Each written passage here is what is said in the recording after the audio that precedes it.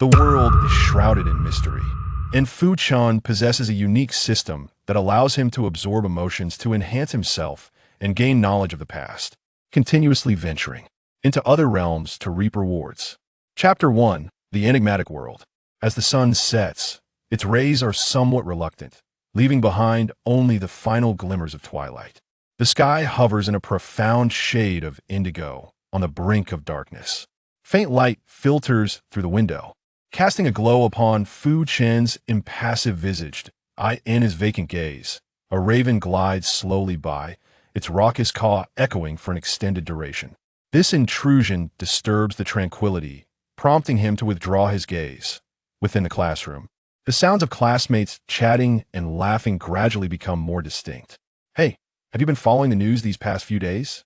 Are you referring to that remarkable individual known as Wormwood? His performance has been nearly flawless. Upon returning to the present world, he received an invitation from a mystery investigation bureau. Those extraordinary figures seem so distant. Let's discuss matters concerning our class instead. Chinya's brother is quite impressive as well. He brought back a priceless artifact last time. While the classmates engage in lively discussion, Fu Chen remains disinterested. It has been nearly 5 years since the enigmatic world made its appearance. During this time, many individuals have been summoned to the alternate realm. It is said to be a world rife with supernatural beings. For living souls who enter, the odds of survival are often perilously low. In response, the Dragon Nation established the Mystery Investigation Bureau, tirelessly striving to unravel the enigmas of this mysterious realm. Through years of exploration and accumulation of knowledge, they have developed a unique login device. With its aid, those chosen by the enigmatic world can obtain a mechanism that ensures their survival, significantly reducing the risk of demise. Nevertheless, countless lives continue to be claimed by this catastrophe each year. There are two primary reasons for this. Firstly, human greed is insatiable. The artifacts brought back from the mysterious realm are often worth a fortune. Even possessing a single piece could lead to a life of opulence and luxury, resulting in a frenzy among many. Among the elite, entities akin to Wormwood stand out prominently. Recently, an invitation from the Bureau of Esoteric Investigations has been extended to join the ranks of the demon suppressors, promising an illustrious future. His value now likely exceeds several billion. Secondly, there is the brutal compulsion of selection. In contrast to the former, being forcibly summoned from the enigmatic world is far more merciless, lacking the protective mechanism of the special login devices. The survival rate of each group of summoned individuals is terrifyingly low, and complete annihilation is not out of the question. To avert such misfortune, one must voluntarily enter the mysterious realm through a login device before reaching the age of 18. Preparations are currently underway at the school. Is it our turn soon? Fu Chen mused quietly, arms crossed and leaning back against his chair. At that moment, as if in response, a chilling voice suddenly echoed in his ear. System loading, progress. 1. What on earth? Momentarily taken aback, Fu Chen glanced around, only to find the classroom utterly deserted. Just as his confusion deepened, a cacophony erupted from the front door of the classroom. What's all this commotion about? Qin Yu, often the subject of conversation among classmates, strode into the classroom, his demeanor slightly haughty, clearly positioning himself as the center of attention. Behind him trailed several others, all bearing the obsequious demeanor of sycophants. Are you discussing matters of the mysterious world? You should consult our brother Qin about that. He has been immersed in it and knows a great deal. Such flattery instantly filled Qin Yu with an immense sense of comfort. Is there anything you wish to inquire about? I can teach you how to survive in the enigmatic realm. Hear such declarations. One might believe he had truly ventured into another dimension and returned unscathed. Yet, everyone was acutely aware that Qin Yu merely had a formidable brother. Even so, no one dared to challenge his pride. Instead, they rallied around him, eagerly seeking information about the arcane. The classroom buzzed with chatter as twilight softly descended outside the window. A cool evening breeze swept through, brushing against Fu Chen's slightly somber visage. His brows knitted tightly, and his breathing grew somewhat labored. That mechanical, frigid voice emanated from within his own mind. System loading, progress. 83. This was no mere figment of imagination, but a palpable presence of the unknown. What would transpire once the progress reached 100%? Contemplating this, an ominous feeling arose within Fu Chen. He raised his hand and struck his forehead sharply, gritting his teeth as he shouted, "Can you all be quiet for once?" His chilling roar instantly captured the attention of the entire class. Qin Yu, who had been boasting, suddenly darkened in countenance upon witnessing this. He gestured to his surrounding lackeys and strode directly toward Fu Chen, who sat by the window, as the moments unfolded. Qin Yu raised his hand and struck the surface of Fu Chen's desk, producing a resounding crash. "How is it? Am I not allowed to share my experiences with classmates? You, an orphan, are not pleased?" The derogatory words fell, plunging the classroom into an immediate silence. The expressions of the students grew increasingly peculiar, as if they were harboring some unspoken concern. Behind Qin Yu, a fellow student gently tugged at his sleeve and whispered, "Brother Qin, is this really wise?" Before the thought could be completed, Qin Yu rudely interrupted, "Isn't he just a lunatic? You all may fear him, but I do not.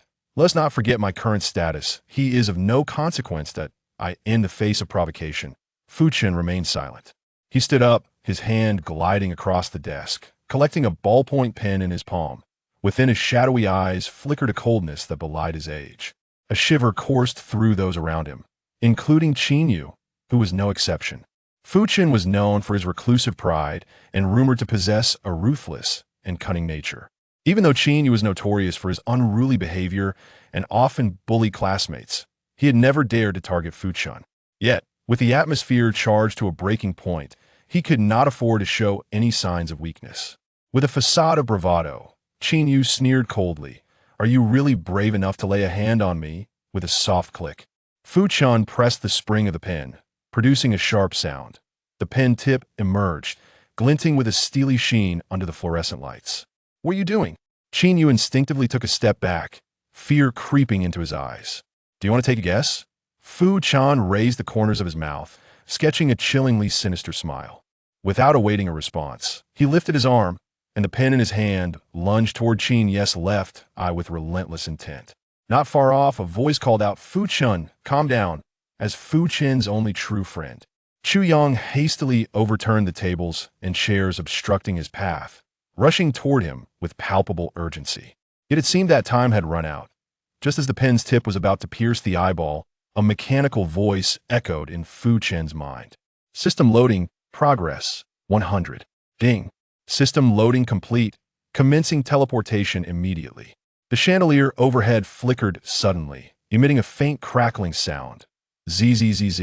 In the next instant, all the light in the classroom was engulfed by an unknown force, along with Qin Yu's terrified scream, swallowed by the encroaching darkness. Moments later, light returned to the classroom. Ding, ding, ding. The bell for the evening class rang punctually. A young teacher, strikingly beautiful, hurriedly entered the classroom, books in hand. "Class is starting. Everyone return to your..." Her voice trailed off. Standing at the doorway, she gazed at the empty classroom, her delicate brows furrowing in confusion. "Where is everyone? Did the entire class skip?" The flicker of irritation quickly yielded to a far more chilling thought. She suddenly widened her eyes, her face paling in an instant, and she immediately turned to flee in a brisk run. Chapter 2. The Benevolent System. Open my attribute panel. As Qin Song's voice fell, a radiant blue, ethereal screen materialized before him. Host, Qin Song, cultivation level, Xian level celestial master, 2nd rank. Techniques, Maoshan Taoism, Maoshan 49 needles, iron skin and bronze bones, Maoshan medical arts. In virtue, 605 800. Account balance, 50 silver yuan. Upon seeing the Yin virtue section, Qin Song could not help but inwardly lament. The Yin virtue accumulated from aiding old man Li seemed rather scant. Gazing at the bar indicating that he needed an additional 195 points of Yin virtue to advance. Qin Song sighed deeply. Since his arrival in this world, he had activated the And Appos, Celestial Master System, and Appos, by assisting the villagers in performing funerary rites and guiding wandering souls. Qin Song swiftly transcended the threshold of yellow level Celestial Master to attain the Xian level. However, The wandering souls within a 10-mile radius had long been guided by him as experience points. Now, the path to breaking through the Xian level appeared exceedingly arduous. In the realm of cultivation, strength is categorized into 4 major realms: heaven, earth, Xian, and yellow, each further divided into 9 minor ranks.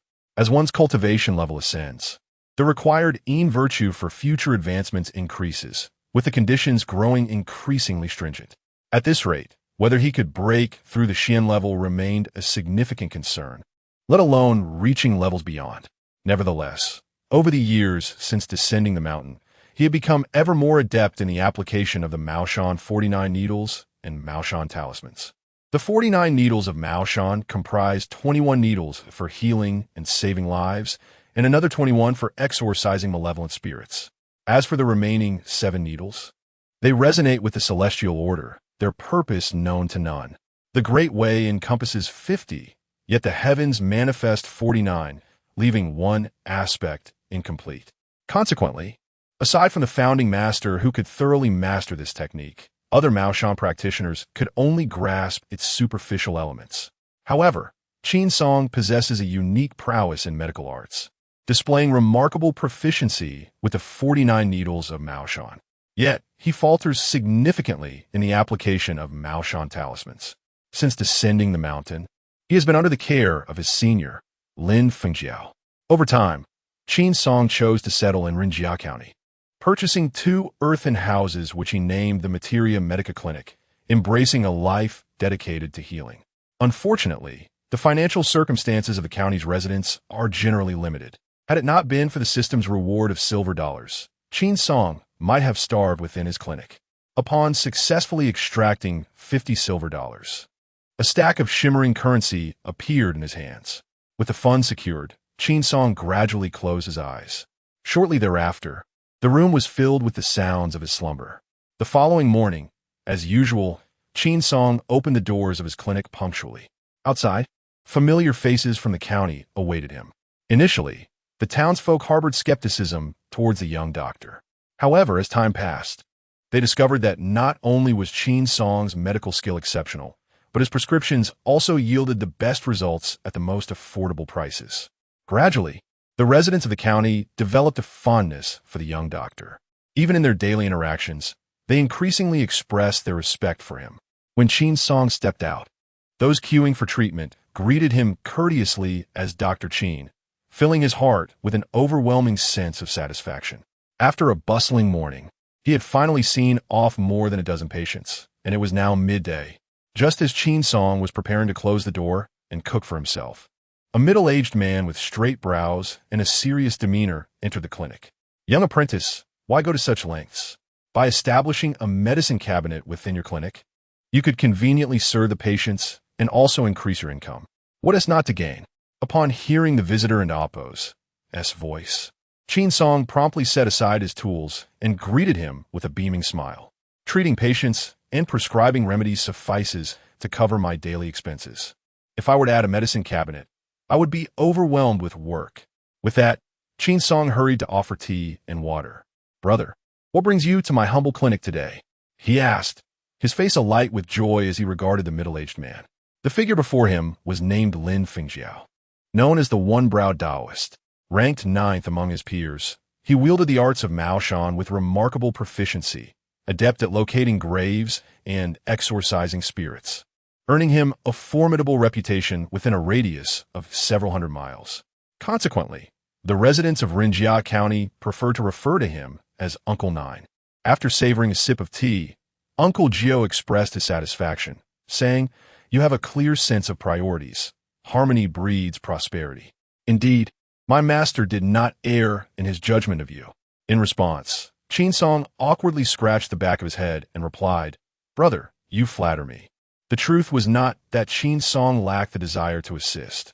Rather, he found himself the sole practitioner in the entire medical clinic. Currently, attending to patients and conducting rituals for the deceased was already quite taxing, and if he were to also venture out to gather herbs and concoct remedies, it would surely lead to his exhaustion. Noticing the embarrassment etched on Qin Song and Appo's face, Uncle Gio could not help but chuckle. Little junior brother, do you have any plans for tonight? I would like to treat you to a few drinks at the charity house. What do you say? Upon hearing this, Qin Song felt a twinge of surprise. After all, today was not a festival, nor was there any significant event. Why would his brother invite him to drink at the charity house? Observing the smile on Uncle Gio's face, Qin Song pondered thoughtfully. He then curiously took a seat beside Uncle Gio. Brother, your sudden invitation to the charity house for drinks. Could it be that you are about to get married? When did sister come to Rinjia County?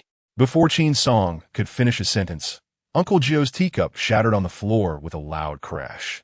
Clearly, Qin Song's words had struck a nerve. You rascal! Why on earth would you bring up your sister? I am doing everything I can to avoid her. How could that possibly be? With that, Uncle Gio pounded his chest a few times, and half a pastry was expelled from his mouth. Qin Song's mention of the topic had genuinely startled Uncle Gio. Brother, do not forget that the betrothal between you and sister was ordained by our venerable master. Moreover, sister has treated you with great kindness. Are you truly willing to become a heartless scoundrel? In response, Jioshu merely sighed silently. You are well aware of whom my heart harbors. Although Qin Song is the latest among our disciples, he is still privy to these rumors surrounding Jioshu. The reason Jioshu has been wandering the world, evading Sister Zhigu, stems from the fact that he still cherishes the memory of the once dear Miqi Lian. As for the relationship between sister and Jioshu, it is merely a one-sided affection. However, for Qin Song, who has watched the film, the fate of Miqi Lian is a foregone conclusion. Chapter 3.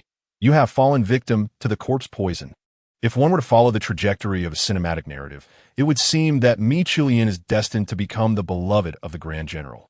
However, fate has woven a tale of unrequited love between them. What Qin Song did not anticipate was that Jioshu had been harboring lingering sentiments for his childhood companion, Miqi Lian, all along. Similarly, his senior disciple, Sister Zhigu, was equally infatuated with Jioshu. This shared admiration led to the establishment of Sister Zhigu's dojo in a village several miles away. The unspoken truth regarding Sister Zhigu's affection for Jioshu was common knowledge among all, yet Jioshu's heart remained steadfastly devoted to Miqi Lian.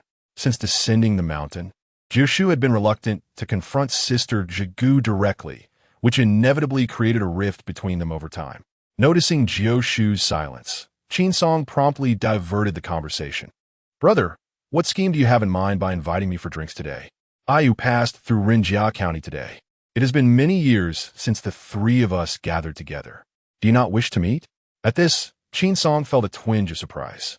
Brother Simu passed through here? I had heard he ventured to Miaojiang recently. What brings him back so suddenly? Jioshu shook his head. I am uncertain, but it seems he has taken on a significant task. He intends to rest at the ancestral hall on his way. And I have already asked Wan Kai and Qiuxing to prepare food and drink. You must not be late. With that, Jioshu stood to take his leave. Rest assured, I will hasten over as soon as I finish my tasks at the hall. Gazing at the gradually receding figure of his master, Qin Song fervently wished for time to hasten its passage, so that he might indulge in a hearty drink with his two senior brothers. Just as he prepared to close the door and prepare lunch, a flurry of urgent cries for help emanated from outside. Dr. Qin, save me. Please help me. Upon hearing these desperate pleas, Qin Song turned to see a disheveled man stumbling towards the entrance of the clinic. Upon closer inspection, he recognized the individual as none other than the security team leader, Away. The townsfolk of Rinjia County were all too familiar with Away's domineering behavior. Given his ostentatious demeanor, it was only a matter of time before someone dealt him a sound thrashing. Qin Song, of a similar age to Away and having acquired considerable martial skills during his studies at Maoshan, soon found himself in a position of superiority over the rather simple-minded Away. Consequently, their relationship had been relatively amicable. However, seeing Away in such a pitiful state brought a chuckle to Qin Song's lips. This is what you get for your arrogance. Perhaps a bolt of lightning would serve you right. So, you finally met your match today? At that moment, Away was filled with nothing but lamentation. Oh, please refrain from gloating. Just take a look at me. I feel as though I'm on the brink of death. In response, Qin Song rolled his eyes dramatically. Is it really that serious? You merely took a beating. After all, I feel as though I am on the brink of bleeding to death. It was only then that Qin Song noticed a gaping wound, the length of a forearm, concealed at the groin of Awei's thigh. The grotesque injury, accompanied by the profusion of blood, instantly furrowed Qin Song's brow. Such a location, if mishandled, could indeed lead to a fatal outcome. After a meticulous examination, Qin Song finally breathed a sigh of relief. It is nothing serious. You shall not perish. With that, he seized a handful of incense ash from a nearby censer and sprinkled it over the gruesome wound. Immediately, Awei grimaced in agony, and the small medical chamber echoed with cries akin to that of slaughtered pig. Bear with it. I shall staunch the bleeding first, and then tend to your wound. Observing the ash being gradually soaked by blood, Qin Song hastily grabbed another handful. Qin, Brother Qin, you're my own flesh and blood. With your remarkable medical skills, is there not a way to alleviate this pain? If you find it unbearable, you may seek treatment at the Western Medical Hall. Those foreign doctors possess painkillers. Upon hearing this, Awei's face fell long. The nearest Western Medical Hall was a good 40 to 50 miles away.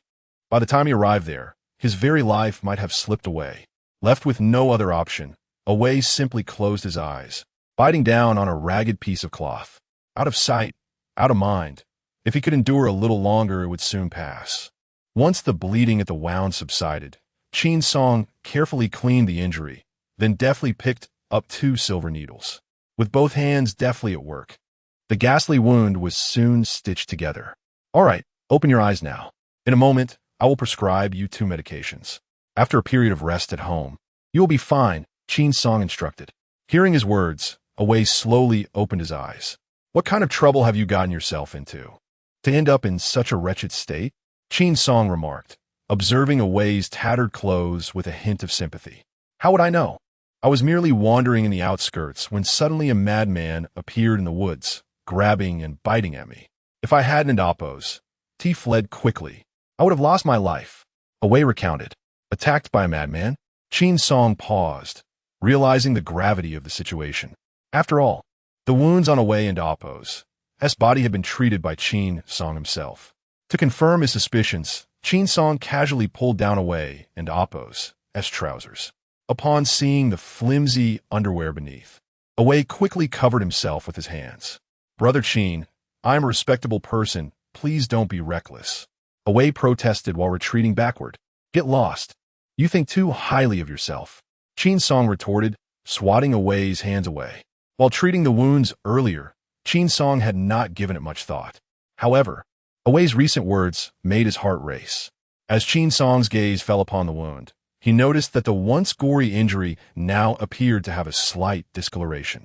Oh no, I was so engrossed in our banter that I overlooked this. Having spoken, Qin Song seized a small knife and reopened the freshly stitched wound. Strangely, at that moment, Awei felt no pain whatsoever. Hey, Brother Qin, your skills are truly remarkable. Just a moment ago, I was in excruciating agony, yet now, as you handle it, I feel not a twinge of discomfort. Your medical prowess surpasses that of painkillers. Although Awei wore a cheerful expression, Qin Song's heart was far from joyful. Chapter 4. The fierce battle with the zombie. In order to ascertain his thoughts, Qin Song summoned his resolve and gently sliced the wound with a knife. How does it feel, Awei? Does it hurt? It doesn't hurt at all. Not in the slightest, replied Awei, his curiosity piqued as he glanced at the injury on his leg. Upon hearing this, a chill ran through Qin Song and Appo's heart. He hurried into the courtyard, and before long, he emerged holding a handful of glistening glutinous rice. Brother Qin, you can't possibly be intending to treat me to a meal, can you? At the very least, you should cook the rice first. Before Awei could finish his sentence, Qin Song pressed the glutinous rice against the wound. In an instant, the clinic was once again filled with the sound of a pig being slaughtered. Brother Qin, what on earth are you holding? It hurts so much. Although Awei was howling in agony, a glimmer of caution flickered in Qin Song's eyes. As the glutinous rice made contact with the wound, a faint wisp of black mist began to emanate from the injury. Gazing at the darkening wound, Qin Song helped Awei to his feet. Awei, what exactly happened? How did you get scratched by a zombie? What? A zombie? But the one chasing me was clearly a person. Qin Song and Appo's S-word sent a wave of fear through Wei. The notion of zombies was something he had only ever encountered in stories. He had never witnessed a true zombie before. It is likely that the individual, much like yourself, has recently been afflicted by a zombie bite, resulting in a state of confusion and subsequently transmitting the corpse poison to you. No sooner had Qin Song articulated these words than Wei's expression shifted dramatically. Qin Ge, are you truly capable of confronting a zombie? If necessary, I shall summon the esteemed Jiu Shu to intervene. Wei exclaimed, the urgency of the situation weighing heavily upon him. As long as the zombie remains, the villagers are at risk of being attacked. Despite his usual domineering demeanor towards the villagers, in this critical moment, Wei's thoughts were consumed by the safety of the populace of Rinjia County. There is no need for that. This minor issue is well within my capability to resolve. There is no reason to trouble Jiu Shu. Qin Song retorted, are you genuinely able to handle a zombie? Wei's gaze betrayed his skepticism. Do not forget, Jiu Shu is my senior apprentice. After all, we hail from the Maoshan lineage. Dealing with someone merely afflicted by corpse poison is a trivial matter, is it not? The relationship between Qin Song and Jiu Shu as brothers in arms was a well-known fact throughout Rinjia County, especially given their unique standings within the community. One was a healer dedicated to restoring health, while the other was a practitioner of exorcism and spirit banishment. However, Qin Song's proficiency in medicine far surpassed his skills in banishing evil spirits, which is why his practice primarily focused on healing. In contrast, matters of seeking out burial sites, feng shui, and exorcism naturally led everyone to think of Jiu Shu. Enough of this idle chatter. Tend to your wounds swiftly and gather a team. If we delay, that person may indeed transform into a zombie, and that would spell trouble. With that, Qin Song ceased to linger. After promptly attending to his wound, Wei summoned his subordinates and set forth into the distance. In less than a quarter of an hour, 5 or 6 individuals arrived at a local deity's temple. Brother Qin, this is the place. I observed someone behaving suspiciously here this morning and intended to inquire further, only to encounter the zombie you mentioned. Upon hearing this, Qin Song surveyed his surroundings. A faint aura of dark energy lingered in the air around the shrine. It must be here. That creature is undoubtedly present. Just as Qin Song pushed open the door to the temple, a nauseating stench of blood assaulted their senses, causing several of them to nearly regurgitate their previous meal.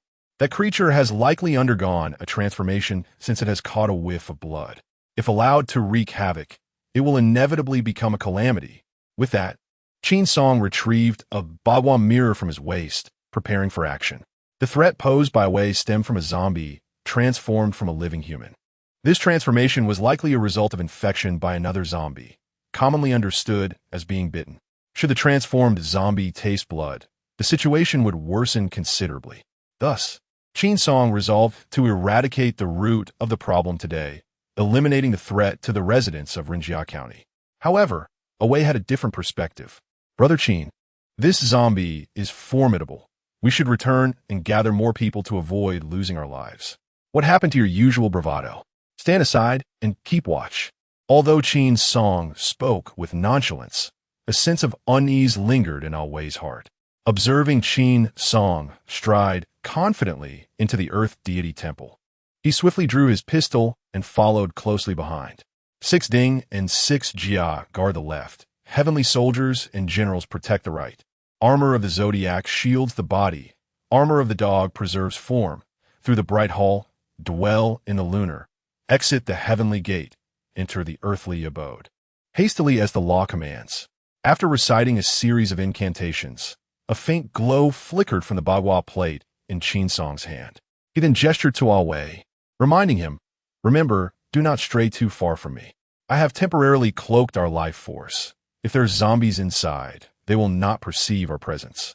Relying on the brief cover provided by the cloaking of life force, Qin Song intended to launch a surprise attack from behind to prevent any unforeseen circumstances. Not being an expert in dealing with zombies, and with the necessity of Wei and his companions to assist in the confrontation, Qin Song devised this rather cunning strategy. As Qin Song boldly entered the temple, Wei, accompanied by several subordinates, closely trailed behind him.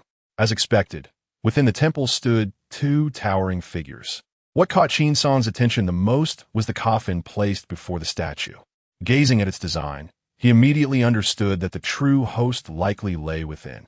Quietly scattering a circle of glutinous rice around the coffin, Qin Song handed a palm-sized peach-wood sword to Al Wei. First, eliminate those two smaller ones. Then plunge the sword into the heart of the zombie. Remember, it must be swift, precise, and ruthless. After whispering his instructions, Qin Song stealthily approached the back of a zombie. Simultaneously, Al Wei, wielding a peach-wood sword, positioned himself beside another zombie. Act now. With Qin Song's command, Al Wei decisively plunged the sword into the zombie's body. At that moment, the coffin before them shuddered violently. If that old wretch emerges, douse it with chicken blood. No sooner had he spoken than a loud bang echoed, and the coffin shattered into countless fragments. Concurrently, a zombie clad in Qin dynasty official attire, its face a ghastly hue, abruptly rose to its feet. Damn it, we must swiftly deal with these two lesser ones. With that, Qin Song formed a talisman with his hands and promptly struck towards the zombie's head. Chapter 5. What misdeeds were committed in the previous life? At this moment, the followers who accompanied Al Wei were utterly paralyzed by the terrifying scene before them. Having never encountered such a creature as a zombie, these ordinary individuals had long since retreated to the sidelines. Meanwhile, Qin Song was wholly engrossed in contending with the ancient zombie before him. Get away! As the decrepit, wooden-like zombie lunged at him, Qin Song unleashed a powerful punch toward the creature. Having honed his skills in the mountains from a young age, his martial prowess was merely fundamental. Yet, with that one punch, the zombie was sent hurtling backward. In an instant, the shrine was enveloped in a cloud of dust. Seeing the zombie fly through the air, Al Wei could not help but gasp in astonishment. He had witnessed Qin Song's capabilities before, but he had never anticipated that his martial arts would be so formidable. Even a creature endowed with the strength of an ox could be effortlessly dispatched by him. However, this ancient zombie was no ordinary foe. Before the dust could settle, a shadow abruptly rose from the debris. Al Wei, quickly ensnare it with the net. Upon uttering these words, Qin Song directed his gaze toward the net and the chicken blood not far away. They had brought a considerable quantity of these items known to restrain zombies, including chicken blood, ink lines, and glutinous rice. Upon hearing this, Al Wei promptly unfurled the net soaked in chicken blood, preparing to subdue the creature. Yet at that very moment, an unexpected turn of events unfolded. The zombie that was supposed to be vanquished by Al Wei inexplicably rose once more from the ground. Now, it advanced toward Al Wei with a blank expression. "Brother Qin, help me."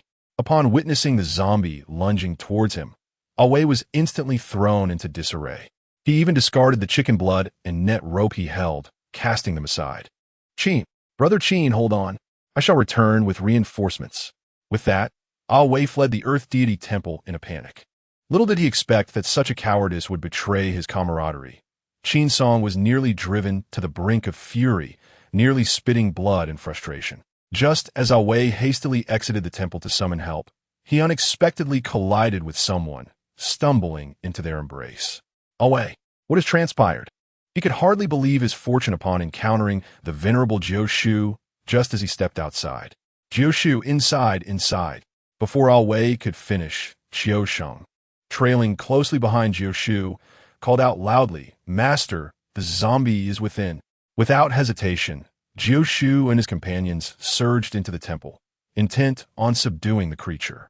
At that moment, Qin Song was engaged in a fierce struggle with three zombies. The arrival of Jiu Shu instilled a sense of confidence within him. "Senior brother, let us first deal with the elder one, and then we shall take care of the other two." With that, Qin Song deftly retrieved 7 silver needles from his sleeve, which now rested in the palm of his hand. "Boundless universe, lend me your power. The law is born from the heart, endlessly thriving." 7 stars conquering demon's needle, go. As Qin Song's right hand flicked with precision, the 7 silver needles found their mark, landing squarely upon the chest of the zombie. To behold, the needles arranged themselves into the distinct formation of the Big Dipper upon the zombie's body. As the silver needle penetrated the body, the zombie appeared as though it were frozen in place, Although its body twitched incessantly, it was rendered incapable of any movement. Witnessing this scene, Jioshu swiftly performed intricate hand gestures, and, with a decisive bite, he pierced the tip of his middle finger, using the blood to inscribe a talisman upon the zombie's forehead. Qin Song, perplexed by Jioshu's intention not to eliminate the creature, inquired, "Master Brother, why do you not vanquish this zombie? Is it possible that you have some use for it?" "Indeed, it serves a purpose," Jioshu replied, casting a stern glance at Wenkai and Qiusheng behind him. This animated corpse was a client of AU, and it was the folly of Wenkai and Qiusheng that allowed it to escape. Upon hearing this, Qin Song realized the connection and glanced at Wenkai and Qiusheng. In the film, it was precisely because Qiusheng masqueraded as a zombie to frighten Wenkai that a horde of zombies had spiraled out of control. Fortunately, due to the timely arrival of Jioshu and the Four-Eyed Taoist, these zombies had not managed to flee the ancestral hall. It now seemed that Qin Song's arrival had indeed altered the course of events. As Jioshu affixed the talisman anew upon the zombie's forehead, Qin Song received a notification from the system. "Ding! Congratulations on successfully controlling a zombie. You were rewarded with 100 points of virtue, 100 silver coins, and a fan." Subsequently, a flash of silver light enveloped him, revealing a dark fan nestled within his embrace. At that moment, Jioshu seemed to sense something, casting his gaze toward Qin Song's direction. "What is it, Master Brother? Do I have something on my face?" "Cease your prattle. We fortuitously meet here. So let us proceed directly to the mortuary, sparing you the trouble of an unnecessary detour." Casting a glance at the time, it was already past 3 in the afternoon. Even if he could return to the clinic, it was unlikely any patients would seek his services at this late hour. Thus, Qin Song followed Uncle Jio and the others towards the mortuary. The function of the mortuary was primarily to house the deceased and provide a resting place for the corpse bearers, hence Uncle Jio and Appo's sanctum was located outside the county, requiring some time to reach on foot. At this moment, the Four-Eyed Taoist was inside the mortuary, lighting incense and candles, vigilantly guarding the bodies to prevent any unforeseen occurrences. Upon seeing Uncle Jio and Qin Song enter, accompanied by the missing corpse, the Four-Eyed Taoist was elated. As for Wenkai and Qiusheng, they dared not breathe a word, fearful of incurring Uncle Jio's wrath. Despite their utmost efforts to remain inconspicuous, Uncle Jio's ire was nonetheless directed at the two of them. "Go light incense before each body, and afterwards stand in the courtyard for 3 hours as punishment." Upon hearing the sentence of 3 hours of standing, Wenkai and Qiusheng turned pale with fright. Uncle Jio's concept of punishment was no ordinary matter. It entailed maintaining a horse stance while holding a red brick in hand and balancing a water bowl atop their heads. Should the water bowl spill, they would undoubtedly face Uncle Jio's retribution. Observing this, Qin Song quickly interjected on behalf of the two. "Brother, must you chastise your disciples in such haste? Today is a day for our brotherhood to gather. If you impose a standing punishment on them, who will procure the wine and vegetables or gather firewood for the meal?" With that, Qin Song cast a knowing glance at the two. "Indeed, Master, we shall venture forth to kindle a fire and prepare a meal. What would you like to eat? We shall set about it at once." Observing the two miscreants' submissive demeanor, Jioshu felt an uncontainable frustration within. "What are you still dawdling for? Hurry and prepare." "Very well, Master." With Jioshu no longer mentioning punishment, Wenkai and Qiusheng hastily scurried away. Watching their retreating figures, Jioshu couldn't help but feel a sense of resignation. What sins have I committed in my past life to have taken these two rascals as my disciples? In response, Qin Song could only offer gentle reassurances. "Brother, although Wenkai and Qiusheng may be a tad playful, their hearts are not inherently malicious. If they apply themselves, they will undoubtedly inherit your legacy in due time." After hearing Qin Song's words, Jioshu's countenance darkened even further. These two rascally boys, unable to even draw a simple exorcism talisman, will likely drive me to my grave before they ever ascend to my teachings. Chapter 6. Revelry over wine. Seeing the disappointment etched on Uncle Jio's face, Qin Song leisurely handed him a cup of tea. He gently patted Uncle Jio on the shoulder and remarked, "Surely, you do not aspire to train 2 disciples as unremarkable as our senior brother?" At this, Uncle Gio paused momentarily, but soon came to terms with the truth of the statement. You are correct. While skills may vary, one in amp, Appo's, as character, must remain steadfast. After speaking, Uncle Gio cast a glance at the two individuals busy chopping wood and boiling water. You two rascals, when I admonish you to be diligent, yet in times of need, you cannot even handle a mere lowly corpse. Qin Song exchanged a knowing look with the four-eyed Taoist, both sharing a light-hearted chuckle. Uncle Master, this is all Chiu Sheng and Appo's fault. He insisted on masquerading as a zombie to frighten me. Upon witnessing the duo and Appo's continued excuses, Uncle Gio shot them a glare filled with ire. Enough of your prattle. Hurry and stoke the fire for dinner. As Uncle Gio teetered on the brink of fury, Qin Song swiftly intervened with words to silence the two. They shrank back, attending to their chores of rinsing rice and chopping wood, wary of saying too much. Before long, the tantalizing aroma of cooked dishes filled the air, and the eight immortals' table was soon adorned with an abundance of food. As the three brothers raised their cups and exchanged toasts, it wasn't in Appo's tea long before more than half a jar of wine had vanished.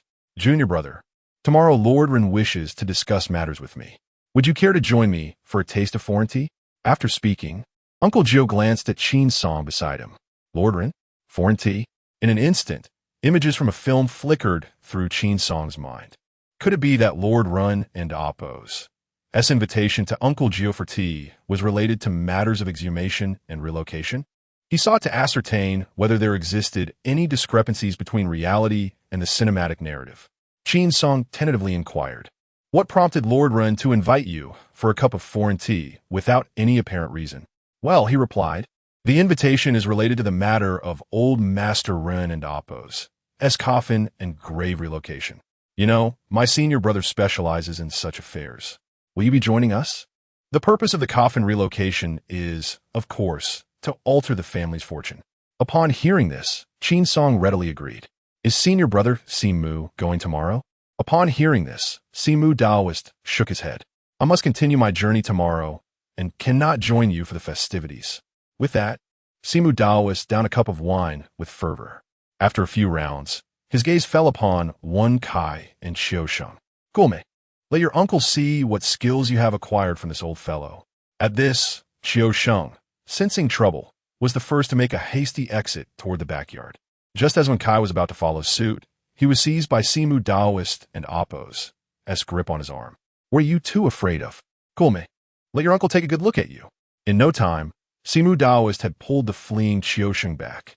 If they were to showcase their meager talents, it would surely be an embarrassment for Uncle Gio. Their limited skills would only serve to diminish Uncle Gio's reputation. Noticing the disheartened expressions on their faces as they looked at Uncle Gio, Qin Song quickly shifted the topic. How is that lad, Jiala, doing? Why didn't he come along this time? At this, Simu Daoist glanced at Xiu Sheng, who stood nearby.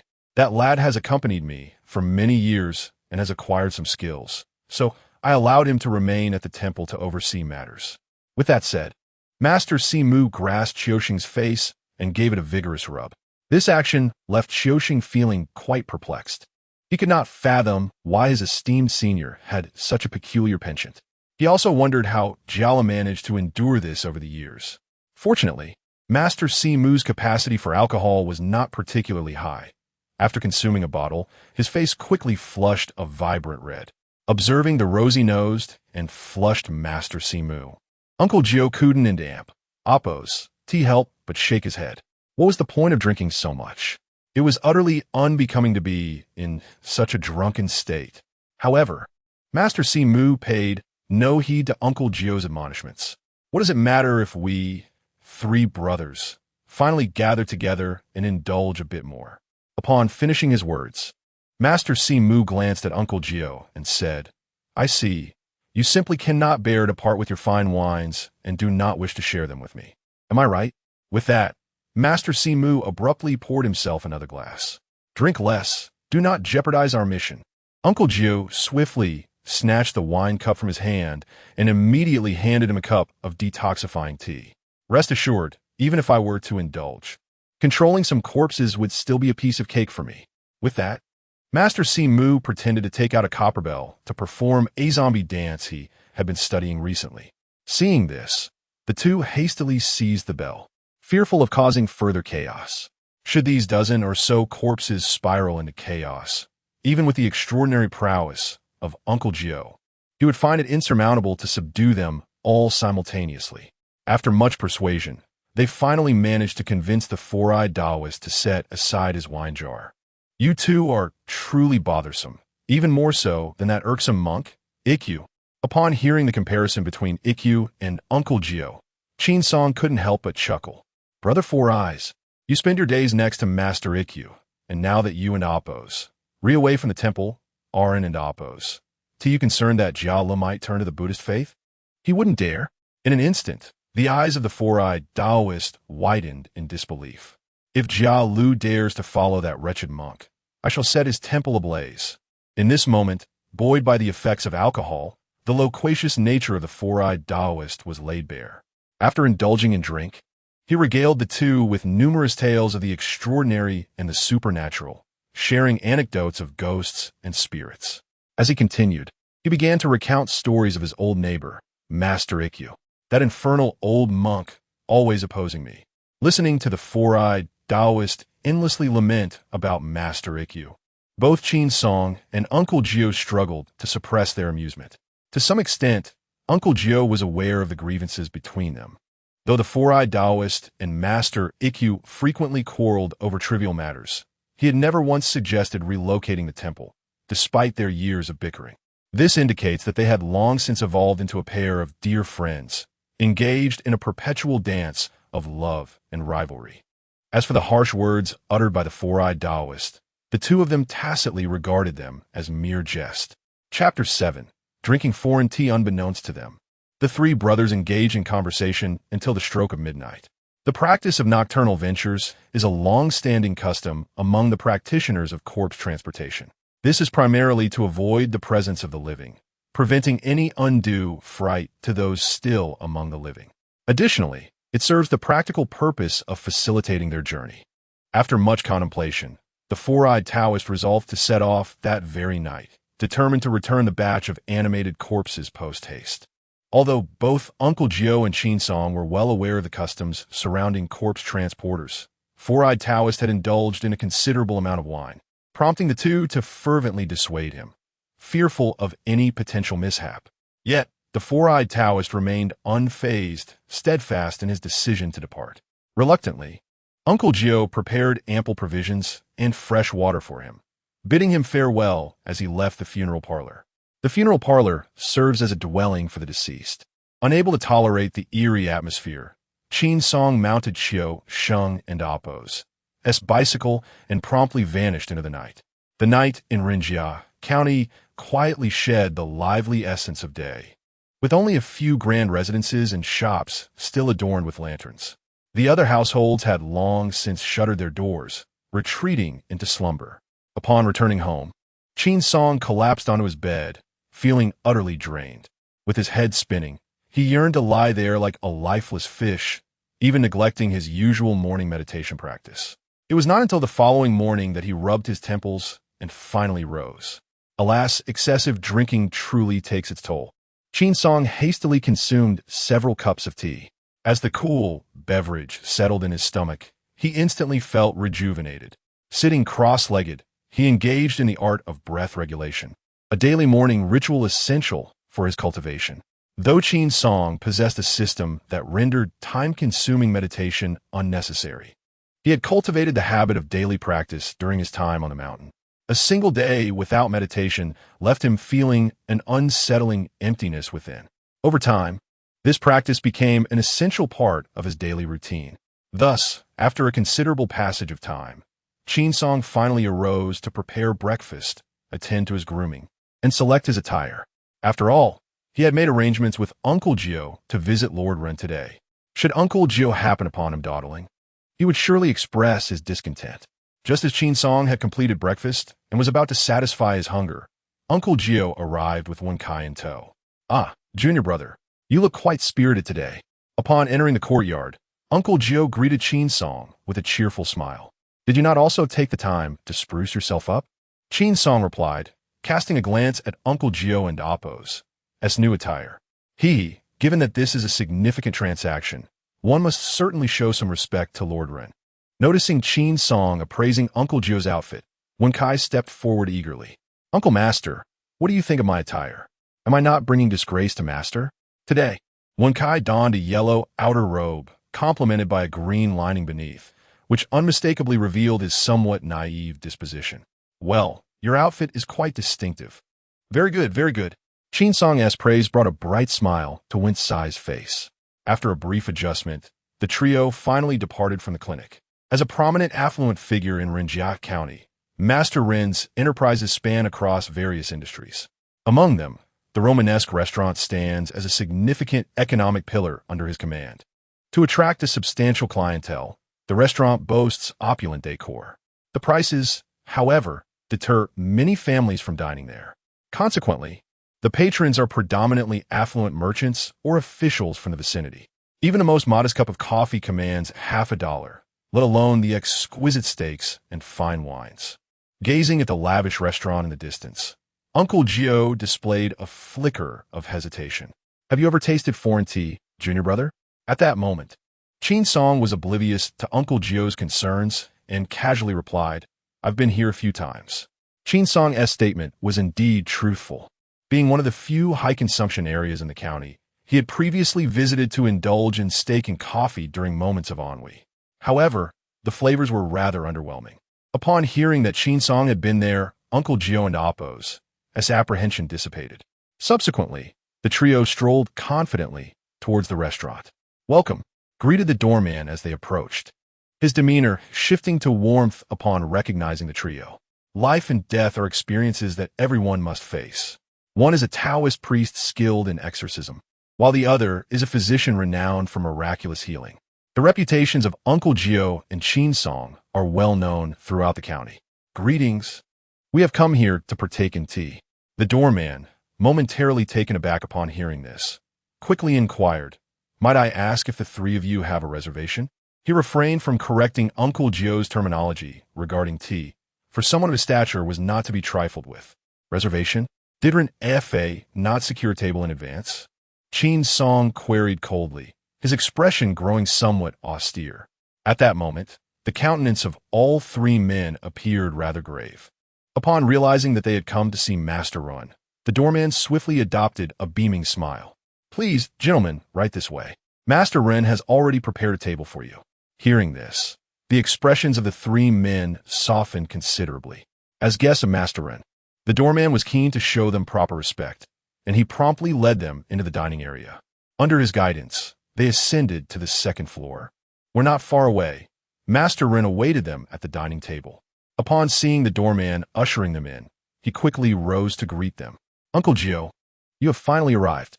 Oh, Dr. Qin is here as well. What a delightful surprise. To Master Ren's courteous remarks, Qin Song merely smiled faintly. You flatter me, Master Ren.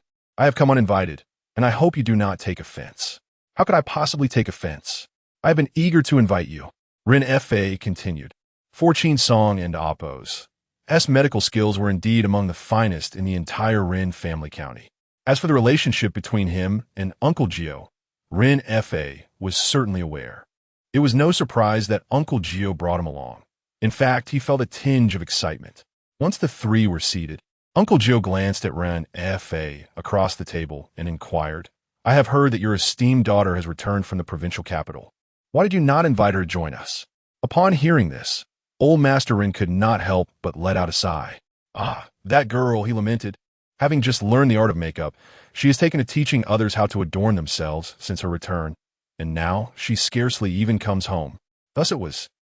When Wen Kai heard old Master Ren's response, he couldn't help but curl his lips in disdain. Master Uncle, he remarked, just look at old Master Ren. With a visage akin to a bun, what beautiful daughter could he possibly have? Chapter 8. The heartstrings of youthful talent. Though the voice of the talented Wen Kai was notably subdued, Qin Song discreetly nudged him with his foot. Close your mouth, lest your master overhear. He has a penchant for discipline. As anticipated, the moment Qin Song uttered the name of Uncle Gio, Wen Kai hastily silenced himself. While it is true that Lord Run was not particularly striking in appearance, his daughter, Ren Tingting, graced the screen as an unequivocal beauty. Just as Qin Song pondered the true visage of Ren Tingting in reality, a melodious voice suddenly resonated through the restaurant. "Daddy, so this is where you are?" Following the sound, he beheld a young lady clad in a pink dress and adorned with a matching pink hat, approaching their group. By her attire alone, Qin Song surmised that she was indeed the esteemed Miss Ren Tingting from Lord Ren's household. In comparison to the actress portraying her in the film, the real Ren Tingting surpassed her cinematic counterpart in both grace and figure, particularly highlighted by her striking curves. Observing Wen Kai and Amp, Oppo's infatuated expression, Qin Song could not help but let out a silent sigh. "Come here, Tingting, allow me to make the introductions. Quickly, greet Uncle Gio." "Greetings, Uncle Gio."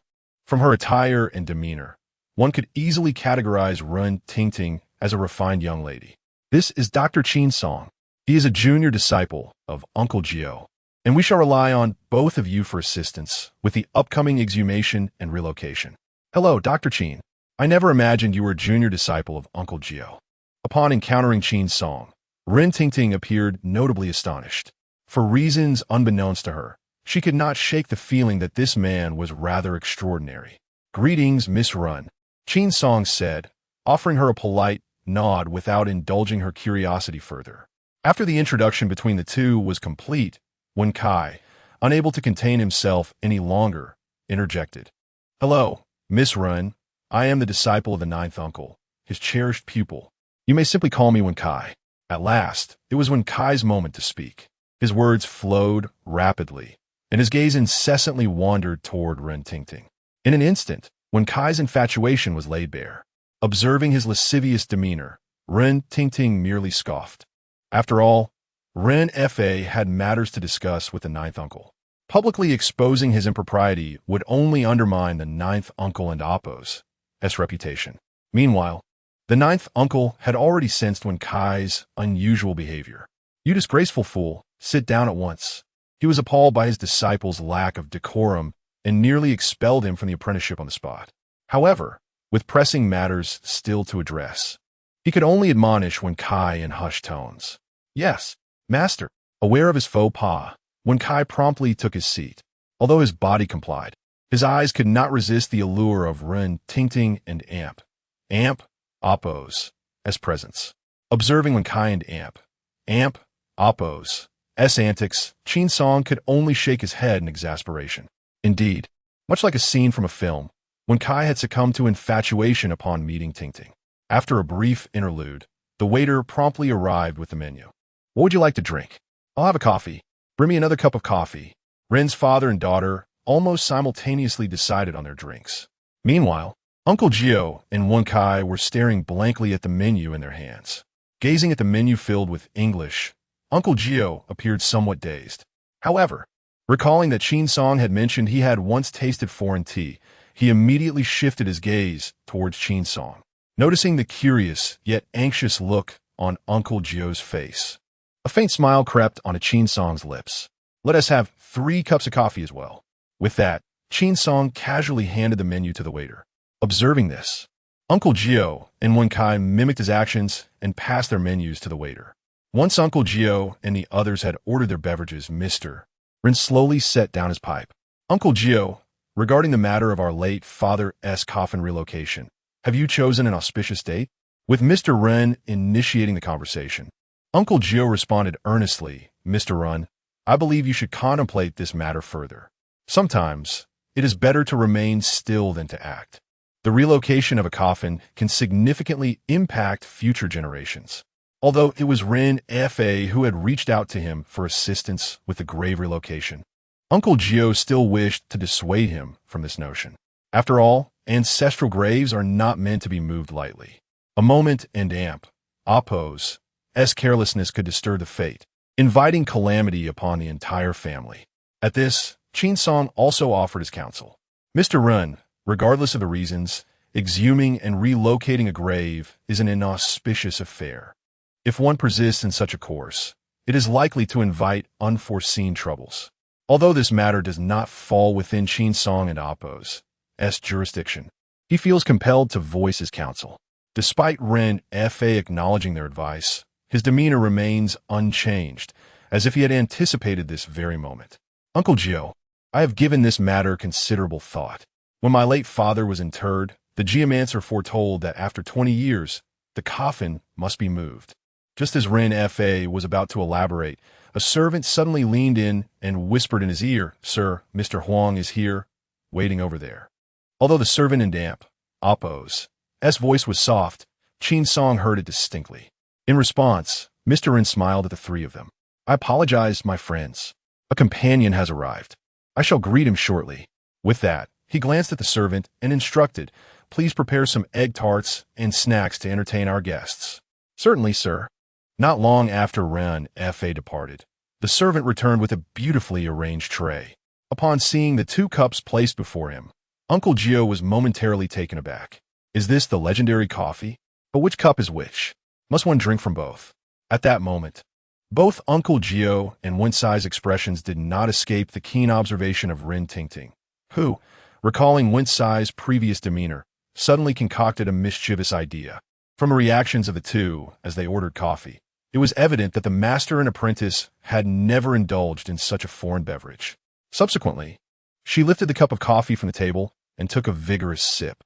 Following that, she picked up the cup filled with milk and delicately sipped from its rim. However, the bitter yet aromatic coffee remained unswallowed. Just as the two believed they had mastered the correct way to enjoy it, Ren Tingting unexpectedly placed a spoonful of sugar into her mouth. This foreign tea seems rather complicated to consume. At that moment, Uncle Gio found himself pondering inwardly. Although it was somewhat troublesome, having already ordered this Western coffee, it was only proper to partake in it. Otherwise, would he not be conveying to others that he had never experienced such a foreign delight? Chapter 9. A situation from 2 decades ago. As Uncle Gio lifted the black coffee before him, he was about to mimic Ren Tingting's drinking style. Meanwhile, Ren Tingting, suppressing her laughter, had turned a shade of crimson. Qin Song was acutely aware of Ren Tingting and Amp Oppo's mischievous intent and promptly covered Uncle Gio and Amp Oppo's cup. "Come, brother, allow me to add a touch of milk for a richer flavor." Uncle Gio was taken aback by this suggestion. Adding milk to the cup wasn't Oppo's tea that akin to pouring milk directly into one in Oppo's mouth. Though somewhat bewildered, he chose to place his trust in Qin Song. At that moment, Ren Tingting was struck dumb. Observing Qin Song and Amp Oppo's adeptness in adding milk and sugar, and his deft handling of Uncle Gio and Amp Oppo's awkwardness, she found herself increasingly intrigued by him. To her astonishment, it appeared that Dr. Qin possessed an understanding of coffee. In response, Qin Song offered a humble smile. "I merely grasped the basics. I fear I have embarrassed myself in front of Miss Ren." After adding sugar cubes to Uncle Gio and Oppo's coffee, Qin Song glanced at Ren Tingting across the table. Miss Ren must certainly be well-traveled, as her method of drinking coffee is quite novel. This remark nearly caused Ren Tingting to spew her coffee, her face a canvas of embarrassment. Just then, Ren F.A., who had left for a brief moment, returned to the dining table. Noticing that everyone had coffee before them, he smiled and inquired, "Uncle Gio, Dr. Qin, how does the coffee taste?" "Perfectly roasted, with a rich aroma. Quite delightful." Upon hearing Qin Song's assessment, Ren F.A.'s face broke into a broad smile. As for Wen Tai and Uncle Gio, they offered no commentary on the coffee.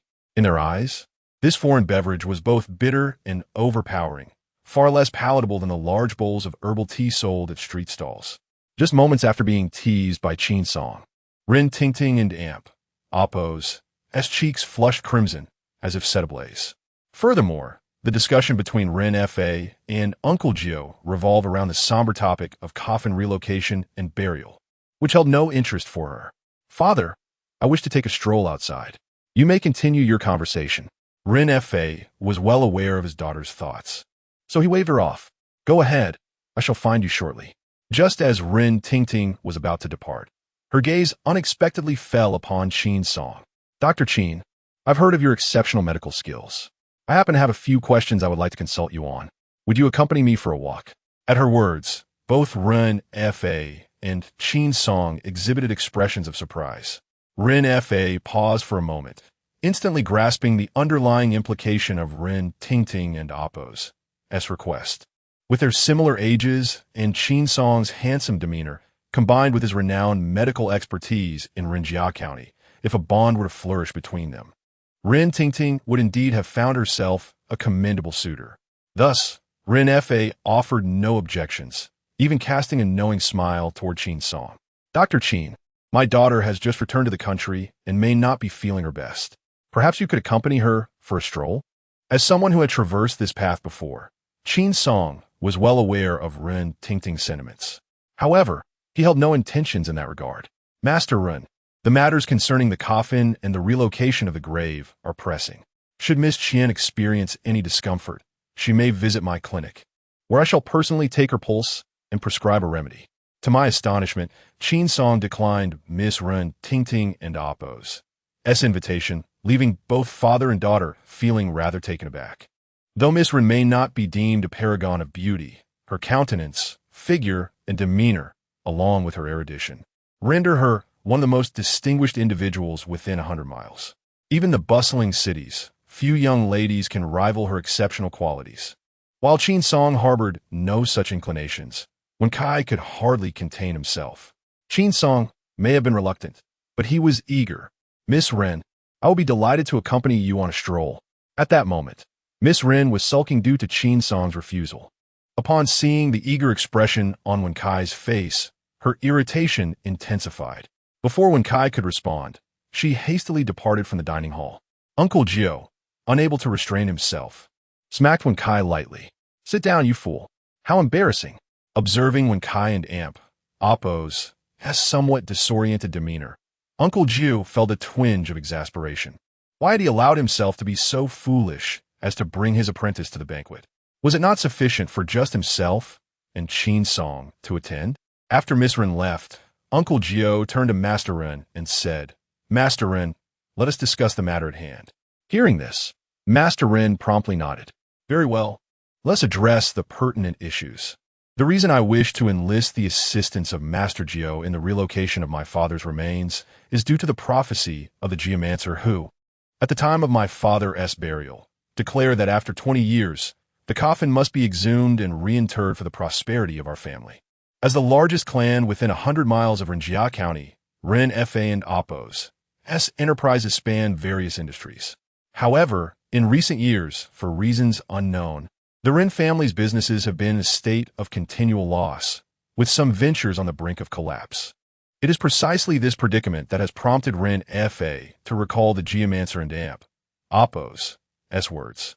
The exhumation and reburial are believed to alter our fortunes, ensuring the continued prosperity of the Ren family. This is Ren Fa and Appo's hope. Upon hearing the term geomancer, Qin Song could not suppress a scoff of derision. What nonsense about geomancy and altering fortunes is merely a facade. Perhaps others may not yet grasp the underlying truth, but Qin Song is acutely aware. The Ren family's persistent financial decline is a direct result of a scheme orchestrated against them 2 decades ago. Now, the repercussions of that scheme are poised to unfold. The once sacred geomantic site has been irreparably marred, gradually undermining the Ren family's fortunes over the years. Should old Master Ren remain undisturbed in his resting place, the Ren lineage, regardless of gender, is destined to face extinction within 3 generations. Yet, if the Ren family truly proceeds with the exhumation and reburial, they would unwittingly step into another trap. Chapter 10. Senior brother, I am wealthier than you. The coffin remained immobile, allowing the Ren family to precariously survive for several decades. However, should the earth be disturbed to relocate the grave, the late Master Ren would rise as a zombie, directly endangering his descendants. The ultimate consequence would be the entire Ren family transforming into lifeless corpses. This intricate scheme was devised by the feng shui master over a span of 20 years, illustrating his profound hatred for the Ren family. Although the Ren family was inevitably facing calamity, exhuming and relocating the grave represented their sole glimmer of hope. Should they incinerate the remains of the late Master Ren in a timely manner, they could avert the impending tragedy. With the Rin family's substantial wealth, revitalizing their former glory would not pose an insurmountable challenge. Yet, Qin Song was acutely aware that the cremation of the late Master Run was a virtual impossibility. At this juncture, Qin Song urgently needed to devise a comprehensive strategy to address the imminent threat of the late Master Run and Appo's resurrection, all the while safeguarding the innocent. Seizing this opportunity could also allow Qin Song to strive for a breakthrough beyond the second rank of the Xian-level Celestial Master, hastening his ascent to the third rank. After all, relying solely on guiding minor spirits for experience was an exceedingly slow process. Noticing Qin Song's persistent frown and silence, Uncle Jio's gaze turned towards him. "Junior brother, what are your thoughts on this matter?" Upon hearing Uncle Jio's inquiry, Qin Song's attention shifted towards Run Fa. Given that Master Run was determined to exhume and relocate the grave, we had no grounds to refuse. However, this endeavor was rather delicate. I trust Master Rin must already possess a general idea of how to proceed. As a seasoned veteran of the world, Rin Fa was certainly adept at discerning the subtleties of conversation. Without hesitation, he slid a bank draft for $200 before Uncle Jio. "Uncle Jio, this is a draft for $200. For the matter of relocating the grave, I shall rely heavily on both of you. As for the remuneration after the burial, I have further rewards in store." Upon gazing at the draft, Uncle Jio's eyes sparkled with delight. Indeed, it was evident that Rin Fa was a wealthy individual, generous in his dealings. Just the sight of that $200 draft was sufficient to ensure that a modest family could live comfortably for half a lifetime. As for the promised gratitude afterward, it would undoubtedly be no less substantial. Unlike Qin Song, whose medical practice provided steady income, Uncle Jio's funeral home was often bereft of business. The daily expenses were primarily covered by the sale of incense and joss paper. Looking at the $200 draft, Uncle Jio's grin nearly extended to his ears. He promptly made a solemn promise to Rin Fa. "Rest assured, Mr. Run, we shall handle this matter with utmost diligence and care." Hearing this, a smile spread across Rin Fa's face. According to Uncle Jio, when will be the most auspicious time for my father's burial? Uncle Jio calculated briefly before responding. 3 days from now is a favorable day for such an undertaking. How does that sit with you, Mr. Rin? Very well. I entrust this matter to both of you. With Uncle Jio having made up his mind, Rin Fa's previously anxious heart finally found solace. After finalizing the arrangements for the burial, the two bid farewell to Master Run and departed from the restaurant.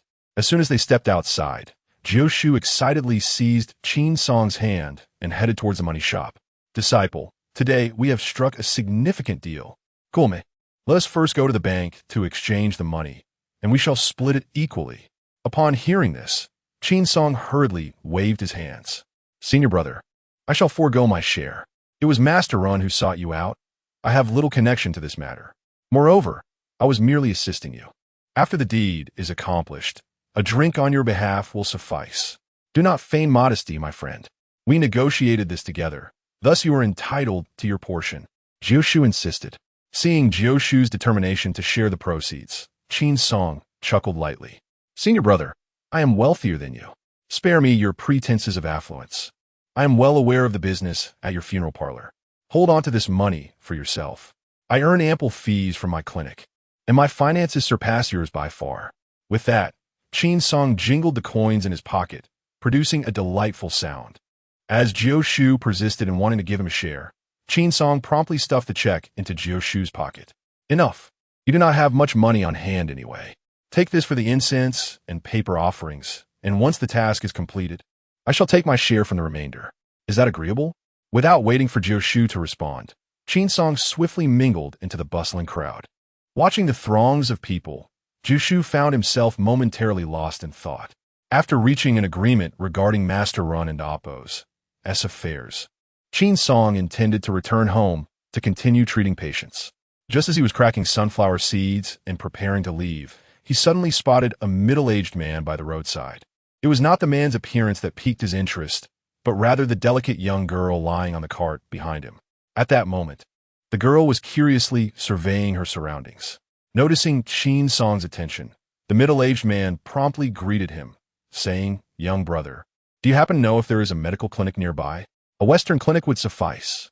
My daughter has sustained some injuries, and if she is not treated soon, it may lead to lasting repercussions. Upon hearing this, Qin Song glanced at the father and daughter duo. Their attire was remarkably similar, albeit in differing sizes. In contrast to the father and aunt, Appo's composed demeanor, the girl on the cart exhibited an insatiable curiosity about her surroundings, embodying the essence of beauty. Subsequently, Qin Song noticed a strip of cloth around the girl and aunt Appo's waist, which was already stained with blood, seeping through the fabric. As Qin Song and aunt Appo's gaze lingered on her, the girl furrowed her brow in annoyance. "What are you staring at, you creep?" Meanwhile, the girl's father regarded Qin Song with evident wariness, clearly perceiving him as a potential threat. Sensing their misunderstanding, Qin Song hastily clarified, "Please do not misconstrue my intentions. I am merely a physician." At his words, astonishment washed over the faces of the father and daughter. "You claim to be a physician? Look at your age. You and Appo's. We're not even older than my father. How could you possibly be a physician?" "Father, I perceive that this fellow has a shifty demeanor, and I suspect he harbors ill intentions." With that, the girl turned her head away. "Let us proceed further. Surely there exists a reputable medical establishment." In response, Qin Song wore a faint smile. "Indeed, there are clinics ahead, but ordinary physicians cannot exorcise malevolent spirits. If the malevolent energy cannot be dispelled within a day, the sinister forces will invade your daughter's body, rendering her life utterly ruined." After speaking, Qin Song chose to disregard the two and made his way back to the clinic to attend to patients. However, upon hearing Qin Song's words, the middle-aged man's expression shifted dramatically. "Please, young brother, wait." Upon hearing this, Qin Song did not pause. "My daughter has been naive to the ways of the world since childhood, thus her words may seem harsh. I implore you to forgive her indiscretion and extend your benevolence to save her." Acknowledging the man's sincere apology, Qin Song was not one to turn a blind eye to suffering. He halted his steps, gazing at the anxious middle-aged man. Qin Song calmly stated, "If you wish for me to save her, then you must first extract the malevolent spirit from your own being." Chapter 11. Healing Frost. Upon hearing this, the middle-aged man's expression shifted noticeably.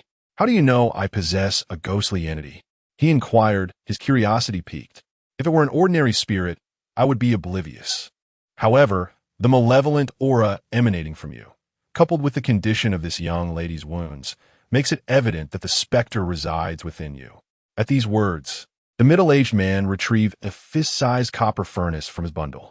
"The malevolence you sense emanates from this." Gazing at the copper furnace adorned with vermilion talismans, Qin Song was momentarily taken aback. "Are you a practitioner of the Tao?" The middle-aged man nodded, introducing himself. "I am Ao Tianlong of the enigmatic sect, and this is my daughter, Ning Shuang. Since you have recognized the talismans, may I inquire about your esteemed teacher?" After hearing the middle-aged man and Appo's introduction, Qin Song was struck with astonishment. He never anticipated encountering these two individuals, particularly Ao Tianlong, who bore little resemblance to his portrayal in the films. Observing Qin Song's momentary daze, Ao Tianlong waved his hand. "Young brother, what did you just say?" Finally snapping back to reality, Qin Song apologized. "I lost my train of thought for a moment. My sincerest apologies." With that, he took 2 steps back and bowed respectfully to Ao Tianlong. "I am Qin Song, a disciple of the Taishan real man of the Maoshan sect." After Qin Song revealed his lineage, Ao Tianlong was initially taken aback, but soon a smile graced his face. "It turns out you are a distinguished disciple of the esteemed Tai Xianjin Run. My apologies for the oversight." Qin Song waved his hand and replied, "I cannot claim such a title. I have merely acquired a modicum of knowledge under my master at Maoshan." Upon hearing that Qin Song hailed from Maoshan, Ning Shuang couldn't help but murmur, at such a young age, what profound knowledge could one possibly glean from Maoshan? At this, Ao Tianlong's expression turned frosty. Ning Shuang quickly apologized to Daoist Qin. Realizing her error, Ning Shuang hastily expressed her regrets to Qin Song. However, Qin Song took no offense. "We shall walk a few more miles to my clinic. If you do not mind, you may accompany me there for treatment. What are your thoughts?" Upon hearing this, Ao Tianlong was filled with delight. When they arrived at the clinic, a queue had already formed outside, with several individuals waiting for Qin Song's healing touch. He kindly explained that they would need to return the following day, as Ning Shuang and Appo's injuries were severe, and the others readily understood. Qin Song then escorted Ning Shuang to the inner chamber. At that moment, the cloth wrapped around her wound was thoroughly soaked in blood. Observing the curious expression on Ning Shuang and Appo's face, Qin Song allowed a faint smile to emerge. I will first cleanse the malevolent energy, then proceed to staunch the bleeding and treat your injuries. The process may be somewhat painful, but bear with it. With that, he gently unraveled the cloth. A gruesome wound presented itself to Qin Song's gaze. Under the insidious influence of the malevolent energy, the wound had lost all color, and beneath the flesh, blood continued to seep forth intermittently. Gazing at the grotesque wound, Ao Tianlong felt an uneasy compassion. Dr. Qin, your efforts are greatly appreciated. Rest assured, I shall take responsibility for this. With that, Qin Song retrieved a cloth pouch from his bosom. To everyone's astonishment, he proceeded to deftly thread a needle, preparing to stitch the wound. Ning Shuang could not help but express her surprise. Dr. Qin, did you not mention that we should first cleanse the ghostly aura? At her questioning, Ao Tianlong furrowed his brow. Ning Shuang, do not disrupt Dr. Qin's focus. For Ning Shuang, her lack of familiarity with the teachings of the Maoshan sect rendered her uncertain. However, Ao Tianlong, as a disciple of the Fantastical sect, possessed a thorough understanding of Maoshan's techniques. Throughout history, the arts of Maoshan have been renowned and widely recognized. The use of a peach wood sword to exorcise spirits and capture demons is particularly memorable. Yet, the methods of the Maoshan tradition extend far beyond this. Exorcism, necromancy, divination, and geomancy are all integral aspects of its legacy. In contrast to the ordinary practitioners of the martial world, Maoshan medicine is imbued with an air of mystery and peculiarity. As for Qin Song's master, the illustrious Tai Xianjunren, his reputation in divination and healing precedes him. How could Qin Song, as his disciple, possibly mishandle such a minor injury? It is precisely for this reason that Ao Tianlong admonished Ning Shuang to remain silent, lest she provoke Qin Song further. While Ning Shuang harbored her doubts, Qin Song offered no response. As he readied the needle and thread, he began to move his hands with deliberate slowness. Under normal circumstances, stitching a wound would take Qin Song merely a few minutes. Yet today, his movements were unusually languid, as the silver needle gradually approached the skin surrounding the wound. The once pallid flesh now blushed a vivid crimson. Endure it, and do not move. With those words, the silver needle plunged into the injury. Upon its insertion, Ning Shuang involuntarily shuddered. However, recalling Qin Song's earlier admonition, she gritted her teeth, determined not to shift an inch. Meanwhile, as Qin Song's hands traversed her waist and hips, Ning Shuang's cheeks flushed deeply. Though she was no longer a child, she had never experienced such intimate contact with a man. In this moment, inundated by Qin Song's touch, her face radiated warmth, and a whirlwind of chaotic thoughts flooded her mind. At the same time, Ao Tianlong observed Qin Song's actions with keen interest, captivated by the art of Maoshan medicine, which he was witnessing for the first time. Qin Song's movements were deliberate and slow, prompting doubts about his proficiency in treating wounds. Yet, as the first stitch was completed, both father and daughter were taken aback. They watched in astonishment as wisps of gray-brown smoke emanated from the points where the needle had passed. Gazing at the vanishing vapor, Ao Tianlong felt a jolt of surprise. Could it be that merely threading the needle had dispelled the malevolent energy within the wound? This was nothing short of miraculous. The reputation of Maoshan techniques was indeed well-deserved. As the silver needle continued to weave through the sides of the wound, an increasing torrent of malevolent energy was expelled. Upon closer inspection, the pallid flesh gradually regained its color. Only after the wound was completely sutured did Qin Song exhale a sigh of relief. The injury had been properly treated, and he cautioned, remember, do not expose it to water for a week, and abstain from consuming fish or meat. After 7 days, the stitches will dissolve naturally. With that, Qin Song carefully stored the silver needles. He then rewrapped the sutured wound. Here you go. As she looked at the black porcelain bottle handed to her by Qin Song, Ning Shuang was filled with curiosity. Without hesitation, she removed the stopper. Instantly, a faint yet refreshing fragrance wafted into the nostrils of the three. What is this? With the powder now in her palm, Ning Shuang and Amp, oppose, as curiosity deepened. This is my specially formulated wound healing medicine. It not only accelerates the healing process, but also diminishes the scars on your waist. Hearing this, Ning Shuang felt a surge of gratitude. Thank you, Dr. Qin. Chapter 12. A visit from medical aid. As she gazed at Qin Song before her, Ning Shuang could not help but recall the scene of her wound being stitched just moments ago. Instantly, a rosy hue adorned her cheeks. Upon noticing that Ning Shuang had risen from her bed, Tianlong hurried to her side. How are you, Ning Shuang? Does the wound still hurt? He inquired. In response, Ning Shuang shook her head. Father, the wound no longer pains me. Thanks to Qin Song's skilled treatment, she felt no discomfort whatsoever. Hearing that Ning Shuang was out of danger, Tianlong promptly expressed his gratitude to Qin Song. Dr. Qin, this is a token of my appreciation. I hope you will graciously accept it. With that, Tianlong produced a handful of silver coins from his pocket. Qin Song quickly waved his hand in refusal. It is but a trifling matter. Our meeting is a matter of fate. One who cultivates the Tao should not covet worldly wealth. Observing Qin Song's calm demeanor, Tianlong felt a surge of admiration within him. Then I thank you, Dr. Qin. Today, fate has brought us together, and I shall consider you a friend. Just as the two were deep in conversation, a melodious voice suddenly rang out from outside. May I ask, is this Dr. Qin's clinic? Upon hearing someone seek Qin Song, Tianlong and his daughter decided not to linger any longer. After exchanging farewells, Tianlong took the cart and departed from the clinic.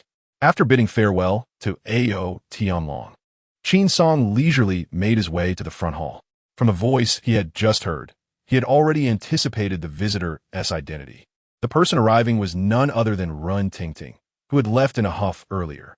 Qin Song was not taken aback by Ren Tingting's unexpected visit.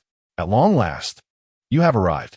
Had you been any later, I would have had to close my clinic to visitors. Upon hearing Qin Song's words, Ren Tingting felt a surge of astonishment. What? Did you anticipate my arrival all along? Gazing at Ren Tingting's astonished expression, Qin Song replied nonchalantly. Naturally, I sensed something unusual about you earlier at the Western restaurant. In response, Ren Tingting chose not to elaborate. Noticing her silence, Qin Song leisurely sipped his tea and remarked, You have likely consulted numerous doctors regarding your ailment, haven't you? Yet, they have been unable to cure you, which is why you have come to me, seeking a remedy. Am I correct? Initially, Ren Tingting believed Qin Song was merely speaking whimsically. However, upon hearing his analysis, she was taken aback. You truly discerned that something is amiss with my health? Naturally, after saying this, Qin Song lifted his gaze and scrutinized Ren Tingting, noting her pale complexion, erratic breath, and vacant eyes. You are exhibiting classic signs of anemia coupled with sleep deprivation. Furthermore, your gait appears somewhat unnatural, and there is a faint scent of blood about you. So what? At this moment, Ren Tingting's heart raced in her chest. You must have recently experienced your menstrual cycle, haven't you? How did you know that? At this juncture, Ren Tingting's mouth gaped in shock. Observing her astonishment, a subtle smile graced Qin Song's face. This is merely the tip of the iceberg. I possess even more insights. Would you care to hear my analysis? Yes. Ren Tingting responded without a moment's hesitation. Since you wish to hear, then pour me a cup of tea. After saying this, Qin Song pointed to the teapot beside her. Ren Tingting immediately shot him a glaring look. However, Qin Song was not offended by this. After serving himself a cup of hot tea, he spoke in a low voice. Have you been in water recently? Upon hearing this, Ren Tingting gasped in surprise and covered her mouth. How did you know? Her complexion drained of color. The signs of dark energy were evident, with a notable heaviness in her spirit. In recent days, have you experienced a significant increase in your water intake, accompanied by sharp pains in your lower abdomen, often waking you at night, drenched in cold sweat? The symptoms Qin Song described resonated perfectly with her own experiences. It was at this moment that Rin Tingting realized the man before her possessed genuine medical knowledge. Due to her poor rest and unbearable abdominal pain, she had sought various physicians, yet none of their prescriptions had proven effective. Thus, she had come to the herbal clinic with a sense of desperation, hoping for a stroke of luck. Yet before she could articulate her discomfort, Qin Song had already laid bare the root of her ailment with clarity. How could she not be astonished? How? How did you come to know all of this? It's obvious, isn't it? Qin Song replied, a look of playful skepticism adorning his face. So, Dr. Qin, can you cure my ailment? At this moment, Ren Tingting's excitement was palpable.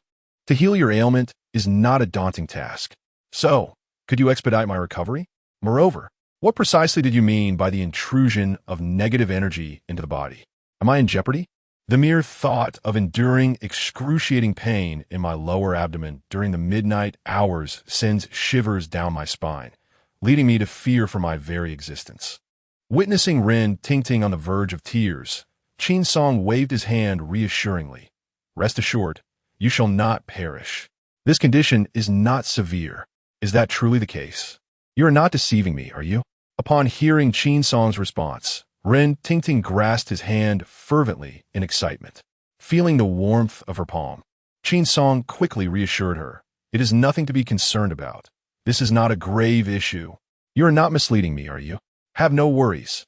I am a doctor, and if I assure you it can be treated, then it shall certainly be treated. With Qin Song's firm guarantee, Ren Tingting managed to quell her tears. So, how much do you charge for your services? If it is too exorbitant, I may not have the means. The consultation fee is merely 50 cents, and I do not extend credit. Upon hearing this, Ren Tingting hastily searched her pocket. I lack change. May I offer you a silver dollar instead? Observing the silver dollar she presented, Qin Song silently scoffed. Indeed, she is the daughter of a wealthy family, venturing out without a single coin in her possession. After accepting the silver dollar, Qin Song wasted no time and promptly retrieved ink, brush, paper, and inkstone from his drawer. However, the ink was a mixture of vermilion and yellow wine, and the paper was a piece of yellow talisman paper, approximately the length of a palm. With a flick of his wrist and a murmured incantation, a talisman was swiftly crafted. He took it home and, just before retiring for the night, placed it upon his navel. Within a minute, the effects would surely manifest. As Ren Tingting gazed at the talisman handed to her by Qin Song, her eyes were filled with skepticism. Could this truly cure my ailment? Surely, you're not jesting with me? Noticing her doubt, Qin Song chuckled softly. You may apply it to your navel now and witness immediate results. However, this talisman is single use. If employed at night, it can thoroughly dispel the malevolent energy within you. Despite Qin Song's confident assertions, Ren Tingting remained unconvinced, for she had never encountered the notion that a mere piece of paper could serve as a remedy for illness. Chapter 13. The possession of evil spirits. Observing the skepticism etched on Ren Tingting's face, Qin Song gestured towards the inner chamber. If you harbor doubts, feel free to test the talisman within. After a moment's contemplation, Ren Tingting ultimately stowed the talisman into her pocket. If this is a deception, I shall certainly seek you out again. Hearing the hint of a threat in her tone, Qin Song merely smiled faintly. I shall await your return. However, when you next arrive, it is likely you will be the one beseeching me for a remedy. Dream on, Ren Tingting muttered under her breath before departing the clinic. No sooner had she left than Ah Wei entered the establishment. Qin, was that girl who just left my cousin? Noticing Ah Wei's curious expression, Qin Song nodded. Indeed, that was her. What ailment afflicts my cousin? Is it serious? Gazing at Ah Wei and Oppo's infatuated demeanor, Qin Song delivered a playful slap to his head. This is Miss Ren's personal matter. Why are you prying into it? Wincing from the light smack, Ah Wei grimaced. Isn't she my cousin? As her elder cousin, is it not natural for me to express concern? Natural, my foot, Qin Song retorted, raising his hand as if to deliver another playful slap. Sensing the impending gesture, Ah Wei quickly recoiled and produced a bottle wrapped in oiled paper. Qin, I brought you a gift. Osmanthus honey from the 100 Her Pavilion. If you continue to strike me, I may not bring you any next time. Gazing at the oil paper package in Away's hand, Qin Song couldn't help but smile. Well, at least you have a semblance of conscience. With that, Qin Song took the jar of honey from him. Away had some understanding of his preferences. Seeing Qin Song accept the gift, Away felt a sense of relief. This act of kindness was indeed modest in comparison to the life-saving grace he owed him. Just as Away was about to express his deep respect for Qin Song, a sudden commotion erupted outside. The captain is here. The captain is here. Away felt a surge of annoyance as he watched a few individuals rush in from outside. What on earth is wrong with you? Why are you shouting in Dr. Chin's clinic? The security team members trembled at Away's reprimand, but quickly replied, Captain, Lu Ergu is acting erratically. Acting erratically? What do you mean? Away's curiosity was piqued. Since early morning, Lu Ergu had been kneeling before the tree at his doorstep, repeatedly banging his head against it. Now, his entire face was a bloody mess, and no one could pull him away. Upon hearing the soldier and Appo's account, Away and Appo's eyes widened in disbelief. Has that old fool lost his mind? Why on earth is he headbutting a tree? Just gather a few more people and tie him up. The others, looking somewhat helpless, replied, that won't work. Lu Ergu's knees seemed to be glued to the ground. Several people can't budge him. We had no choice but to come to you. Realizing the peculiarity of the situation, Away glanced at Qin Song beside him. Brother Qin, do you think Lu Ergu is truly possessed? Could he be facing some kind of affliction? After hearing the unfolding events, Qin Song found the situation rather peculiar. Aside from his peculiar habit of ramming his head against trees, has he exhibited any other abnormal behavior? Abnormal behavior. Yes. When he strikes the tree, his eyes remain wide open, as if he has encountered a ghost. Encountering a ghost. At this, both men simultaneously uttered the phrase. In that moment, Qin Song realized that Lu Ergu must be under the influence of some malevolent spirit, his body overtaken. Away, let in Appo's. Let's go. I shall accompany you to investigate.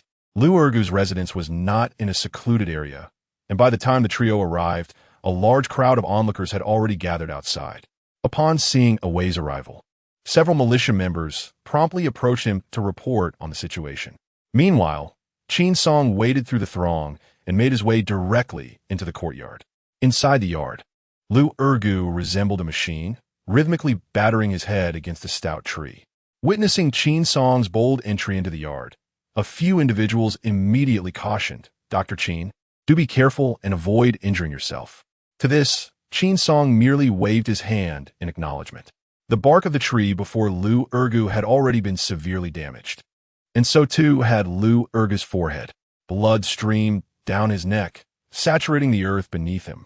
If he continues this way, he might very well burst his own brain. Gazing at the gruesome scene before him, Away could not help but exclaim in horror. If this continued, he would surely lose his life. After uttering these words, Qin Song patted Away on the shoulder and said, you must first disperse the crowd of onlookers. I will go over to ascertain what is happening. With that, Qin Song made his way towards Lu Ergu. Stop right there, Qin Song commanded, firmly grasping Lu Ergu's shoulder, rendering him immobile. However, to Qin Song's astonishment, Lu Ergu possessed an astonishing strength. Had Qin Song not been prepared, he would have likely broken free from Qin Song's hold. As Lu Ergu's head could no longer collide with the tree, a sinister expression gradually emerged on his once-dazed face. Who are you? At that moment, Lu Ergu found himself slumped on the ground, his voice emanating from his throat with a sharpness that was clearly not his own. Who I am is of little consequence. What matters is why you seek to harm others without cause. As soon as the words left his lips, Qin Song flipped his right hand, revealing 3 silver needles held firmly within. With a swift motion, the needles accurately struck the acupoints of Elhu, Shuetu, and Sibai. As the needles settled, the wound on Lu Ergu and Appo's forehead ceased to bleed profusely. Simultaneously, a flicker of terror crossed Lu Ergu and Appo's face. Help me! Before he could finish his plea, another sharp sound erupted from his throat. Today, no one can save you. Chapter 14. The cause behind it all. As Lu Ergu's consciousness seized control, his eyes widened in shock. With great effort, he reached for the silver needle atop his head. However, Upon his fingers making contact, a blinding white light erupted from the needle. The moment Lu Urgu touched that radiant glow, his hand recoiled instinctively. What? What have you done? What is this thing? At that moment, Lu Urgu felt as though he had not touched a silver needle, but rather two searing hot irons. Seeing Lu Urgu falter, Qin Song let out a cold snort from the side. I give you a chance. Come out willingly, or do not blame me for my lack of courtesy. To Qin Song's threat, Lu Urgu paid no heed whatsoever. He wiped the dried blood from his head and let out a chilling laugh. Since you wish for him to live, I shall do the opposite. With that, Lu Urgu seized a nearby chopping knife, brandishing it as if to strike his own hand. How dare you? You refuse my invitation and choose punishment instead. At that moment, a surge of anger stirred within Qin Song. With a swift motion of his right hand, a silver needle, propelled by a gust of air, flew straight into the room, followed by a mournful wail echoing from within. What lies within that room? At this juncture, curiosity was etched across Awei's face, while a gravity hung upon Qin Song and Appo's countenance. Awei, instruct your men to carry him inside. Understood. As Qin Song spoke, Awei naturally complied, gesturing behind him for the 3 security personnel to carry Lu Urgu into the room. That will be all. You may leave now. Remember, regardless of what transpires inside, no one is permitted to enter. Do you understand? Understood, Brother Qin. We will ensure the task is accomplished. With that, Awei and his men encircled the house. After surveying the interior, Qin Song ultimately halted before a wooden box. Are you not coming out? Do you wish to endure another round? No sooner had Qin Song and Appo's words fallen than a pair of pristine white paws gripped the edge of the box. Subsequently, a completely snow-white fox emerged from within. The fox, a creature steeped in mystery since ancient times, is known for its remarkable intelligence and spiritual essence, making it more prone to achieving enlightenment compared to other animals. Consequently, in various regions, foxes are often venerated. In the north, they are particularly revered as wild deities safeguarding local peace, receiving offerings of incense. At this moment, a silver needle measuring approximately 3 inches was embedded in the fox's forehead. Gazing at the frigid expression of Qin Song, the fox bared its teeth at him. What's the matter? Are you dissatisfied? Shall we settle this with a contest? What merit lies in bullying an ordinary person? With that, Qin Song pulled up a chair and seated himself before the creature. Do not accuse me of being unreasonable. If you do not elucidate the origins and developments of this matter today, you shall find it impossible to leave here alive. Saying this, Qin Song reached out and removed the silver needle. As the silver needles were unleashed, the white-furred fox immediately revealed its ferocious nature. Sensing the fox was about to charge at him in a fit of rage, Qin Song merely waved his hand, causing over a dozen silver needles to materialize around it. Faced with the glimmering, cold light of the needles, the white-furred fox ultimately capitulated. Spare me, esteemed Taoist. At that moment, the fox astonishingly spoke with human words. Standing upright on its hind legs, resembling a little person. You rejoice too soon. Elaborate on the sequence of events. Should you have deliberately harmed innocent civilians, I shall ensure your life is forfeit. Qin Song and Appo's expression turned grave. Had he not inadvertently discovered that the fox was missing its tail, he would not have wasted his breath on such matters. Esteemed Taoist, I reside in Qingshi Mountain in Renjia County, where I have devoted over 60 years to cultivation. I have never harmed the common folk.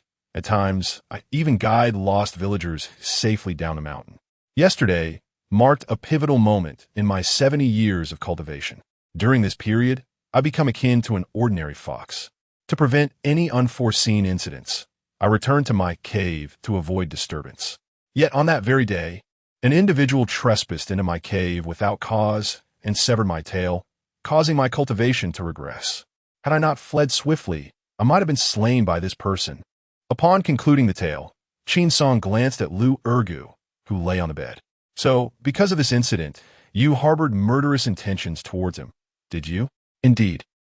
The white-furred fox, now thoroughly terrified, could scarcely utter another word. Upon hearing the words of the white-furred fox, Qin Song finally understood that the events leading to this moment were solely due to the insatiable greed harbored within Lu Ergu.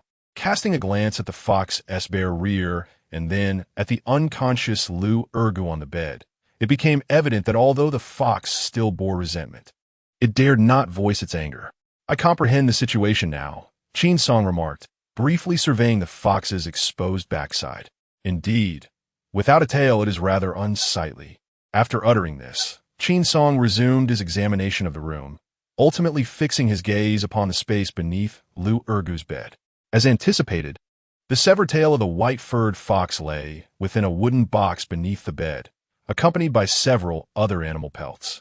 Grasping the pristine white tail, Qin Song slowly approached the fox. "Do you wish to have your tail reattached?" The white-furred fox, initially taken aback by the inquiry, swiftly clasped its paws in reverence. "Oh, esteemed Taoist, can you truly assist me in reuniting with my tail?" "Indeed, it can be reattached, though you will inevitably forfeit some of your spiritual essence," Qin Song replied. Upon hearing this, the white-furred fox was filled with joy. "I beseech you, esteemed Taoist, please help me restore my severed tail." With that, the fox bowed deeply once more, displaying utmost respect. Recognizing that this predicament arose from circumstances beyond the fox's control and acknowledging the arduous nature of its cultivation, Qin Song resolutely decided to assist in reattaching its tail. As silver light danced ceaselessly around them, a smile gradually emerged on Qin Song's face after a few minutes. At last, the severed tail has been reattached, yet one must remain vigilant to avoid any further damage. As Qin Song aptly noted at this moment, the white-haired fox once again became acutely aware of the presence of its tail. "Thank you, esteemed Taoist, for your timely rescue." The white fox continued to bow deeply before Qin Song, who quickly gestured for them to cease. "The fault does not lie with you. It is only right that I assist in reuniting your severed tail." Having spoken, Qin Song cast a glance at the still unconscious Lu Ergu. This predicament originated from Lu Ergu, and he had disrupted your cultivation for over a decade. Thus, it seems only fitting that this matter reaches a resolution. With that, Qin Song waved his right hand, and a tuft of white fur was instantly removed from the tip of the fox's tail. Chapter 15. The preparation for the grave relocation. Gazing at the tuft of white fur clutched in Qin Song and Appo's hand, the fox felt a flicker of unease. After all, the man before it possessed an unfathomable strength. Even during its prime, it would have been no match for Qin Song. Noticing the fox's tension, Qin Song remarked with a smile, "There is no need for alarm. Once Lu Ergu awakens, I shall have him erect a tablet for offerings. 30 years of incense will surely compensate for the loss of your spiritual essence, would it not?" Initially, the fox feared that Qin Song sought its life. To its surprise, Qin Song was considering its welfare. Instantly, the white-furred fox lowered itself to the ground, repeatedly bowing in gratitude. "However, do not rejoice too soon," Qin Song cautioned. "Since you have accepted his offerings, you are now obliged to ensure the safety of his family. As for whether Lu Ergu will continue to honor you 30 years hence, that shall be his decision. Rest assured, I shall faithfully follow your directives." The fox replied, continuing to bow deeply. "Enough. You have no further business here. Should I discover you engaging in any nefarious deeds, do not blame me for my mercilessness." Qin Song waved his hand dismissively at the fox. Once the white-furred creature departed, Qin Song turned his attention to Lu Ergu, who, under the ministrations of acupuncture, soon regained consciousness. After detailing the arrangements regarding the white fur and the offerings, Qin Song exited the room, indifferent to what would transpire next, confident that the matter had been adequately resolved. After exchanging a few words with the Wei, Qin Song returned to the medical clinic. Upon his arrival, he was greeted by the eagerly waiting Run Tingting, whose face was alight with excitement at the sight of him. Ever since she had returned home from the Materia Medica clinic, Rin Tingting had impatiently affixed the talisman to her navel. Just moments before, she had been enduring excruciating abdominal pain, accompanied by waves of chilling discomfort radiating from within. However, the instant the talisman was applied, a warm current surged into her abdomen, dispelling the unbearable pain into oblivion.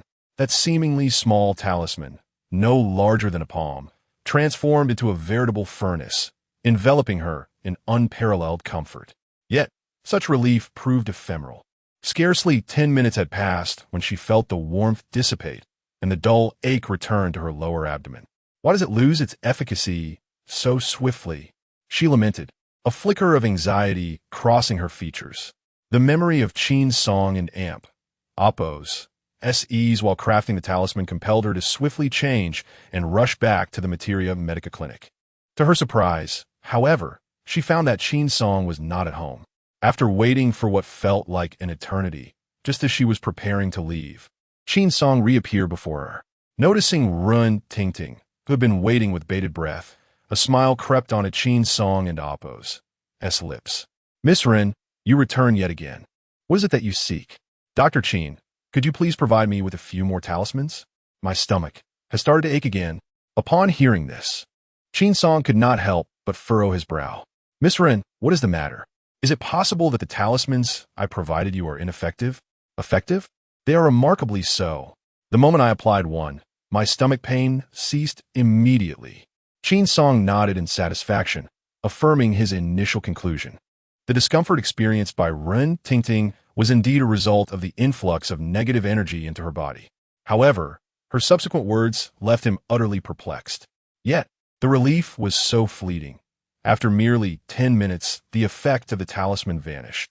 Upon hearing Ren Tingting's account, Qin Song's eyes widened in disbelief. 10 minutes? Such a trivial case of negative energy should not render his Yang talisman ineffective. Before Ren Tingting could finish her explanation, he seized her wrist. Startled by this sudden grasp, Ren Tingting's heart raced. Yet in mere moments, her face flushed crimson. Dr. Qin, this seems rather inappropriate, doesn't it? As Qin Song's fingers made contact with her wrist, a chilling sensation coursed through him. Indeed, as Ren Tingting had stated, the negative energy within her showed no sign of abating. Gazing at Ren Tingting, who appeared infatuated, Qin Song asked in a serious tone, do you still have that talisman with you? Upon hearing Qin Song and Appo's inquiry, Ren Tingting finally regained her senses. I brought, she stammered, hurriedly extracting a talisman from her possession. When Qin Song unfolded the crumpled paper, both were taken aback. The talisman, originally inscribed in cinnabar, had now transformed into a dark hue. Gazing at the paper in his hands, Qin Song's brow furrowed in concern. For the time being, you should stay elsewhere. Your room is not suitable for habitation. Why? Ren Tingting asked, bewildered by Qin Song's admonition. I cannot ascertain the reason just yet. Once I conclude matters concerning your grandfather, I shall assist you in resolving this. 3 days hence marked the day of the late Mr. Ren's burial. At this moment, the cause of Ren Tingting's peculiar condition remained unclear, but it was not the time for resolution. After escorting her to the clinic, Qin Song proceeded to draw 2 additional yang-evoking talismans for her, and for added security, he crafted a protective charm. As long as she kept on her person, it would ensure that malevolent entities dared not approach. Time slipped by swiftly, and before long, it was the 3rd day, the day of the late Mr. Ren's coffin transfer. Just as dawn began to break, a knock resounded at the clinic door. Upon opening it, Qin Song was greeted by the butler of the Ren household. Dr. Qin, my master has sent me to escort you to the burial site. Hearing this, Qin Song nodded in approval. Ren Fa truly exemplifies a businessman, attending to every detail with great care. As Qin Song gazed at the sedan chair parked outside, he cast a glance at the steward. Has Master Ren made arrangements on my senior brother and Appo's side? Rest assured, Dr. Qin, Master Ren personally went to fetch him, came the reassuring reply. Having learned that Ren Fa had already made meticulous preparations, Qin Song ceased his hesitation. Once he boarded the sedan chair, the group set off toward the tomb area, shrouded in a gray haze. Upon arriving at the cemetery, Qin Song discovered that Jiu Shu and his 2 disciples were already busily engaged in their tasks.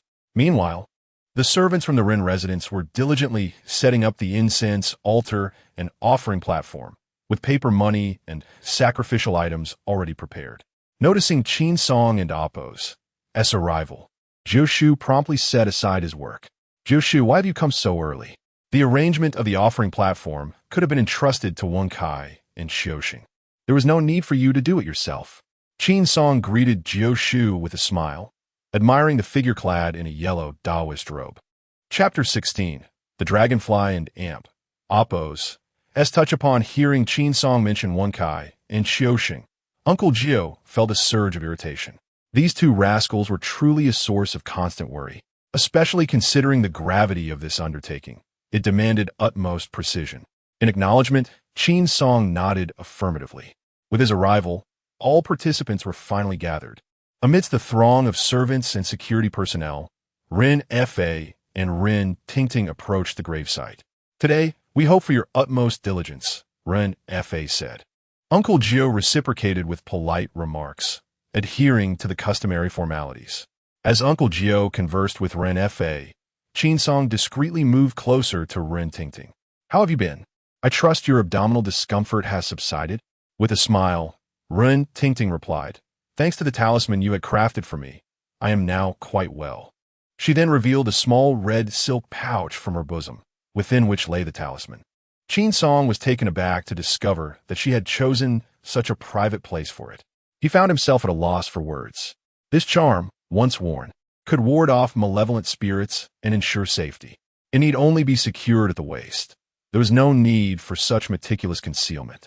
As Qin Song inquired further about Ren Tingting's well-being, Wen Kai and Xiaoxing, not far off, noticed her presence. They promptly set down their offerings of yellow paper and incense, scampering over with eagerness. Good day, Miss Ren. They chimed in unison, but Ren Tingting displayed a distinct disdain towards them. Turning her head away, she directed her attention back to Qin Song, leaving the two boys in a state of confusion. As Ren Tingting chose to ignore him, Xiaoxing hastily sought to explain himself. However, Wen Kai was determined to prevent him from seizing the opportunity. Seizing the moment, Wen Kai firmly grasped Xiaoxing's arm. Miss Ren has clearly expressed her desire not to engage in conversation with you, yet you still insist on encroaching upon her space. It is truly puzzling. Listening to the ongoing dispute between the two, Qin Song approached with a stern expression. Have you completed the tasks entrusted to you by Uncle Jiu? Beware, should he catch you slacking off, you may find yourselves in a precarious situation. At his words, both men shuddered involuntarily. Let us make ourselves scarce. We must return to our duties. Heaven grant us luck that our master does not discover our negligence. Observing Wen Kai and Xiaoxing depart in a dejected manner, the furrowed brow of Ren Tingting gradually relaxed. With the preparations of the group complete, several robust servants, shovels in hand, looked eagerly towards the grave site. Uncle Jiu, could you assess the feng shui of my father's burial plot? A geomancer once remarked that this site was exceedingly rare to find. After listening to Ren Fa's boastful claims, Uncle Jiu nodded in agreement. Indeed, it is quite remarkable, worthy of being called a treasure of feng shui. As for this burial site, it is also commendable. In feng shui terminology, this spot is referred to as the Dragonfly Touching Water site. Upon hearing Uncle Jiu and Oppos as continual praise for the burial site, Wen Kai and Xiaoxing found themselves somewhat bewildered. However, upon hearing the term Dragonfly Touching Water, Ren Fa was filled with admiration for Uncle Jiu. Truly remarkable, simply extraordinary. To Ren Tingting's surprise, the tomb bore a specific name. She found herself enveloped in confusion. Father, is there truly any significance to Grandpa's grave? Wen Kai and Xiaoxing shared her curiosity. Although Qin Song had briefly introduced the origins of the tomb, today was under the direction of a ninth uncle, and certain details had not been elaborated upon. Miss Ren, you are unaware that this burial site of the late Master Ren is indeed of great importance. It is said to embody the principle of dragonfly, skimming the water, balancing both ends, with a length of 34 feet, yet only 4 feet can be utilized, and a width of 13 feet, with merely 3 feet available for use. Upon hearing the dimensions, Xiaoxing was the first to recognize the underlying issue. The selection of this particular site and burial method aimed to ensure that descendants would enjoy success and smooth sailing in all endeavors. As for the interment method, if I am not mistaken, the late Master Ren was buried using a... Am I correct, Master Ren? Even Ren Fa was taken aback by the depth of knowledge the ninth uncle possessed. Master, what does it mean? observing the curious expression on Run Tingting's face. Wen Kai suddenly became animated. "Master, I understand. Is a French-style funeral?" Seeing Wen Kai's naive inquiry directed at the ninth uncle, Qin Song was left speechless. This foolish fellow truly was an unexpected companion. "Wen Kai, kindly close your mouth. If you continue to speak recklessly, be wary of the ninth uncle tearing it apart." Witnessing Qin Song's expression from the sidelines, Wen Kai wore a look of innocence. "Master Uncle, am I not speaking the truth?" Qin Song retorted, urging him to silence. At that moment, Jioshu's countenance had darkened considerably, clearly infuriated by Wen Kai's words. In desperation, Qin Song stepped in to mediate. "Lord Ren, my junior disciple has only recently entered the sect and has yet to learn certain matters. He inadvertently misspoke, and I hope everyone can forgive him." Observing the throng of house servants wielding their shovels, Qin Song explained, "Miss Run, the practice of vertical burial refers to interring the coffin upright in the ground." Upon hearing Qin Song and Appo's elucidation, Ren Tingting finally grasped the concept, nodding and understanding, her admiration for Qin Song deepening. After his explanation, Lord Ren gave Qin Song a thumbs up, exclaiming, "Remarkable, truly remarkable. I am in awe." However, upon hearing Qin Song and Appo's clarification, Wen Kai could not help but mutter under his breath, "What a nonsensical notion. If it's vertical burial, then so be it. Why call it a special burial?" Yet, scarcely had Wen Kai uttered those words when Jioshu delivered a sharp kick to his backside. "You fool! If you don't understand, refrain from speaking nonsense. No one considers you mute."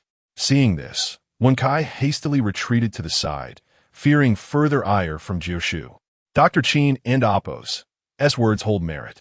A feng shui master once stated that if ancestors are buried upright, their descendants will surely thrive. Hearing Lord Ren's remarks, Jioshu inquired with a smile, "And is it effective?"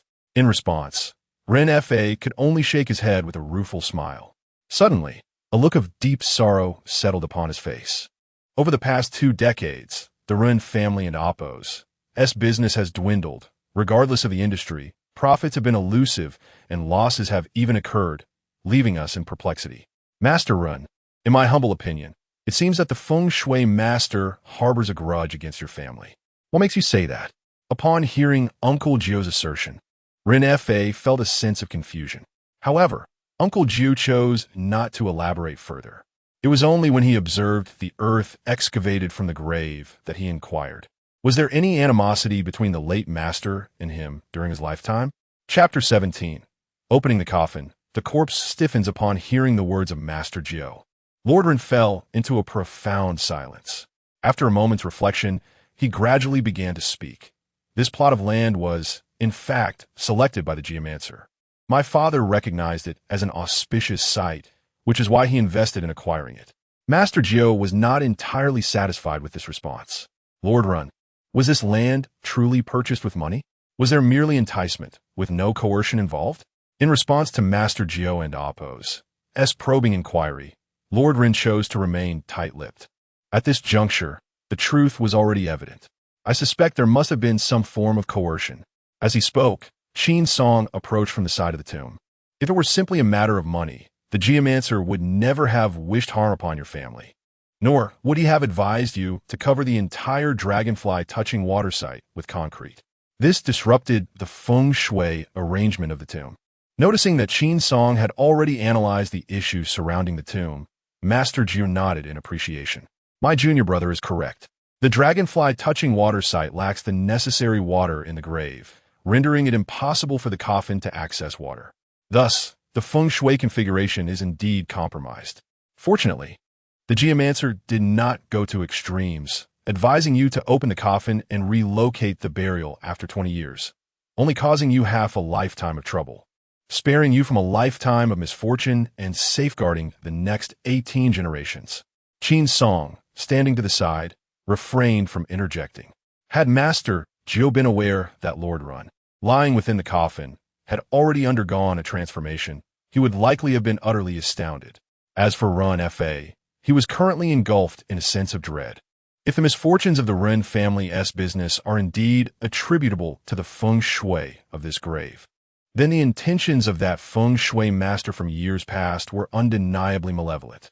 As Jioshu contemplated the events of that time, the servants had already unearthed the entire tomb. Gazing upon the exposed coffin, Jioshu's expression grew solemn as he prepared to open it. As soon as Jioshu's words fell, all present stilled their thoughts and regarded him with grave expressions. Ladies and gentlemen, today marks the re-emergence of Lord Ren Gongwei. Anyone aged 36, 22, 35, or 48, particularly those born in the year of the rooster or the ox, are to turn and avert your gaze. No sooner had Jioshu spoken than many began to turn their backs to the coffin, stepping aside. Just as he finished outlining the prohibitions and was about to open the coffin, a sudden flock of crows emerged from the surrounding woods. The cawing of the crows sent a chill through Jioshu's heart. The cawing of crows signifies ill omens. Brother, this coffin has lain buried for 20 years. It must be rife with miasma. Let us disperse the crowd first, and then we shall open the coffin together. Upon hearing Qin's song and Appo's astute reasoning, Jioshu nodded in agreement. You have indeed considered this well. Let us proceed, as you suggest. Just as Qin's song had articulated, the coffin had been interred for over 2 decades, and it was inevitable that it harbored some degree of miasma and malevolent energy. Should an ordinary person become contaminated by it, they may face minor misfortunes or, in a more severe case, risk their very lives. Upon hearing Qin's song's admonition, Uncle Gio swiftly gestured for the crowd behind him to retreat. Everyone stepped back 100 meters, waiting until the coffin was opened and the malevolent aura and noxious vapors dissipated before approaching to lift the casket. At that moment, Uncle Gio's words held the utmost authority. As soon as he instructed the crowd to withdraw, even Ren Fa and Run Tingting, who were overcome with curiosity, refrained from advancing any further. As members of a prominent family, the coffin of old Master Run was entirely crafted from fragrant Nama wood, despite being buried for many years. The coffin showed little signs of decay or damage. Gazing at the coffin, which towered over a person, Uncle Gio cast a glance at Qin's song beside him. It was evident that the bulk of the effort in opening the coffin would fall to Qin's song, who possessed an extraordinary strength since childhood. With a single hand against the lid and a slight exertion of his waist, Qin's song effortlessly pushed open the nearly 100-pound coffin cover. As the coffin was unveiled, a foul stench, accompanied by a chilling breeze, rushed toward the 2 men. However, they had mentally prepared themselves for this eventuality. With a flick of his Taoist robe, the sinister wind was instantly rendered impotent. Yet, the miasma and malevolence that poured forth from the coffin were unexpectedly substantial. Fortunately, Uncle Gio had heeded Qin's song's advice and had evacuated the crowd in advance. Otherwise, the surrounding servants and attendants would have been in grave danger. As the noxious vapors cleared, Uncle Gio and Qin's song drew closer to the coffin. Upon observing the body lying within, both men displayed expressions of astonishment. Brother, something seems amiss with old Master Ren's remains. For Qin's song, the condition of the deceased Mr. Ren was all too clear. At this moment, Uncle Gio gazed at the lifeless body resting in the coffin, his brow furrowed in concern. Indeed, Mr. Ren exhibited signs of impending rigidity. Within the coffin, he lay adorned in traditional Qing dynasty official attire, yet there was no indication of decay. Furthermore, the corpse emanated a peculiar, dark yet luminous sheen. All signs currently suggested that Mr. Ren could succumb to rigidity at any moment. Uncle Gio stood beside the coffin, troubled, while in the distance, Ren Fa appeared anxious. Although he had already surmised that something was amiss with the tomb, it was nonetheless his father's remains that lay within. As time passed without a response from Uncle Gio, Ren Fa and Appo's anxiety only intensified. Unable to contain his urgency, he grasped Run Tingting and Appo's hand and made his way toward the coffin. Come, Tingting, let's take a look. As for Wan Kai, Xiuxing, and the other servants, their curiosity was equally piqued. Upon reaching the coffin, Ren Fa and his daughter beheld the body inside and immediately fell to their knees. Grandfather, father, I, your unworthy child, have caused you distress in the netherworld. Having spoken, Ren Fa bowed repeatedly in reverence. Master Ren, your health is paramount. You must rise." With that, Uncle Gio and Qin Song assisted the father and daughter to their feet. "Master Run, there is no need for you to be troubled. Your father has passed away for 20 years, and if he were aware, he would not hold it against you." Gazing at the lifeless form within the coffin, Rin wiped away the tears at the corner of his eyes and said, "Ninth uncle, what shall we do now? Can my father still be laid to rest in this grave?" In response, Ninth uncle shook his head and said, "A dragonfly schemes the water, touching here and there. It will never land in the same spot twice. This grave is no longer viable." After speaking, Ninth uncle shook his head in lamentation. Upon hearing that the burial site was rendered useless, Rin's heart filled with anxiety. "What shall we do then?" After casting a glance at the body in the coffin, Ninth uncle solemnly declared, "Master Run, my suggestion is to proceed with immediate cremation." Chapter 18. The crisis of the Rin family upon hearing that Uncle Gio intended to cremate the body. Rin Fa was naturally the first to object vehemently. "Uncle Gio, my father and Appo's remains must not be cremated. He was terrified of fire during his lifetime. If his body is cremated, how could I ever face him in the afterlife?" To Rin Fa and Appo's surprise, Rin Laoyi was adamantly opposed to the idea of cremation, which caused a sense of foreboding in Uncle Gio. At this moment, the body was at risk of rigor mortis at any moment, and this was something Uncle Gio would not disclose to Rin Laoyi. As the situation reached an impasse, Qin Song wisely stepped forward. "Rin Laoyi, if the old master's body is not cremated, it could lead to significant trouble. It may even jeopardize the safety of your entire family." Qin Song had subtly warned Rin Fa of the dangers of rigor mortis, leaving the ultimate decision in Rin Fa and Appo's hands. However, Rin Fa and Appo's stance was unexpectedly resolute. "No, my father and Appo's body absolutely cannot be cremated. Uncle Gio, I have entrusted you and Dr. Qin with the matter of moving and reinterring my father. I kindly ask you both to take great care in this process.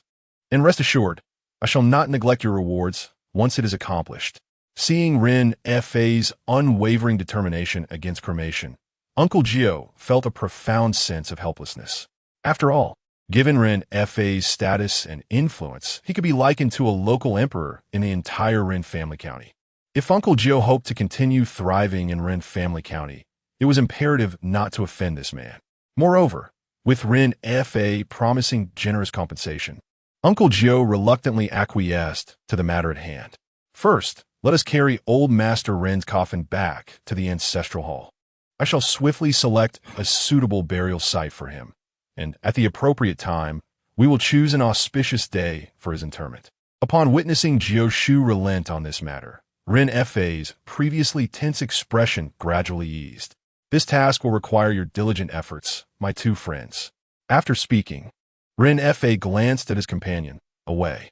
Go. Summon a larger team to assist Gio Shu in transporting my father and Appo's coffin to the ancestral hall.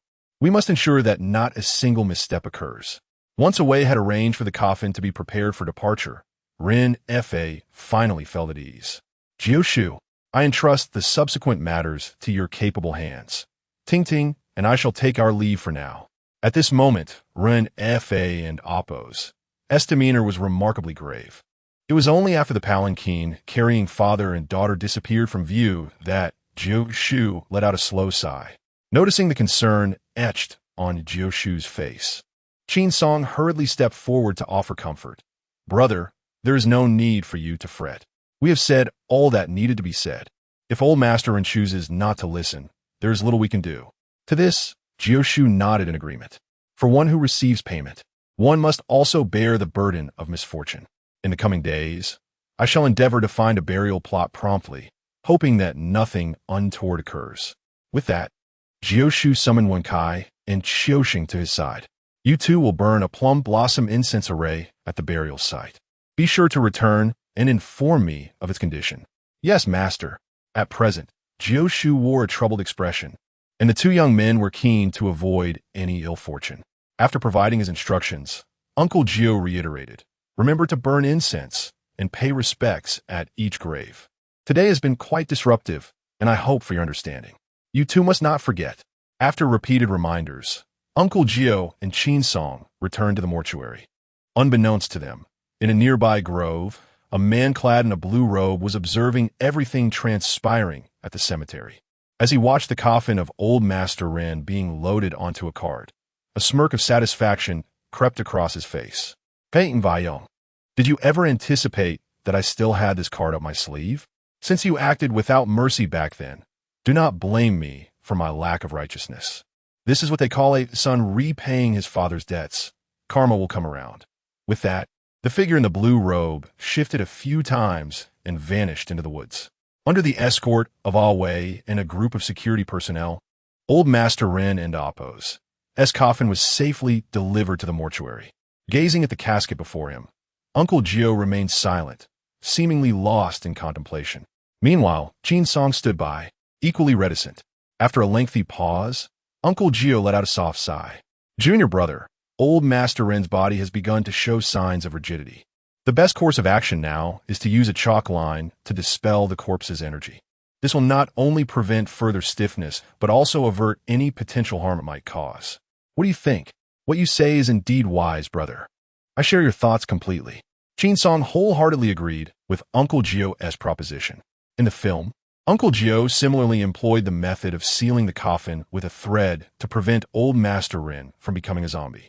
However, the ultimate outcome was rather unsatisfactory. Just as the two were conversing, a sudden shout from Wen Kai and Xiaoxing echoed through the courtyard. Master, something has happened. You must come and see what is going on. With that, Wen Kai rushed into the house, clutching a bundle of incense. What is the matter with you all in such a flurry? Uncle Gio exclaimed, turning his gaze towards the fragrant offering presented by Wen Kai, his expression shifting to one of alarm. This is bad. Something significant is about to occur. Seeing their master so startled, Wen Kai and Xiaoxing stood tense, hardly daring to breathe. Observing the 3 sticks of incense in his hand, Uncle Gio shook his head slightly. The greatest fear lies in unforeseen misfortune, and incense is most ominous when 2 sticks burn shorter than one. Alas, it is burned in this manner. Truly, one fears what one wishes to avoid. The presence of such incense in the home indicates a death. It seems that a grave event is looming over the Ren family. Noticing Uncle Gio's troubled expression fixated on the incense, Wen Kai felt a twinge of confusion. Master, can the state of this incense truly affect the Ren family? In response to Wen Sai's bewilderment, Uncle Gio kicked him lightly, his eyes filled with disappointment. I often urge you both to read more and learn diligently. And now, how embarrassing to call you my disciples.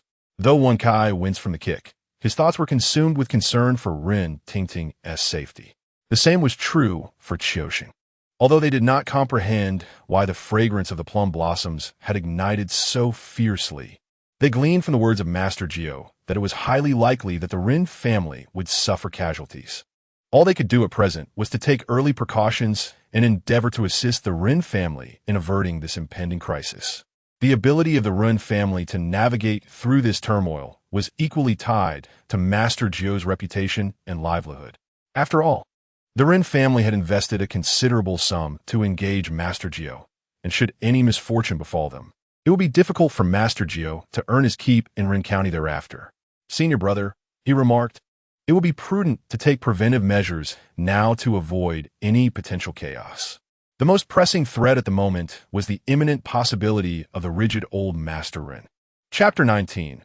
Premeditation. As Wen Kai and Xiaoxing listened to Uncle Gio and Qin Song deliberating on their strategies, curiosity gripped them. Having followed Uncle Gio for many years, it was a rare occasion to witness him in such a state of agitation. The matter concerning the burial of old Master Ren necessitated prompt planning. The longer they delayed, the greater the likelihood that he would transform into a zombie. At that moment, Wen Kai and Xiaoxing found themselves eavesdropping. Upon hearing that old Master Ren might become a zombie, astonishment washed over their faces. Without hesitation, they dashed to old Master Ren's coffin and forcefully pushed open the lid. Master, old Master Ren has gained weight. What did you say? Upon hearing Xiaoxing's words, Uncle Gio and Qin Song hurried to the coffin. At that moment, The stench of decay emanating from within was not only intensifying, but old Master Ren's fingernails had also grown long and thin. All these signs ominously indicated that his transformation into a zombie was imminent. You too, quickly cover the coffin. Noting Uncle Gio's grave demeanor, they promptly sealed the coffin once more. The mere thought that old Master Ren could rigidify at any moment sent a shiver down their spines. Go, prepare the paper, brush, ink, knife, and sword. What did you say, Master? Wen Kai and Xiao Sheng stared at Uncle Gio, bewildered.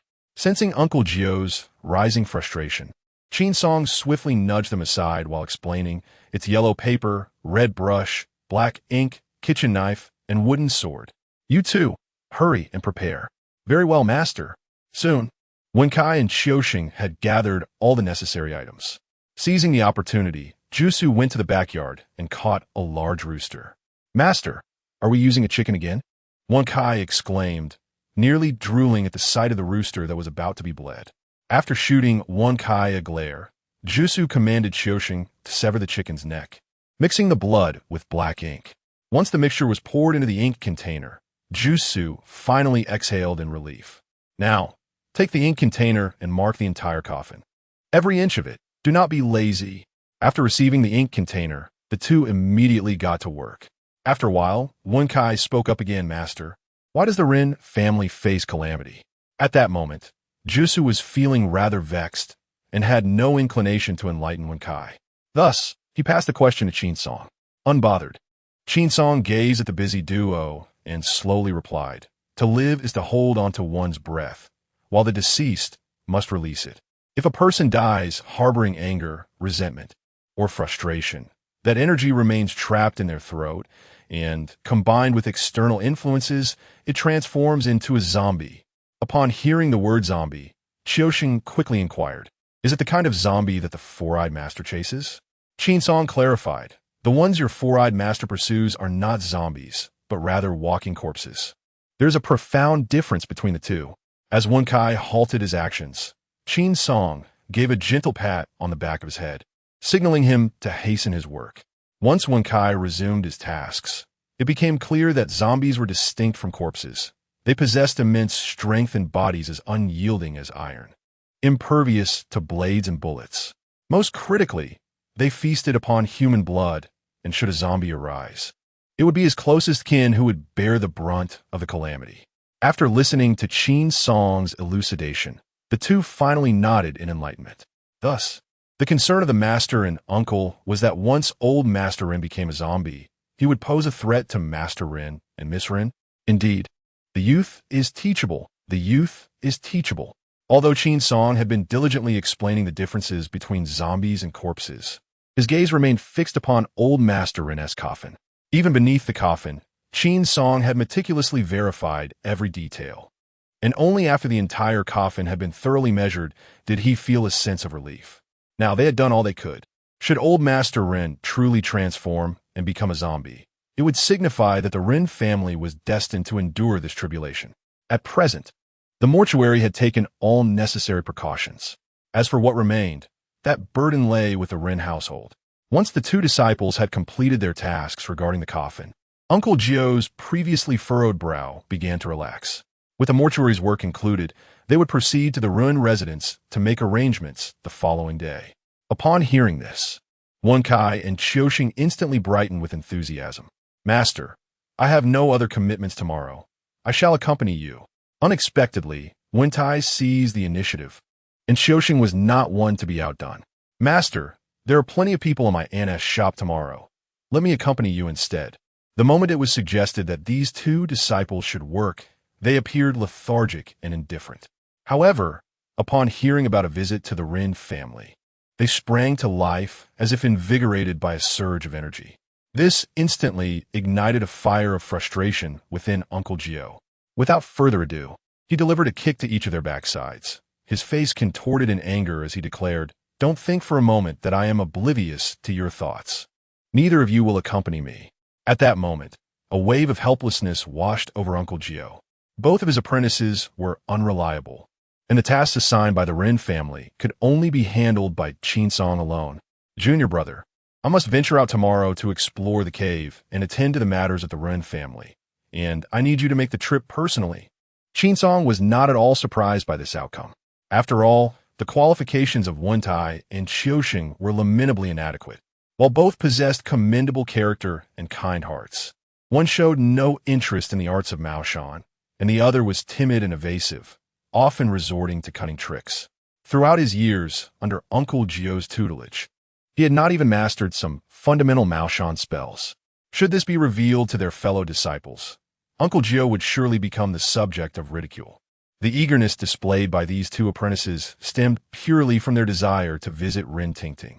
Even if Uncle Jio remained silent, Song would take it upon himself to shoulder this responsibility, especially since a fair and lovely Rin Tingting awaited him at the Rin household. At this moment, upon the mention of the matter by Uncle Jio, Song naturally felt compelled to agree without hesitation. After arranging the affairs for the following day, he feigned readiness to return to the medical hall for some rest. However, before he could step outside, Uncle Jio intercepted him. "Junior brother, regarding the promissory note that Lord Run provided last time, I have exchanged it entirely for silver dollars. After deducting the labor and offerings, there remains over 100. I have divided it into 2 portions, and I shall fetch it for you now." With that, Uncle Jio turned and entered the house. Yet, when he emerged once more, Song had already vanished from sight. "Wen Kai, Chiao Sheng, where is your master, uncle?" The master inquired. "Master, uncle has instructed us to convey that he does not lack for money. Please do not fuss over trifles with him." Chapter 20. Precautions to Song's unexpected remark. Uncle Jio displayed a hint of astonishment on his face. "Enough, the hour is late. Chiao Sheng, you ought to return to your aunt's home. As for tonight, Wen Kai, you shall remain here to keep watch." Wen Kai was taken aback. He could hardly fathom that Uncle Jio would entrust him with the responsibility of guarding the ancestral hall. The mere thought of the ever-looming threat posed by the potentially rigid Ren Lao Tai sent shivers down his spine. "What do you mean, master? You intend to leave me here alone in the dead of night to guard the ancestral hall?" At that moment, Wen Kai felt a wave of unease wash over him. "Perhaps I should stay at the ancestral hall to accompany you?" Upon hearing Uncle Jio's suggestion to remain with him, Wen Kai eagerly nodded. "That sounds splendid." However, a glance at Uncle Jio and Appo's fierce and stern gaze made him retract his enthusiasm. Actually, being alone might not be so bad. Upon hearing this, Uncle Jio and Appo's fierce demeanor softened. "Very well, it seems tonight and Appo's burden falls upon you." The notion of facing Run Lao Tai alone in the dead of night left Wen Kai on the verge of tears. At this moment, he could only silently pray that Ren Lao Tai would not turn rigid and that Uncle Jio would swiftly locate the tomb. That night, Uncle Jio slept soundly, while Wen Kai had already succumbed to slumber as deep as that of a lifeless pig. The already eerie and foreboding ancestral hall occasionally echoed with Wen Kai's incoherent murmurs, which would undoubtedly terrify any unsuspecting visitor. Ting ting, ting ting. At this moment, Wen Kai was lost in a beautiful dream of a date with Ting Ting. Unbeknownst to him, a rustling sound emanated from a nearby coffin, gradually growing louder as time passed. The entire coffin began to tremble in unison with the noise. Yet, Wen Kai remained blissfully unaware of the events unfolding in reality, completely oblivious to the strange sounds coming from within the coffin. As the vibrations intensified, the coffin lid was slowly pushed upward by an unseen force. Suddenly, a pair of dark, withered hands emerged from within. However, the moment those gnarled hands touched the ink line, they emitted a plume of white smoke, as if scorched. Instinctively, the hands retracted swiftly back into the coffin. Concurrently, the lid slammed down with a resounding thud. Upon hearing the noise, Jushu immediately opened his eyes. What was that sound? After confirming that it originated from the mortuary, he donned a garment and hurried towards it. After casting a glance at the coffin and verifying its contents, he then turned his gaze towards Wen Cai's position. Listening to the rhythmic snoring, Jushu couldn't help but feel a tinge of exasperation. He sleeps like a dead pig. Having confirmed everything was in order, Jushu yawned and prepared to return to his room for more rest. However, just as he turned, the withered hands once again reached out from within the coffin. Without any unexpected occurrences, those hands once again made contact with the inked lines. The coffin lid fell heavily once more, producing a resounding echo. Upon hearing the unusual noise, Uncle Gio swiftly turned around. He beheld the sight of Wen Kai sprawled on the ground, having fallen heavily, showing no signs of awakening. Indeed, such individuals are most suited for tending to the funeral home. With that, Uncle Joe gently lifted Wen Kai back onto the bed and meticulously tucked him in with the quilt before departing from the mortuary with a sense of relief. Thus, the night passed. On the following morning, after Qin Song completed his grooming, he made his way directly to the Ren residence. At that moment, Ren Fa was seated on the sofa, engrossed in a newspaper, while Ren Tingting was preoccupied with her cosmetics, seemingly experimenting with a new makeup look. Ren Fa was somewhat taken aback by Qin Song's sudden visit, while Ren Tingting felt a flutter of excitement in her heart. The esteemed Dr. Qin gracing our humble abode is indeed a rare honor. I wonder what brings you here so early in the day. Casting a glance at Qin Song from a distance, Ren Tingting greeted him with utmost politeness. After acknowledging the two, Qin Song proceeded to convey the purpose of his visit. He dared not utter the possibility of the old Master Ren transforming into a zombie and endangering his family, both out of concern for the father and daughter's shock and to avert any unforeseen consequences. Instead, he recounted a premeditated fabrication, the essence of which was that the feng shui of the old Master Ren's tomb had been compromised, which could have repercussions for future generations. He arrived this time to arrange talismans and magical instruments at the residence, with the aim of assisting the Ren family in restoring their geomantic fortune. The true purpose behind the arrangement of these instruments and talismans was to prevent the late Master Ren from becoming stagnant and causing misfortune to his descendants. Although this deception sounded rather simplistic and appeared riddled with flaws, Ren Fa was nonetheless persuaded by it. After all, the Ren family was subtly showing signs of descending from their peak. At this moment, Ren Fa desperately needed methods to alter the family's current predicament. Upon hearing Qin Song's explanation, Ren Fa was naturally overjoyed. He truly did not expect such thorough consideration on your part. Indeed, entrusting this matter to you was the right choice. In response to Ren Fa and Appo's flattery, Qin Song offered him a faint smile. If that is the case, I shall have someone accompany you as you survey the situation and make arrangements. What do you think? Hearing Ren Fa and Appo's proposal, Qin Song nodded in agreement. Immediately thereafter, Ren Fa summoned a person whom Qin Song was quite familiar with. Oh, Brother Qin, what brings you here? Is the clinic not open today? The person summoned by Ren Fa was none other than Awei.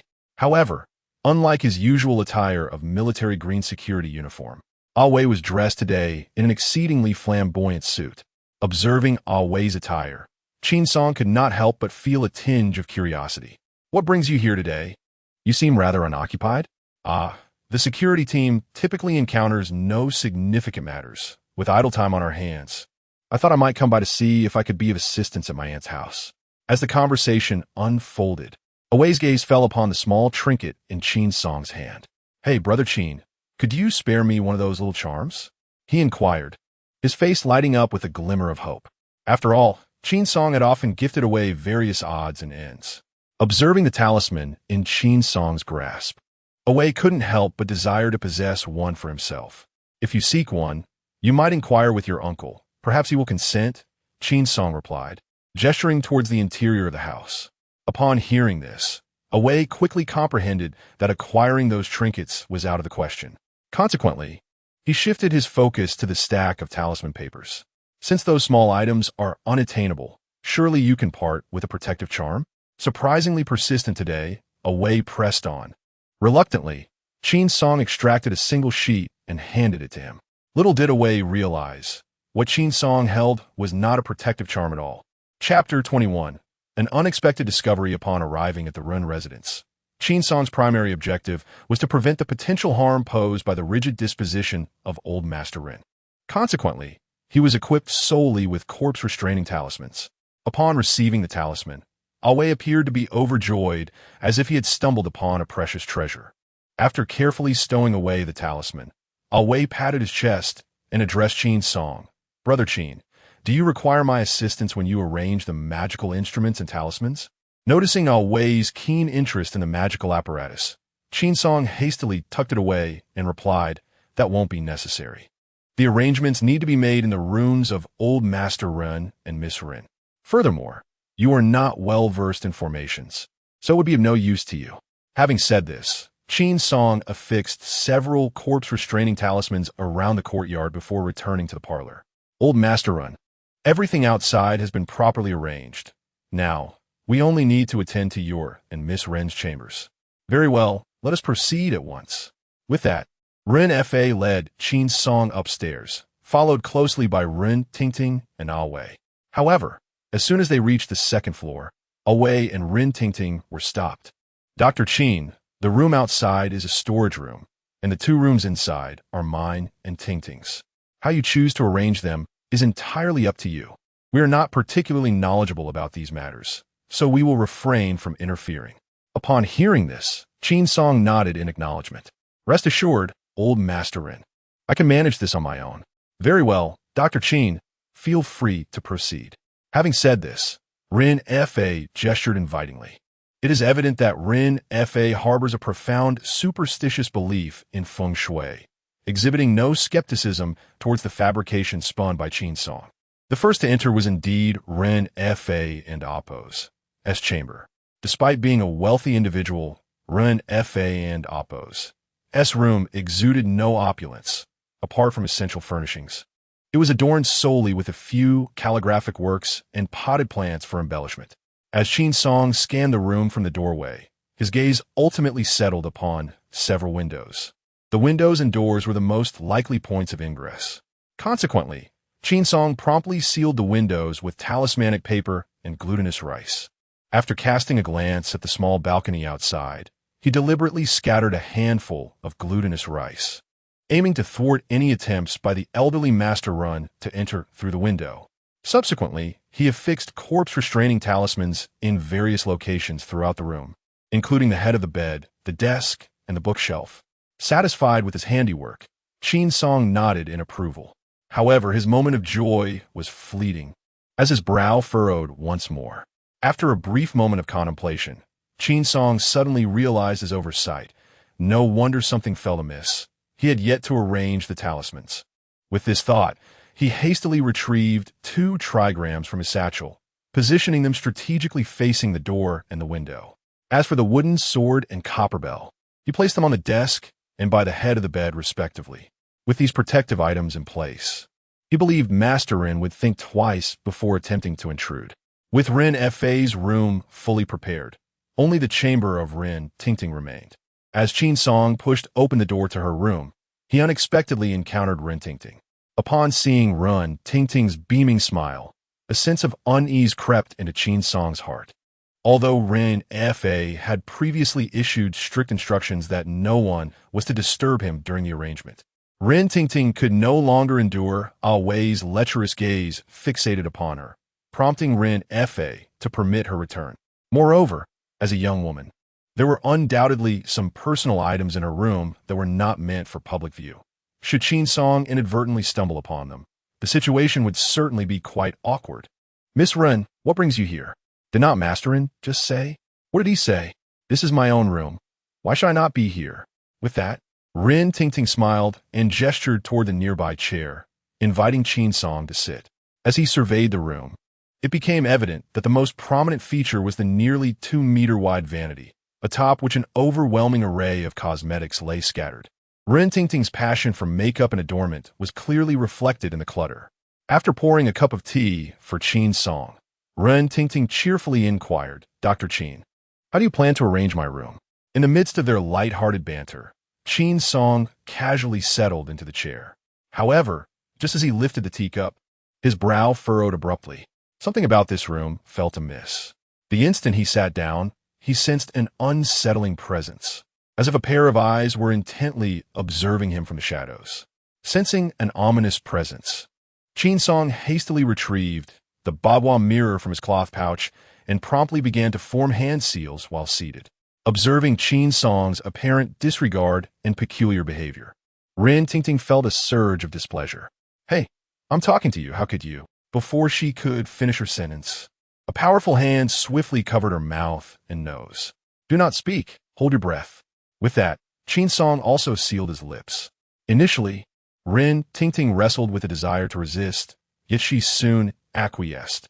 A hint of affection flickered in her eyes, even as they were in such close proximity. For at that moment, Qin Song's focus was not on her. With one hand still covering Rin Tingting's mouth and nose, his gaze roamed the room in search of something. Before long, a cold smirk crept across his face. Let us see where you think you can hide. With a swift motion of his hand, a streak of silver light shot towards the beam overhead. Almost immediately, a shriek echoed from above. Accompanied by the cry, a figure plummeted from the rafters. It was a gaunt specter clad in a black robe, lying not far away, with a silver needle over an inch long lodged in its left chest. You, are you not human? No, you are human. How could you injure me? It is quite amusing. I had yet to inquire about your origins. Yet you have taken the initiative to question me.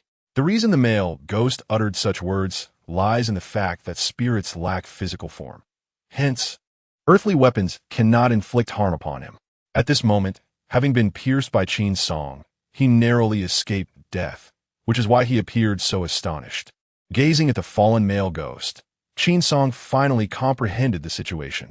He understood why Rin Tingting had been plagued by malevolent energies, which seemed impossible to dispel. It became clear that for an extended period, she had been residing under the same roof as the ghost, living in close quarters with a spirit day in and day out. Even the most powerful talisman would struggle against the relentless encroachment of dark energies. Observing Qin Song muttering to himself, Rin Tingting was filled with questions. Dr. Qin, are you speaking to me? Although she was unaware of the events that had just transpired, the air of mystery surrounding Qin Song piqued her curiosity. Chapter 22. The ghost under control. Seeing Rin Tingting's curiosity, Qin Song could not help but inquire. Do you truly wish to know? Upon hearing this, Rin Tingting vigorously nodded her head. Very well then, I shall tell you the truth. There is a ghost residing in this very room. After uttering these words, Qin Song gestured towards the side of Rin Tingting's bed, indicating that the spirit lay in that very spot. However, Rin Tingting scanned the area and found not even a shadow of a ghost. Dr. Qin, you cannot be jesting with me, can you? Noticing her incredulous expression, Qin Song chuckled softly. Ordinary individuals are incapable of perceiving spirits. If you wish to catch a glimpse of it, I can assist you in temporarily opening your yin-yang eyes. Opening the yin-yang eyes is not a particularly arduous task. It is considered a rudimentary skill in the realm of Maoshan sorcery, albeit somewhat cumbersome. Before each activation, one must prepare rootless dew and 2 willow leaves, each measuring about an inch in length, accompanied by the hand seals of Maoshan to temporarily unveil the presence of any specters in the vicinity. However, Qin Song found this process unnecessary.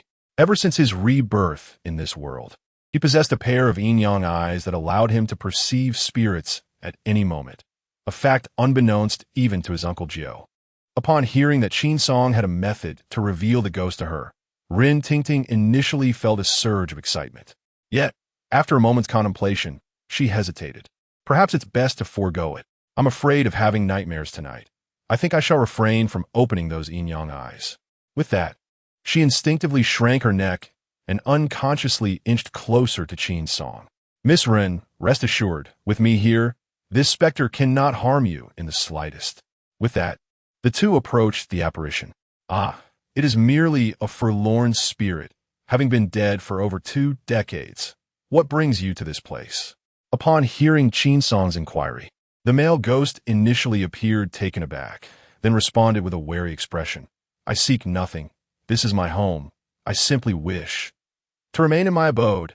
At this, Qin Song nearly burst into laughter from exasperation. You claim this is your home? What a preposterous jest. The Ren family has occupied this residence for 30 to 40 years. Your assertion is nothing but a nonsensical fabrication. After declaring this, Qin Song flicked his wrist, revealing a peachwood sword, over a foot long, firmly grasped in his hand. The sudden display of armament startled the male ghost considerably. Speak, or face the consequences. As the sword drew nearer, the spirit and amp, oppose, as anxiety escalated. Ultimately, unable to withstand his mounting fear, the ghost divulged everything in a rush. "Spare me, Taoist. I shall confess. I resided in Sherbao Pu, a herbalist by trade. 20 years ago, while foraging on the mountain, I accidentally fell to my demise. As no one was aware of my fate, my remains have languished in the depths of the forest, unburied." With this revelation, a hint of bitterness crossed the male ghost's visage. Though the solitude of the mountains is tedious, to enter the cycle of reincarnation, I must await the natural conclusion of my lifespan before I may pass into the realm of the departed. Upon hearing this, Qin Song nodded thoughtfully. His choice of this path serves as sufficient evidence that he was not a malevolent individual in life. Wandering souls seeking to report to the underworld have three potential avenues. The first is to find a substitute, utilizing another and amp, Oppo's, S-body to be reborn. The second is to wait until the end of their time, at which point the underworld will naturally dispatch spectral soldiers to collect the soul. The final option involves being guided by a wise individual, allowing the underworld to grant a reprieve, enabling lost souls to re-enter the cycle of reincarnation. The old man Li, who had passed away over half a month ago, was able to rejoin the cycle through Qin Song's guidance. I had initially intended to await my reincarnation in the depths of the mountains. However, 2 years ago, a Taoist priest extricated me from that isolation. The reason I remain here is that the priest has been exerting control over my remains. Upon hearing this, Qin Song couldn't help but furrow his brow. The manipulation of the remains of wandering souls implies a power over their potential reincarnation. Should the remains be entirely obliterated, the spirit would be condemned to endlessly roam the mortal realm. What did this Taoist priest look like? Why did he send you here, and what was his intent? The individual always wore a veil, and I cannot ascertain his true appearance. As for his mission for me, it was to ascertain the business dealings of the Ren family. To monitor the Ren family's business dealings? Qin Song was momentarily taken aback. Could it be that some wealthy individual in the county aimed to undermine the Ren family, dispatching a specter to oversee their affairs? As this thought crossed his mind, he promptly dismissed it. The Taoist, having arrived in a new locale to seek his livelihood, found it imperative to familiarize himself with the local practitioners.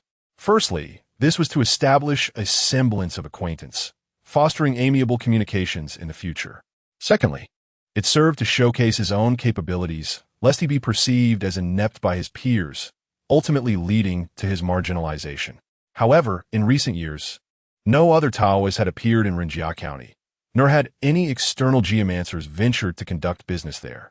After all, the realm of exorcism and feng shui was dominated by Uncle Gio, while divination was the forte of Sister Zhigu. For any other Taoists or geomancers to seek their fortunes in Renjia County would be a fruitless endeavor. Consequently, Qin Song found himself perplexed regarding the origins of the masked Taoist. How are you connected to that masked Taoist? When is the next time you'll be in contact? Upon hearing this, the spirit momentarily paused, his expression turning somewhat awkward. We have no means of communication. Ever since I arrived at the Ren residence, I have only met that Taoist once, and it was he who sought me out. It is indeed peculiar that you were sent to surveil the Ren estate, yet have received no communication.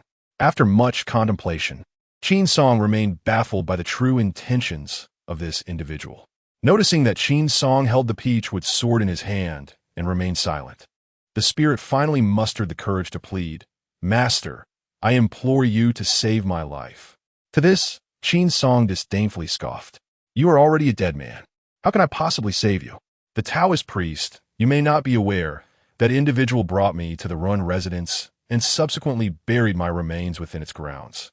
It is precisely due to this that I have been trapped here, unable to escape. Upon hearing this, Qin Song was taken aback. Are you saying that your remains are currently interred within the Ren residence? Indeed, without a doubt. If you do not believe me, you may send someone to the flower bed in the southwest direction, walk 5 steps east, and dig 2 feet into the earth. My remains are buried there. Hearing this, Qin Song hastily turned to Run Tingting. "Miss Run, I kindly ask you to instruct Lord Run to prepare several servants, equipped with shovels and pickaxes, to gather in the courtyard. it would be best to find those who possess considerable strength. Although unaware of Qin Song's true intentions, Ren Tingting, seeing the grave expression on his face, immediately dashed out without a word. Chapter 23. Unearthing the Truth as Ren Tingting turned to leave.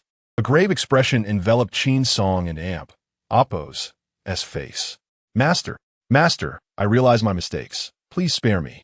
At that moment, the male ghost before Qin Song was pleading incessantly. I was compelled to act this way. Had that individual not exploited my remains as leverage, I would never have resorted to such actions. Releasing you is certainly feasible. After I summon someone to excavate your remains, I shall perform a rite here to guide you to the underworld. Upon hearing Qin Song's words, the male ghost was momentarily stunned. Gazing at the bewildered apparition, Qin Song and Amp Oppo's demeanor turned icy. What? Do you not wish to report to the underworld? At this, the male ghost regained his senses. And master, is what you say truly genuine? Can you really escort me to the underworld? Why would I deceive you regarding such matters? The ghost could hardly fathom the words he had just heard. Benefactor, you are my great savior. No, you are my reborn parents. Listening to the cascade of gratitude, Qin Song felt a wave of discomfort. In terms of age, this male ghost could easily be his grandfather. Yet, now he had transformed into this ghost's reborn parent, leaving Qin Song feeling quite awkward. Enough with the formalities. Once your remains are unearthed, I shall conduct a ceremony to establish a proper grave for you. As for your passage to the underworld, that will depend on your own actions. Having spoken, Qin Song beckoned with his hand. The silver needle, previously embedded in the chest of the male ghost, returned to his palm. Freed from the suppression of the righteous energy, the male ghost immediately felt a wave of relief. After a thorough search within his garments, Qin Song finally produced a talisman for summoning souls from Maoshan. Take this talisman. Should you encounter a ghostly messenger, present it to them, and they will naturally escort you into the realm of the dead for reincarnation. Upon imparting this instruction, Qin Song flicked his finger, and a beam of silver light pierced the male ghost's brow. By the decree of the Supreme, I release your solitary soul. May the silver light manifest within your heart as the underworld's officials receive the wandering spirit, swiftly and in accordance with the law. Subsequently, a glimmer of clarity emerged in the male ghost's eyes. Thank you, Taoist. Thank you, Taoist. Feeling the transformation within himself, the male ghost hastily bowed to Qin Song. Enough with the formalities. Let us forego these rituals. I am pressed for time and must swiftly attend to your remains, so you should depart at once. Having said this, Qin Song turned and exited Ren Tingting and Oppo's room. Upon stepping outside, he fortuitously encountered Ren Tingting, who had just returned. Miss Ren, have you successfully completed the tasks I entrusted to you? All preparations are in place, awaiting your command. Hearing that all personnel and tools were ready, Qin Song nodded in satisfaction. As they descended the stairs, Ren Tingting curiously inquired, Dr. Qin, has the ghost in my room departed? Not yet, shortly. I shall set up the altar and perform the rite to guide him, after which he will leave of his own accord. Upon hearing that the spirit lingered in her room, Miss Ren could not help but glance around her surroundings. Rest assured, Miss Ren, he will not harm you. If he truly harbored such intentions, you would not be here at this moment. Although Qin Song's words were somewhat harsh, they were undeniably true. At that moment, Ren Fa paced anxiously in the courtyard. After all, these individuals were specifically summoned by Qin Song. Suddenly, Ren Fa felt an incessant twitch in his right eyelid, as if a significant event were imminent.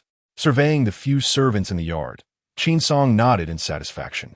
You all, proceed to the flower bed, walk 2 meters east, and begin digging. Upon hearing Qin Song's command for both manpower and tools to disturb the soil in his own garden, Ren Fa's expression darkened. After all, the coffin of the late Master Ren had just been unearthed. Now, with Qin Song intending to disturb the ground again, it was undoubtedly an ill omen for the superstitious Master Ren. Observing the furrowed brow of Master Ren, Qin Song surmised his thoughts. You need not worry, Master Ren. My reason for disturbing your garden is that I have uncovered the cause of your family's declining fortune. What did you say? At Qin Song's proclamation, Master Ren's tightly knitted brow unfurled. Rest assured, you will soon understand why. With that, Qin Song fell silent, standing aloof at the side. Though there was no direct correlation between the two matters at hand. Mr. Ren has a particular penchant for this sort of thing. In an effort to swiftly alleviate his suspicions and concerns, Qin Song had no choice but to intertwine two matters. Before long, the servant responsible for digging shouted out, "Master! Master! We have unearthed something!" Upon hearing the servant in damp, Oppo's announcement, Qin Song hurried towards the flower bed. Out of curiosity, Ren Fa and Ren Tingting quickly followed suit. When the father and daughter beheld the items in the pit, astonishment washed over their faces. What? How can there be a corpse in the yard? Gazing at the remains in the pit, Qin Song approached Away with a mischievous glint in his eye. Away, shortly you shall procure a bag to collect these bones. Remember, not a single piece must be omitted. Despite his reluctance, Away instructed his men to gather the remains. Yet, as they were in the midst of this task, a sudden exclamation echoed from the pit. "Captain, there is something beneath the corpse." Upon hearing this, Qin Song swiftly turned back and returned to the edge of the pit. Observing the somewhat dull object within, he gestured eagerly, "Excavate that item." As the soil was steadily cleared away, a basin-sized bagua mirror emerged, revealing itself to the onlookers. Examining the intricate engravings upon its surface, Qin Song furrowed his brow. He then hastened to Mr. Ren and Amp, Oppo's side. "Master Ren, I have some private matters I wish to consult with you about." Upon hearing that Qin Song had matters to discuss, he promptly accompanied him to a secluded spot. Once they confirmed that no one was around, Qin Song, with a serious expression, inquired, "May I ask if Master Ren currently has a concubine?" Taken aback by the unexpected nature of the question, Ren Fa shook his head. "Since the passing of my concubine 2 years ago, I have not sought another." After listening to this, Qin Song nodded thoughtfully. If memory served him correctly, Ren Tingting had lost her mother at a tender age, and the death of Ren Fa's first wife occurred in the 2nd year following the passing of old Master Ren. Contemplating this, Qin Song continued his inquiry over the years. How many concubines has Master Ren taken, and where might they be now? Chapter 24.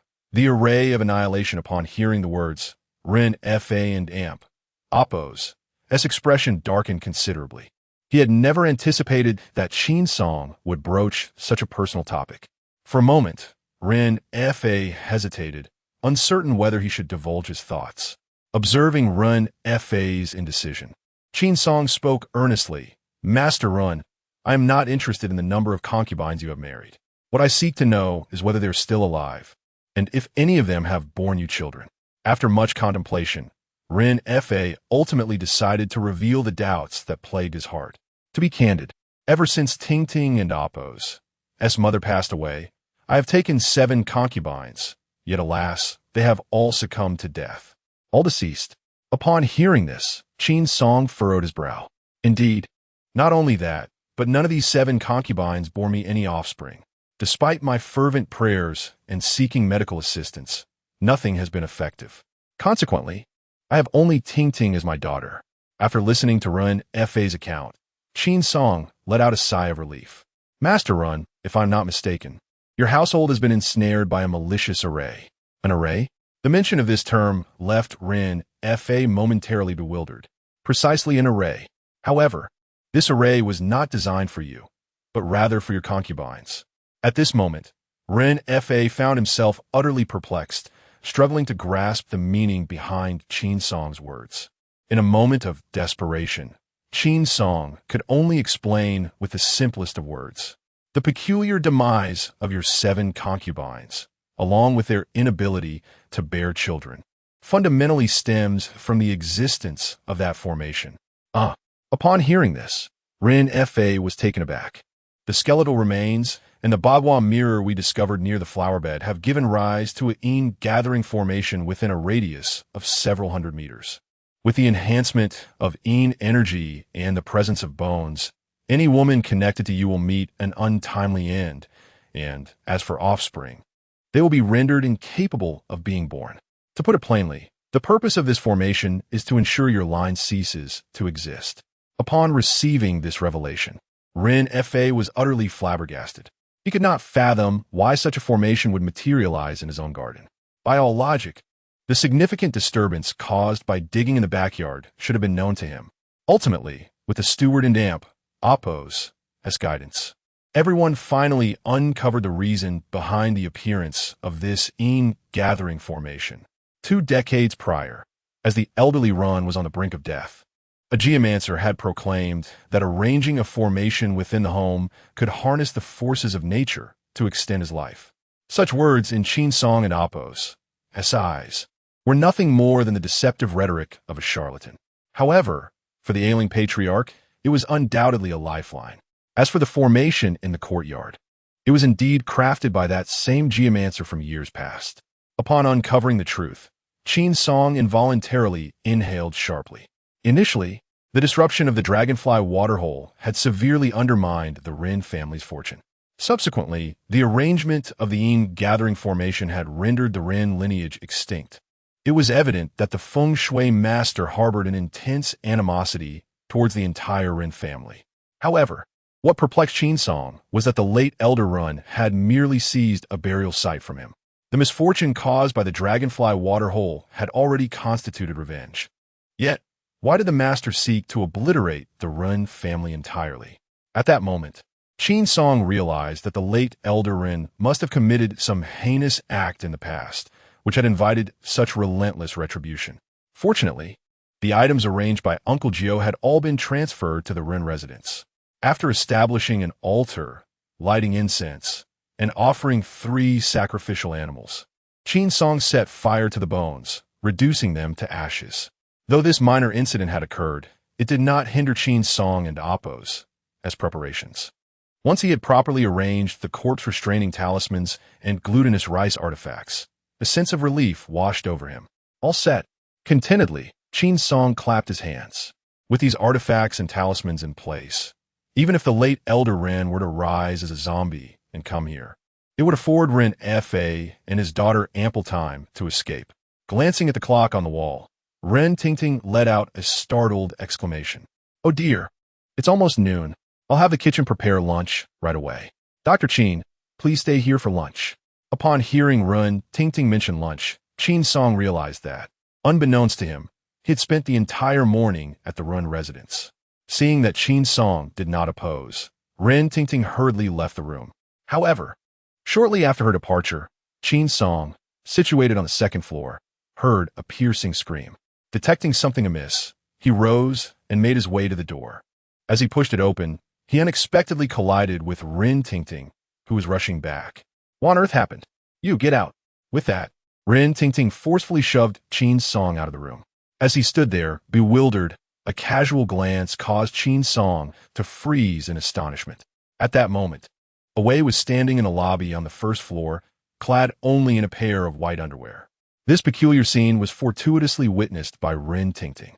Observing Awei and Oppos' bizarre movements in the lobby, Qin Song rushed down the stairs. Simultaneously, 2 figures also entered the lobby. "What is going on?" At this moment, Jiu Shu, standing beside Run Fa, bore an expression of wariness. Noticing Awei's antics, Qin Song pointed towards him and explained. "Awei seems to have lost his mind and is undressing in the lobby, and Miss Rin happened to stumble upon this spectacle." Rin Fa's expression turned grave as he gazed at Awei's continued gyrations. What on earth is this fool doing? Without time to reprimand Awei, Rin Fa hurriedly ascended to the 2nd floor, his primary concern now being his daughter's mental well-being. Although Awei could be somewhat unreliable, he never thought he would act so foolishly, especially in the presence of a large crowd. Engaging in such despicable behavior is truly reprehensible. As for Qin Song, he was well aware that Awei's actions were entirely orchestrated by Wen Kai behind the scenes. Observing Jiu Shu reveling in the misfortune nearby, Qin Song stealthily approached him. "Master brother, why do you think Awei would choose to disrobe in front of so many people?" he inquired. Watching Awei frantically gyrating, Jiu Shu chuckled. Who knows what mischief has gotten into him? It was surprising that Jiu Shu had yet to grasp the situation. In exasperation, Qin Song reiterated, "Master brother, where have Wen Kai and Qiuxin gone?" Initially, Jiu Shu was slow to comprehend, but after a brief moment, his expression abruptly shifted. Those 2 little rascals. With that, Jiu Shu dashed out of the parlor. Chapter 25.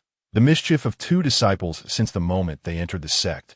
All disciples of Mao Shan must remember, mastering the art of Mao Shan should be a means to benefit humanity, not to be wielded recklessly.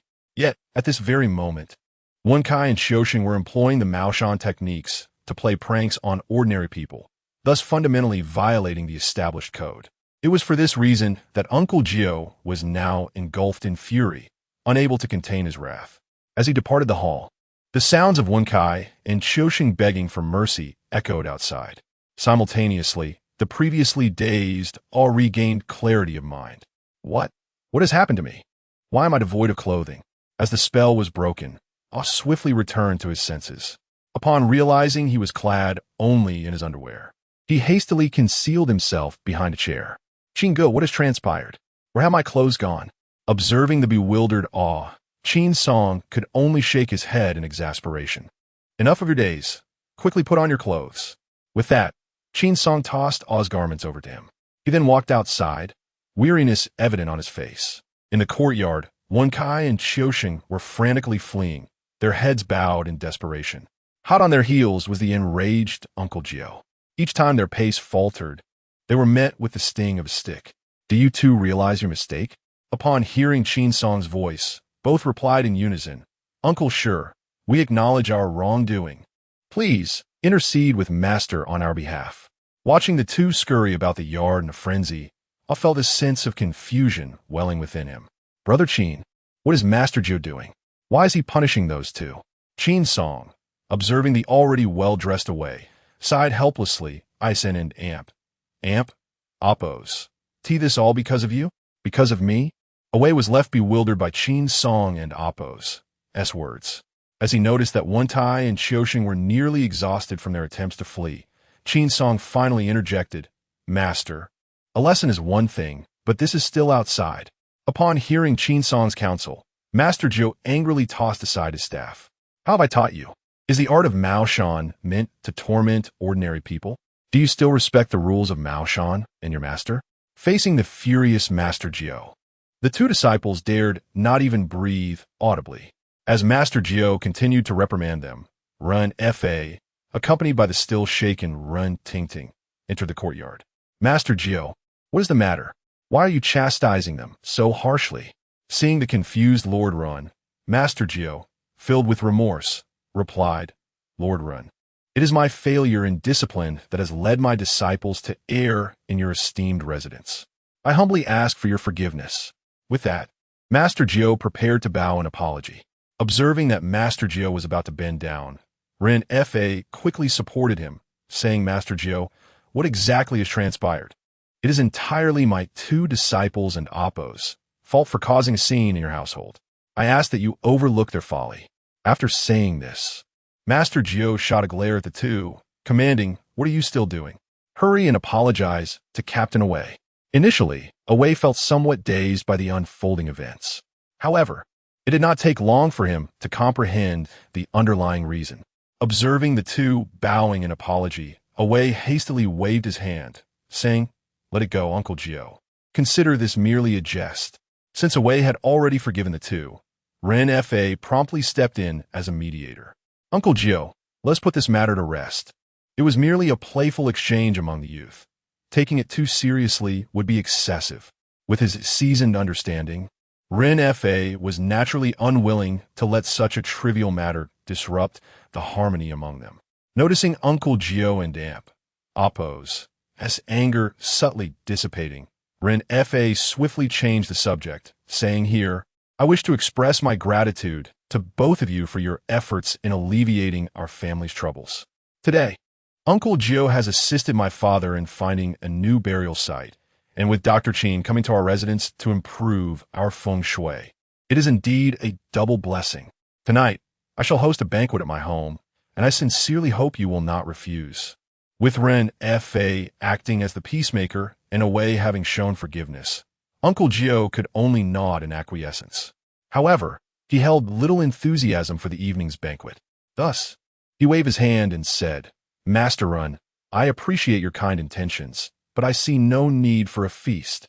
At that moment, Uncle Gio and Amp, Oppos' greatest concern was the late Master Run, who lay in the ancestral hall. As long as the coffin remained unburied, Uncle Gio could not find peace of mind. Should the remains truly begin to decay and breach the coffin, the Rin family would face dire consequences. Seeing that Uncle Gio was reluctant to accept, Rin Fa promptly inquired, "Uncle Gio, do you not intend to show me some courtesy?" In Rin Fa and Appo's perspective, Uncle Gio and Appo's refusal of the dinner invitation was purely a consequence of the recent incident. Perhaps realizing the misunderstanding, Uncle Gio hastily shook his head and said, "Master Run, it is not that I am unwilling to honor you. It is simply—" At that moment, Uncle Gio swallowed the explanation he had initially prepared. After all, to suggest in front of Rin Fa that his father might rise from the dead would leave anyone feeling disgruntled. Contemplating the implications, Uncle Gio couldn't and Amp, Appo's, help but glance over at Qin's song. "Junior brother, what are your thoughts?" To his surprise, Uncle Gio shifted the responsibility onto himself, causing Qin's song to inwardly grumble about Uncle Gio and Appo's lack of loyalty. If Qin's song recalled correctly, tonight marked the day of the late Master Ren and Appo's awakening from his coffin. Although the forgotten coffin in the film had been marked, no one could guarantee that Master Ren would not emerge from his resting place. Even with all the precautions taken at the Ren residence, if only Uncle Gio could remain there alongside him, it would significantly ensure the safety of Rin Fa and his daughter, serving as a formidable safeguard. Noticing that Qin's song had remained silent for an extended period, Uncle Gio quietly urged, "Junior brother, I propose that we return to the righteous estate today." Upon hearing this, Qin's song nodded. "Brother, I understand your intent. However, Master Run has warmly invited us. How could we possibly refuse to honor his hospitality? Don and Appo's, do you agree?" The apprehensions harbored by Uncle Gio are, in essence, akin to those dwelling within Qin's song and Appo's heart. However, at this juncture, they have both executed all that is within their power and have fulfilled their obligations with unwavering diligence. Should old Master Rin indeed rise as a zombie from his coffin, it can only be deemed as the will of fate. One cannot defy destiny. To Uncle Gio and Appo's astonishment, Qin's song readily acquiesced, prompting a sigh of relief from him. "We are most grateful for old Master Ren's kind invitation. We shall certainly attend the banquet on time." Witnessing Uncle Gio and Appo's eventual concession, a wave of joy illuminated Rin Fa and Appo's countenance. The banquet is scheduled for 8 and Appo's clock, and at that hour, I shall await the arrival of all esteemed guests. After finalizing the arrangements, Qin's song and his companions departed from the Rin residence. Yet, once Uncle Gio exited the premises, a trace of concern marred his expression. Chapter 26. Caution steers the vessel for eternity after bidding farewell to Qin's song and Uncle Gio. Rin Fa realized that at this moment, Rin Tingting was gazing out the door, lost in her thoughts. Tingting it and Appo's, time for lunch. Upon hearing this, Rin Tingting merely responded with a soft "oh," her gaze still fixed on the outside world. "Tingting, have you perhaps developed feelings for that Dr. Qin?" At that moment, Rin Tingting was indeed contemplating the image of Qin's song. The instant she heard her father's words, her face flushed a deep crimson. Dad, who would like such an insufferable fellow? Although Rin Tingting outwardly claimed to dislike Qin's song, the mere thought of his tall figure made her heart race uncontrollably. Observing his daughter's reaction, Rin Fa understood immediately. "My dear, Dr. Qin possesses good looks and admirable character, not to mention his remarkable medical skills as a disciple of Mao Shan. If he were to become your partner, it would indeed be a fortunate match for you. How about this? When Dr. Qin comes for dinner later, I shall inquire on your behalf. What do you think?" To his surprise, Rin Fa genuinely intended to play matchmaker. Rin Tingting and Appo's face grew even warmer. "Father, if you continue to speak nonsense, I shall ignore you." With that, she bashfully retreated to her room. Yet, her demeanor had already spoken volumes. Sighing, Rin Fa couldn't and Appo's help but reflect, indeed, daughters cannot linger at home forever. How can one possibly bring these two together? As for Qin Song himself, he remains blissfully unaware of the situation. At this moment, he is traveling to the ancestral grave with Uncle Gio. Upon their return to the grave, Uncle Gio's expression suddenly turned grave. "You two rascals, come here at once." The two, initially intending to make a hasty retreat, immediately halted upon hearing Uncle Gio and Amp Apos as reprimand. Observing the way they recoiled like quails, bracing for a scolding, Uncle Gio and Apos, as frustration only intensified. He felt a deep sense of regret. How could he have ignored advice and taken these two imps as disciples? As Uncle Gio appeared on the verge of an outburst, Qin Song quickly gestured to the two. "What are you still hesitating for? Hurry and apologize to Master." "Master, we were wrong," they exclaimed in unison, promptly kneeling before Uncle Gio. "Why did you resort to using Maoshan techniques to play tricks on others? Have you forgotten the rules of the Maoshan sect? If I do not properly discipline you today, you may very well forget the sect's regulations." With that, Uncle Gio seized a feather duster from the table, preparing to strike the two. "Brother, perhaps a verbal reprimand would suffice. If you truly were to strike them, wouldn't it be your heart that aches in the end?" Uncle Gio, a quintessential figure of tough love, was currently filled with ire. Should he unleash his wrath upon them, he would undoubtedly regret it later. Seeing Qin Song intervene, the two wept profusely, pledging, "Master, we shall never dare to do so again. Master, please forgive us this time." As the two pleaded before him, Joshu caught sight of Wen Cai's battered visage.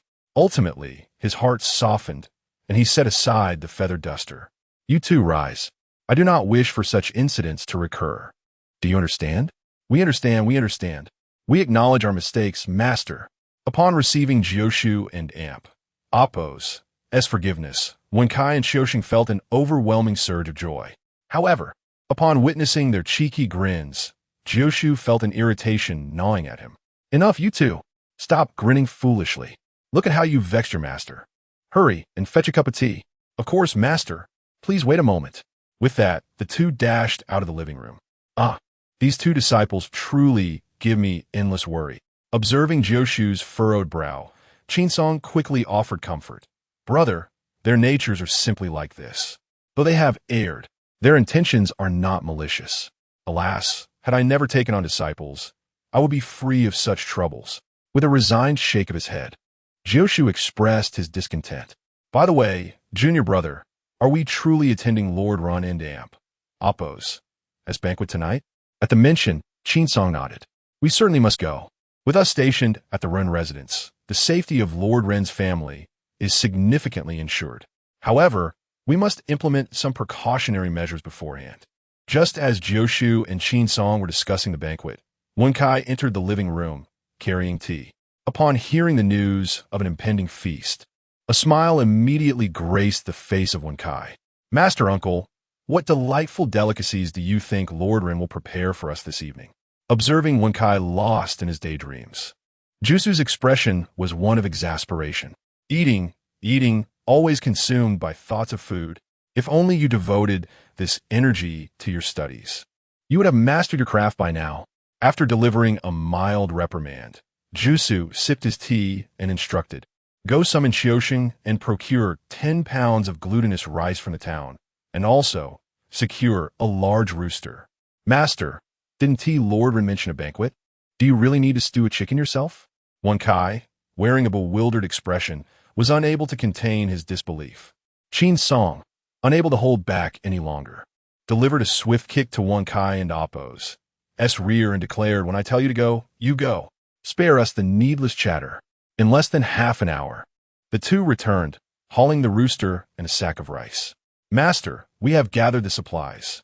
Despite the fact that all four were to attend the banquet that evening, and the ancestral hall was left unattended, Jusu remained uneasy. Thus, he resolved to reseal Lord Ren's coffin before departing to avert any potential disturbances. As he slaughtered the chicken and mixed its blood with ink, his two apprentices watched in a state of confusion. It wasn't until Jusu poured the prepared ink into the ink container that they finally grasped his intentions. "Master, hasn't the coffin already been sealed once? Why must it be sealed again? Who said I was sealing the ink line?" With that, Jusu pulled the string from the ink container and commanded, "Go. Wrap the entire coffin with the string." Gazing at the ink line tool in his hand, Wen Kai appeared somewhat astonished. After all, this coffin was not only adorned with an abundance of ink lines, but also filled with glutinous rice in its crevices. Furthermore, the coffin lid was secured with a corpse-restraining talisman. With such meticulous precautions, it could hardly be deemed impenetrable. It was undoubtedly watertight. The two of them could not fathom why Uncle Gio had taken such extensive measures. "Master, your caution seems excessive. The exterior of the coffin has already been fortified with layers of protection. Could it be that the old master can teleport out? If you're to bind, then bind. Why all this resentment? Remember, a cautious approach ensures longevity." Although they did not understand Uncle Gio's prudence, they complied with his instructions and wrapped the entire coffin thoroughly. Chapter 27.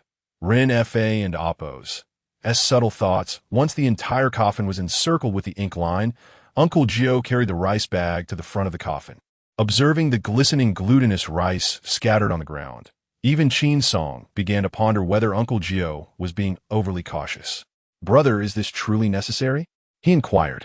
It was not until the rice had completely surrounded the coffin that Uncle Gio sighed and replied, "Without this, my heart would remain unsettled." For reasons unknown, since returning from the Run residence, his right eyelid had been twitching incessantly, which he perceived as an ominous sign. Upon hearing Uncle Gio and Oppo's words, Qin Song felt somewhat speechless. The incessant twitching of Uncle Gio and Oppo's eyelid was, after all, provoked by the vexation caused by Wen Kai and Xiao Sheng. After everything was properly arranged, the group finally exited the mortuary. Before departing, Uncle Gio took the precaution of locking the door to the mortuary. As night fell, the quartet left the funeral home, setting off towards the Ren residence. Upon their arrival, Ren Fa and Ren Tingting had already been waiting in the living room for quite some time. Seeing the four approach, Ren Fa hurriedly welcomed them. "Come in, Dr. Qin, please," he urged. As soon as Ren Tingting heard that Qin Song had arrived, her gaze instinctively darted towards the entrance. Although she had expressed her disdain for Qin Song earlier that day, the mere mention of his name now ignited a flicker of anticipation and joy within her, causing her eyes to wander towards him repeatedly. After Ren Fa had arranged seats for everyone, the atmosphere began to settle. It was then that Qin Song realized that the person seated beside him was none other than Ren Tingting. Although he was unsure of Ren Fa's reasoning behind this arrangement, Qin Song nonetheless took his place beside her with ease. As several individuals settled in, the kitchen promptly began presenting the meticulously prepared dinner to the table. Being the affluent magnate of Ren County, Ren Fa ensured that the dishes for the evening were far from meager, particularly since he had requests from Uncle Gio and his companion. This banquet was exceptionally lavish. Gazing upon the abundant array of delicacies, both Wen Kai and Xiaoxing found themselves unable to tear their eyes away. Observing his two disciples behaving so unseemly, Uncle Gio, in a fit of irritation, discreetly kicked them under the table. "You two, pay attention. Do not act as if you haven't eaten in 800 years." Despite his reprimands, the splendor of the feast was overwhelming. On ordinary days, while Wen Kai and Xiaoxing were able to satisfy their hunger under Uncle Gio's tutelage, indulging in richer fare was a rare luxury. Thus, the sight of such an opulent spread was utterly captivating. As the kitchen continued to serve dish after dish, Awei finally arrived at the Run residence, riding a bicycle. "Cousin, I hope I'm not late," he exclaimed, his forehead glistening with sweat. Ren Fa chuckled and replied, "Not all. You arrived just in time." He then gestured for Awei to take a seat. With everyone present, Ren Fa, as the host, naturally raised his wine glass and stood up. After downing this toast, the evening's banquet would officially commence. As the wine glass clinked down, the hands of Wen Kai and Xiaoxing began to move. Today, Qin Song finally witnessed what it meant to be an unfeeling eating machine. In that moment, Wen Kai and Xiaoxing resembled individuals who had not eaten for several days. Their chopsticks danced incessantly, while their mouths were stuffed with an array of dishes. Although they showed some restraint after a quiet admonition from Uncle Gio, it was not long before they reverted to their frenzied consumption. Observing this, Uncle Gio could only shake his head in exasperation. Despite Wen Kai and Xiaoxing's somewhat uncouth behavior, Lord Ren's attention was not on them. He was intently focused on Qin Song. Noticing that Rin Tingting remained unmoved, Rin Fa discreetly gestured for her to forge a closer bond with Qin Song. Doctor, you do try this dish. It is quite delectable. With that, Rin Tingting, albeit trembling, served some food to Qin Song, placing it on the plate before him. To her surprise, Rin Tingting's perceptiveness pleased Rin Fa, who nodded in satisfaction as he observed her progress. Seeing that Qin Song did not reject her advances, Rin Tingting continued to serve him a variety of dishes. Before long, Qin Song's plate was overflowing. As she prepared to bring more food to him, Qin Song could no longer contain himself. Miss Rin, do not just focus on me. You must eat as well.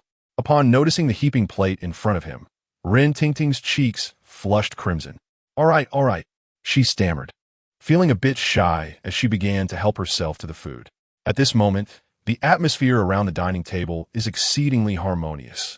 Even the typically austere Uncle Gio is indulging heartily in the dishes before him. Fortuitously, Qin Song has consented to this sumptuous dinner. Otherwise, Uncle Gio would be a loss as to when he might next partake in such a lavish feast.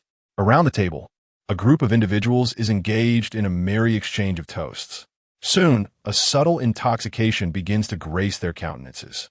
The earlier discord between Wei and Wen Kai has dissipated, and they now appear as if long-lost friends, draping arms over each other's shoulders and incessantly toasting. Meanwhile, Rin Fa and Uncle Gio sip their drinks intermittently, discussing matters pertaining to the burial of old Master Rin. As for Rin Tingting and Qin Song, they seem to embody the most decorous demeanor of all. Whether it is the influence of the alcohol or merely the presence of Qin Song beside her, Rin Tingting's petite face is a flush, resembling a ripe apple that invites a taste. Within the Rin residence, laughter and joy abound. However, beside old Master Rin's grave, an unremarked small table has appeared. 2 candles flicker with an eerie green glow, resembling a pair of eyes watching the darkness, casting a particularly unsettling aura from a distance. Beside the grave, a man clad in a dark blue robe gazes into the distance. Rin Weiyong, did you ever envision, 2 decades ago, that your family would arrive at this juncture? With that, the man retrieves a small vial from his garment, uncapping it, and allows the liquid within to flow into the grave. Today, I shall demand retribution from the Rin family, for blood must be repaid with blood. Upon uttering these words, the man slowly approached the altar, casually picking up a palm-sized straw effigy, with grass as its form and blood as its guide, obscuring the heavenly secrets and drawing forth your true energy, arise. As he bellowed this command, the straw effigy, which had been lying on the altar, began to tremble violently. Simultaneously, the coffin of old Master Run in the ancestral hall also shook with fervor. Soon after, an eerie scratching sound emanated from the coffin made of precious Nanma wood. Observing that the straw effigy struggled to rise, a hint of surprise flickered across the face of the man in the azure robe. This is intriguing. The disciple of Mao Shan truly lives up to their reputation. Chapter 28. The unshackling of Lord Run as the scarecrow before him failed to rise. A hint of anxiety crept across the face of the man in the azure robe. After a moment of contemplation, a look of resolute determination appeared on his features. Suddenly, he bit into the tip of his tongue, allowing a droplet of crimson blood to bead forth, which he then smeared upon the scarecrow. As the blood touched the figure, the body of Lord Run, confined within the coffin, stirred with an unnatural fervor, as though invigorated by a potent stimulant. Within moments, a cacophony erupted from the mortuary, and a figure suffused with the stench of decay rose to its feet. The very scenario that Qin Song and Uncle Gio had dreaded had come to pass. Lord Run had undergone a ghastly transformation. Seeing the scarecrow successfully rise from the table, the man in the azure robe finally exhaled a sigh of relief. The successful animation of this effigy signified that the corpse of Rin Weiyong had solidified into a state of undeath. Soon, Rin Weiyong would make his way to the Rin household to feast upon the blood of his kin. However, just as he prepared to gather his belongings and depart, he noticed that the scarecrow was bouncing in place, seemingly reluctant to leave its confines on the table. What could this mean? Realizing the anomaly of the effigy, The man promptly sprinkled a few drops of talismanic water upon the altar. Upon witnessing a circle form around the scarecrow, he was nearly driven to the brink of rage. Damn it! Must you be so overly cautious, employing such elaborate preparations? Observing the scarecrow capering in place upon the altar, the man in the azure robe steeled himself and swiftly produced a small dagger. A glimmer of cold light flashed, and a stream of crimson blood began to flow from his hand. Simultaneously, his complexion paled, as though all strength had been siphoned from his body. As the blood dripped onto the altar, a furious roar erupted from the throat of Old Master Run within the ancestral hall, and he surged forth like a wild stallion, intent on breaking free from the myriad restraints. In an instant, the binding effects of the corpse-fixing talisman and the ink line were shattered. With a series of explosive sounds, Old Master Run shattered the window and leaped into the courtyard. In the courtyard, the radiant moon hung high, casting a cascade of silvery light. As the moonlight bathed Old Master Run, the miasma of death emanating from him intensified. After transforming into a zombie, he instinctively absorbed the essence of the moonlight. However, as a newly animated corpse, his force was diminished due to the forceful breach of numerous barriers, resulting in his ability to absorb the moonlight and amp. Appo's essence being severely curtailed. As Old Master Run continued to draw upon the moonlight in the courtyard, the scarecrow that had once been able to subdue him slowly began to ignite. Splendid, splendid. The man in the azure robe reveled in the scene before him, relishing the fact that everything lay within his control. Soon, the scarecrow on the table turned entirely to ash, and at that moment, Old Master Run, who had been standing in the courtyard, began to stir. Initially, Old Master Run appeared somewhat bewildered, merely bouncing around aimlessly. However, he was soon drawn to the sound of a goat's bleat. By now, his eyes had long lost their original function, and his means of discerning the direction of his targets relied on his hearing and sense of smell. Having just transformed into a zombie, his craving for blood was intensely potent. At that moment, he caught the scent of two goats and immediately lunged toward them. These goats were originally kept in the backyard by Uncle Gio, intended to be sold for a livelihood. Little did they know, they would soon become Old Master Ren's first meal of blood.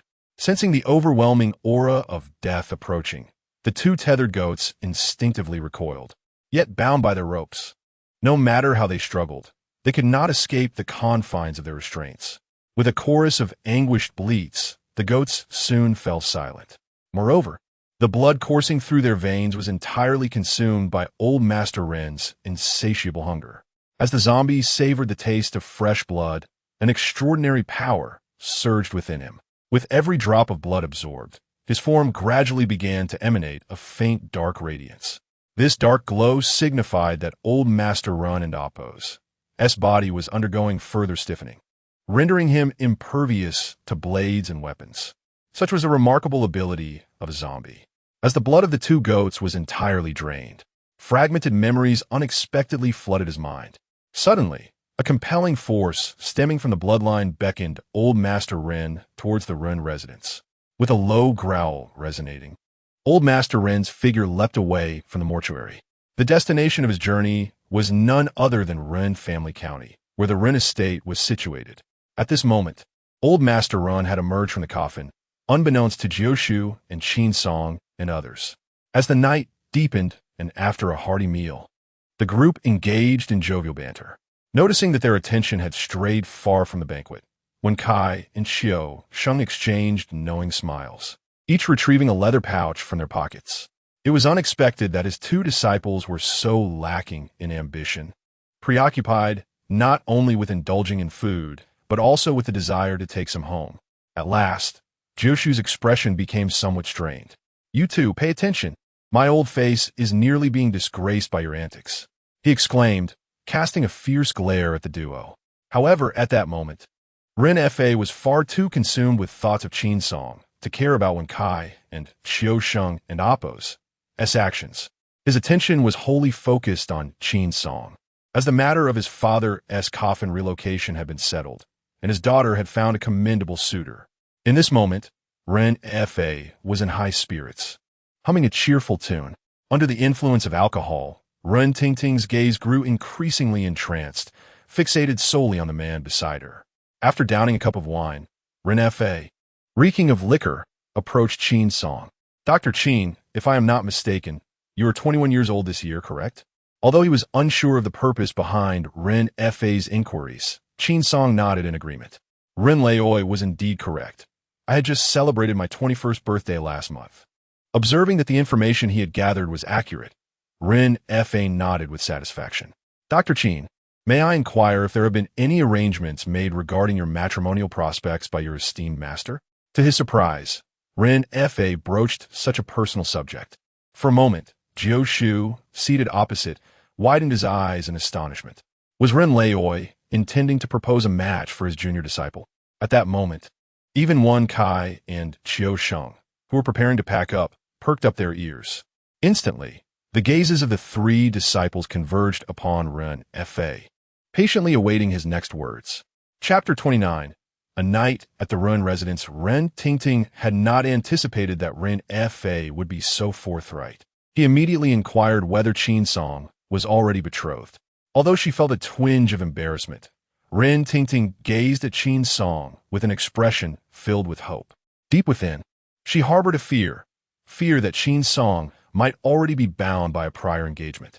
She dreaded that her fervent admiration would ultimately dissipate into nothingness. Observing the inebriated Ren Fa, Qin Song smiled and replied, Ren Laoi, my master has not arranged any matrimonial commitments for me. At that moment, Qin Song had already discerned Ren Fa's intentions. Looking at the blushing Ren Tingting beside him, the answer was evidently clear. The Qing sect of Maoshan, being a branch of the Zhengyi school, imposes no restrictions on marriage and procreation. Though in this era, the traditions of marriage typically adhered to the wishes of parents and matchmakers, Qin Song and Apos, as esteemed mentor, the revered Tai Xianjinren, had never interfered in the romantic affairs of his disciples. Furthermore, as someone who had lived a previous life, Qin Song held a disdain for such antiquated notions. While Ren Tingting was fair-skinned and beautiful, and her family affluent, she was, in the eyes of most men, an epitome of perfection. However, discussing marriage at this juncture seemed rather premature. Yet if they were to engage in a conversation about it, possibilities could arise. Upon hearing that Qin Song had no existing engagement, Ren Fa was so elated he nearly lost his balance. Dr. Qin, this is splendid news. Let me tell you, my daughter is undoubtedly worthy of you. As for my daughter, just as Ren Fa was speaking, he suddenly swayed and began to topple to the side. Fortunately, Qin Song, with remarkable quickness, managed to catch him in time, preventing a potentially disastrous fall. However, the abrupt movement caused several dishes on the table to topple over onto him. It was unexpected that old Master Ren would falter at such a crucial moment. This left the trio of master and disciples somewhat disheartened, as they had anticipated a spectacle. Observing Qin Song, now smeared with sauce, and glancing at the thoroughly intoxicated Ren Fa, Ren Tingting felt a surge of anxiety. Dr. Qin, I sincerely apologize, truly. With that, she hurriedly took the towel offered by the servant and meticulously began to wipe down Qin Song's attire. This gesture bore an uncanny resemblance to an intimate act between spouses. In an instant, the trio's expressions shifted to one of subtle surprise. I am so sorry, Dr. Qin. My father has had too much to drink today. Please do not take offense.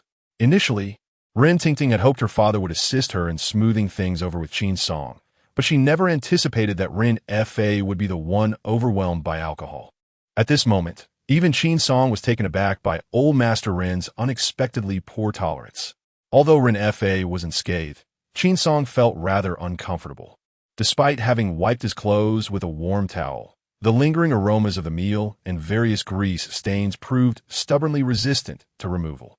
Seeing this, Jiu approached with a mischievous grin. Junior brother, look at yourself. You are in dire need of a bath. With such a strong odor, how can you possibly sleep at night? Hearing the words of Uncle Gio, Ren Tingting quickly added, Indeed, Dr. Qin, you should take a bath. As for your clothes, I will instruct the steward to find you a set shortly. For Qin Song, who harbored a slight obsession with cleanliness, being in such a state was truly difficult to endure. With no other choice, he nodded in agreement. The once lively dinner party had come to an abrupt halt due to Ren Fa and Appo's drunkenness. After the banquet concluded, Uncle Gio decided not to linger any longer, for the body of old Master Run lay in the mortuary. He could not rest easy without keeping watch over it. As for Alwei, he had already succumbed to intoxication beneath the table midway through the dinner. Had it not been for Qiu Shang's keen eyes spotting him, Alwei might have spent the entire night asleep in the courtyard. After bidding farewell to Uncle Gio and the others, under Run, Tingting, and Appo's guidance, Qin Song entered a guest room. Within 10 minutes, the steward arrived with a large wooden tub filled with hot water, saying, "Dr. Qin, this is prepared for your bathing, and here are fresh clothes for you. You may change and hand your soiled garments to the servants. They will take them downstairs for ironing." After this, several attendants placed the bathing tub inside the room, and the steward thoughtfully opened the folding screen for Qin Song. After changing out of his dirty clothes, Qin Song promptly immersed himself in the wooden tub. After indulging in a sumptuous feast and enjoying a soothing bath, Qin Song found himself in a moment of unparalleled bliss. Yet, despite this, he remained acutely aware of the lurking dangers. According to the unfolding narrative tonight, old Master Ren would rise from his coffin and directly lead to Run Fa's demise. However, as Qin Song waited with bated breath, the anticipated arrival of old Master Run remained elusive. It was not until a servant inquired if he required fresh water that he realized he had lingered in the bath far too long. At that moment, he was still perplexed as to why old Master Run had not yet appeared. Could it be that the protective measures devised by Uncle Gio were genuinely effective? Or was it possible that his own presence had altered the course of the story? Just as Qin Song was lost in these swirling thoughts, the voice of Ren Tingting suddenly broke the silence outside. "Qin, Dr. Qin, are you asleep?" Upon hearing her, Qin Song hastily replied, "Not yet, Miss Ren. Is there something you need? I have had the clothes you just changed out of washed and pressed. May I come in?" After a brief glance at the screen to ensure he would not be exposed, Qin Song responded, "Miss Ren, please come in." Following his invitation, the wooden door creaked open, and Ren Tingting stepped behind the screen. "Dr. Qin, here are your clothes. I have placed them on the chair. Thank you, Miss Ren, for your thoughtfulness." Once Ren Tingting had arranged the garments, she turned to Qin Song and explained, "Dr. Qin, my father had a bit too much to drink tonight, so please do not take it to heart." To his surprise, the girl remained unconvinced. Qin Song hastily reassured her, "Miss Ren, you need not worry at all. It is merely a trivial matter that I shall not dwell upon." Upon hearing Qin Song's candid response, Ren Tingting gradually relaxed the anxiety that had gripped her heart. However, after waiting for quite some time, she noticed that Qin Song had yet to hear her footsteps departing. "Miss Ren, is there something else you wish to discuss?" he inquired. At this prompt, Ren Tingting mustered the courage to articulate the feelings she had long kept hidden. "Dr. Qin, the truth is that I have always—" Just as she began to speak, a piercing scream echoed from within the Ren residence. "Ah, help!" Recognizing it was the voice of Ren Fa, Qin Song immediately understood that something had gone awry with him. Chapter 30. The Arrival of Old Master Ren. "Miss Run, wait for me." Before Qin Song could finish his sentence, a loud crash resounded through the air. Without a moment's hesitation, it was evident that Ren Tingting, in her anxious fervor, had dashed towards Master Ren's chamber. To his astonishment, the girl boldly strode forth without a hint of trepidation, ignoring the droplets of water cascading down his attire. Qin Song hastily donned his garments and swiftly exited the guest room. At that very moment, chaos reigned within the Ren residence, with servants scurrying about in disarray. While some hastened towards Master Ren's room, many others were making a hasty retreat. "Zombies, run for your lives. Follow me and protect the master and the young lady." Ren Tingting, disregarding her own safety, was determined to breach her father's chamber. Several servants quickly intervened to restrain her. As the situation spiraled further out of control, Qin Song seized Ren Tingting and pulled her aside. Given the circumstances, if old Master Ren had indeed risen from his coffin, it was certain that he had transformed into a zombie. The most perilous individuals in this scenario were none other than Master Ren and his daughter. After all, they were the closest kin to old Master Ren. Should Ren Tingting force her way inside, Not only would she be unable to rescue her father, but she might inadvertently lead him to his doom. Caught off guard by Qin Song's sudden grasp, Rin Tingting struggled fiercely. "Dr. Qin, I implore you, please save my father." Although she was unaware of the exact peril that Master Rin faced, the panicked demeanor of the servants made her acutely aware of the imminent danger posed by the undead. As a Taoist priest of Maoshan, Qin Song is the most trustworthy person in this moment. Rin Tingting places all her hopes upon him. "Very well, I shall enter now. However, you must promise me to refrain from wandering about." After uttering those words, Qin Song instructed the servants to ensure Rin Tingting's safety before rushing into Rin Fa's chamber. At this moment, Rin Fa's room was already in disarray. Qin Song witnessed the elderly Master Rin gripping a servant's throat, savagely drawing his blood. With a swift motion, Qin Song hurled the prepared glutinous rice, momentarily forcing the old master back. Alas, the servant had already succumbed to his fate.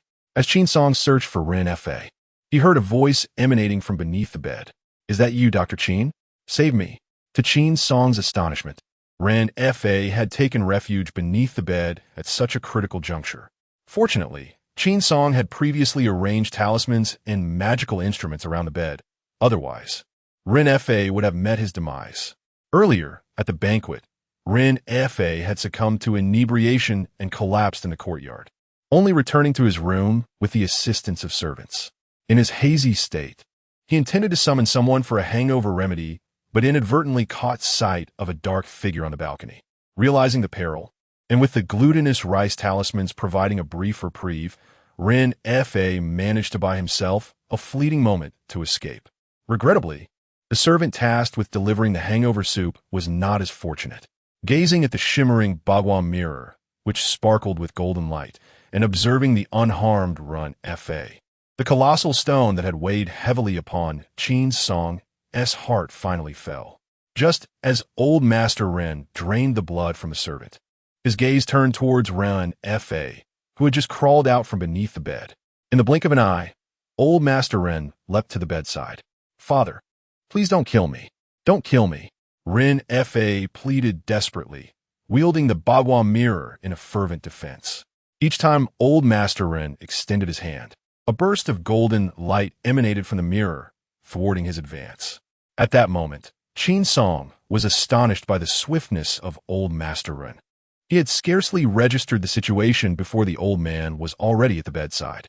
"If you wish to harm old Master Rin, you must first reckon with the silver needles I possess." With that declaration, Qin Song reached for his waist, only to find it empty. Oh no! In the haste of the sudden turn of events, Qin Song had rushed over without the time to gather his pouch containing the silver needles and magical artifacts. A loud thud echoed as old Master Rin landed before Qin Song. As he saw the glistening, darkened nails poised to strike, Qin Song swiftly crouched and evaded the attack. "Old Master Rin, step back. Allow me to handle this." "Very well." With a swift movement, Qin Song circled around, his fist as large as a sandbag, hurtling towards old Master Rin's face. A thunderous crash resounded as old Master Rin was sent flying into the distance. Even when the venerable Ren's patriarch crashed through the wall, he did not cease his advance.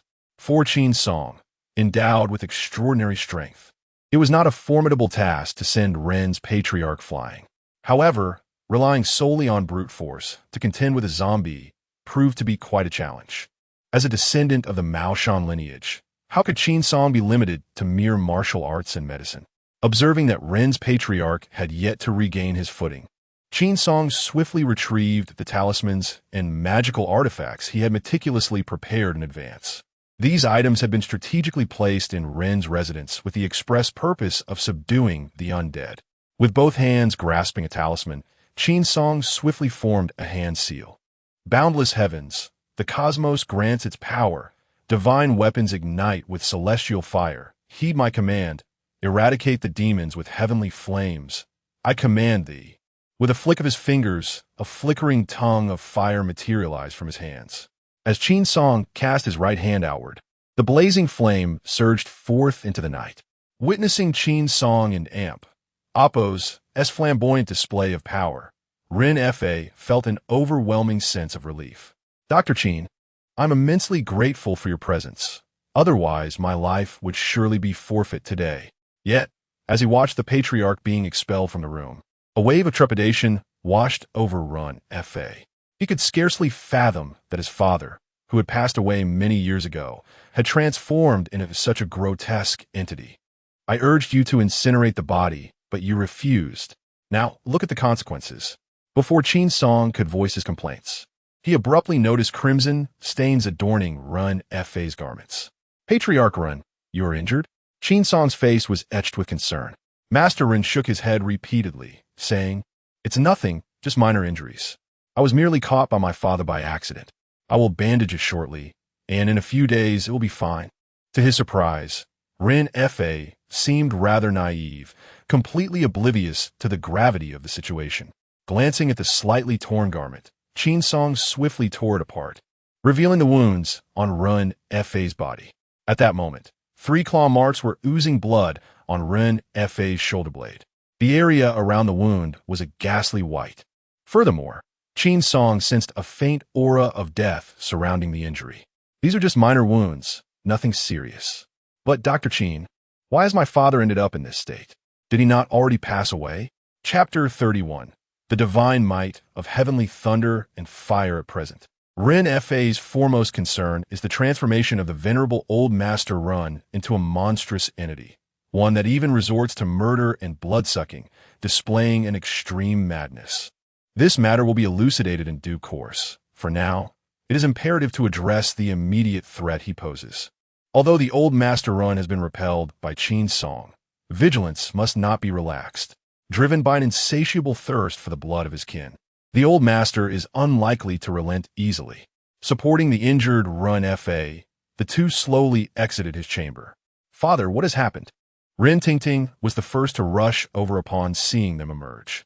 Observing the worry etched on her face, Qin Song entrusted Rin Fa into her care. Miss Rin, please escort the old master away. In your room, I have prepared some glutinous rice. Remember, you must promptly apply it to the old master's wounds. Go quickly. Though she did not fully comprehend the reasons behind his instructions, Rin Tingting held unwavering faith in Qin Song's words. After hearing his directives, the pair hurriedly departed. Once the father and daughter had left, Qin Song's gaze shifted to the courtyard. At that moment, the old master Rin was in the midst of an unrestrained fury, his anguished roars echoing throughout. This turmoil stemmed entirely from the wounds inflicted by talismans. His body was engulfed in flickering crimson flames. While the exact nature of this creature remained a mystery, it was clear to all that it posed a significant danger. At this moment, all the servants and attendants had retreated to a safe distance, with a few audacious individuals occasionally casting glances towards the courtyard. The elderly Rin, engulfed in flames, was acutely aware of the torment inflicted by the scorching fire. In a frantic attempt to extinguish the flames consuming him, he was dashing around the Rin residence, desperately seeking to quench the inferno. Despite colliding with numerous trees and walls within the courtyard, the fire clinging to him showed no signs of abating. A roar erupted from him, and suddenly, a dense aura of death emanated from his body. Remarkably, upon encountering the flames, this eerie essence extinguished a significant portion of the fire almost instantaneously. Just as the elderly Rin seemed poised to liberate himself from the searing flames, Qin Song surged toward him with alarming speed. Abomination, perish! Within mere moments, Qin Song stood directly before the elder, clutching a bagua mirror in his hand. The sudden appearance of a living person immediately captured the attention of the elderly Rin. With his arms outstretched, his fingers, resembling sharp daggers, lunged toward Qin Song. Are you courting death? Qin Song understood well that the inky black nails were laden with corpse poison. A mere scratch would undoubtedly result in infection, and, if mishandled, he could risk becoming a zombie. In a flash, Qin Song evaded and positioned himself behind the elderly Rin. With fingers aligned, his palm descended upon the elder with the precision of a steel blade. Simultaneously, Qin Song began to chant a spell. As the incantation echoed, Yu Qing begins to manifest. The true talisman calls for an alliance. Electric Mother and Thunder Lord, swiftly descend with divine powers. Heed the call and arrive post-haste. Unleash the resonant sound, Taishang Laojun, urgent as the law commands. With the final utterance, a silvery lightning bolt erupted from Qin Song's palm. In the blink of an eye, it struck directly behind Old Master Ren. The thunderous talisman struck him squarely, creating a fist-sized hole in his form, from which dark, putrid blood mixed with shattered remnants of flesh scattered across the ground. Although he was a zombie and ordinarily impervious to mundane blades, this time he was struck by the heavenly thunder summoned by Qin Song through talismans, infused with a trace of righteous energy. The combination of heavenly thunder and righteous aura constituted the greatest nemesis of a zombie. The impact of the celestial bolt left Old Master Ren in agony, prompting a pained cry. Suddenly, a crimson glow erupted from his sunken eye sockets.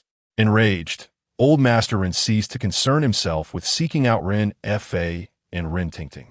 His singular focus became the annihilation of the individual before him.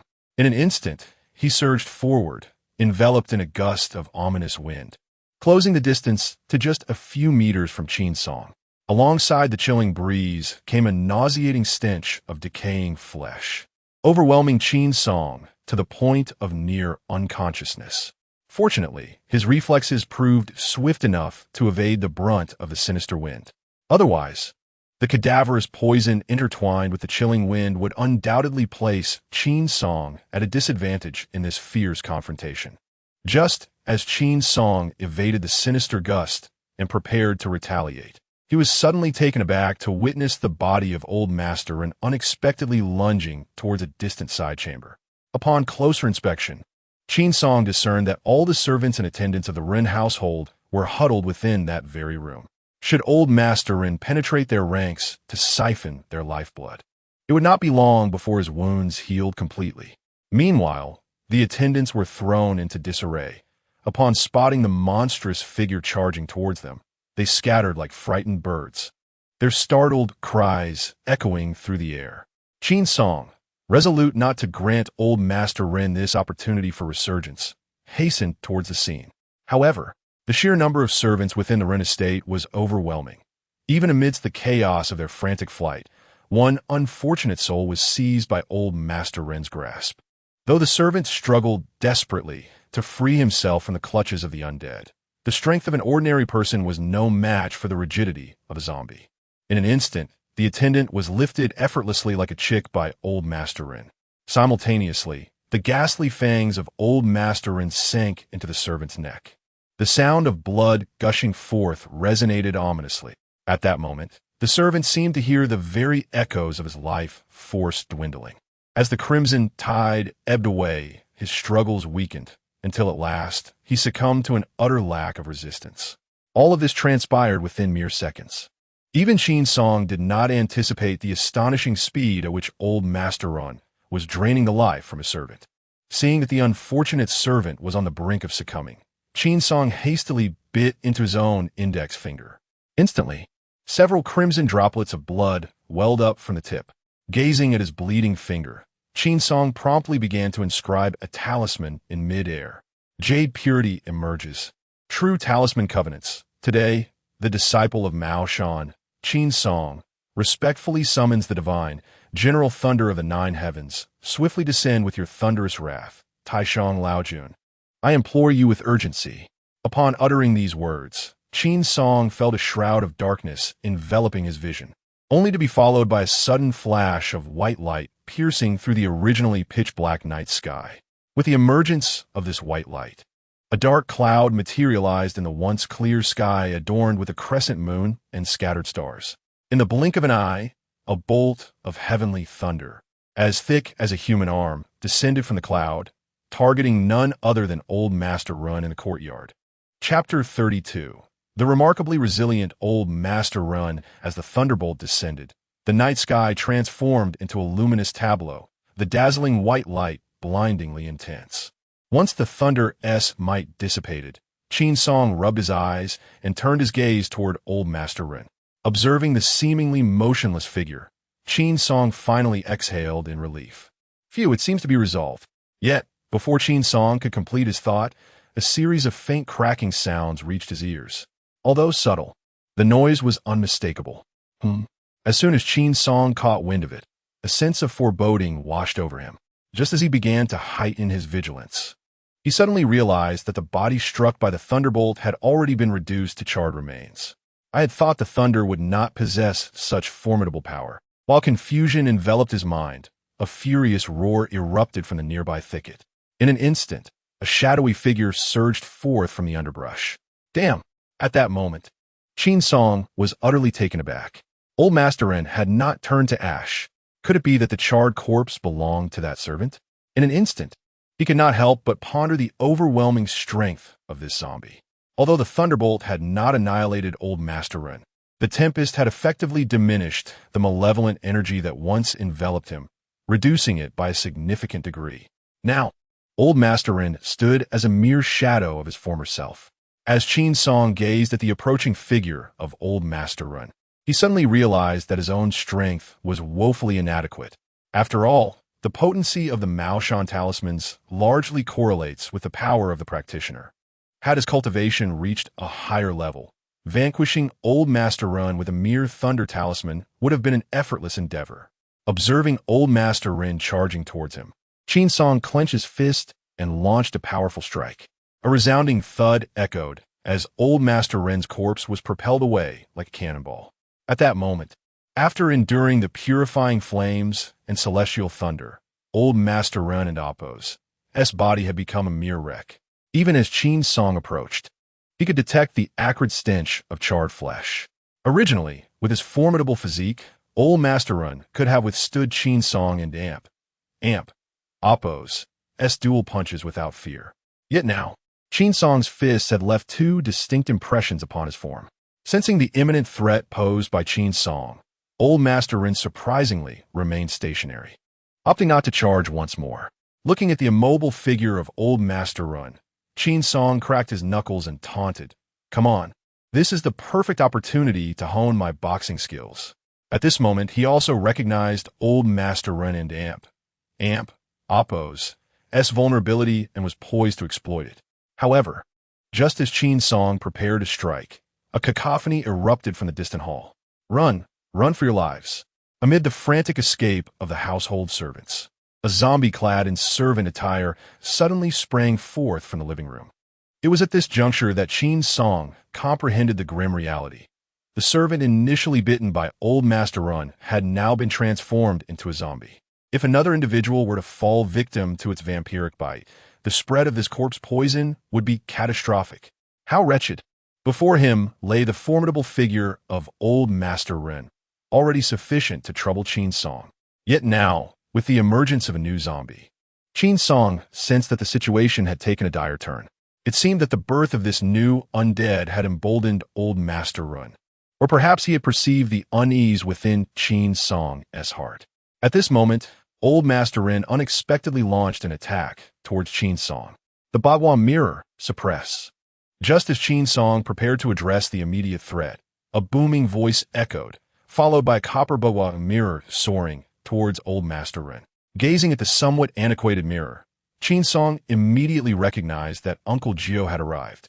The mirror struck Old Master Ren with tremendous force, pinning him to the ground. At that moment, the palm-sized mirror felt as colossal as a mountain upon him, rendering him unable to move an inch. Seeing Old Master Ren subdued in a single move, Qin Song finally exhaled in relief. "Brother, you have arrived rather late. This is the fastest I can manage. Are you unscathed?" As Qin Song's words fell, he lifted his gaze to behold the trio of master and disciples. Ever since Uncle Gio departed from the Run residence, the three had hastily returned to the mortuary, anxious about any unforeseen developments regarding Old Master Ren's corpse. However, the more one fears something, the more likely it is to occur. Upon discovering that Old Master Ren's body had vanished, along with the carcass of the lamb on the ground, Uncle Gio wasted no time and hastily made his way back to the Run residence, armed and ready.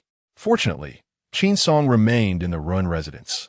Otherwise, it would have become a scene of carnage, filled with the undead. The Old Master Ren has now been subdued, and the next priority is to devise a way to eliminate him. With the presence of Uncle Gio, Qin Song felt an ease in his heart. Casting a glance towards the living room, he hastily exclaimed, "Senior brother, there is still a zombie inside. I shall confront it, while you take care of the old masterin. Rest assured, junior brother, should you require assistance, simply call out," replied Uncle Gio, who then summoned his 2 apprentices and retrieved the ropes they had prepared in advance. With Uncle Gio outside, Qin Song felt no trepidation. However, upon bursting into the living room, he discovered that the servant, who had earlier been bitten, had now completely succumbed to the transformation into a zombie, attacking any living being it encountered. Qin Song surveyed the hall, noting that numerous individuals bore injuries. Realizing the impending danger, he swiftly grabbed a handful of glutinous rice and charged towards the servant. "How dare you act so brazenly before me?" he declared, forcefully pressing the rice against the wound. Instantly, dark smoke billowed from the injury, and the servant, now afflicted with zombie poison, let out a series of anguished cries. "Alas, there is no saving you now. Do not blame me for my ruthlessness." With that, Qin Song made a series of gestures in the air before forming a hand seal. Extending his index finger, he pointed directly at the servant's forehead.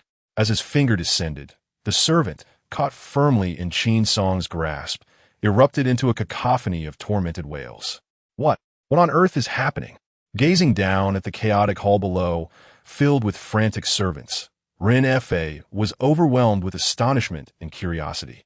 However, upon spotting the rigid servant, a profound fear gripped his heart. What has become of Xiao Fuzi? Was he not bitten to death? How could he possibly be alive again?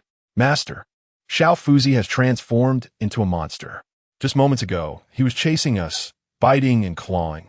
Upon hearing the steward and Appo's explanation, Ren Fa immediately scrutinized the servants below. Indeed, among the more than 20 individuals, 5 or 6 bore the marks of injury. Watching the fierce struggle involving Qin Song, Ren Fa felt a rising sense of urgency within him. Chapter 33. An unexpected turn of events. Lord Run flees Dr. Qin. Please ensure he does not harm anyone. Ren Fa's words were not merely an expression of concern for his subordinates, but also reflected his anxiety for the valiant Qin Song, who was the prime candidate for his daughter's hand in marriage. After all, should anything happen to him, whom would he turn to for redress? "Rest assured, my lord." Upon uttering this, Qin Song had a zombie pinned against the wall, which then let out a chilling howl. "Howl, specter! Taste the wrath of thunder." With the invocation of the incantation, a streak of white light illuminated the hall.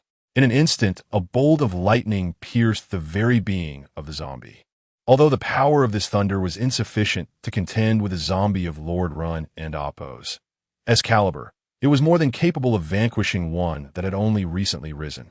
As expected, as the smoke dissipated, the erstwhile servant transformed into a zombie lay lifeless upon the ground, devoid of any further movement. With the demise of the zombie, Qin Song was promptly greeted by the system's notification. "Congratulations on exterminating a zombie. Reward: 20 points of virtuous merit, 5 silver coins." Upon receiving the system's notification, Qin Song surveyed the surroundings with a sense of satisfaction. However, when the nearby servants caught his gaze, an involuntary shiver coursed through them. It felt as though Dr. Qin regarded them as prey. After uttering these words, the old butler couldn't help but shiver. Once the zombie was dealt with, Qin Song quickly instructed the butler to apply glutinous rice to each injured servant to prevent the corpse poison from entering their bodies and transforming them into zombies.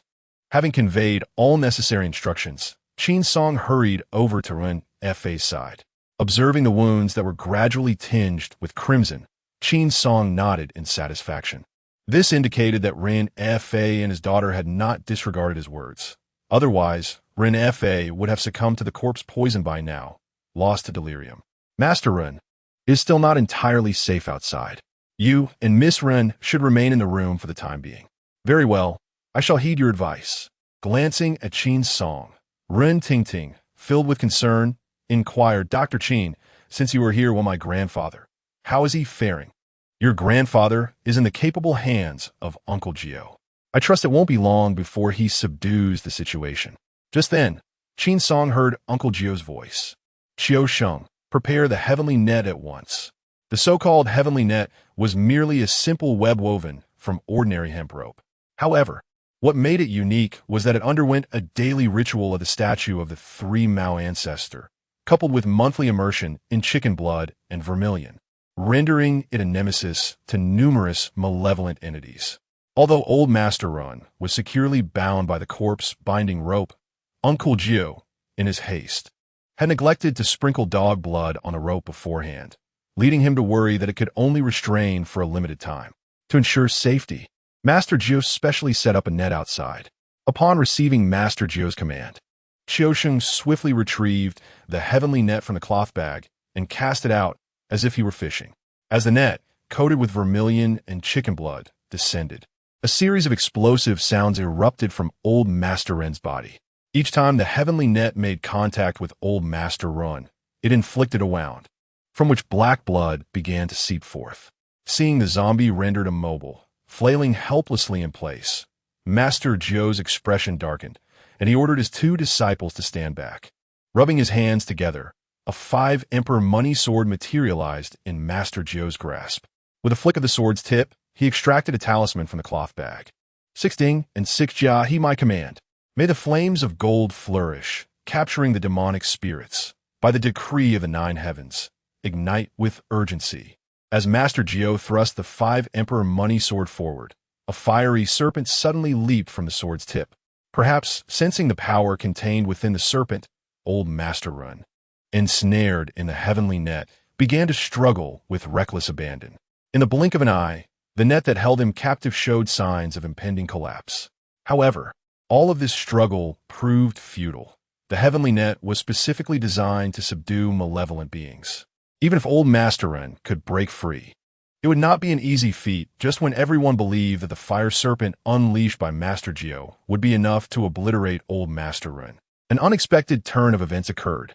In the courtyard of the Run residence, a sudden black whirlwind swept through, and before the fiery serpent could reach the Old Master Run, the flames were inexplicably blown aside. Who could it be? The appearance of such an anomaly in the courtyard surely indicated that someone was covertly aiding the Old Master Ren. However, what Ninth Uncle could never have anticipated was that, as the flames were diverted, 2 glimmers of silver suddenly flashed through the air. In the blink of an eye, they pierced into the Old Master Ren and Amp, Oppo's, S-body. A howl erupted from him, and with it, a dense wave of corpse energy surged forth uncontrollably. Subsequently, Old Master Ren shot out of the courtyard like a cannonball. Witnessing this, Ninth Uncle was taken aback. Simultaneously, Qin Song also sensed that something was amiss. Master Brother, it seems that Old Master Ren is rather unusual. The silver flashes that streaked across the night sky were, of course, the 2 silver needles launched by Qin Song. He had intended to take advantage of Old Master Ren's distraction to subdue him completely. Yet, to his astonishment, not only had the silver needles failed to restrain Old Master Ren, but he had also managed to escape. Acknowledging Qin Song's confusion, Ninth Uncle nodded in agreement. Indeed, Old Master Ren was quite extraordinary. A typical zombie would never be able to break free from the binding corpse ropes and the heavenly net, let alone flee from this place. At this moment, although Old Master Ren had evaded capture, the heavy atmosphere of corpse energy in the courtyard had yet to dissipate. Wherever the miasma of death passes, flowers, grasses, and trees wither and decay. Should a living person become tainted by it, they may suffer misfortune, and in severe cases, risk transforming into a zombie. Gazing at the lingering miasma, Master Zhou had no choice but to instruct Wenkai to fetch glutinous rice. As the rice was continuously cast into the air, the courtyard of the Run residence echoed with sounds akin to firecrackers. Concurrently, the miasma that had gathered in the courtyard began to dissipate significantly. Just as Master Zhou tirelessly worked to dispel the miasma, Rin Tingting, trembling with fear, rushed out from her bedroom. "Dr. Qin, are you all right?" Noting the concern in Rin Tingting's eyes, Qin Song gently shook his head. "I am fine. How is Master Rin faring? I have just applied the wound medicine to my father, but he seems a bit dazed and is currently lying in his room." Seeing that Rin Fa had not transformed into a zombie despite the time that had passed, Qin Song finally felt a sense of relief. Chapter 34. Regret at Present. The glutinous rice that Qin Song had strategically prepared at the Ren residence was nearly exhausted. In a bid to eliminate the corpse energy from the wounds of the servants, the steward had hastily sent someone to procure dozens of pounds of glutinous rice from the rice shop. Fortunately, Qin Song had discovered the issue in a timely manner, allowing Ren Tingting to apply the rice to the wounds in an effort to draw out the malevolent energy. Had he delayed, Ren Fa would have undoubtedly succumbed to becoming a zombie. Casting a glance at Ren Tingting beside him, Qin Song approached his senior, Jiu Shu. Brother, I entrust the matters of the Ren residence to you. I'm gonna step out for a while. Where are you going? Before Jiu Shu could finish his sentence, Qin Song's figure had already darted out of the courtyard of the Ren residence. Although Ren Tingting was uncertain of Qin Song's exact intentions, she harbored a lingering suspicion that it was undoubtedly related to the late Master Ren. Jiu Shu, do you think Dr. Qin might be in danger? She inquired, her face etched with concern. With a reassuring smile, Jiu Shu replied, Do not worry, Miss Ren. Although my junior is not particularly adept in the ways of talismans and spells, he is more than capable of dealing with a zombie. With that, Jiu Shu and Appo's gaze wandered into the distance. Moreover, our methods at Maoshan extend beyond mere talismans and spells.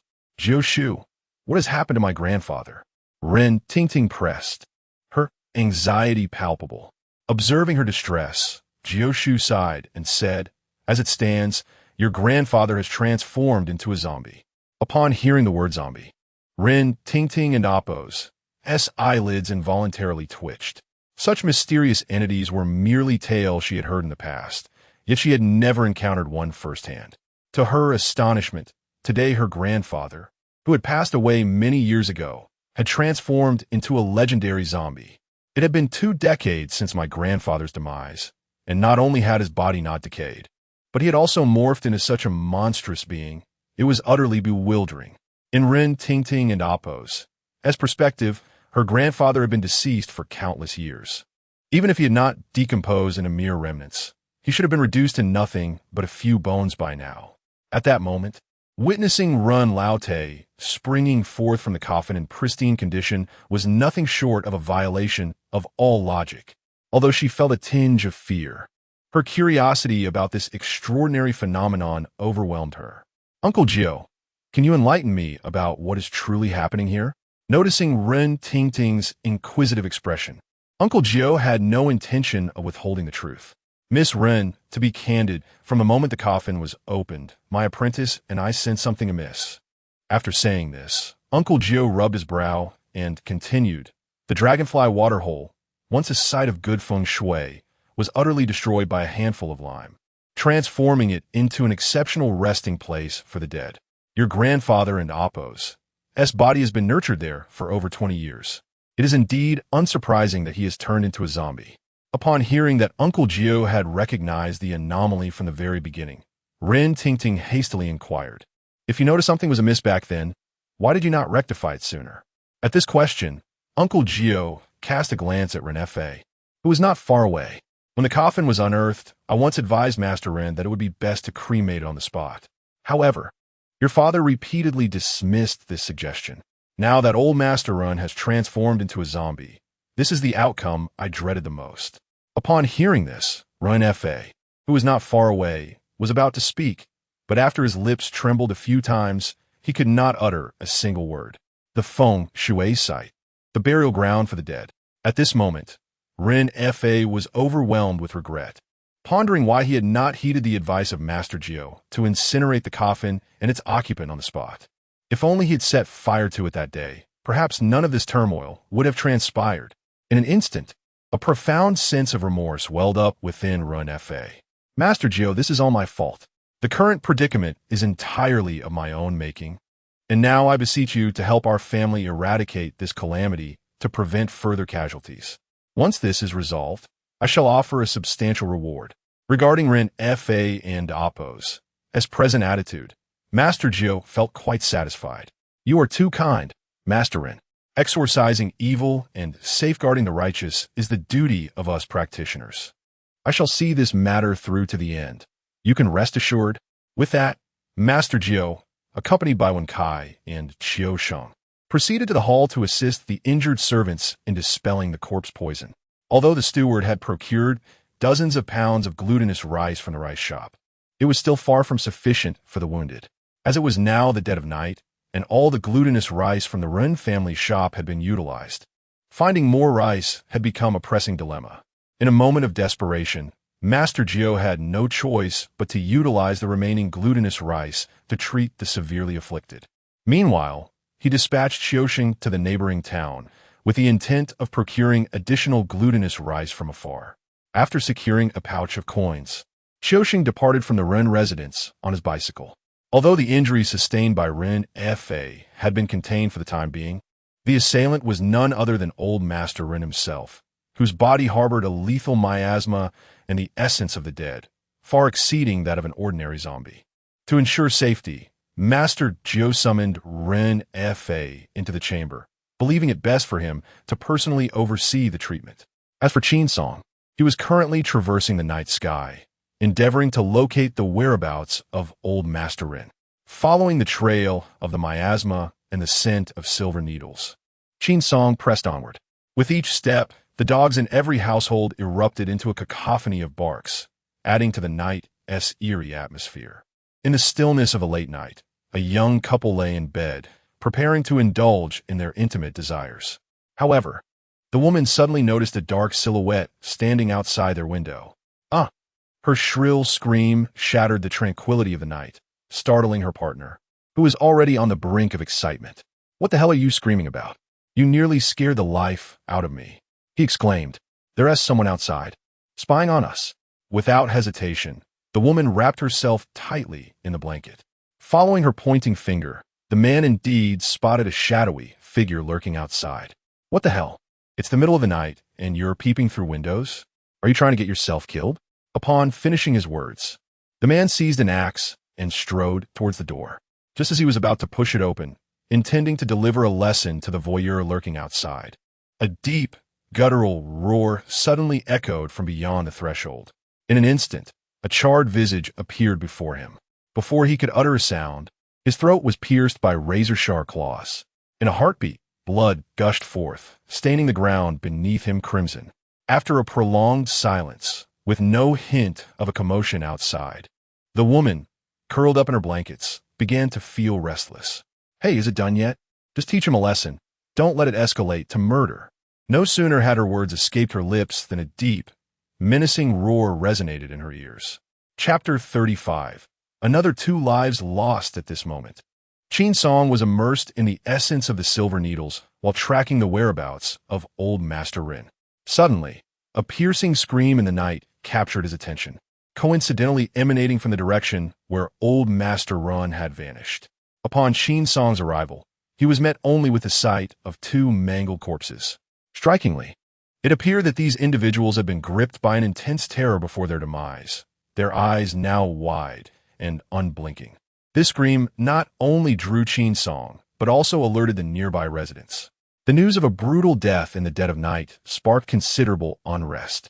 Soon, someone rushed to the town to report the incident.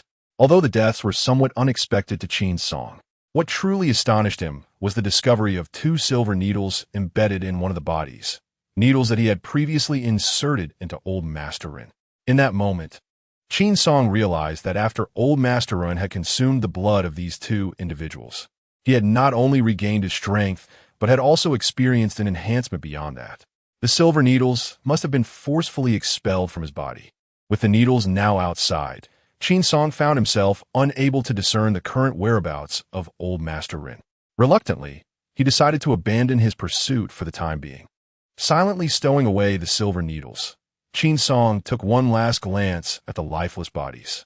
Then, with a grip akin to lifting a mere chick, he hoisted the 2 corpses. The onlookers surrounding the scene were filled with both curiosity and trepidation. "What exactly are you planning to do?"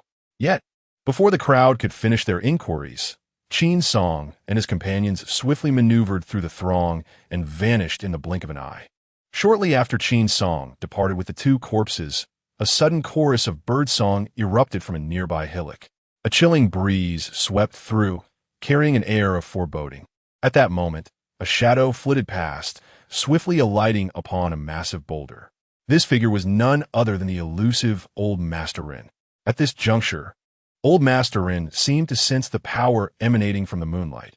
He gradually extended his arms and astonishingly began to absorb the essence of the moonlight while perched upon the stone, as he continued to devour the lunar essence. The wounds inflicted upon him by Jiu and Qin Song gradually healed, restoring him to his former state. Even the ominous aura surrounding him intensified in richness. Time passed, and soon the sound of footsteps echoed across the hill. Perhaps sensing the approach or catching the scent of the living, Old Master Rin suddenly opened his crimson eyes wide. With a fierce roar, he lunged towards a certain direction. "How dare you, vile creature!" A thunderous shout rang out, and a yellow talisman shot towards Old Master Rin and Appo's forehead. As the talisman descended, the once furious Old Master Rin fell utterly silent. As the venerable Rin stood motionless, a man clad in a blue robe approached him with deliberate calmness. Observing the elder's body, marred with numerous wounds, the man could not help but furrow his brow. "I never anticipated that these two insufferable Taoists possessed such capabilities. Were it not for the corpse-seeking talisman I inscribed upon you, you might have already been reduced to mere ashes." The man continued to speak to himself while retrieving a small porcelain vial from within his robe. "Ah, I had a premonition you might not be my match. Fortunately, I came prepared." With that, he casually removed the stopper from a vial. In an instant, a foul stench wafted into the air, causing even the blue-robed man to instinctively pinch his nose. "Do not be deceived by the odor. This is a potent elixir for you." After declaring this, he forcefully pried open Rin's mouth and poured the vial's contents into it. Instantly, a noxious black liquid surged into Rin and Appo's body. In moments, the once immobile elder began to convulse uncontrollably. Indeed, this concoction is remarkably effective, though it is regrettable that I spent over half a month excavating graves to collect so little corpse oil. The blue-robed man lamented as he spoke, revealing a look of regret. As the corpse oil was incessantly absorbed by Rin, the wounds on his body began to heal at a visibly rapid pace. Sensing the elder's rising vitality, the man nodded in satisfaction. "Today, let Rin Fa that scoundrel live for another day. Tomorrow, you shall take his life." After uttering these words, the man departed from the small hill without a glance back. It seemed as if Old Master Rin comprehended his words, for he not only refrained from pursuing, but also stood still, absorbing the essence of the moonlight. Meanwhile, Rin Fa was diligently organizing the servants to apply glutinous rice to dispel the corpse poison. Despite still bearing wounds, he insisted on assisting his companions. At this moment, glutinous rice was the most urgently needed remedy. Although Rin Fa had already treated his injuries with glutinous rice, a sense of unease lingered in his heart. "Uncle Gio, does this glutinous rice truly work? Why do I still feel nothing in my wounds?" Observing Rin Fa's worried expression, Uncle Gio couldn't help but chuckle.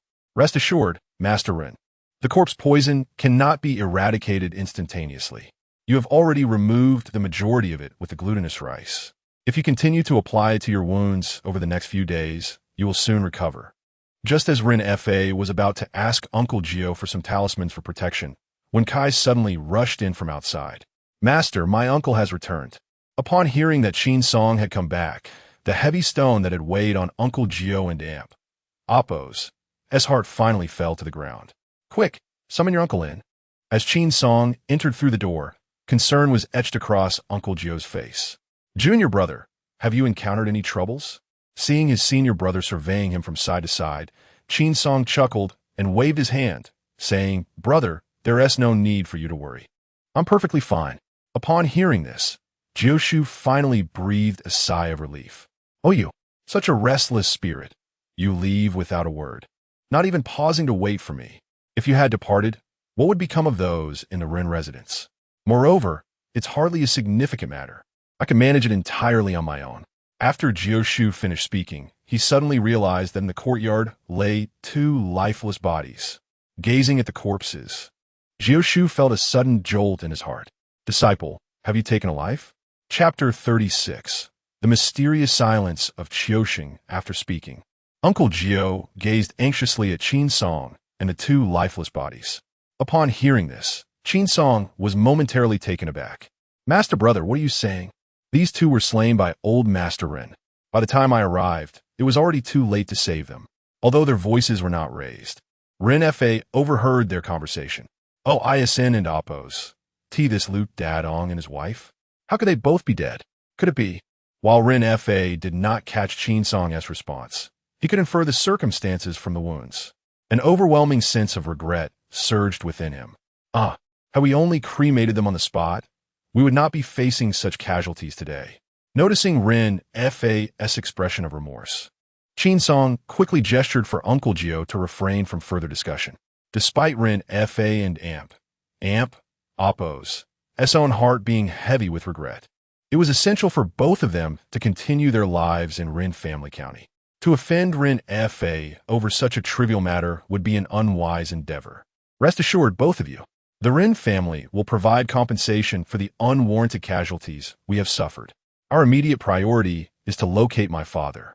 Upon hearing this, both Uncle Jiu and Qin Song nodded in agreement. Casting a glance at the already deceased Lu Dadong and his wife, Ren Fa summoned the steward to his side.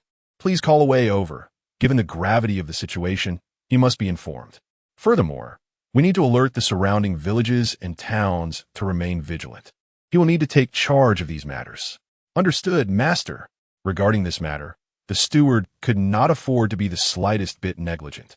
Upon leaving the residence of Run, he made his way directly to the government office. Both Uncle Jiu and Qin Song were quite satisfied with Ren Fa and Appos' attitude towards his duties. Once the steward departed, Uncle Jiu called Ren Fa aside. "Master Ren, this matter arises from your residence, concerning the consolation of the families. Rest assured, Uncle Jiu, this responsibility lies with me. However, since these two have already been killed by my father, if we delay too long, might it?" The implication being that Ren Fa was concerned the two might transform into zombies, endangering the surrounding populace. In response, Uncle Jiu offered Ren Fa a reassuring promise. "Master Ren, there is no need for undue worry. Shortly, I shall affix talismans to both of them, ensuring they will not turn into zombies for the time being. Once their families have consented, we can then proceed with further arrangements. What do you think?" Although Ren Fa was a powerful figure in Renjia Town, the unexpected deaths of two individuals could lead to significant troubles if their families were unable to see their remains.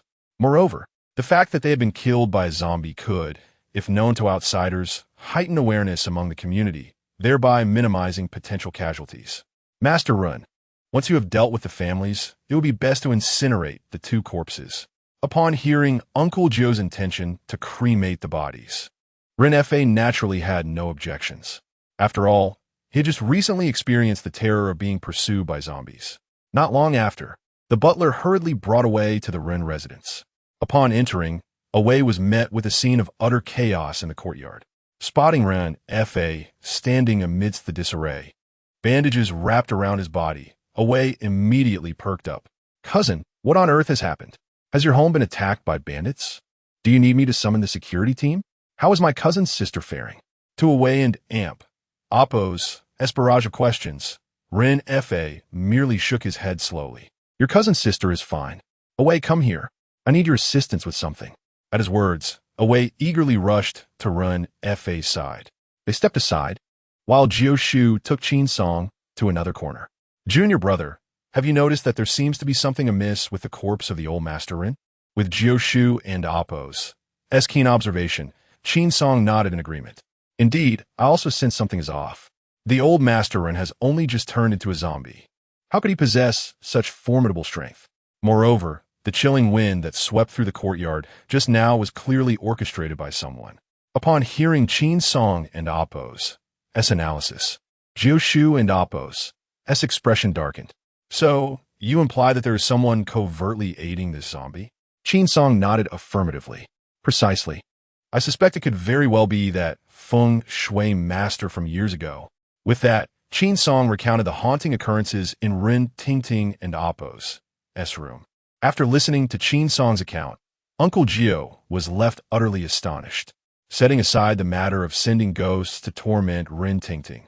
The mere existence of the devastating array designed to sever the lineage was an exceedingly sinister tactic. If the individual standing behind Old Master Run is indeed the feng shui master from years past, then this predicament becomes rather complicated.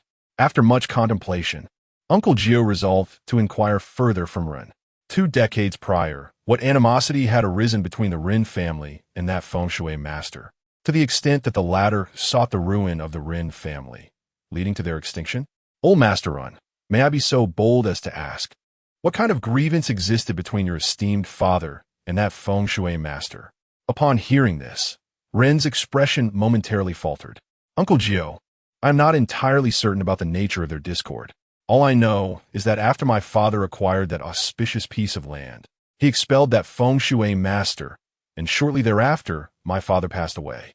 However, I can assure you that my father did not mistreat the feng shui master. Before his departure, he bestowed upon him a considerable sum of jewels and riches. Upon learning that the Rin family had not wronged the feng shui master in the past, Uncle Gio felt a wave of confusion wash over him.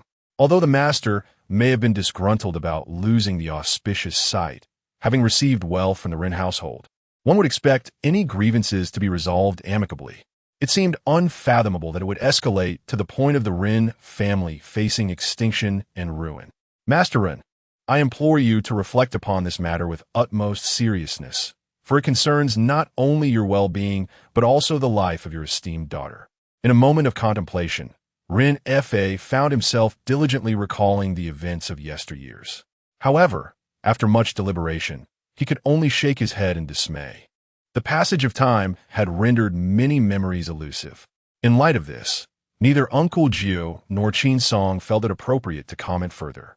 At present, with the origins of the predicament still shrouded in mystery, the immediate priority must be to attend to the injured, lest any of them succumb to the fate of becoming a zombie. Yet, outside the door, Wen Kai had already been waiting for several hours, still without a glimpse of Qiu Sheng. At this juncture, even Uncle Gio felt a growing sense of urgency. Chapter 37. The enraged Master Gio as the clock approached the witching hour. Qiu Sheng had yet to return, causing Master Gio to grow increasingly anxious. Master, do you think Qiu Sheng might have encountered a zombie out there? At this moment, even Wen Kai harbored a flicker of concern for Qiu Sheng and Appo's safety. Although Qiu Sheng often delighted in teasing Wen Kai, resulting in countless humorous escapades, their bond as disciples of Master Gio was undeniably strong. Upon hearing Wen Kai and Appo's words, Master Gio and Appo's restlessness intensified. Observing Master Gio's agitation akin to an ant on a hot pan, Qin Song promptly offered reassurance. Brother, fret not. The direction in which old Master Rin departed is entirely opposite to where Qiu Sheng ventured. He may simply be delayed by some matter on his journey. With Qin Song's words easing his worries about Qiu Sheng encountering old Master Rin, Master Gio finally exhaled in relief. This rascal has been gone for too long. Who knows where he has wandered off to? Qin Song merely chuckled in response, choosing not to elaborate.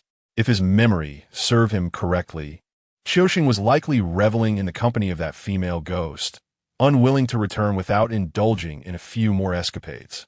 Now that the Rin residence was entirely devoid of glutinous rice, Master Gio and Qin Song resorted to crafting a few talismans to distribute among the others. This not only served to protect against the invasion of corpse energy that could transform individuals into zombies, but also provided a means of self-defense. Now, the venerable Master Run has transformed into a zombie, and both Uncle Gio and Qin Song dare not return to their respective homes. Under the butler's arrangement, the three of them took up residence in guest rooms. The following morning, it was uncertain when Qiu Sheng had returned from Lin County, but upon seeing the 2 large bags of glutinous rice, Uncle Gio hastily instructed the butler to distribute the rice. As for the bespectacled Qiu Sheng, he gave it no further thought.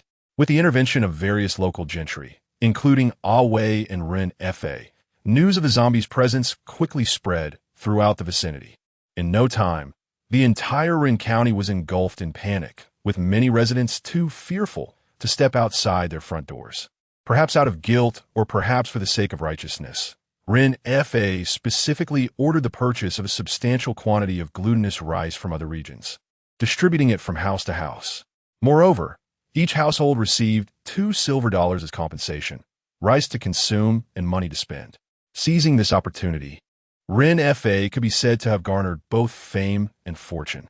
After a bustling morning, the group finally managed to address the matter of compensation and the cremation of the corpses. Upon returning to the Run residence, Qin Song immediately collapsed into a chair. "Doctor, Qin, you must be exhausted after such a busy morning. Please, have a cup of hot tea to refresh yourself," said Ren Tingting, thoughtfully bringing over a cup of steaming tea. Observing her with genuine concern, Uncle Gio and Wen Kai felt a pang of jealousy. "Miss Heng, we too have toiled all morning and are equally fatigued. Might we also enjoy a cup of hot tea?" With Wen Kai's remark, Ren Tingting's face flushed a deep crimson. I shall fetch you some tea." With that, Ren Tingting hurriedly dashed out of the living room. Observing the smug grin on Wen Sai's face, Qin Song couldn't help but shoot him a glare. "You are such a nuisance." Just then, as a few of them were resting in the living room, Qiusheng ambled in, rubbing his eyes. "Master, where have you all been?" Gazing at the drowsy Qiusheng, Jiushu felt a surge of irritation. "You little rascal, where did you wander off to last night? Why have you only returned this early in the morning?" Jiushu was fully aware that Qiusheng had only come back at dawn.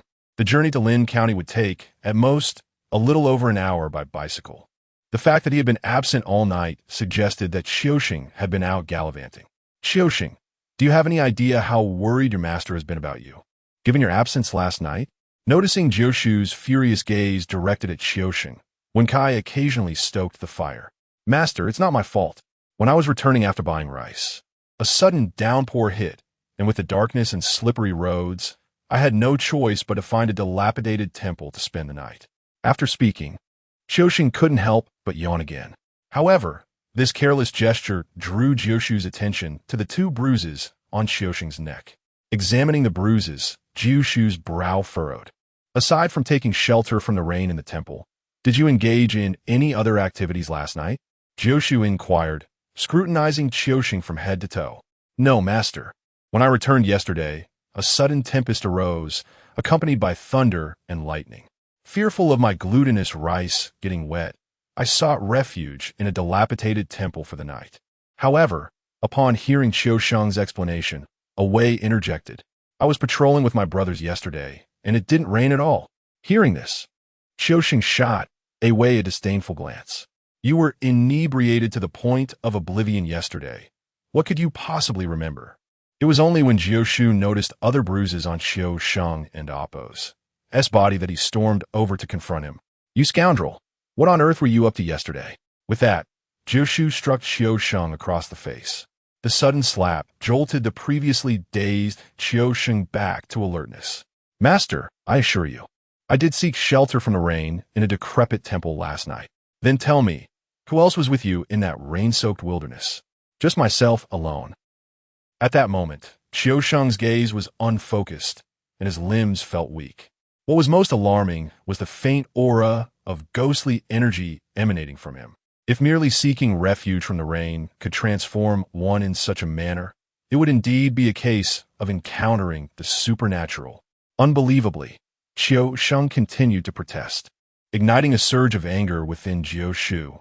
As Jiushu prepared to deliver another blow, Qiusheng quickly sought refuge behind Ren Fa. "Master Run, I am utterly exhausted. Could you kindly arrange a guest room for me?" Although the reasons for Jiushu and Appo's inexplicable anger remain unclear, Ren Fa merely nodded in acknowledgement. With Ren Fa and Appo's affirmation, Qiusheng swiftly dashed up to the second floor. A loud bang resonated as he concealed himself in a guest room. Wretched disciple, how dare he deceive his master? Witnessing Jiushu's mounting frustration, Qin Song hurriedly urged him into a chair. "Senior brother, allow me to handle this matter. It is hardly worth such intense ire." Meanwhile, Wen Kai remained utterly bewildered, observing the two. "Uncle Master, what on earth is wrong with Qiusheng? Why is the master so furious?"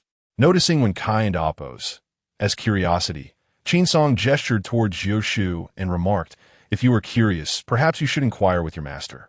Chapter 38. Encountering a ghost at midnight, observing the irate Uncle Gio, when Kai instinctively recoiled. Master, please spare me. If I inquire about my teacher now, he would surely vent his anger upon me. Unexpectedly, when Kai displayed a moment of cleverness, which took Qin Song by surprise. Rest assured, Xiaoxing merely encountered a ghost in the dead of night. There is no cause for alarm. What? Xiaoxing ran into a ghost? When Kai initially reacted with astonishment, only to be replaced by a mischievous grin. I bet Xiaoxing must have come across a beautiful female ghost on his way. Just now, when he entered, I noticed a mark on his neck. It resembled those left by the courtesans of Yihong Courtyard. As when Kai indulged in his whimsical musings, Qin Song could not suppress a couple of coughs, signaling him to cease. However, the astute Wen Kai failed to notice that Uncle Gio was already losing patience with his feather duster. Upon hearing more of Wen Cai's nonsensical chatter, he swung the duster toward him. Do you seek a death wish? How dare you sneak off to Yihong Courtyard behind my back? As the feather duster swung ominously toward him, Wen Kai hastily pleaded for mercy. Master, I was wrong. I have never been there, I swear. At that moment, the feather duster had already cast a shadow of dread over Wen Kai's heart. Witnessing Uncle Gio's impending strike, he fled in a panic to the courtyard. Watching Wen Kai escape in disarray, Uncle Gio helplessly lowered his feather duster. Such misdeeds, such misdeeds. Why have I ended up with these two useless individuals? At this very moment, Uncle Gio's heart is filled with both anger and helplessness. Fortunately, there is no one else in the living room. Otherwise, he would have been thoroughly embarrassed just now. As for disciplining them, it can wait until they return to the ancestral hall. After all, this is Ren's residence. The implication is, of course, self-evident. Presently, the entire Ren family county exudes an atmosphere of dread. The once bustling streets, now devoid of life, are patrolled solely by the security team, with no other residents in sight. Even the usually lively taverns and pleasure houses are eerily empty. As for the main gate, it has long been locked and the lights extinguished. Soon, evening descends. The few individuals stationed at the Ren residence find no shortage of food and drink, as Ren Fa generously lays out more than a dozen dishes on the table. However, it is regrettable that not a single drop of wine graces the table. According to Uncle Gio, drinking is a distraction, especially since they remain unaware of when old Master Ren will return. Thus, he has instructed Ren Fa to put away the wine.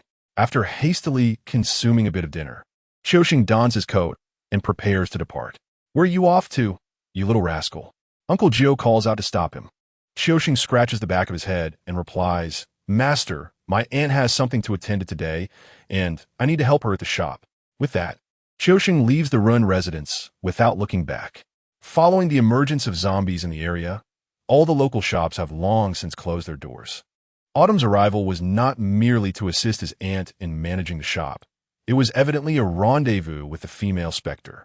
As he watched Autumn gradually recede into the distance, Uncle Gio could only sigh in exasperation. Noticing his senior brother's distress over the situation, Qin Song quickly offered reassurance. Brother, did we not agree that I would handle this matter? Have no worries. With that, Qin Song promptly followed in Autumn and Appo's footsteps, exiting the Ren residence. At that moment, Autumn was eagerly anticipating his meeting with the ghostly beauty, Xiao Yu, blissfully unaware of Qin Song trailing closely behind him. They traversed several miles without pause, with Autumn showing no signs of fatigue. Fortunately, Qin Song possessed considerable stamina, allowing him to keep pace. Had it been anyone else, they would have surely fallen behind. As Autumn stepped into a dilapidated manor, Qin Song felt a surge of irritation. This rascal, bewitched by the ghost, had ventured into such a desolate area, where a manor had inexplicably emerged. Even a child of 3 would exhibit hesitation and wariness in such circumstances. Particularly irksome was the fact that Autumn, having studied the principles of Maoshan Taoism under Uncle Gio for so many years, seemed oblivious to such fundamental wisdom.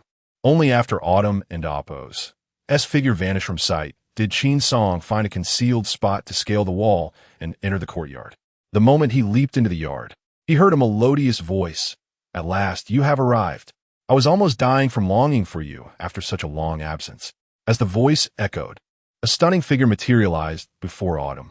Captivated by Xiao Yu's exquisite features and alluring form, he leaned in closer. Isn't it just because I've come to see you that you've missed me so much after only half a day? With that, Qiusheng pulled Xiao Yu into his embrace. You're such a rascal. Xiao Yu giggled as she nestled into Qiusheng's arms, her enchanting demeanor leaving him utterly captivated. However, as Qin Song gazed upon the ghostly figure in Qiusheng and Appo's embrace, he couldn't and Appo's help but furrow his brow. Initially, Qin Song had merely intended to give this ghost a stern lesson before sending her off to reincarnation. Yet, he was taken aback to discover that this specter was surrounded by a significant aura of bloodlust.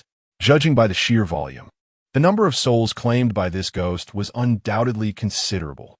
Just as the two were about to enter the house and stir up a storm, Qin Song shifted slightly, inadvertently causing a commotion among the birds and beasts in the trees. At the same time, the ghost became aware that something was amiss. Who is it? Hiding away. What do you intend to do? Observing the wary expression on Xiao Yu and Appo's face, Qiusheng felt a wave of anxiety wash over him. Is someone there? Did you perhaps see incorrectly? Just as Qin Song sensed that he had been exposed and prepared to make his move, a thick cloud of black smoke suddenly materialized in the yard nearby. As the smoke writhed slowly, a figure clad in a long robe and wielding shackles emerged from its depths. Upon witnessing this unexpected apparition in the courtyard, Qin Song's heart skipped a beat. A Yinkai. It was indeed a Yinkai. During his time at Maoshan, he had the fortuitous opportunity to encounter several ghostly emissaries alongside his master. With a lineage that boasts thousands of years, Maoshan excels in exorcising malevolent spirits. Consequently, numerous adept practitioners from Maoshan, upon their demise, transition into ghostly agents in the underworld, continuing their vocation of spirit apprehension.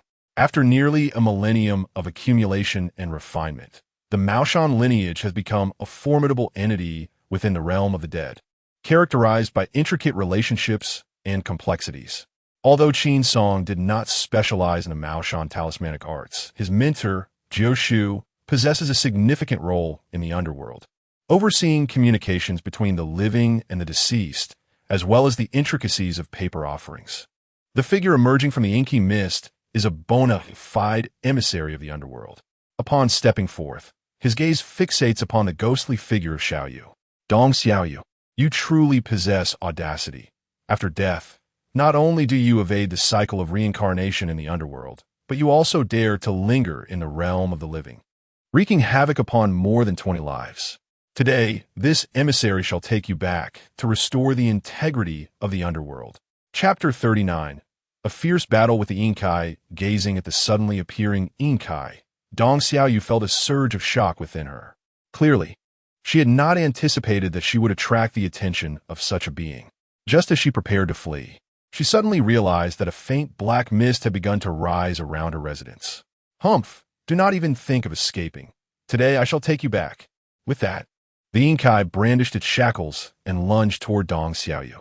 Witnessing the imminent threat, Dong Xiaoyu instinctively tugged at Qiu Sheng beside her. Young master, that person is wicked and intends to capture me.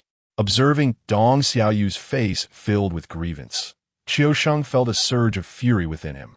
However, at that moment, Dong Xiaoyu had already invoked a concealment technique. Qiu Sheng felt a sudden heaviness in his head, and when he finally discerned the identity of the intruder, his anger ignited. You away, dare to seize my woman. At that moment, the once fearsome Yinkai transformed in Qiu Sheng's eyes into nothing more than a lecherous away. As he prepared to pounce on Dong Xiaoyu, Qiu Sheng rushed forward in haste. As the two became entangled in a fierce struggle, Dong Xiaoyu continually retreated, desperately seeking to escape. Even the Yinkai was taken aback, unable to comprehend why a mere mortal would dare to oppose him. As Qiu Sheng charged toward him, filled with rage, the Yinkai merely waved his sleeve, sending Qiu Sheng flying like a fallen leaf to a distant spot. To her astonishment, Qiu Sheng fell effortlessly under the control of the Yinkai, causing a wave of panic to surge within Dong Xiaoyu.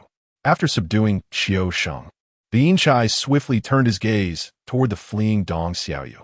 Still attempting to escape? He declared, and with a flick of his wrist, The soul-binding chains in his grasp soared toward her. The sound of clashing metal echoed as the chains struck her forcefully. You, a mere wandering spirit, dare to envision liberation from my grasp. With a mere gesture, the Inchai summoned the chains back to his hand. Dong Xiaoyu, having endured the blow, appeared far from unscathed, although she had consumed the life force of numerous men, fortifying her own strength. The chains wielded by the Inchai possessed an inherent power against spirits. With the Inchai and Appo's enhancement, she nearly lost half her vitality in the encounter. At that moment, the Yin energy within her began to disperse like flowing water. In mere seconds, her entire soul became increasingly ethereal, her once enchanting visage now resembling that of withered wood. Fortunately, Qiu Sheng lay unconscious. Had he witnessed Dong Xiaoyu's true form, he would likely be haunted by nightmares that night.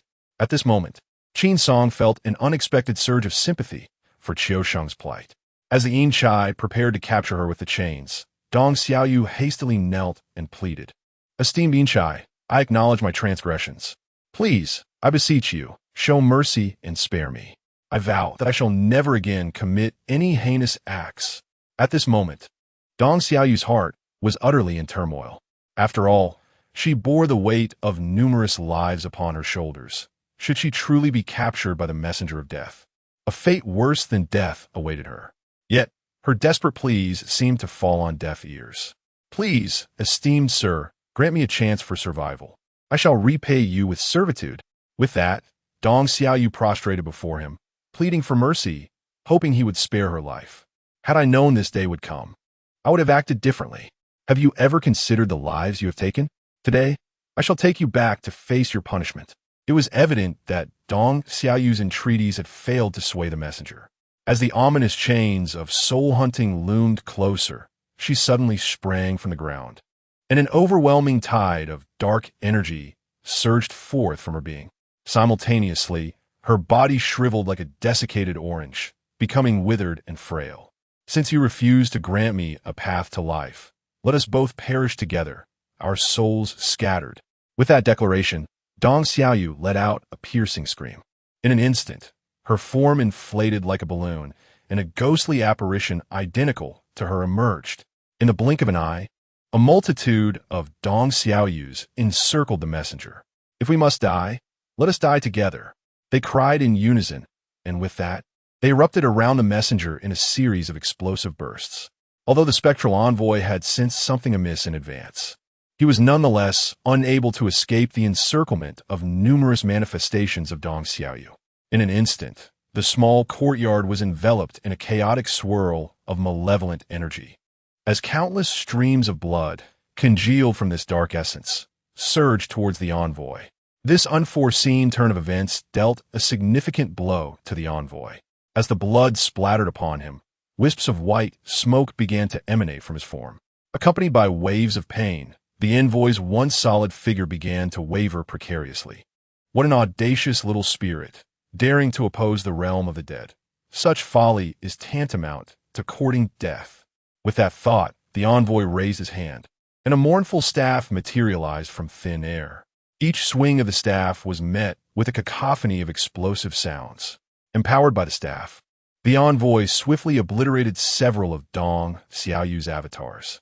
Realizing this tactic no longer held any effect against him, Dong Xiaoyu felt a surge of urgency within her. At that moment, she was searching for the opportune moment to deliver a fatal blow. Just as the envoy was engaged in fierce combat with a myriad avatars, one of Dong Xiaoyu's forms suddenly lunged towards him. I shall bring about your demise. Dong Xiaoyu's previously emaciated head transformed into a gaping maw, intent on sinking its teeth into the envoy. The abruptness of her assault left the envoy momentarily flustered. In a state of desperation, he raised the mournful staff before him, hoping to ward off her impending attack. Originally, Qin Song had been perched atop the wall, harboring a desire to witness the unfolding drama. However, as the spectral envoy took Dong Xiaoyu away, he intended to subsequently escort Qiusheng away as well. Yet, observing the spectral envoy's gradual descent into disadvantage, Qin Song found himself unable to remain passive any longer. No longer could he indulge in mere spectator sport. With that thought, he abruptly rose, muttering incantations under his breath while his fingers deftly inscribed talismans. 6 Ding and 6 Jia, heed my command from all directions. Let the golden flames blaze forth. Capture the demonic spirits. By the celestial fire of the 9 heavens, I command you with urgency. Suddenly, another figure materialized in the courtyard, startling the 2 spirits. As Qin Song's incantation reached its conclusion, the talisman in his hand was simultaneously completed. In an instant, a blaze erupted within the courtyard. Chapter 40. Qin Song takes action with the sudden appearance of the fiery serpent. The ghostly envoy instinctively recoiled to the side. In the next moment, several clones of Dong Xiaoyu were swiftly engulfed by the serpent's maw. Are you from Maoshan? Upon witnessing Qin Song leap down from the wall, the ghostly envoy could not help but feel a twinge of surprise. Indeed, after addressing the envoy's inquiry, Qin Song immediately hurled forth 4 silver needles. When the envoy recognized that the needles were the unique ghost-slaying needles of Maoshan, he finally felt a sense of relief. Ghost-slaying. A piercing scream echoed as the already exhausted Dong Xiaoyu exploded violently, transforming into a myriad of fragments. With the destruction of her true form, the remaining clones could no longer maintain their appearance. In the blink of an eye, the remaining clones dissolved entirely into ghostly energy. Simultaneously, Qin Song received a notification from the system. Ding! Congratulations on successfully eliminating a malevolent spirit. Reward: 50 points of Yin Virtue, 20 silver dollars, and 1 root of 80-year-old He Shou Wu. Upon hearing the system's prompt, Qin Song promptly opened his personal panel. Host: Qin Song. Cultivation level: Xian level Celestial Master, 2nd grade. Techniques: Maoshan Taoist Arts, Maoshan 49 Needles, Copper Skin Iron Bones, Maoshan Medical Arts. Yin Virtue: 775, 800. Account balance: 20 silver dollars. Gazing at his nearly full Yin Virtue bar, Qin Song felt a surge of excitement within. Although the ghostly envoy could not comprehend the reason behind Qin Song's sudden mirth, he nonetheless expressed his heartfelt gratitude. I am good too, a spectral envoy of the underworld. I extend my heartfelt gratitude to you, Taoist, for your assistance. Having just witnessed your adept techniques in vanquishing that malevolent spirit, it seems you're a disciple of the Maoshan school. Given the esteemed role and position of Maoshan disciples within the realms of Yin and Yang, I must convey my utmost respect to Qin Song. After all, many disciples of Maoshan, upon their demise, ascend to become deities within the underworld. Even the least among them is still a spectral envoy, akin to myself. Consequently, many envoys traversing the mortal realm are exceedingly courteous towards the heirs of Maoshan. Upon hearing the envoy approach, Qin Song promptly clasped his fists and replied, Esteemed Envoy Gu, you possess remarkable insight. I am Qin Song, a disciple of the illustrious Tai Xian Zhenren of Maoshan. As soon as Gu Tu heard the name, Tai Xian Zhenren, understanding dawned upon him. It became clear that Qin Song was indeed a true disciple of the revered master, having received his genuine teachings. Envoy Gu, you flatter me, Qin Song responded. And upon learning that Qin Song was the legitimate heir of Maoshan, Gu Tu's demeanor transformed into one of even greater reverence. After a brief exchange of pleasantries, he began to gather the remaining fragments of Dong Xiaoyu's spectral essence. I truly did not anticipate that Dong Xiaoyu would prove so troublesome. Had I known, I would have summoned more brothers to assist. It was evident that Gu Tu was still troubled by the recent events. Do not dwell on it, Envoy Gu. You were tasked with capturing her to face judgment in the underworld, aware that she awaits a punishment worse than death. She is bound to fight with all her might for a glimmer of hope, Qin Song reassured him. At this, Gu Tu silently nodded in agreement. However, his expression revealed that this matter had been etched deeply into his mind. Taoist Qin, since you have already frightened Dong Xiaoyu to the point of losing her wits, I shall not linger here any longer, until we meet again by fate. Farewell. After bidding farewell to Qin Song with a wave, a sudden gust of ominous wind swept around the Yin envoy, and he vanished without a trace. Once the envoy had departed, Qin Song made his way to Qiusheng's side. With a mortal frame, Qiuxing had endured a blow from the Yin envoy, and at this moment, he lay unconscious.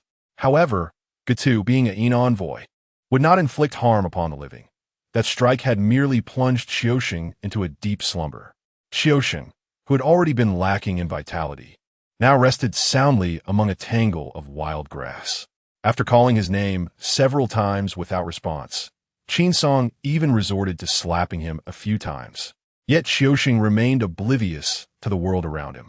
In desperation, he fetched a ladle of cold water from a nearby well, and thus, Qiuxing received an impromptu cold shower while still lost in dreams. The sudden chill jolted him awake. Is it raining? Is it raining? Confused by the splash of well water, Qiuxing initially believed a rainstorm had begun. In his flustered state, he caught sight of Qin Song before him. Uncle Master, Xiaoyu, where is Xiaoyu? It's raining outside. We must seek shelter. To his surprise, the first thought that crossed Qiuxing's mind upon waking was to search for Dong Xiaoyu.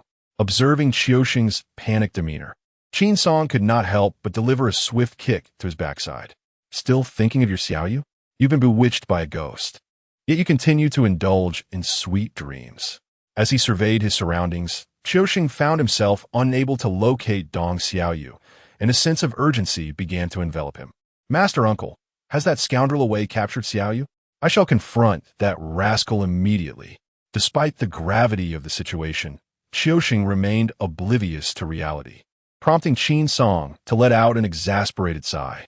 Are you aware that your beloved is a vengeful spirit? She has sought you out with intentions to claim your life. With that, Qin Song retrieved a piece of yellow paper from his bosom. A glimmer of silver flashed as he pricked his fingertip with a silver needle. Amidst myriad stars, the path reigns supreme. A thread of clarity resides within the eyes, as countless illusions dissipate in the heart. All phenomena shatter. The way of nature prevails, swiftly, as the law commands.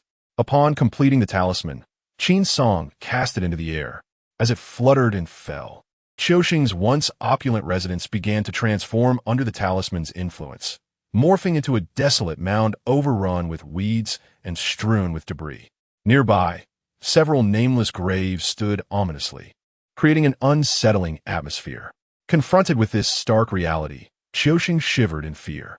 What on earth? Master Uncle, what is happening? He was rendered speechless by the scene before him. Observing Qiuxing's astonishment, Qin Song smirked. You are ensnared by the ghost's enchantment. Do you not realize this? Ah, have I truly encountered a ghost? Qiuxing struggled to comprehend the situation. Not only have you encountered ghost, but you have also engaged in a skirmish with a spectral envoy from the underworld. I am at a loss for words. Upon realizing that he had actually fought with an envoy of the afterlife, Qiuxing's complexion turned notably grim. Master Uncle, did you just say I fought with an envoy? Looking at Qiuxing beside him, Qin Song felt a mix of amusement and exasperation. With your meager skills, do you truly believe you could best an envoy? What you experienced was merely a beating at their hands. But will the envoy hold a grudge and come to take me away to the underworld tonight? Observing Qiuxing's anxious expression, Qin Song felt a surge of frustration. You are overthinking this. Your lifespan is far from over, so why would the envoy bother to seize your soul? In that moment, Qin Song suddenly empathized with the helplessness his master uncle often expressed. Chapter 41. The zombies enter the city upon gazing into Qiuxing's eyes, which bore a hint of nostalgia. Qin Song found himself at a loss for words. My dear fellow, you have truly been bewitched by beauty, he thought. The reason that female ghost lured you is solely to siphon off your vital essence. Had it not been for your master in Appo's timely intervention in just a couple of days, you would have been drained of life. Though Qiuxing understood the truth in Qin Song's words, the recollection of their tender moments spent together the previous night left him with a bittersweet feeling. Enough reminiscing about the past. The affairs of the Run residents remain unresolved. We must return swiftly. With that, Qin Song led Qiuxing away from the chaotic rubble. At present, the old master Ren was still lurking in the shadows, uncertain of when he might strike against Ren Fa and his daughter. Within the Ren estate, only Uncle Jiu and Wen Kai remained, leaving Qin Song with a lingering sense of unease. Thus, the two made no stops along their journey. By the time they arrived at Ren County, Darkness had completely enveloped the sky. Just as Qin Song prepared to hasten back to the Ren estate, he heard distant cries of anguish. Due to the presence of zombies, the streets had been utterly devoid of life during the day. The cacophony of screams, now echoing from afar, alerted Qin Song to the possibility of a dire situation unfolding. "Let's investigate," he urged, and as they made their way towards the source of the sounds, gunfire suddenly erupted nearby. Bang! Just a few blocks away, a group of individuals was desperately seeking refuge from the onslaught of two shadowy figures. The individuals evading capture are none other than the security personnel under Ah Wei's command, while the two shadowy figures are villagers from the vicinity of Rinjia County. However, at this moment, these two individuals have been utterly transformed into zombies. The gunfire that Qin Song had recently heard was indeed fired by the security team. As they gazed upon the zombies leaping towards the crowd, panic ensued among the onlookers. "Captain, it seems these zombies are impervious to bullets." In ordinary circumstances, the firearms wielded by the security team were merely for deterring local ruffians, and their stock of ammunition was exceedingly limited. Now, with all the bullets expended, the two zombies seemed entirely unaffected. Ah Wei could hardly believe his misfortune. It was his turn to lead the patrol when two zombies emerged. Looking down at his rifle, now rendered useless, he could not help but curse under his breath. "Captain, what should we do now?" At that moment, the entire group stood frozen in terror before the advancing zombies. "Where are the glutinous rice and talismans? Hurry! Who has the glutinous rice and talismans?" Suddenly, Ah Wei recalled the words of Jioshu, who had mentioned earlier that the talismans and glutinous rice could repel zombies. Upon hearing Ah Wei's words, several individuals hurriedly retrieved the glutinous rice and talismans they had carried on their backs. "Quickly, throw the glutinous rice and talismans at those two zombies." With that, Ah Wei grasped a handful of glutinous rice and hurled it towards the approaching zombies. In that dire moment, those few small packets of glutinous rice and a handful of talismans became the last bastion of hope for the group. As soon as the glutinous rice made contact with the zombies, a series of explosive sounds erupted. It proved effective. At that moment, the two zombies were forced to retreat, invigorating the morale of the security team. However, the distance between the two zombies and the crowd was still considerable. Thus, the glutinous rice thrown by Ah Wei had scarcely landed on the zombies. This attack not only failed to inflict any harm on the two zombies, but also drew their attention. "Captain, those two zombies are charging towards us." Ah Wei quickly recognized the predicament. "Give me the rice and talismans. I will deal with these two fiends." Once Ah Wei secured all the bags filled with glutinous rice, he charged at the zombies like a valiant warrior. Grasping a small bag of rice, he raised his hand, and the contents cascaded down upon the two zombies. In an instant, the air was filled with a cacophony of explosions, reminiscent of festive firecrackers during the New Year. This time, the assault was undeniably successful. As the rice fell, a thick cloud of smoke enveloped the two zombies, followed by their anguished roars echoing through the air. "You think you can challenge me?" With that, Ah Wei seized two more bags of rice and hurled them forcefully at the zombies. "Let us see you flaunt your bravado now." In that moment, Ah Wei reveled in his triumph. A deluge of glutinous rice surged toward the two zombies like a tempest, and before long, numerous wounds appeared on their grotesque forms, oozing with dark, putrid blood, creating a most repugnant sight. Just as Ah Wei prepared to capitalize on this advantage and obliterate the two undead, he suddenly realized that he had exhausted his supply of rice. "Is there any glutinous rice left?" Upon hearing that Ah Wei had thrown away all his rice, the teammates hiding behind him shook their heads in dismay. With the rice gone, a sense of disappointment washed over Ah Wei. However, he still possessed a handful of talismans, and gazing at the battered zombies, a flicker of confidence ignited within him once more. "Behold, receive my talisman," he proclaimed, mimicking the style of his mentor, and flung a talisman forward. Yet, to his astonishment, the talisman fell to the ground before it could even make contact with the zombies. As the two creatures lunged toward him, Ah Wei hastily dove into the crowd. "Goodness, these talismans for my mentor seem utterly ineffective. They're even less useful than the rice," he lamented, eyeing the stack of talismans in his hand. "Captain, should these talismans not be affixed directly to the foreheads of the zombies to be effective?" The corpses in Lord Ren's household had their talismans placed right on their brows. Did they not? Upon realizing this, Away slapped his forehead in frustration. How could I have forgotten such a crucial detail? Having said that, he prepared to rise and engage in yet another fierce battle with the two zombies. However, upon beholding their grotesque visages, Ah found himself gripped by a flicker of trepidation. Xiao Wang, you were indeed correct. This talisman paper is meant for such a purpose. Here, take the talisman and swiftly affix it to those two zombies while we provide cover for you. Ah, why must it be me? Upon hearing I designate him for the task, Xiao Wang felt a surge of fear welling up inside him. Quit being such a coward and get in there. With that, I gave him a forceful shove, propelling him forward. In that moment, Xiao Wang felt a profound regret for having spoken out earlier. Now, he found himself in a predicament of his own making. Though the two zombies had sustained injuries and their movements had become sluggish, the sight of their pallid, menacing faces nearly caused Xiao Wang to lose control of his bladder. Chapter 42. Luring the tiger from its mountain as the hesitant Xiao Wang lingered, the concealed Away grew increasingly anxious. What are you dawdling for? Hurry up. Away's urging had an unintended effect. Xiao Wang, frightened, lost control of himself. Observing the unsightly stain trickling down Xiao Wang's pant leg, Away's lips twitched in disbelief. You coward, watch me. With that, Away snatched the talisman from Xiao Wang's trembling hands and boldly approached the two menacing zombies. Faced with the grotesque figures of the undead, Away swallowed hard, fearing that a moment and Oppo's inattention could lead to a gruesome fate. What am I so afraid of? Stealing his resolve, he clenched the talisman and charged towards the zombies. However, he remained oblivious to the fact that the talisman had become damp with sweat, rendering the incantation nearly illegible. Perhaps sensing the presence of a living, the two zombies turned their vacant eyes towards Away. Roar! They bellowed in unison, sending a jolt of terror through Away and Oppo's heart. What are you roaring for? Take this. Without hesitation, Away flung the talisman at the approaching creatures. To his astonishment, the talisman had no effect whatsoever. Instead, his action seemed to provoke the zombies further. Roar!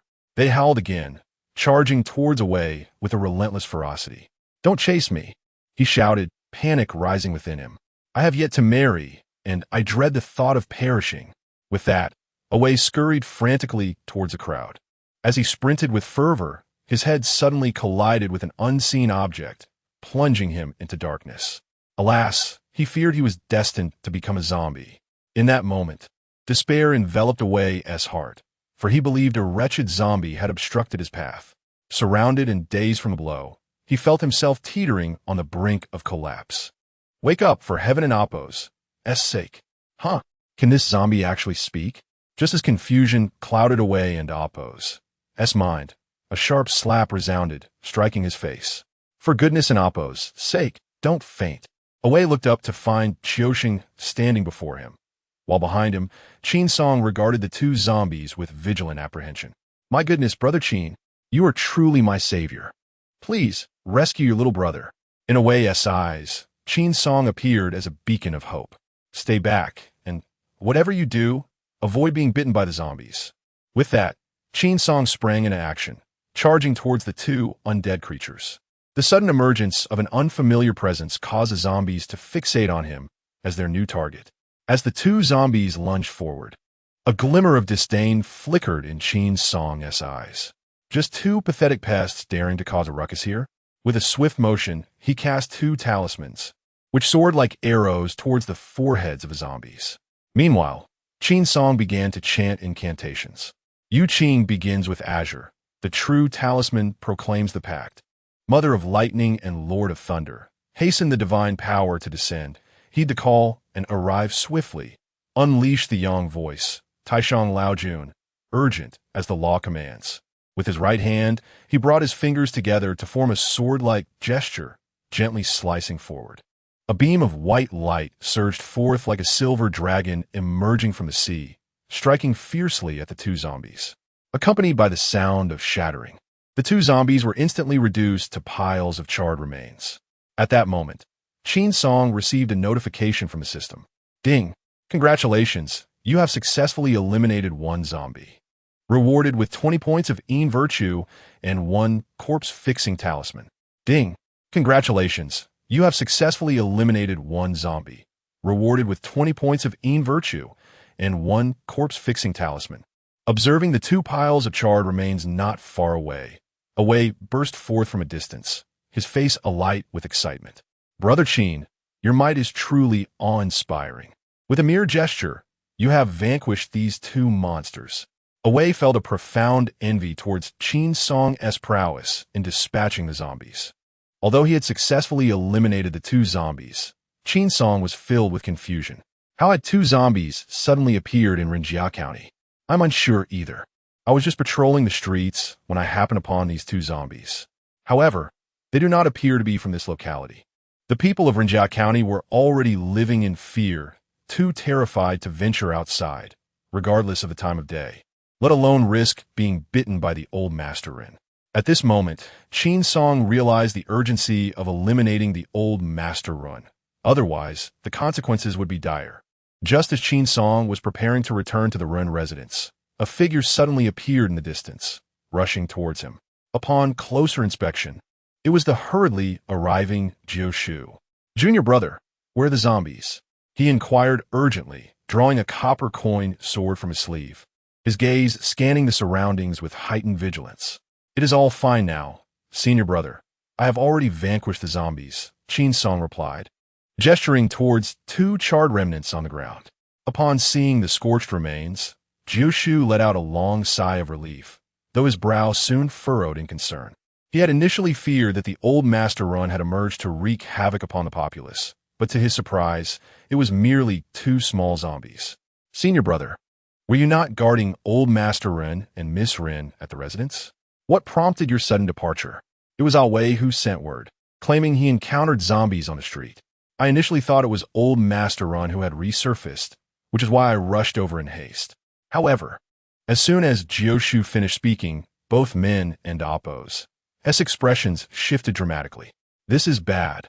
Old Master Ren and Miss Ren are in danger. At that moment, they simultaneously voiced their shared concern.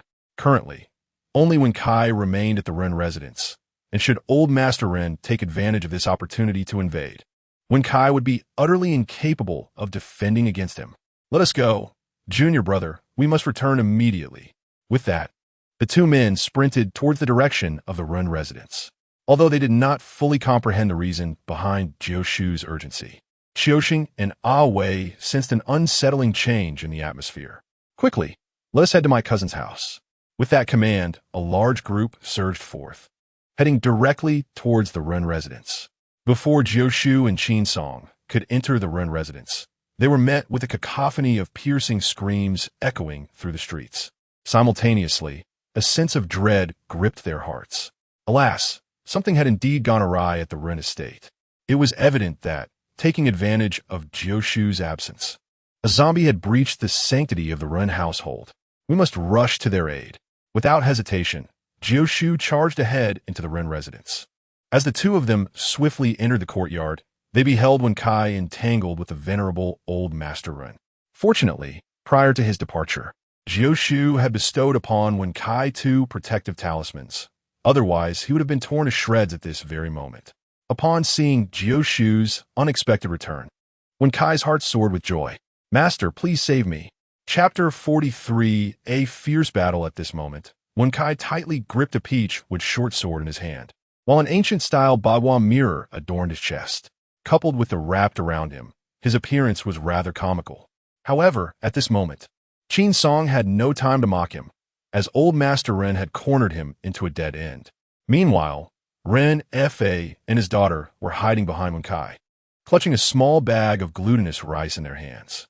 Observing that Wen Kai was under the control of the zombie, Jusu dashed forward in a swift motion.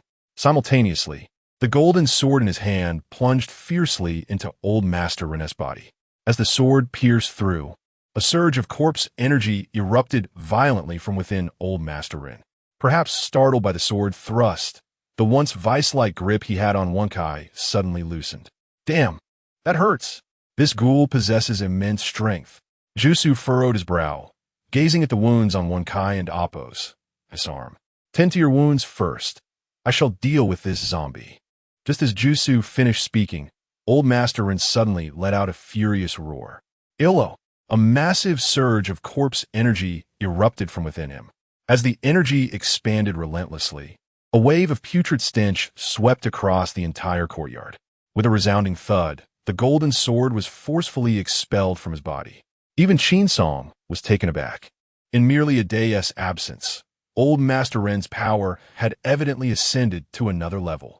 As the Sword of Wealth was forced out by the corpse's malevolent energy, its once resplendent blade had lost all luster, and the tip resembled charred coal, stripped of its former glory. Before Uncle Gio could fully comprehend the situation, he witnessed Old Master Ren suddenly leap forward, launching himself directly at him with unbridled ferocity.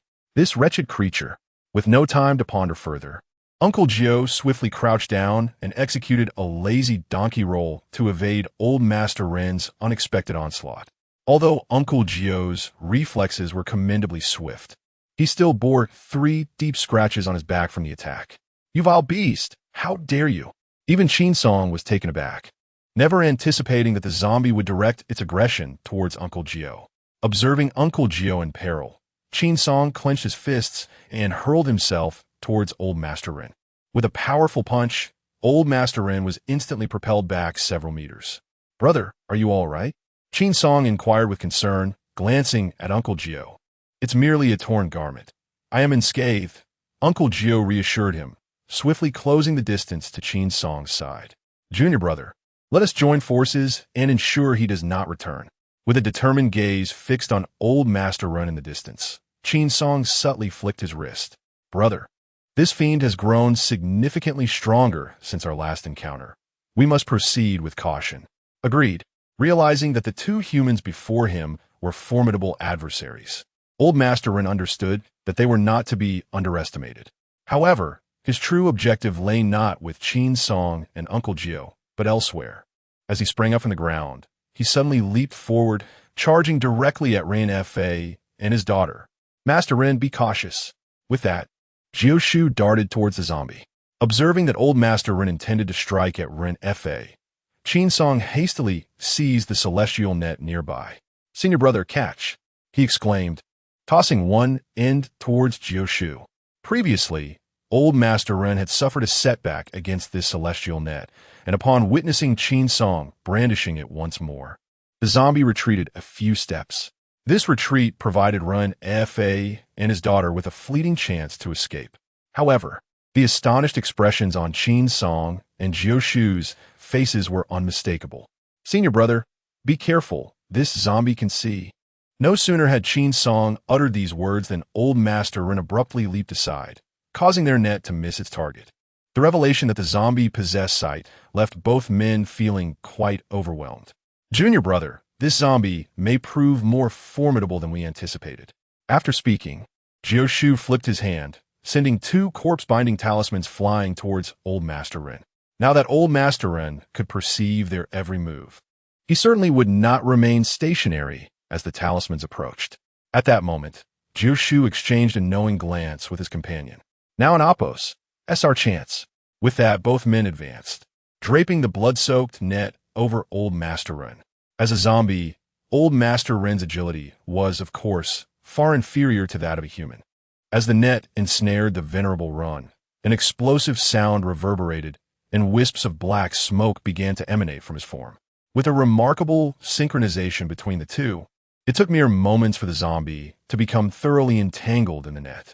A cry of anguish escaped Ren Amp, Appo's lips, echoing his torment. Seizing the opportunity, Qin Song delivered a powerful kick, sending the zombie hurtling across the hall like a deflated ball. The impact resounded with a series of crashes, scattering numerous objects, until the zombie finally came to rest in the corner of the courtyard. Simultaneously, Jiu Shu sprang into action. A flurry of talismans shot forth, landing swiftly upon Ren. "Brother, I leave this to you." Qin Song retreated a few paces, observing the unfolding events.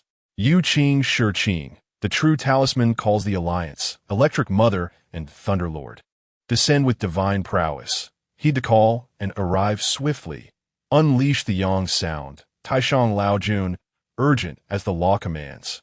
As the final incantation was uttered, Jioshu pointed skyward with fervor. In an instant, dark clouds began to churn ominously above the Ren estate, brewing a formidable thunderbolt. Soon, a fierce bolt of lightning struck decisively upon the venerable Ren. The air was filled with the acrid scent of charred flesh. However, the power of the lightning did not manifest as Jioshu had anticipated. Rather, it appeared that the zombie had grown even stronger. As he beheld the zombie struggling to break free from its restraints, Jioshu steeled himself and promptly produced 4 talismans.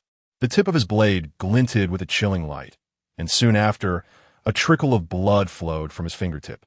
With a flick of his fingers, crimson plum blossoms fell upon each of the 4 talismans in succession. A thunderous shout erupted from Jioshu as the talismans positioned themselves in the 4 cardinal directions: east, west, south, and north. He then retrieved a 2-foot-long talisman from his bosom, inscribed with the words of the Jade Purity, a sacred covenant that reached the heavens above and descended into the netherworld below. To the east lay the Jinmu Qinglong, to the west the Xuanjin Baihu, to the south the Lihua Zhuke, and to the north the Kankui Xuanwu. The 4 spirits shall eradicate evil, in haste as commanded. As Jioshu completed his incantation, the seemingly ordinary talismans began to tremble violently. Simultaneously, they were enveloped in radiant hues of green, gold, red, and blue. Chapter 44. The 4 spirits' exorcism formation corresponding to these 4 talismans are the legendary beasts: Qinglong, Baihu, Zhuke, and Xuanwu. However, this revelation is not the most astonishing. When the 2-foot-long talisman descended into the 4 spirits' exorcism formation, Qin Song discerned a faint image of a 5-clawed golden dragon upon the talisman. The dragon, adorned with golden scales and possessing 5 claws, symbolizes supremacy. As the final talisman integrated into the formation, Uncle Gio appeared utterly drained, as though all his strength had been siphoned away. Fortunately, Qin Song was by his side, preventing Uncle Gio from collapsing to the ground. It was only when Uncle Gio witnessed the last talisman merge with the formation that he exhaled in relief. "Junior brother, I am temporarily unable to summon any strength.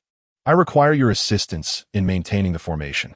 Upon hearing this, Qin Song promptly helped Uncle Gio to a chair. "Elder brother, do not worry."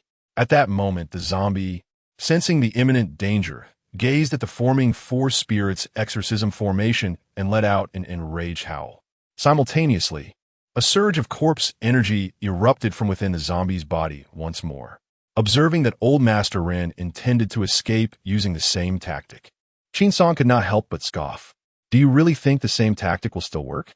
Last time, Old Master Ren had managed to forcefully flee from their grasp using this very method. Subsequently, Uncle Gio had specifically instructed Wen Kai to procure a significant amount of resilient cow tendons, which were then soaked in chicken blood incense ash to create a sturdier net.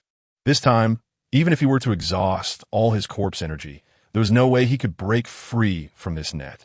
As the 4 talismans gradually converged, a resplendent golden character and amp, Appos, Chi and amp, Appos, slowly emerged on the talisman, which measured over 2 feet in length. The formation solidified, and the talisman plummeted downwards with the weight of a mountain. Immediately, a creaking sound reverberated within the body of the old gentleman Ren. Yet, even as the golden character began to fade, the zombie remained not entirely vanquished. Although the 4 spirits' exorcism array had not completely obliterated the undead, he was now undeniably at his last gasp. Observing this, Uncle Gio turned his gaze towards his companion. "Qin Song, junior brother, it is up to you from here on. Elder brother, you need not worry." As Qin Song beheld the struggling zombie attempting to rise, he took a deep breath and retrieved a needle case from his sleeve. The zombie, seeing Qin Song approach slowly, let out a series of desperate howls. However, at this moment, he was devoid of any power to resist. Upon reaching the old gentleman Run, Qin Song flicked his hands, and 7 silver needles struck precisely at the creature and amp, Appos, limbs, chest, and the center of its brow. as the needles pierced the flesh. A bead of sweat silently trickled down Qin Song's forehead. The current strength of the old gentleman, Ren, was no longer as feeble as when he had first become a zombie. Were it not for Uncle Gio employing the Four Spirits exorcism array to confine him, Qin Song would never have dared to unleash all 7 of the Mao Shan ghost-repelling needles at once. Now, under the suppression of the Four Spirits exorcism array, the old gentleman Ren's power had significantly waned, allowing the 7 silver needles to easily penetrate his body. As the silver needles penetrated the body, an ominous wave of corpse energy suddenly surged forth from the 7 orifices of old Master Ren. Witnessing this, Qin Song Kuden and Amp, Oppos, T helped but wipe the sweat from his brow. Finally, he had managed to subdue him. Observing the motionless corpse, the tension in Jioshu and Oppos' heart gradually eased. Disciple, come here. This creature is far too fierce. Use the talismans to restrain it.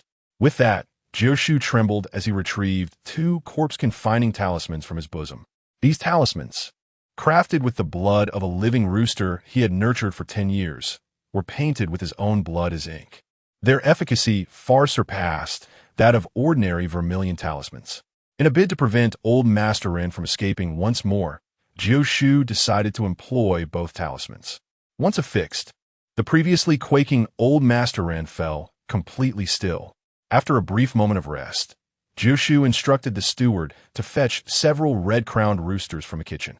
After extracting their comb blood to create ink, he spread several large talismans across the courtyard.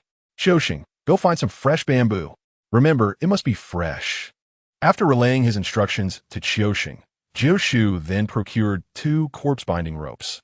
Once old Master Ren was bound tightly, resembling a zongzi, Jioshu finally felt a sense of relief. Observing Jioshu and Amp, Oppos' actions, Ren Fa was filled with confusion. Jioshu, when shall we proceed to incinerate this creature? At this moment, in Ren Fa's heart, the venerable old Master Ren had long since vanished. The figure bound in the courtyard was merely a bloodthirsty monster. Only by reducing him to ashes could Ren Fa live peacefully and allow the people of Ren County to lead secure lives. Observing the anxious expression of old Master Ren, Qin Song swiftly pulled him aside. My senior brother is currently arranging the formation and cannot be distracted. Allow me to elucidate this matter for you. The reason we are undertaking this action is to leverage old Master Ren as bait. Bait? Upon hearing this term, Ren Fa was utterly perplexed. Dr. Qin, in such dire times, are you still trying to play tricks on me? What sort of fish are you two trying to catch? Certainly, it is the formidable fish that seeks to harm your Ren family. At this revelation, Ren Fa and Oppos' heart jolted with alarm. Someone intends to harm our Ren family? No sooner had he uttered these words than a thought surged within him. Could the hidden hand behind this be the Feng Shui master from years past? Upon hearing this, Qin Song nodded. We cannot ascertain this matter definitively at present, but it is certain that there are indeed individuals who wish to bring misfortune upon your Ren family. As long as this zombie remained unburned to ashes, Ren Fa could not find solace. The realization that there were others scheming against them filled him with trepidation. Dr. Qin, you too must assist me in this matter. Rest assured, Master Ren, for having taken on this task. We shall see it through to the end. Now that your esteemed father has transformed into a formidable zombie, it is clear that the individual lurking in the shadows has invested considerable effort. He will not relinquish this zombie without a dire necessity. If that enigmatic figure truly is the geomancer from years past, we may find ourselves in a precarious situation. At this moment, Qin Song's words fell upon Ren Fa like a bucket of cold water, drenching him in dread. The mere thought of the terrifying power of this zombie prompted Ren Fa to urgently implore, I beseech you both to resolve this matter, for if not, our Ren family shall undoubtedly know no peace. In that instant, Ren Fa was thoroughly terrified by the zombie. He understood all too well that the only hope for saving the Ren family lay with Uncle Gio and Qin Song. Clinging to these 2 pillars of strength, the Ren family might still have a chance for redemption. Chapter 45. The plans behind in the present day. Ren Fa no longer dared to inquire about the actions of the 2, which allowed Qin Song and his companion to proceed with their tasks with remarkable ease. Soon, Qiusheng returned from the back mountain, carrying a bundle of bamboo, and after a brief period of adjustment, a rudimentary spiritual shelter was erected. However, this shelter was not constructed within the guest hall of the Ren residence. Rather, it stood beneath a grand willow tree by the wall. With talisman paper as the cover and bamboo as the beams, this combination served to obscure the flow of spiritual energy to a certain extent. "Brother Qin, I'm back." Upon seeing Ah Wei return with his men, Qin Song promptly inquired, "How much glutinous rice did you manage to prepare?" "Not a grain more, not a grain less. Exactly 200 caddies," replied Ah Wei, as he signaled his subordinates to carry the rice bags into the courtyard. Gazing at the 4 bags of pristine glutinous rice, Qin Song nodded in satisfaction. "This is more than sufficient." He then beckoned to Qiusheng. "Go and cut some willow branches from the tree. Use them to encircle the shelter, and afterward scatter a ring of glutinous rice around the branches. Do you understand?" Upon hearing that they would be dealing with zombies again, Ah Wei couldn't help but shudder. They had just dealt with 2 zombies. How could there be more? Staring at the grotesquely bound zombie, Ah Wei instinctively took a few steps back, preparing to make a hasty retreat. "Ah Wei, don't blame me for not warning you. If you run away now and encounter another zombie, there will be no one to save you." To his surprise, Qin Song had noticed his little antics. Ah Wei couldn't help but chuckle awkwardly, saying, "Brother Qin, you misunderstand. How could I possibly sneak away? I merely wish to check on my cousin." Seeing Ah Wei's sheepish grin, Qin Song felt a sense of helplessness. "Miss Ren is fine. You need not worry about her. Moreover, since you are here, do not linger idly. Assist Qiusheng." At that moment, Ah Wei, for the sake of his own well-being, dared not defy Qin Song and Appo's instructions. Thus, the 2 of them took willow branches and glutinous rice and made their way toward Old Master Ren. "Remember, form a complete circle. Leave no gaps." With that, Qin Song swiftly moved to the side of Jiu. "Senior brother, we have arranged most of it here. Should we not go check on Wen Kai?" Upon hearing Qin Song mention Wen Kai, Jiu couldn't help but slap his forehead in regret. In the recent battle, Wen Kai had been injured by Old Master Ren. If the corpse poison was not eradicated promptly, Wen Kai could very well transform into a new zombie. Although Wen Kai and Qiusheng often vexed him, in Jiu and Appo's heart, he had long regarded these 2 disciples as his own sons. "Let us go, we must see." With that, the 2 hurriedly dashed into the hall. Fortunately, Wen Kai, aware of the dangers of corpse poison, had already applied glutinous rice to his wound. Though his complexion was somewhat pale, he had not lost consciousness. Observing Wen Cai's ashen face, a flicker of guilt crossed Jiu's expression. At this moment, Ren Tingting was assisting Wen Kai in removing the gauze to replace the charred glutinous rice. Upon seeing Qin Song and his companion approaching from outside, she swiftly rose to her feet. "Miss Ren, you are truly diligent." Qin Song's unexpected politeness prompted Ren Tingting to hastily wave her hand, saying, "This is merely my duty. By the way, my grandfather, he will no longer harm anyone, will he?" "Miss Ren, rest assured, we have managed to contain Old Master Ren, and there will be no oversights," Qin Song reassured her. Hearing her uncle and Appo's explanation, Ren Tingting finally felt at ease. "Miss Ren, you have been busy all day. You should return and rest early. The remainder of the task can be entrusted to us." As soon as Qin Song uttered these words, Ren Tingting felt a wave of drowsiness wash over her, stifling several yawns in succession. "Then I must trouble Uncle Jiu and Dr. Qin to take care of it." With that, Ren Tingting handed the prepared glutinous rice and gauze to the 2 men. Observing Wen Kai leaning against the head of the bed, Uncle Jiu began to lecture him. "I often urge you to read more and acquire skills, but you do not listen. Now look where it has led you, injured by a zombie. Master." Though Uncle Jiu was incessantly scolding Wen Kai for his lack of diligence and suggesting that his injuries were well-deserved, his hands worked with utmost care. "All right, the wound is treated.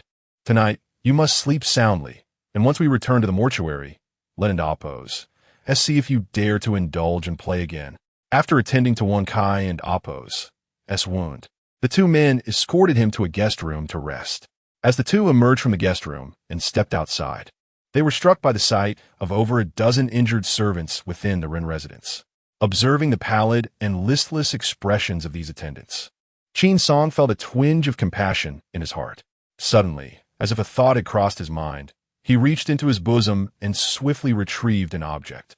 Stopping one of the servants, he placed the item into his hands. "Take this and procure 2 hens. Prepare a broth with this item and the hens, and distribute the resulting chicken soup among the injured. Remember, each person must not overindulge. Do you understand?"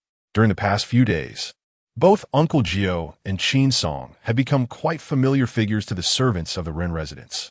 Although the servant was unaware of the exact nature of the object resembling a yam, he was certain that this individual would never wish them harm.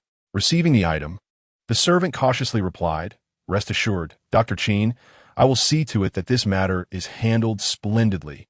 With that, the servant hurried off to the kitchen, clutching the object tightly. Watching the servant's retreating figure, Uncle Gio inquired with curiosity, "Junior brother, what did you just give him?" "Nothing of consequence. Merely a piece of Hisho Wu," Qin Song replied.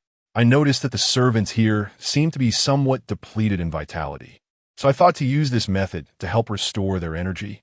Upon hearing Qin Song and Appo's explanation, Uncle Gio nodded, seemingly understanding yet still somewhat perplexed. At this moment, beside the tomb of the Venerable Run, a man clad in blue stood fixated on a scarecrow positioned on the altar. Clearly inscribed upon the scarecrow were the birth and death details of the Venerable Run, while a drop of his blood stained its head. The blue-robed man furrowed his brow, seemingly deep in contemplation. After several attempts to perform hand seals, the scarecrow on the altar remained utterly unresponsive. This lack of reaction plunged the man into deeper thought.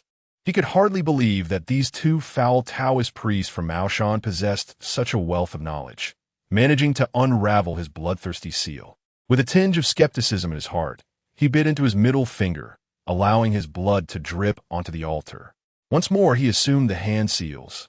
Yet no matter how fervently he urged the seals, the scarecrow on the altar continued to show no sign of life. Chapter 46. Ascension of Cultivation. At this moment, the moon shone brightly against the backdrop of a clear sky, with stars sparse and distant. In the desolate clearing, a figure stood ominously beside a grave, exuding an unsettling presence. Glancing upward at the silvery moonlight, a peculiar smile crept onto the face of the man clad in azure robes. "Enough," he mused. "Renfa, consider yourself fortunate.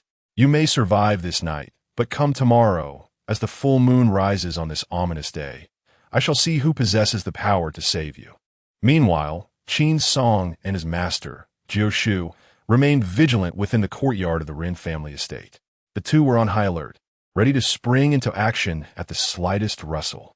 Yet, despite their watch throughout the night, the elusive expert they anticipated failed to appear. As dawn broke, painting the horizon with a pale light, Jiu Shu could not stifle a yawn. "Junior brother, with the day upon us, do you think that person intends to withdraw?" Qin Song shook his head in response. "That is unlikely. The effort taken to bring misfortune to the Ren family indicates a deep-seated grudge. Such individuals do not relent until their objectives are achieved." Observing the weariness etched on Jiu Shu and Appo's face, Qin Song rubbed his eyes and suggested, "Brother, with daylight here, it is improbable that he would act recklessly. Perhaps we should return for a brief rest, after a long day and an entire night spent guarding the seal zombie." Both men were thoroughly exhausted. As Jiu Shu's eyelids grew heavy, and after ensuring that the sealed creature remained secure under the watchful eye of Ming Qiusheng, they retreated to their respective guest rooms for much-needed respite. After a long night, just as Qin Song's head touched the pillow, waves of fatigue washed over him. Just as he prepared to indulge in a much-needed slumber, he was suddenly jolted awake by the system's notification sound. Ding! The system has detected that the host and Appo's virtuous merit is sufficient for promotion. Would you like to advance immediately? Upon hearing the system and Appo's prompt, Qin Song quickly opened his eyes. He then summoned the system. Host, Qin Song, cultivation level, Xian level celestial master, 2nd rank, techniques, Maoshan Taoism, Maoshan 49 needles. Copper skin iron bones, Maoshan medical arts. Virtuous merit, 815 800, account balance, 20 silver yuan. To his astonishment, he had accumulated enough virtuous merit for promotion so quickly, which stirred a sense of excitement within him. System. Elevate my cultivation. Ding. Preparing for cultivation advancement. Ding. Cultivation advancement successful. The host can view their cultivation level on the system panel. Ding. Congratulations. Copperskin Iron Bones has been upgraded to Golden Bell Shield Iron Cloth Shirt. Maoshan Taoism Proficiency 15. Maoshan Medical Arts Proficiency 15. Maoshan 49 Needles Proficiency 15. The silver needles have successfully upgraded to golden needles. Acquired a new skill, Strength to Move Mountains. Listening to the series of notification sounds, Qin Song felt a bit dizzy. Once all the notifications ceased, he groggily opened his personal panel. Host, Qin Song. Cultivation level, Xian Grade Celestial Master, first rank. Techniques, Maoshan Taoism, Maoshan 49 Needles Golden Bell Shield, Iron Cloth Shirt. Maoshan Medical Arts, Power to Move Mountains. In Virtue, 15,500, account balance, 20 silver yuan, as the system in amp. Oppos, as prompt faded. A sudden cacophony of crackling sounds erupted from within Qin Song's body. With the conclusion of his cultivation enhancement, Qin Song abruptly opened his eyes. In the blink of an eye, the fatigue that had enveloped him dissipated completely. Not only that, but at this moment, Qin Song felt as though he were brimming with boundless energy, his spirit considerably uplifted. Without the luxury of indulging in his newfound abilities, Qin Song hastily settled into a cross-legged position on his bed. Having just completed his ascension, he found himself in a state of both instability and optimal readiness for cultivation. As his internal circulation commenced, the specialized techniques of Maoshan began to operate autonomously. Several hours later, Qin Song slowly opened his eyes. Needle come, he commanded, and immediately, a flash of golden light darted through the room, culminating in a 2-inch-long golden needle that gracefully settled into his palm. Gazing at the needle nestled in his hand, Qin Song Kuden and Oppos, to suppress his elation. The Maoshan 49 needles had long been regarded as one of the most enigmatic arts of the Maoshan sect. Though seemingly straightforward, those of limited aptitude could only attain the most rudimentary level of mastery. To wield these 49 silver needles, however, required a far greater innate talent.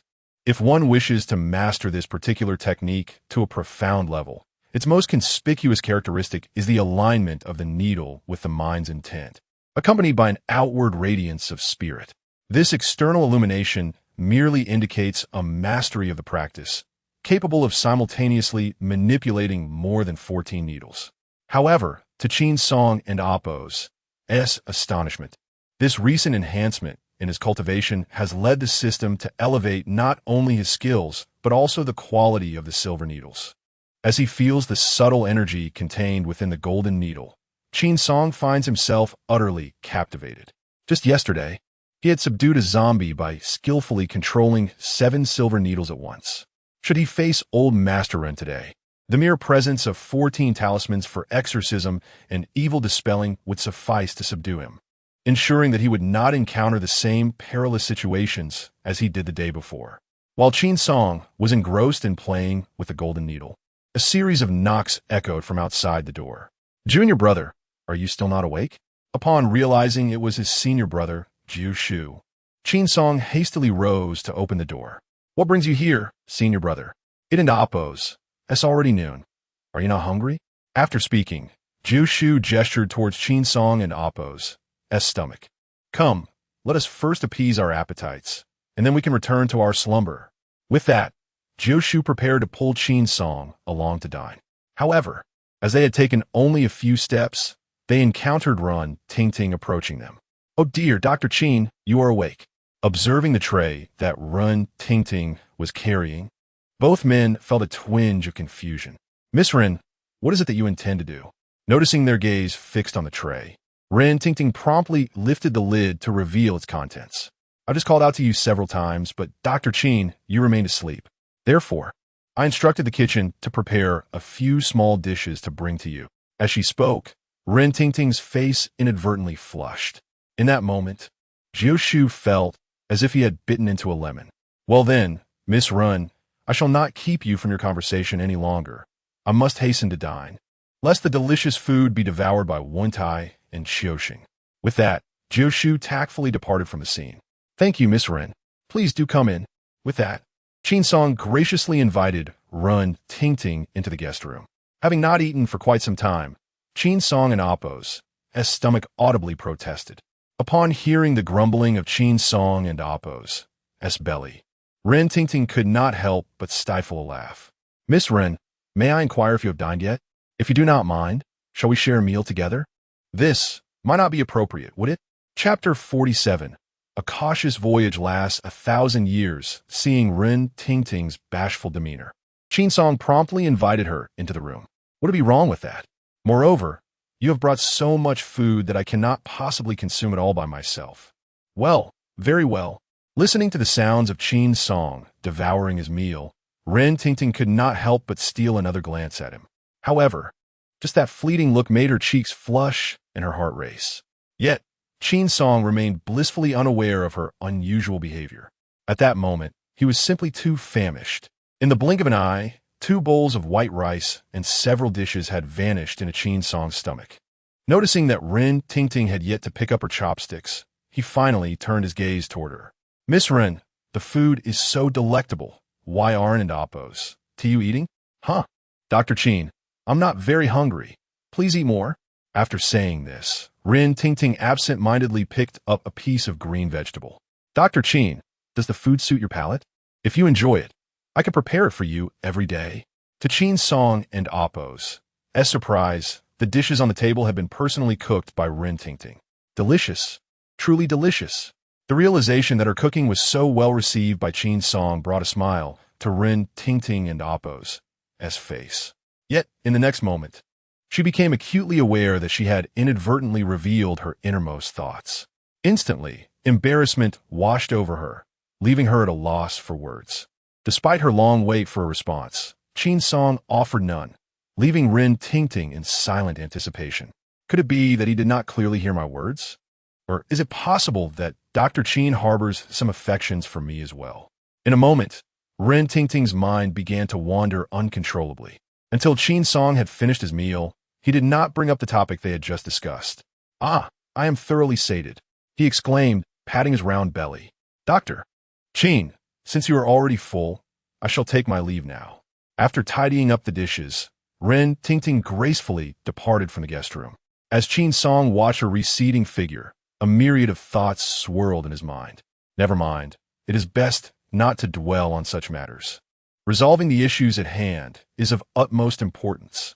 Clearing his mind of distracting thoughts, Qin Song promptly made his way to Uncle Gio's guest room. At that moment, Wen-kai was squatting in a wooden tub, the water within mingled with a substantial amount of glutinous rice. Oh, Wen-kai, your master truly cares for you. Knowing you have been fatigued for several days, he specially prepared a bath for you. Seeing the teasing expression on Qin Song's face, Wen-kai felt an unspoken sorrow. As Qin Song entered the room, Uncle Gio hurried out from the bedroom.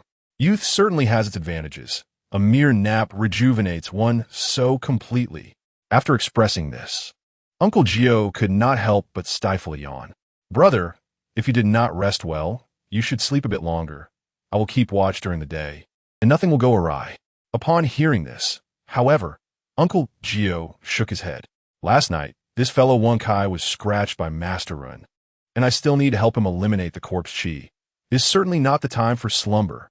With this, the two of them simultaneously glanced toward Wen-kai, who was immersed in the bathtub. How are you feeling, Wen-kai? Although Wen-sai's complexion had somewhat improved, the lingering effects of the corpse chi remained, rendering him still somewhat weak. Master Uncle, I feel much better. This glutinous rice water is truly unbearable. Perhaps you could speak to the master and let me out? Observing Wen-kai still crouching in the tub, Master Gio could not help but shoot him a glare. If you wish to come out, then do so on your own. What need have you for your master uncle? Ah, I can come out? With that, Wen-kai joyfully stood up from the tub. Should you transform into a zombie, I shall be the first to throw you into the pyre for refining. Hearing Master Gio's somewhat threatening tone, Wen-kai instinctively recoiled, then promptly crouched back into the tub. Gazing at the innocent expression of Wen-kai, Qin Song nearly burst into laughter. Casting a glance at the spirit altar beneath the willow tree, Master Gio, with a hint of concern, inquired, Junior brother, do you believe that the feng shui master will truly arrive today? Tonight is indeed the most opportune moment for him to act. Barring any unforeseen circumstances, he will undoubtedly make an appearance. At present, the zombie had already been subdued by their methods, and with layers of talismans sealing it, it posed no threat to anyone. If that feng shui master truly intends to exact revenge through this zombie, he would undoubtedly seize the opportunity presented by tonight's full moon. Just as the two brothers were deliberating on how to confront the feng shui master, Ren Fa and Ren Tingting surprisingly arrived outside the guest room. Upon seeing the father and daughter, Jiu Shu could not help but feel a twinge of astonishment. Lord Ren, what brings you here? Jiu Shu, to speak candidly, I've been quite unsettled by the presence of that creature in the courtyard, Ren Fa replied. It was less a matter of concern than of profound unease. With a bloodthirsty zombie lurking in the yard, how could Ren Fa possibly find solace in sleep? Observing the worry etched across Ren Fa's face, Jiu Shu quickly reassured him. Rest easy, Lord Ren. My disciple and I are here. Nothing untoward shall occur. You and Miss Ren should return and get some well-deserved rest. However, upon hearing Jiu Shu's counsel, Ren Fa could not help but shake his head. After all, it had not been long since a zombie had intruded upon his chamber. And now, even in slumber, Ren Fa required someone to stand guard at his bedside. It was all a matter of preserving his own life. Jiu Shu, even if I were to return to my room, I cannot find peace. If that feng shui master were to seize the opportunity and slip into my chamber, I fear I would not even know how I met my demise. Seeing Ren Fa so deeply apprehensive, Jiu Shu sighed with resignation and nodded. Very well, Lord Ren. In that case, let's proceed to the hall. This way, you and Miss Ling can also take a moment to rest. Seeing the wisdom in Jiu Shu and Amp, Appo's words, Ren Fa readily concurred with his proposal, primarily because he was indeed fatigued. He and Ren Tingting remained in the living room to rest, while the two soon approached the spirit altar. Brother Qin, you have finally arrived. We have been guarding this place all morning and are nearly exhausted. Indeed, Master Uncle, I feel as though my eyelids are about to adhere to one another. Observing the lethargy of the two, Jiu Shu waved his hand towards them. All right, you both should take a break for a while. I will call for you if necessary. Upon hearing that they could indeed rest, smiles instantly illuminated their faces. Hee master, I shall retire to sleep now. After meticulously inspecting the willow branches and glutinous rice, Qin Song then noticed that 5 copper coins were neatly arranged upon the chest of old Master Ren. Senior brother, you even retrieved the 5 emperor coins? Isn't that a tad overly cautious? Chapter 48. An unexpected encounter with Jiala at this moment. The zombie was ensnared, resembling a tightly wrapped dumpling, rendering it immobile. When Qin Song caught sight of the 5 copper coins placed upon its chest, a sense of astonishment washed over him. These 5 copper coins were the very essence of the copper coin sword. Previously, due to the corrosion from the corpse's aura, the sword had been rendered nearly unrecognizable. Fortunately, the 5 coins had been intricately woven into the hilt by Uncle Gio, thus escaping a tragic fate. The more preparations I make, the more at ease I shall feel. Casting a glance at the zombie within the spiritual shelter and then up at the blazing sun overhead, Uncle Gio could not suppress a sigh. As long as this zombie remains, my heart shall find no peace. Just as the two were fixated on the figure of old Master Ren inside the shelter, an unexpected knocking echoed from outside the Ren residence. Is anyone there? Hello. Upon hearing the calls from beyond the door, both men instantly tensed, their senses heightened. After several unanswered calls, the visitor began to pound on the wooden door with greater force. Hey, is anyone home? Observing the wary expressions on the faces of the two, several passing servants dared not even breathe. Steward, go and see who is at the door. At this command, the steward trembled as he cautiously unlatched the door. When the two beheld the visage of the person outside, their faces were overtaken by expressions of utter astonishment and shock. Jiala? In that instant, both Uncle Gio and Qin Song stood frozen in place, unable to fathom that the one knocking at the door was none other than Jiala, the disciple of the Four-Eyed Taoist. When the butler unlatched the door, a flicker of displeasure crossed Jala's face. Why did it take so long to open the door? I thought no one was home. Gazing at the young man standing outside, the butler found himself at a loss for words. Jala, what brings you here? Upon seeing Uncle Gio and Chin Song in the courtyard, Jala and Appo's expression shifted to one of surprise. Uncle, what are you doing here? The butler, hearing the young man refer to Uncle Gio as uncle, was momentarily puzzled. Uncle Gio, do you know this young man? He is my disciple's apprentice. Upon hearing this, the butler promptly invited Jala into the living room. Perhaps due to the loudness of Jala's knock, Ren Fa and Ren Ting Ting also descended from the upper floor. Master, allow me to introduce this young man, my disciple's nephew, Jala. Jala, this is Ren Master and Miss Ren. Hearing that this young man was indeed Uncle Gio's nephew, Ren Fa naturally did not dare to be disrespectful. What an honor, what an honor. In response to Ren Fa's compliments and formalities, Jala smiled and greeted him. Jala, what brings you here? Where is your master? My master is currently at the funeral home. This time, he specifically brought me along to broaden my horizons. Originally, we intended to visit the funeral home and catch up with the two uncles, but to my surprise, there was no one at the funeral home. I initially presumed that both of my esteemed masters were present at the medical hall. However, the entrance was firmly shut, prompting me to venture into the streets in search of provisions to sustain me on my journey. After expressing this, Jala scratched the back of his head. Yet, after wandering about the streets for several rounds, I found myself in a desolate scene, devoid of any human presence.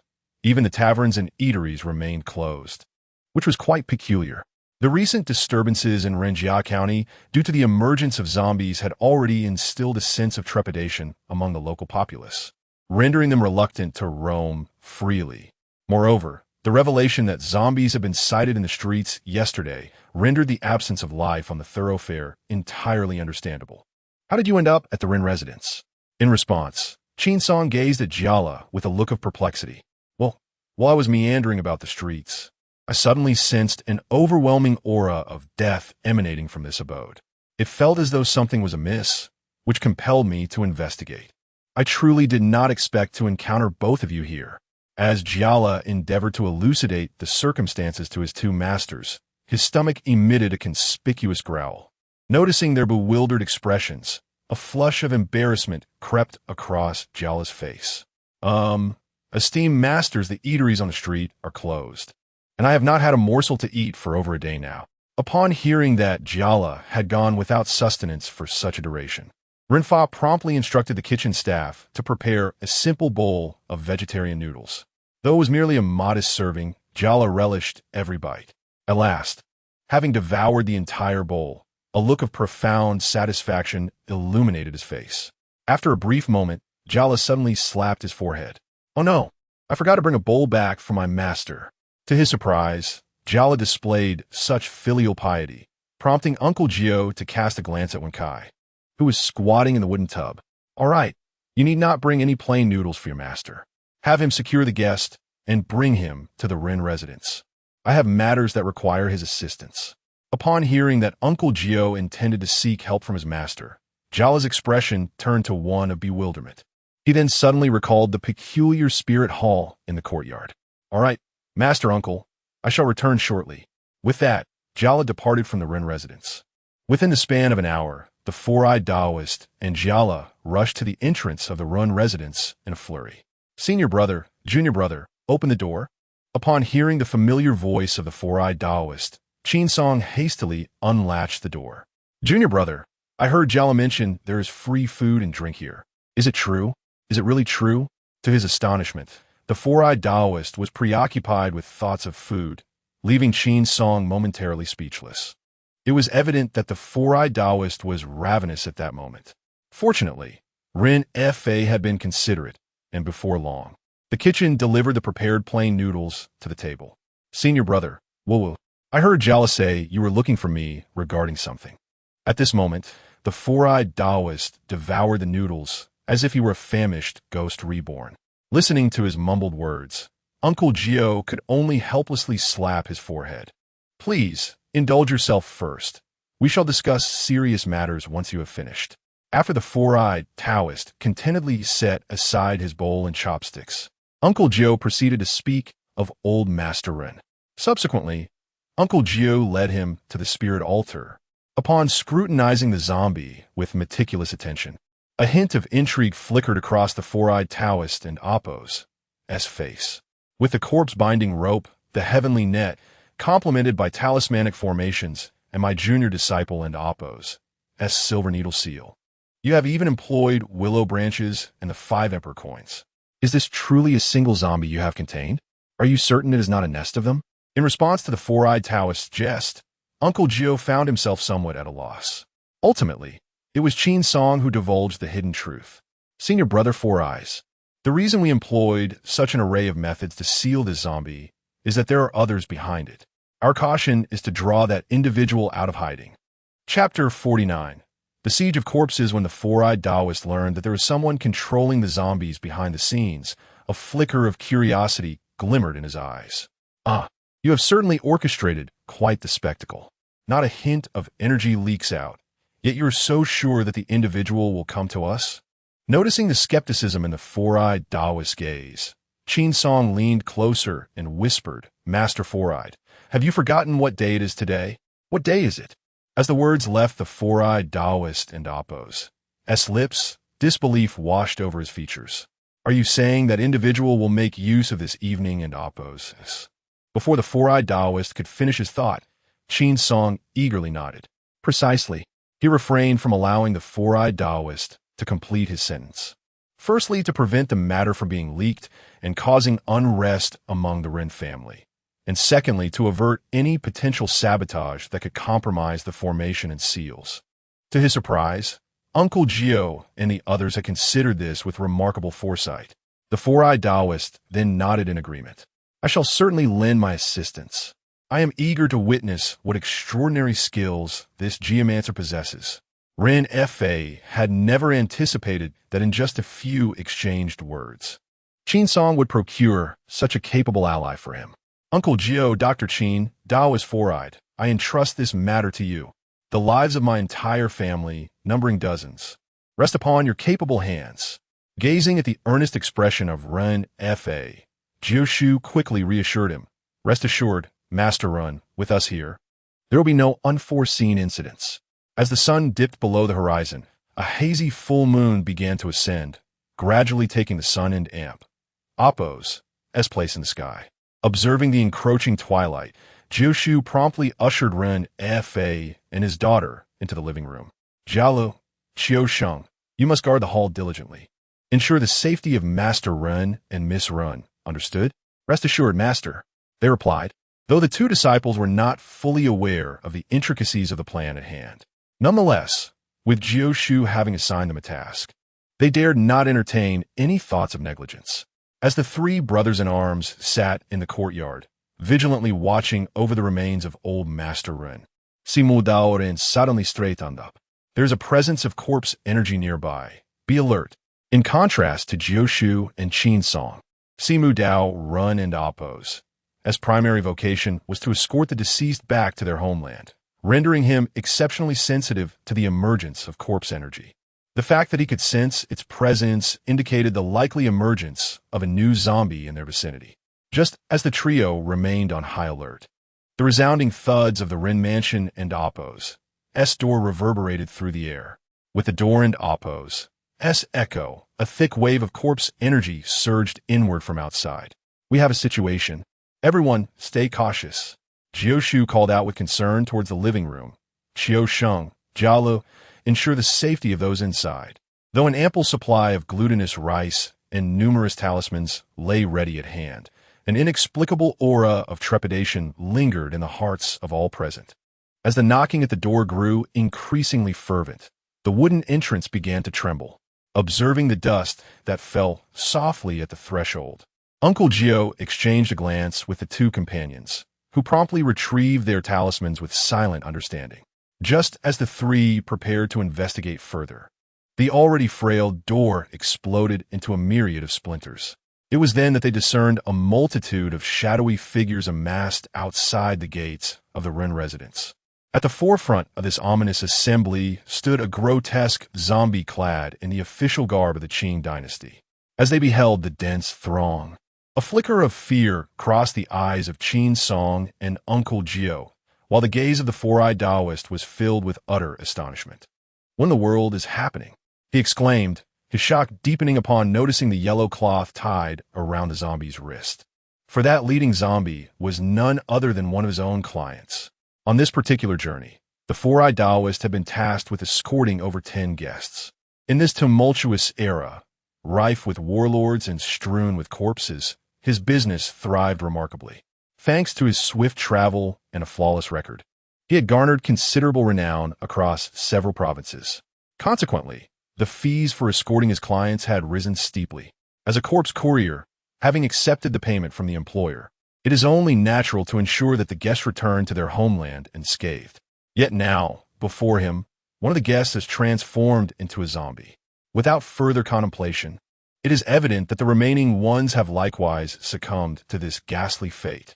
Unlike the motionless undead, which can be interred peacefully, zombies must be completely eradicated, their bodies reduced to ashes. Only through such measures can one prevent them from wreaking havoc upon the living. However, with all of his guests now transformed into zombies, the four-eyed Taoist is left to ponder the substantial compensation he must provide to the employer, as well as the irreparable damage to his reputation. At that moment, he felt a surge of regret so profound that it nearly consumed him. How could misfortune have befallen me in such a manner? By the heavens, should I encounter the culprit, I shall make them pay dearly. Gazing at the ominous swarm of zombies, Qin Song was equally astonished. How could such a multitude of zombies have suddenly emerged? Initially, the two had merely intended to leverage old Master Ren to draw out the elusive Feng Shui Master lurking behind the scenes. To their dismay, instead of the Feng Shui Master, they had summoned forth a horde of zombies. Upon hearing Qin Song's words, the four-eyed Taoist's nostrils flared with indignation. At least half of these creatures were my guests. By the heavens, they have all been turned into zombies. I shall not let this transgression go unpunished. Before the trio could devise a strategy, a unified roar erupted, and the zombies lunged toward them.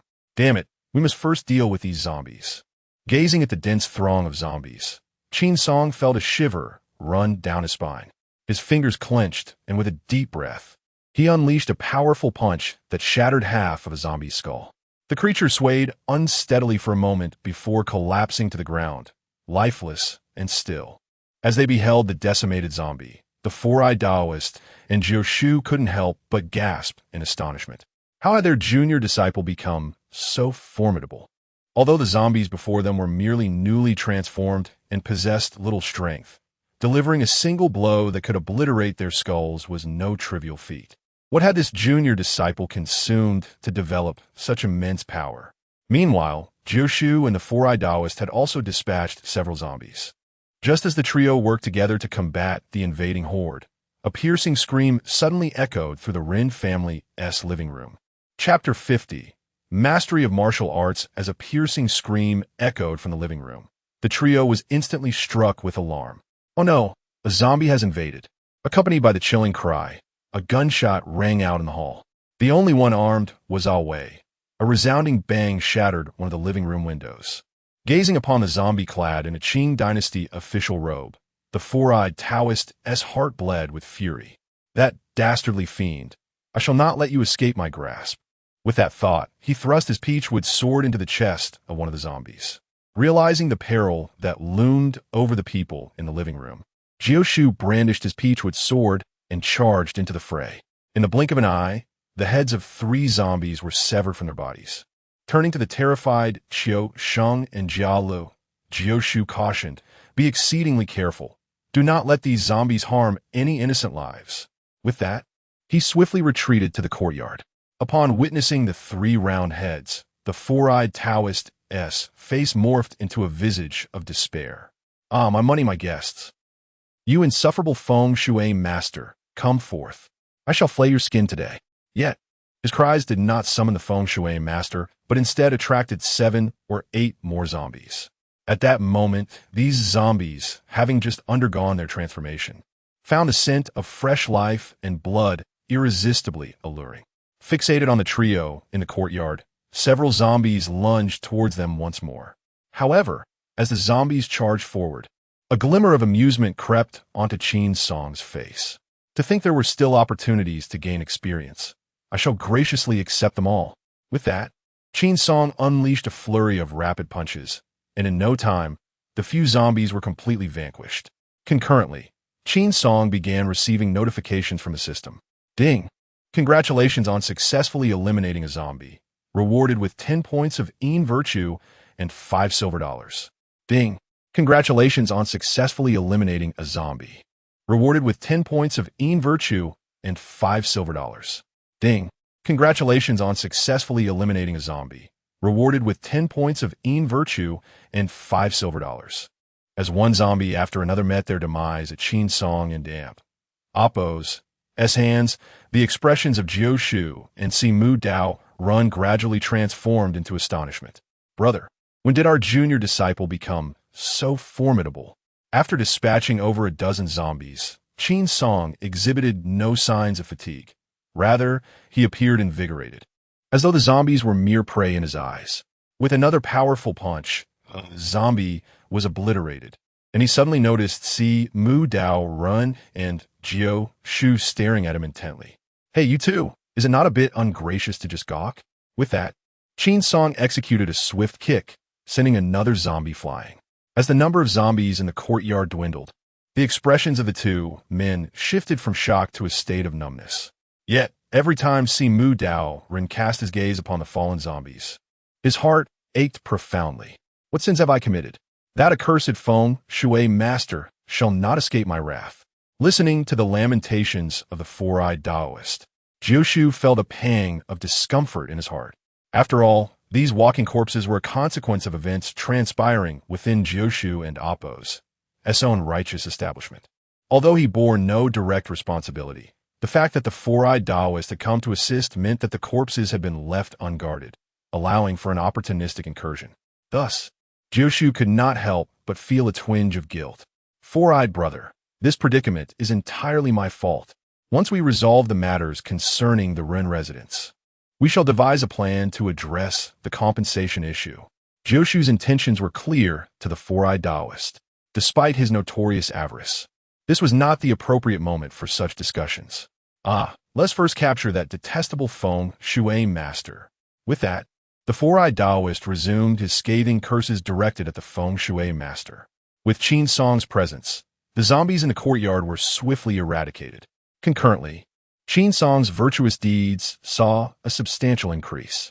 Host, Qin Song, cultivation level, Xian level celestial master, first rank. Techniques, Maoshan Taoism, Maoshan 49 needles, golden bell shield, Maoshan medical arts. Strength of mountains. Virtuous deeds, 265-1500 account balance, 145 silver yuan. Though the martial arts pathway is not suited for disciples of Maoshan, masters will impart some foundational skills in hand-to-hand combat, without the necessity for rigorous study. Ultimately, the Maoshan lineage primarily relies on talismans and mystical arts to vanquish demons, rendering the efficacy of physical techniques rather limited in this regard. However, Qin Song is an exception in this regard. Although martial arts are ineffective against ghosts and monsters, they are more than sufficient when dealing with ordinary spirits and zombies. Hey, junior brother, when did your martial skills become so formidable? Observing the astonished expression on the four-eyed Taoist's face, Qin Song flexed his wrist and replied, "Haven't I always been this impressive? Have you forgotten the set competition when I made your nose bleed?" Upon hearing Qin Song bring up this embarrassing past, the four-eyed Taoist Kuden and Oppos, he helped but roll his eyes. Why bring up that which should remain unspoken? It's truly perplexing. We all study the same martial techniques, yet you possess such extraordinary strength while simultaneously excelling in your skills. To Qin Song's surprise, this question surfaced once more, leaving him somewhat speechless. Perhaps my master is biased and has imparted to me secret teachings that are not shared with others. Are you satisfied now? Seeing Qin Song's evasive response, the two, Jiu Shu and the other, felt a touch of helplessness. The Maoshan school has always prioritized talismanic arts, with little emphasis on martial techniques, which few choose to pursue. Even their master, the great Xian, is not particularly skilled in martial arts. Therefore, it is impossible for Qin Song to have learned his skills from the great Xian. His statement was merely a means to deflect their inquiries. This matter remains a secret known only to Qin Song, and since he was unwilling to discuss it, the two simply shared a laugh and set the question aside. Casting a glance at the corpses strewn across the ground, Uncle Gio could not help but rub his temples in contemplation. The imminent crisis had been averted. He resolved to instruct the butler to gather some firewood, intending to incinerate the remains to prevent any unforeseen occurrences. This decision garnered a nod of agreement from Qin Song and the four-eyed Taoist beside him. Just as the trio prepared to summon someone to gather the wood and ignite the flames, Qin Song suddenly noticed what appeared to be a fleeting shadow by the wall. Yet, upon closer inspection, there was nothing to be found. "What is the matter, junior disciple?" the two companions inquired, sensing his abrupt halt. "It's nothing. I thought I saw a shadow dart past. Perhaps it was merely a trick of the light." Although Qin Song dismissed the notion, the astute Uncle Gio opted to thoroughly investigate the spirit altar. When the three arrived before the altar, they were taken aback by the startling scene that unfolded before them. Chapter 51. Seizing the opportunity at this moment, the three individuals gazed with grim expressions at the circle of willow branches on the ground. What was once a fortified enclosure of willow twigs had inexplicably been breached. Moreover, Jioshu had spotted a 3-foot-tall paper effigy standing silently before the spirit altar. This paper figure had appeared in the courtyard without any of them noticing. This is dire. Upon seeing the paper figure, Jioshu felt an ominous premonition. Indeed, upon the layers of talismans, a scarlet talisman was now quietly affixed. As for the old gentleman below, he was restlessly writhing. "This is bad. Everyone be cautious."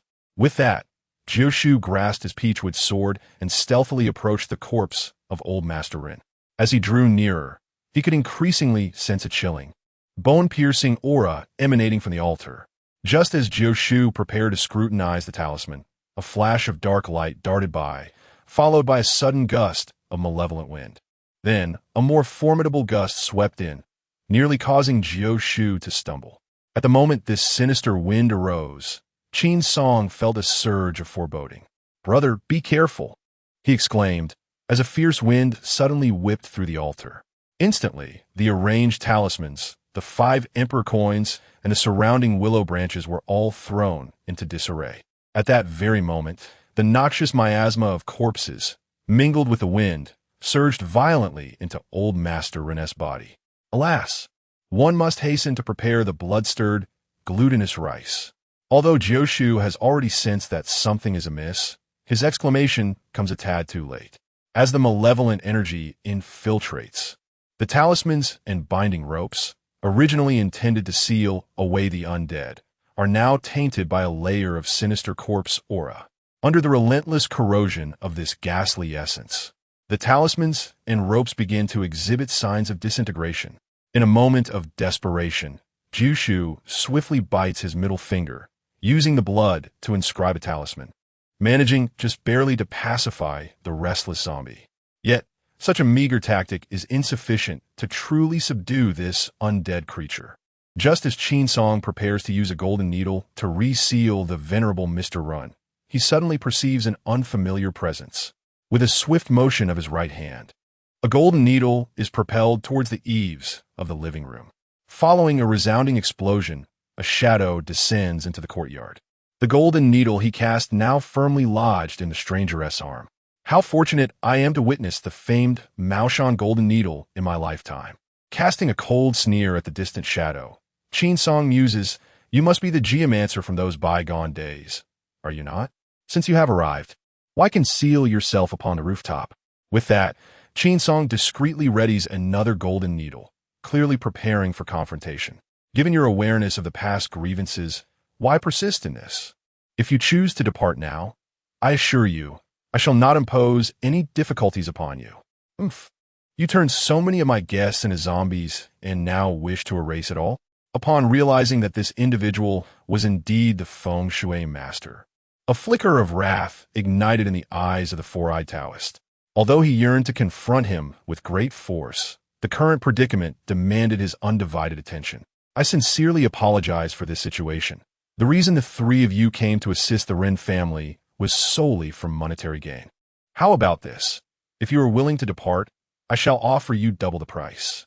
As the foul aura emanating from the zombie intensified, Uncle Gio and the four-eyed Taoist hastily drew their peachwood swords, aiming for the heart of the Elder Rin. However, to their astonishment, the swords not only failed to harm the zombie, but shattered into mere splinters upon contact. Simultaneously, a surge of foul energy erupted from within the creature. This is disastrous. The foul energy is eroding the seal. It seeks to break free. Just as Uncle Gio uttered these words, a deafening crash echoed through the air, as the myriad seals binding the zombie disintegrated into powder. Crack! The sound of splintering wood resonated as the board that once contained the zombie shattered, and in an instant, a pair of ebony claws lunged towards the two men. The speed of the zombie was astonishing, leaving the duo no time to react. The fearsome claws swiftly descended upon their chests. Two figures soared out from the spirit shrine, and Uncle Gio and the four-eyed Taoist gasped in pain. Master! Upon witnessing the injuries sustained by the two individuals, Qin Song hurriedly rushed towards them. Observing the wounds on their chests, he swiftly produced the medicinal pills he always carried. Quick, consume this. It can counteract the corpse poison. With that, he pressed the pills into their mouths. Subsequently, in a flurry of activity, Qin Song sprinkled a hemostatic powder over their wounds to prevent excessive blood loss. As the zombie and Oppo's strike caused the two to cough up blood, the feng shui master erupted into laughter. You were warned to leave, yet you chose to remain. Rin Weiyong, Rin Fa. Today, I shall witness who can impede me. This day marks the reckoning of blood debts for the Rin family. With that proclamation, the feng shui master retrieved a small porcelain vial from his garment. As the vial shattered upon hitting the ground, a potent stench surged towards the three. With the shattering of the vial, the master leaped onto the rooftop. This is corpse oil, remarked the Taoist with furrowed brows, as he inhaled the foul odor permeating the air. It appears that the strength of this zombie has been greatly enhanced by this man feeding it corpse oil. As he watched the feng shui master prepare to flee atop the roof, a glint of murderous intent flickered in Qin Song's eyes. You wish to escape? Did I grant you permission? With a mere thought, the energy concealed within the golden needles erupted forth. A streak of lightning manifested in the pitch-black night sky. Stay! With that command, the feng shui master was abruptly hurled back to the ground. When the robe that shrouded him fell away, the three individuals immediately discerned the appearance of the geomancer. Clad in a flowing green robe, with a mane of silver hair and a visage etched with deep wrinkles, it would be unreserved to assert that this man was not significantly younger than Rin Weiyong. At this moment, he realized that it was indeed the golden needle within him that had unleashed the bolts of lightning, rendering him utterly disheveled. Meanwhile, Qin Song was diligently tending to the wounds of his two senior brothers, while the geomancer exerted all his strength to expel the golden needle from his body. At this juncture, the zombie was gradually awakening from its sealed state. Should he fail to escape promptly, he too might very well become the blood offering spoken of by old Master Rin. Chapter 52. The Great Battle Against the Armored Zombie. Just as Qin Song began to sense that something was amiss, the elderly Run, not far away, suddenly let out a piercing howl. The sound echoed, and the zombie, which had previously been motionless among the ruins, abruptly sprang to its feet. At the same time, the creature lunged directly at the feng shui master, having absorbed Rin's blood in order to awaken and control him. The zombie was now free from the constraints of the talismanic array, rendering the feng shui master its primary target for attack. As the zombie broke free from its bindings, fear instantly washed over the feng shui master and Oppo's face. Before he could fully comprehend the situation, a grotesque visage loomed perilously close to his neck. Meanwhile, Jushu and Oppo's expression shifted to one of grave concern. This was dire. The zombie had begun to feed on human blood once more. Witnessing the creature and Oppo's rapidly escalating momentum, Jushu's heart skipped a beat, sensing impending doom. We must unite and subdue it at once. With that, Jioshu seized a peachwood sword, poised to strike at the zombie. However, at that moment, the Simon Taoist intervened, blocking his path. This creature has evolved. It has transformed into an armored zombie. Gazing at the metallic sheen that enveloped the zombie, a flicker of seriousness flashed in the Simon Taoist's eyes. So what if it has become an armored zombie? Today, I shall reduce it to a heap of scrap metal. Qin Song was well aware of the formidable power possessed by the armored zombie. Now, he has ascended to the rank of a first-level celestial master, and a mere ironclad zombie does not instill any fear in him. This zombie, having consumed the blood of the feng shui master, has seen its power multiply exponentially. Once the blood within the feng shui master has been entirely drained, the withered corpse is carelessly discarded aside. Although the feng shui master anticipated his fate, aware that his wrongful deeds would inevitably lead to retribution, he could not have imagined that such retribution would arrive so swiftly. With a fierce roar, the zombie erupted with a dense aura of death. Simultaneously, glimmers of golden light flickered from its limbs, chest, and the center of its forehead. In that instant, Qin Song grasped the situation with clarity. "Brother, quickly assist me in restraining it. This zombie seeks to shatter my golden needles." At that moment, Qin Song could distinctly sense the 7 golden needles he had sealed within the zombie's body trembling violently.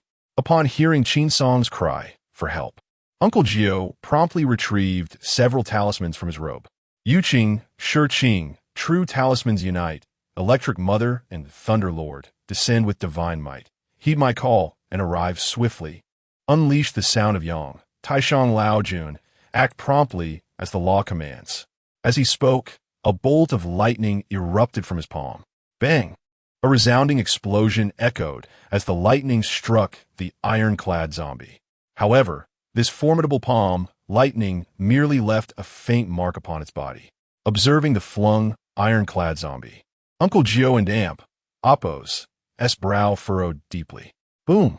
Before Jioshu could regain his composure, he witnessed a dark figure swiftly rush towards the zombie, which was subsequently hurled away with great force. Accompanied by the sound of cracking walls, Jioshu realized that Qin Song had delivered a single punch that sent the armored zombie flying. This was astonishingly brutal. Jioshu understood the formidable power of the armored zombie, knowing that ordinary weapons could barely inflict any damage upon it. Yet with just one blow, Qin Song had launched the creature into the air. As the smoke gradually dissipated, Qin Song advanced towards the ruins with purposeful strides. He gestured with both hands towards the debris, and to Jioshu's astonishment, the flung armored zombie began to rise slowly from the rubble. Be careful, junior brother, Jioshu warned, quickly preparing several different talismans. Just as the zombie was about to retaliate, it suddenly found itself unable to control its limbs. No matter how fiercely the armored zombie struggled, its body remained unresponsive. Soon after, the ghastly energy that had been swirling within it began to escape through the tiny holes created by several golden needles. As the foul energy continued to drain from its body, the strength of the armored zombie diminished rapidly. Junior brother seized this opportunity to eliminate this abomination. With that, Jioshu produced a Bawa mirror from his robe. Reflecting the moonlight, the dazzling golden light fell upon the armored zombie. Though this assault appeared formidable, the damage inflicted upon the armored zombie was negligible. Brothers, assist me in forming a barrier. I shall vanquish this zombie. With that declaration, Qin Song abruptly retreated several paces, quickly forming intricate hand seals. By the decree of the Supreme, I invoke the forces of heaven and earth, drawing upon the power of the 7 stars to obliterate the spirits of demons and monsters, as per the sacred command. No sooner had he spoken than the golden needles, previously sealed within the zombie's body, began to shimmer with a brilliant golden light. Amidst the resounding explosions, the 7 golden needles seemed to animate, traversing within the armored zombie's form. As a foul, putrid aura surged forth, the immobilized zombie let out a reluctant roar. "Awoo!" Upon the conclusion of this ferocious cry, the 7 golden needles converge upon the zombie and Appo's chest. As they incessantly navigated within, the flesh at the zombie and Appo's chest was eventually reduced to a heap of pulverized remains. Witnessing the near-lifeless armored zombie, both Jiu and the four-eyed Taoist were left utterly astounded. Heavens! It appears Master did not deceive me. The 49 needles of Mao Shan possess such immense power. After uttering this, the four-eyed Taoist discreetly swallowed hard. In the hearts of many Mao Shan disciples, the 49 needles were merely a method for healing. Yet now, they recognized that this techniques might far surpass that of ordinary spells and talismans. As the flesh was shattered by the golden needles, the malevolent aura within the zombie began to dissipate. Gazing at the man standing not far away, the ironclad zombie and Appo's eyes betrayed a flicker of fear.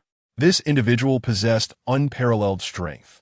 With a mere gesture, 7 golden needles converged from the ground into Qin Song and Appo's hand. At this moment, the ironclad zombie understood that in its current state, it stood no chance against Qin Song. Consequently, a thought of retreat began to form in its not-so-bright mind. With a roar, a surge of corpse energy suddenly erupted from within the ironclad zombie. This dense energy transformed into a foul wind, rushing toward Qin Song. Meanwhile, the ironclad zombie hastily retreated, seizing the opportunity to escape from the Ren residence. Did it really think it could play the game of a crafty escape? How naive! Chapter 53. The arrival of spring for Qin Song, to his astonishment. The armored zombie exhibited remarkable intelligence. Qin Song waved his hand, sending 7 golden needles hurtling towards the back of the creature. Subsequently, he unleashed a powerful punch, the resultant shockwave dispersing the foul air surrounding them. It was this brief distraction that allowed the armored zombie to evade the onslaught of the 7 needles. Just as the creature prepared to leap and escape from the Run residence, Qin Song and Appo's thunderous shout resonated, causing dark clouds to gather ominously above the estate. Yuqing Shiqing, I humbly summon the true deity. General Lei Gong of the 9 heavens, descend swiftly with thunder. Taishang Lao Jun, heed my urgent command. With a crack, a thunderclap echoed through the air, illuminating the night sky with a brilliant white light. At that moment, outside the walls of the Run residence, the white radiance dazzled, accompanied by the relentless sound of thunder. The agonizing cries of the armored zombie pierced the night, sending chills down the spine of Ren Fa, who gazed out at the sky now aglow as if it were daylight, his heart a tumultuous blend of emotions. As the thunder struck from the heavens, Qin Song and his companions swiftly found themselves outside the courtyard walls. Observing a nearby pit billowing with black smoke, the four-eyed Taoist expressed his concern. Junior brother, do you think this heavenly thunder can vanquish the armored zombie? Shall we not see for ourselves? With that, the trio hastened to the pit's edge. Although the pit was shrouded in swirling dust and smoke, a pile of charred blackened remnants lay at its bottom. Upon sighting the heap of charcoal, the trio's previously anxious hearts finally found solace. Junior brother, when did you become so powerful? Upon seeing the curious expression on the face of the four-eyed Taoist, Qin Song chuckled and replied, I have always been quite formidable, you know. Gazing at the iron-armored zombie that had been reduced to ashes, Qin Song waved his hand, and 7 golden needles promptly returned to his grasp. Your needle technique is truly becoming more impressive. Had I known it was this potent, I wouldn't have bothered learning talismans in the first place. Junior brother, if you have some time another day, could you impart a few techniques to me? Observing the fervent gaze of the four-eyed Taoist, Qin Song couldn't and Appo's help but grin. If even our master couldn't and Appo's teach you, do you really expect me to succeed where he failed? After witnessing the power of the Mao Shan 49 needles, the four-eyed Taoist was undeniably intrigued. However, upon hearing Qin Song and Appo's words, his enthusiasm was swiftly extinguished. The Mao Shan 49 needles, while certainly a notable technique, is not considered a secret among the myriad practices of Mao Shan. In fact, during the initial years of training, every disciple is required to master the first 7 needles. We do not seek to vanquish demons, but rather to heal the afflicted, was a phrase often reiterated by Master Tai Xian during lessons. Yet, to truly study the Mao Shan 49 needles, one must possess an innate talent. Among the many disciples, Qin Song was indeed one of the most gifted, yet he had only scratched the surface of its depths. Were it the four-eyed Taoist in his place, he might never uncover its profound mysteries. Just as Qin Song was jesting with the four-eyed Taoist, he suddenly received a notification from the system. Ding! Congratulations on successfully vanquishing a formidable armored zombie. Rewarded with 300 points of virtuous merit, 100 silver dollars, and a century-old ginseng. Qin Song felt immensely satisfied with this reward, although dispatching the creature had consumed considerable effort. The allure of the rewards was irrefutable. Dr. Qin, are you all right? Just as the three returned to the courtyard, Ren Tingting suddenly dashed out from the living room. Dr. Qin, I just saw a lightning flash outside. You weren't harmed, were you?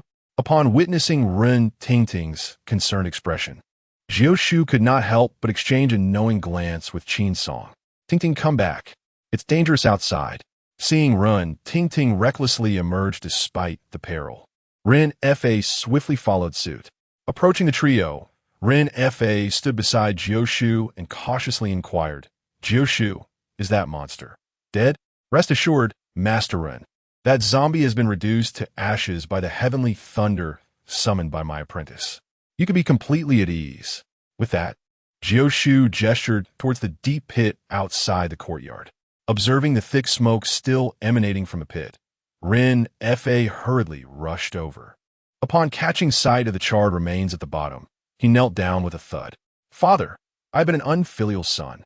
With this, he bowed 3 times towards Ren Weiyong, who lay in the pit. Wiping away the tears from the corners of his eyes, Ren Fa finally returned to the courtyard. Thanks to the 3 of you for your invaluable assistance. The cycle of my father's violence has been halted. I am here to express my gratitude. With a bow of his head, Ren Fa honored the trio with his heartfelt thanks. Upon witnessing the situation, Uncle Jiu swiftly supported Ren Fa and Appo's arm. Master Ren, you have taken this too seriously. Exorcising demons and dispelling malevolent spirits is our sacred duty as practitioners of the Tao. If you wish to express your gratitude, might I suggest something more tangible? Uncle Jiu glanced at the four-eyed Taoist beside him. As longtime brothers in arms, a mere exchange of glances was sufficient for the four-eyed Taoist to understand Uncle Jiu's thoughts. Master Ren, in aiding the Ren family through this crisis, I have incurred the loss of dozens of clients. You must comprehend that we, as corpse handlers, prioritize the safety and reputation of our clients above all else. Now, with all our clients perished within your estate, how am I to report back? Observing the lamentations of the four-eyed Taoist, Ren Fa couldn't help but wipe the cold sweat from his brow. Rest assured, Taoist four-eyed, I shall certainly provide you with an explanation for this matter. Watching the two scheming together, Qin Song felt a sense of helplessness. When did his 2 senior brothers become like this? As Ren Fa was drawn aside by the two, Ren Tingting quietly approached Qin Song. Dr. Qin, I truly appreciate your help today. Noticing the blush on Ren Tingting and Appo's face, Qin Song smiled and replied, it was my duty. Dr. Qin, I wish to tell you that I have always. Before Ren Tingting could finish her sentence, a smile crept across Qin Song's face. Ms. Heing, I understand your sentiments. His words left Ren Tingting astonished, and her face flushed a deeper shade of red. Then, what are your thoughts on this? After speaking, Ren Tingting gazed at Qin Song with eager anticipation. What I wish to convey is that you reside in my heart as well. Upon learning of Qin Song and Appo's feelings, Ren Tingting instantly became exceedingly shy. Just as the two were exchanging their affections, Qiuxing inopportunely emerged from the living room. Noticing Ren Tingting and Qin Song engaged in whispered conversation, Qiuxing and Appo's hand, which had been raised, immediately fell to his side, although Qiuxing uttered not a word. The delightful atmosphere was abruptly tarnished by his presence. Observing the intense glare from Qin Song, Qiuxing could not help but shudder. Master Uncle, please, continue your conversation. With that, Qiuxing hastily retreated into the living room. Chapter 54. The professional sorrow seller, the serene world of the two, was abruptly interrupted by Qiuxing, causing an immediate flicker of embarrassment to cross their faces. Miss Run, the day has grown late. You should return to your room and rest, Qin Song gently suggested, escorting the blushing Run Tingting back to her quarters. As the night deepened, the group diligently cleared the yard of the remaining zombies before retreating to their respective guest rooms for the night. The following morning, Qin Song, as per his usual routine, sat cross-legged in meditation. Just as he completed his morning exercises, a series of knocks echoed from the door. Qin Song, are you awake? Upon realizing it was Run Tingting, Qin Song hastily rose to open the door. The first sight that greeted him was Rin Tingting and Amp, Oppo's delicate, rosy face. Today, she appeared exceptionally enchanting, adorned with exquisite makeup and a simple white dress that rendered her utterly captivating. At that moment, she held a wooden meal box in her hands, and upon noticing Qin Song's gaze lingering on her, her cheeks flushed with a delightful hue. What are you staring at? Hurry and let me in, she playfully chided. Responding to her teasing tone, Qin Song stepped aside to allow her passage. You've been busy for several days. I thought you must be utterly exhausted. So I had the kitchen prepare a pot of chicken soup for you to enjoy while it and Oppo's. As still warm, she explained, opening the meal box. Inside, not only was there a bowl of steaming chicken soup, but also porridge and pickles, a delightful breakfast spread. The sight of this morning feast instantly awakened Qin Song's appetite. Miss Run, let us dine together. Perhaps it was the establishment of their relationship that allowed Run Tingting to sit gracefully by the table this time. It was evident that she had put considerable thought into her appearance, and in that moment, Qin Song felt a profound warmth in his heart. Accepting the bowl of soup offered by Run Tingting, he promptly consumed the chicken broth within. Slow down, be careful not to burn yourself. Concern washed over Run Tingting as she witnessed Qin Song drink directly from the bowl. Fear not, it's not hot at all, he replied, savoring the taste with a satisfied smacking of his lips. So how does it taste? Seeing the eager anticipation on Run Tingting and Amp, Oppo's face, Qin Song couldn't help but give a thumbs up. This chicken soup is truly delightful. Miss Run, with such culinary skills, you could easily open your own restaurant. A hint of pride flickered across Run Tingting and Amp, Oppo's face upon hearing Qin Song and Amp, Oppo's enthusiastic praise. If you enjoy it, I'll gladly make it for you every day. Qin Song chuckled, then allow me to express my gratitude in advance, Miss Run. Glancing at the beaming Qin Song, Ren Tingting scrunched her nose slightly and said, You call me and Oppo's, Miss Run and Oppo's, all the time. Don't you ever tire of it? From now on, call me Tingting. All right. Tingting, your chicken soup is truly exquisite. Could I trouble you for another bowl? Just as the two were playfully exchanging banter indoors, a sudden exclamation echoed from outside. Why do I smell chicken soup? Huh? At that moment, a very familiar voice rang out, and soon, her eyes were directed towards the door. Oh, Miss Ren, you're here too. What brings you to seek my junior brother so early in the morning? To her surprise, the four-eyed Taoist had come over first thing, causing Run Tingting's delicate face to flush a deep crimson. I have no particular business, she stammered. You must be looking for Brother Qin, right? I shan't Oppo's to disturb you any longer. With that, Ren Tingting fled from Qin Song and Oppo's room as if pursued.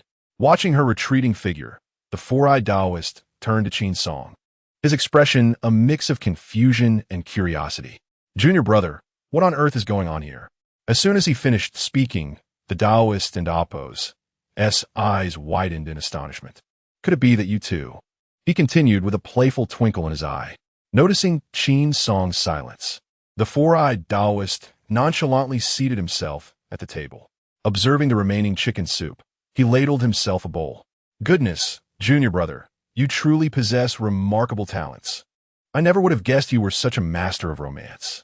Has it only been days, and you and Amp, Oppo's, already captured her heart? He leaned in to savor the aroma of the soup.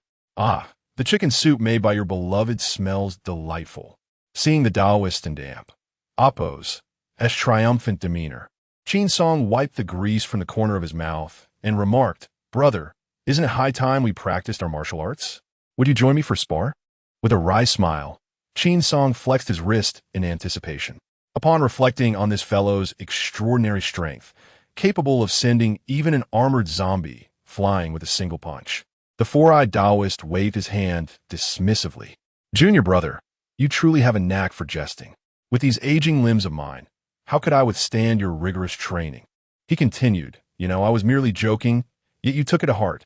Since Qin Song ascended to Maoshan under his master's guidance and began cultivating the Taoist arts, he has proven unmatched among his peers in martial prowess. Even his senior uncles engage in practice with utmost vigilance when facing him. Should Qin Song truly unleash his strength, one could be certain that no one would leave this guest room unscathed. Casting a disdainful glance at the smug four-eyed Taoist, Qin Song inquired, "Why are you here so early? What business do you bring?" With that, he poured 2 cups of steaming tea. "You are aware, my dear junior brother, that all my guests from yesterday have been lost. Master Rin felt remorseful and compensated me with $150. Observing the gleeful expression on the four-eyed Taoist's face, Qin Song's countenance reflected his exasperation. "Let's speak of serious matters." Very well, very well. As you know, those guests cannot be returned to their hometowns, and thus, I must provide appropriate compensation. Moreover, I will need to explain the circumstances to each household." Noticing that the four-eyed Taoist had been rambling without addressing the main issue, Qin Song furrowed his brow. "Junior brother, I would like you to accompany me in these explanations, as it would lend credibility to our words. Additionally, I have received a new business opportunity. I wonder if you might be interested?" After finishing his words, the four-eyed Taoist quickly reassured, "Rest assured, the price is negotiable." However, no sooner had he spoken than Qin Song shook his head. "I will not go, regardless of the price." To Qin Song's unexpected and resolute refusal, the four-eyed Taoist felt a surge of urgency. "Junior brother, we are, after all, brothers of the same school. You cannot allow your elder brother's reputation to be tarnished, can you? If this deal falls through, who in the vicinity would dare to seek my services for corpse handling? Junior brother, you wouldn't want to see me starve, would you?" Seeing Qin Song remain unmoved, the four-eyed Taoist, embodying the role of a dramatic figure, discreetly began to wipe away tears. "Junior brother, even if you do not consider your elder brother, surely you must think of Jialo? He is still so young. If I lose my business, he will have no choice but to suffer alongside me in the dojo, left to drink the bitter winds of the Northwest." Observing the four-eyed Taoist's pitiful display, Qin Song felt an overwhelming sense of frustration. Chapter 55. Taking on a task. "Junior brother, now that my situation has turned dire, you cannot truly stand idly by, can you? Remember back at Maoshan, when you sneaked into the kitchen for a bite? I bore the brunt of the punishment for you."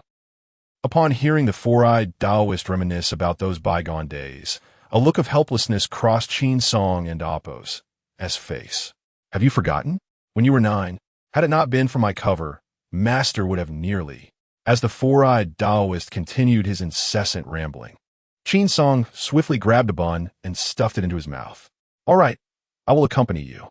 Please, cease your chatter." Upon hearing Qin Song and Appo's agreement, the four-eyed Taoist's expression transformed entirely. "Huh, I knew you were not so heartless, junior brother. Indeed, my kindness towards you was not in vain back then." As the four-eyed Taoist lunged toward him, Qin Song quickly restrained him. The exasperation he felt towards this somewhat eccentric senior brother was palpable. Even Master had little recourse against him, let alone Qin Song, the younger disciple. After finishing the last drop of chicken soup in his bowl, the four-eyed Taoist pulled out a crumpled piece of paper from his sleeve. "Junior brother, take this. When the time comes, simply go to Sini village and seek out the village chief." He then produced a small cloth pouch from his inner robe. "Inside are 30 silver dollars, a token of my goodwill. Once you have received that group of guests in the village, just escort them to my Taoist temple." Gazing upon the bag filled with silver coins and the crumpled letter, Qin Song swiftly realized that he had been deceived. "Hold on, senior brother. Are you expecting me to make the journey myself?" Seeing the disbelief etched across Qin Song's face, the four-eyed Taoist chuckled and patted him on the shoulder. "Junior brother, with great power comes great responsibility. I have faith in you." As Qin Song looked at the silver coins and letter being pushed toward him by the four-eyed Taoist, he shook his head repeatedly. "Let's not even mention that I have never dealt with a corpse, just considering your temple. That desolate spot where not even a bird would linger. I wouldn't even know the way to deliver it. Since descending the mountain, Qin Song had settled in Rinjia County alongside Uncle Gio. Although the four-eyed Taoist had warmly invited the two to visit, Qin Song had never taken him up on it. As for Uncle Gio, after his initial visit, he never returned despite the four-eyed Taoist and Appo's persistent invitations. According to Uncle Gio, that place was suitable only for the four-eyed Taoist and his neighbor, Master Ishio. Even ghosts would shy away from such a locale. This clearly illustrated just how remote the four-eyed Taoist temple truly was. Upon hearing Qin Song's admission of unfamiliarity with the route, a smug smile appeared on the four-eyed Taoist and Appo's face. "It's all right if you don't know the way, for someone will guide you." With that, he called out toward the door, "Jala, Jala." Upon hearing his master and Appo's call, Jala rushed in a flurry from the courtyard. "Master, what do you need from me?" "Your master, Qin, is unfamiliar with the route. For the past few days, you have accompanied him on a journey to escort several guests back to the temple." Gazing at the mischievous grin of the four-eyed Taoist, Qin Song immediately realized that everything had been meticulously orchestrated by him. Noticing Qin Song's silence, the four-eyed Taoist chuckled. "Little junior brother, am I not considerate? I've even arranged a guide for you." After saying this, the four-eyed Taoist let out a few mocking laughs. It would have been better had he not laughed. Upon hearing it, Qin Song instinctively raised his fist. "Hey, let's speak properly." Although Qin Song was tempted to land a punch on his face, he managed to suppress the fury boiling within him. Observing Qin Song and Appo's gloomy expression, Jia Lu quickly chimed in, "Uncle Master, fret not. This time, not only will I accompany you back, but Wen Kai will also join us, ensuring your journey one and Appo's be lonely." Upon hearing that Wen Kai would be accompanying them, Qin Song felt an overwhelming sense of dread. Having already taken on the burden of the four-eyed Taoist and Appo's troublesome task, he was already unfortunate enough. To his dismay, Wen Kai insisted on tagging along. What purpose could Wen Kai serve on this trip? Watching Qin Song's increasingly sullen demeanor, the four-eyed Taoist hastily clarified, "Last time, when we dealt with that armored zombie, my brother's money sword and 5 emperor coins were completely destroyed. He fears that without these items, the malevolent energy in the ancestral hall cannot be subdued. Hence he called Wen Kai to join this trip." Observing Qin Song and Appo's worsening expression, the four-eyed Taoist instinctively recoiled, sensing a palpable aura of menace emanating from him. "Disciple, I have completed my task. Jala, please take good care of your master uncle during the journey. If there is nothing else, I shall take my leave. Farewell." With that, the four-eyed Taoist set down his belongings and departed without a backward glance. Observing the somewhat downcast expression on Qin Song and Appo's face, Jala cautiously inquired, "Master uncle, when shall we set off?" "Let's depart immediately," Qin Song declared, striding purposefully out the door. Throughout the journey, Jala and Wen Kai, like two lively sparrows, chattered incessantly. Meanwhile, Qin Song remained seated in the cart, eyes closed, uttering not a single word. The journey spanned nearly 20 miles, and after several hours, as the sun dipped below the horizon, the cart finally came to a halt. "Dr. Qin, beyond this point lies the mountain path. The remaining miles must be traversed on foot," came the words of the driver. Upon hearing this, the three swiftly disembarked from the cart. With nightfall approaching, the deep mountains were often rife with wild beasts, and one could never be too cautious of wandering spirits. Adhering to the principle that it is better to avoid unnecessary trouble, they promptly made their way towards Sini village. After approximately half an hour of navigating the mountain trail, a quaint village came into view. "Master uncle, there lies Sini village ahead." By this time, darkness had enveloped the sky, and nearly every household had shuttered its doors for the night. Fortunately, the village was not extensive. After a brief exploration, Qin Song quickly located the village chief and Appo's residence. Standing before a somewhat dilapidated wooden door, Qin Song rapped gently upon the door. "Is anyone there?" After a brief moment, a voice resonated from the courtyard. "Who goes there?" As the words faded, an elderly man with a head of white hair unlatched the door. Upon observing the three unfamiliar faces before him, a flicker of wariness crossed the old man and Appo's eyes. "Whom are you seeking? What is your purpose here?" "We are in search of the village chief," one of them replied. "We have come specifically to retrieve a corpse, though we are uncertain if the chief is present." Upon hearing Qin Song and Appo's assertion of their intent to claim a body, the elder scrutinized him from head to toe. "You are a corpse retriever?" At that moment, Qin Song was clad in simple attire, lacking any semblance of a traditional corpse retriever. Meanwhile, Wen Kai and Jia Lu had been continuously surveying their surroundings since their arrival, further diminishing any impression of them being virtuous individuals. In an instant, the elder and Appo's suspicion towards the trio began to mount. Chapter 56. The business was usurped, although darkness had descended, rendering the outside world a mere void. Qin Song discerned the unease in the village chief and Appo's eyes by the flickering light of the oil lamp. Noticing the chief and Appo's skepticism, Qin Song hastily produced a crumpled piece of paper, declaring, "I am indeed a Taoist of Mao Shan, and the four-eyed Taoist is my senior brother. Here is a letter penned by him. You shall recognize it immediately." Upon hearing Qin Song claim the four-eyed Taoist as his brother, the village chief's demeanor shifted to one of belief. "I never imagined that you, being so youthful, are indeed Taoists. However, you have arrived too late. This afternoon, the corpses from the village have already been taken by other Maoshan Taoists." Caught off guard by this revelation, Jia Lu felt a surge of urgency. "Chief, was it not agreed that these corpses would be entrusted to my master for transport? Why you handed them over to someone else?" Noticing Jia Lu and Appo's rising agitation, Qin Song quickly intervened, pulling him back gently. "This was not my intention. It was the decision of the villagers. Yesterday, we received word that the four-eyed Taoist encountered an accident while transporting corpses in Rinjia County, leading to all the bodies being reduced to ashes.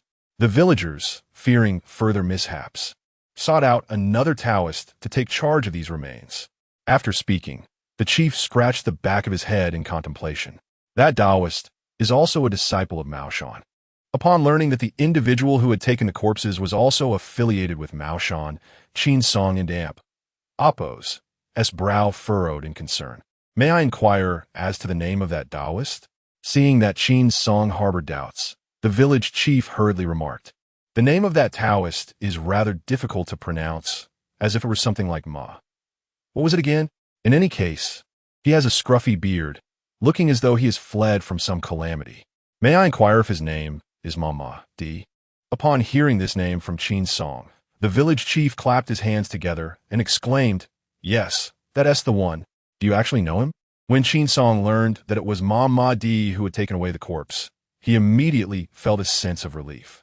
"That man is my senior brother. By the order of our lineage, Qin Song ought to address Ma Di as his third senior brother. However, this particular third senior brother was not well liked among the people on the mountain. Years ago, when Qin Song shared a dwelling with him, he vividly recalled Ma Di and Appo's numerous bad habits: snoring, flatulence, teeth grinding, sleep talking, neglecting personal hygiene, and a peculiar penchant for scratching his feet.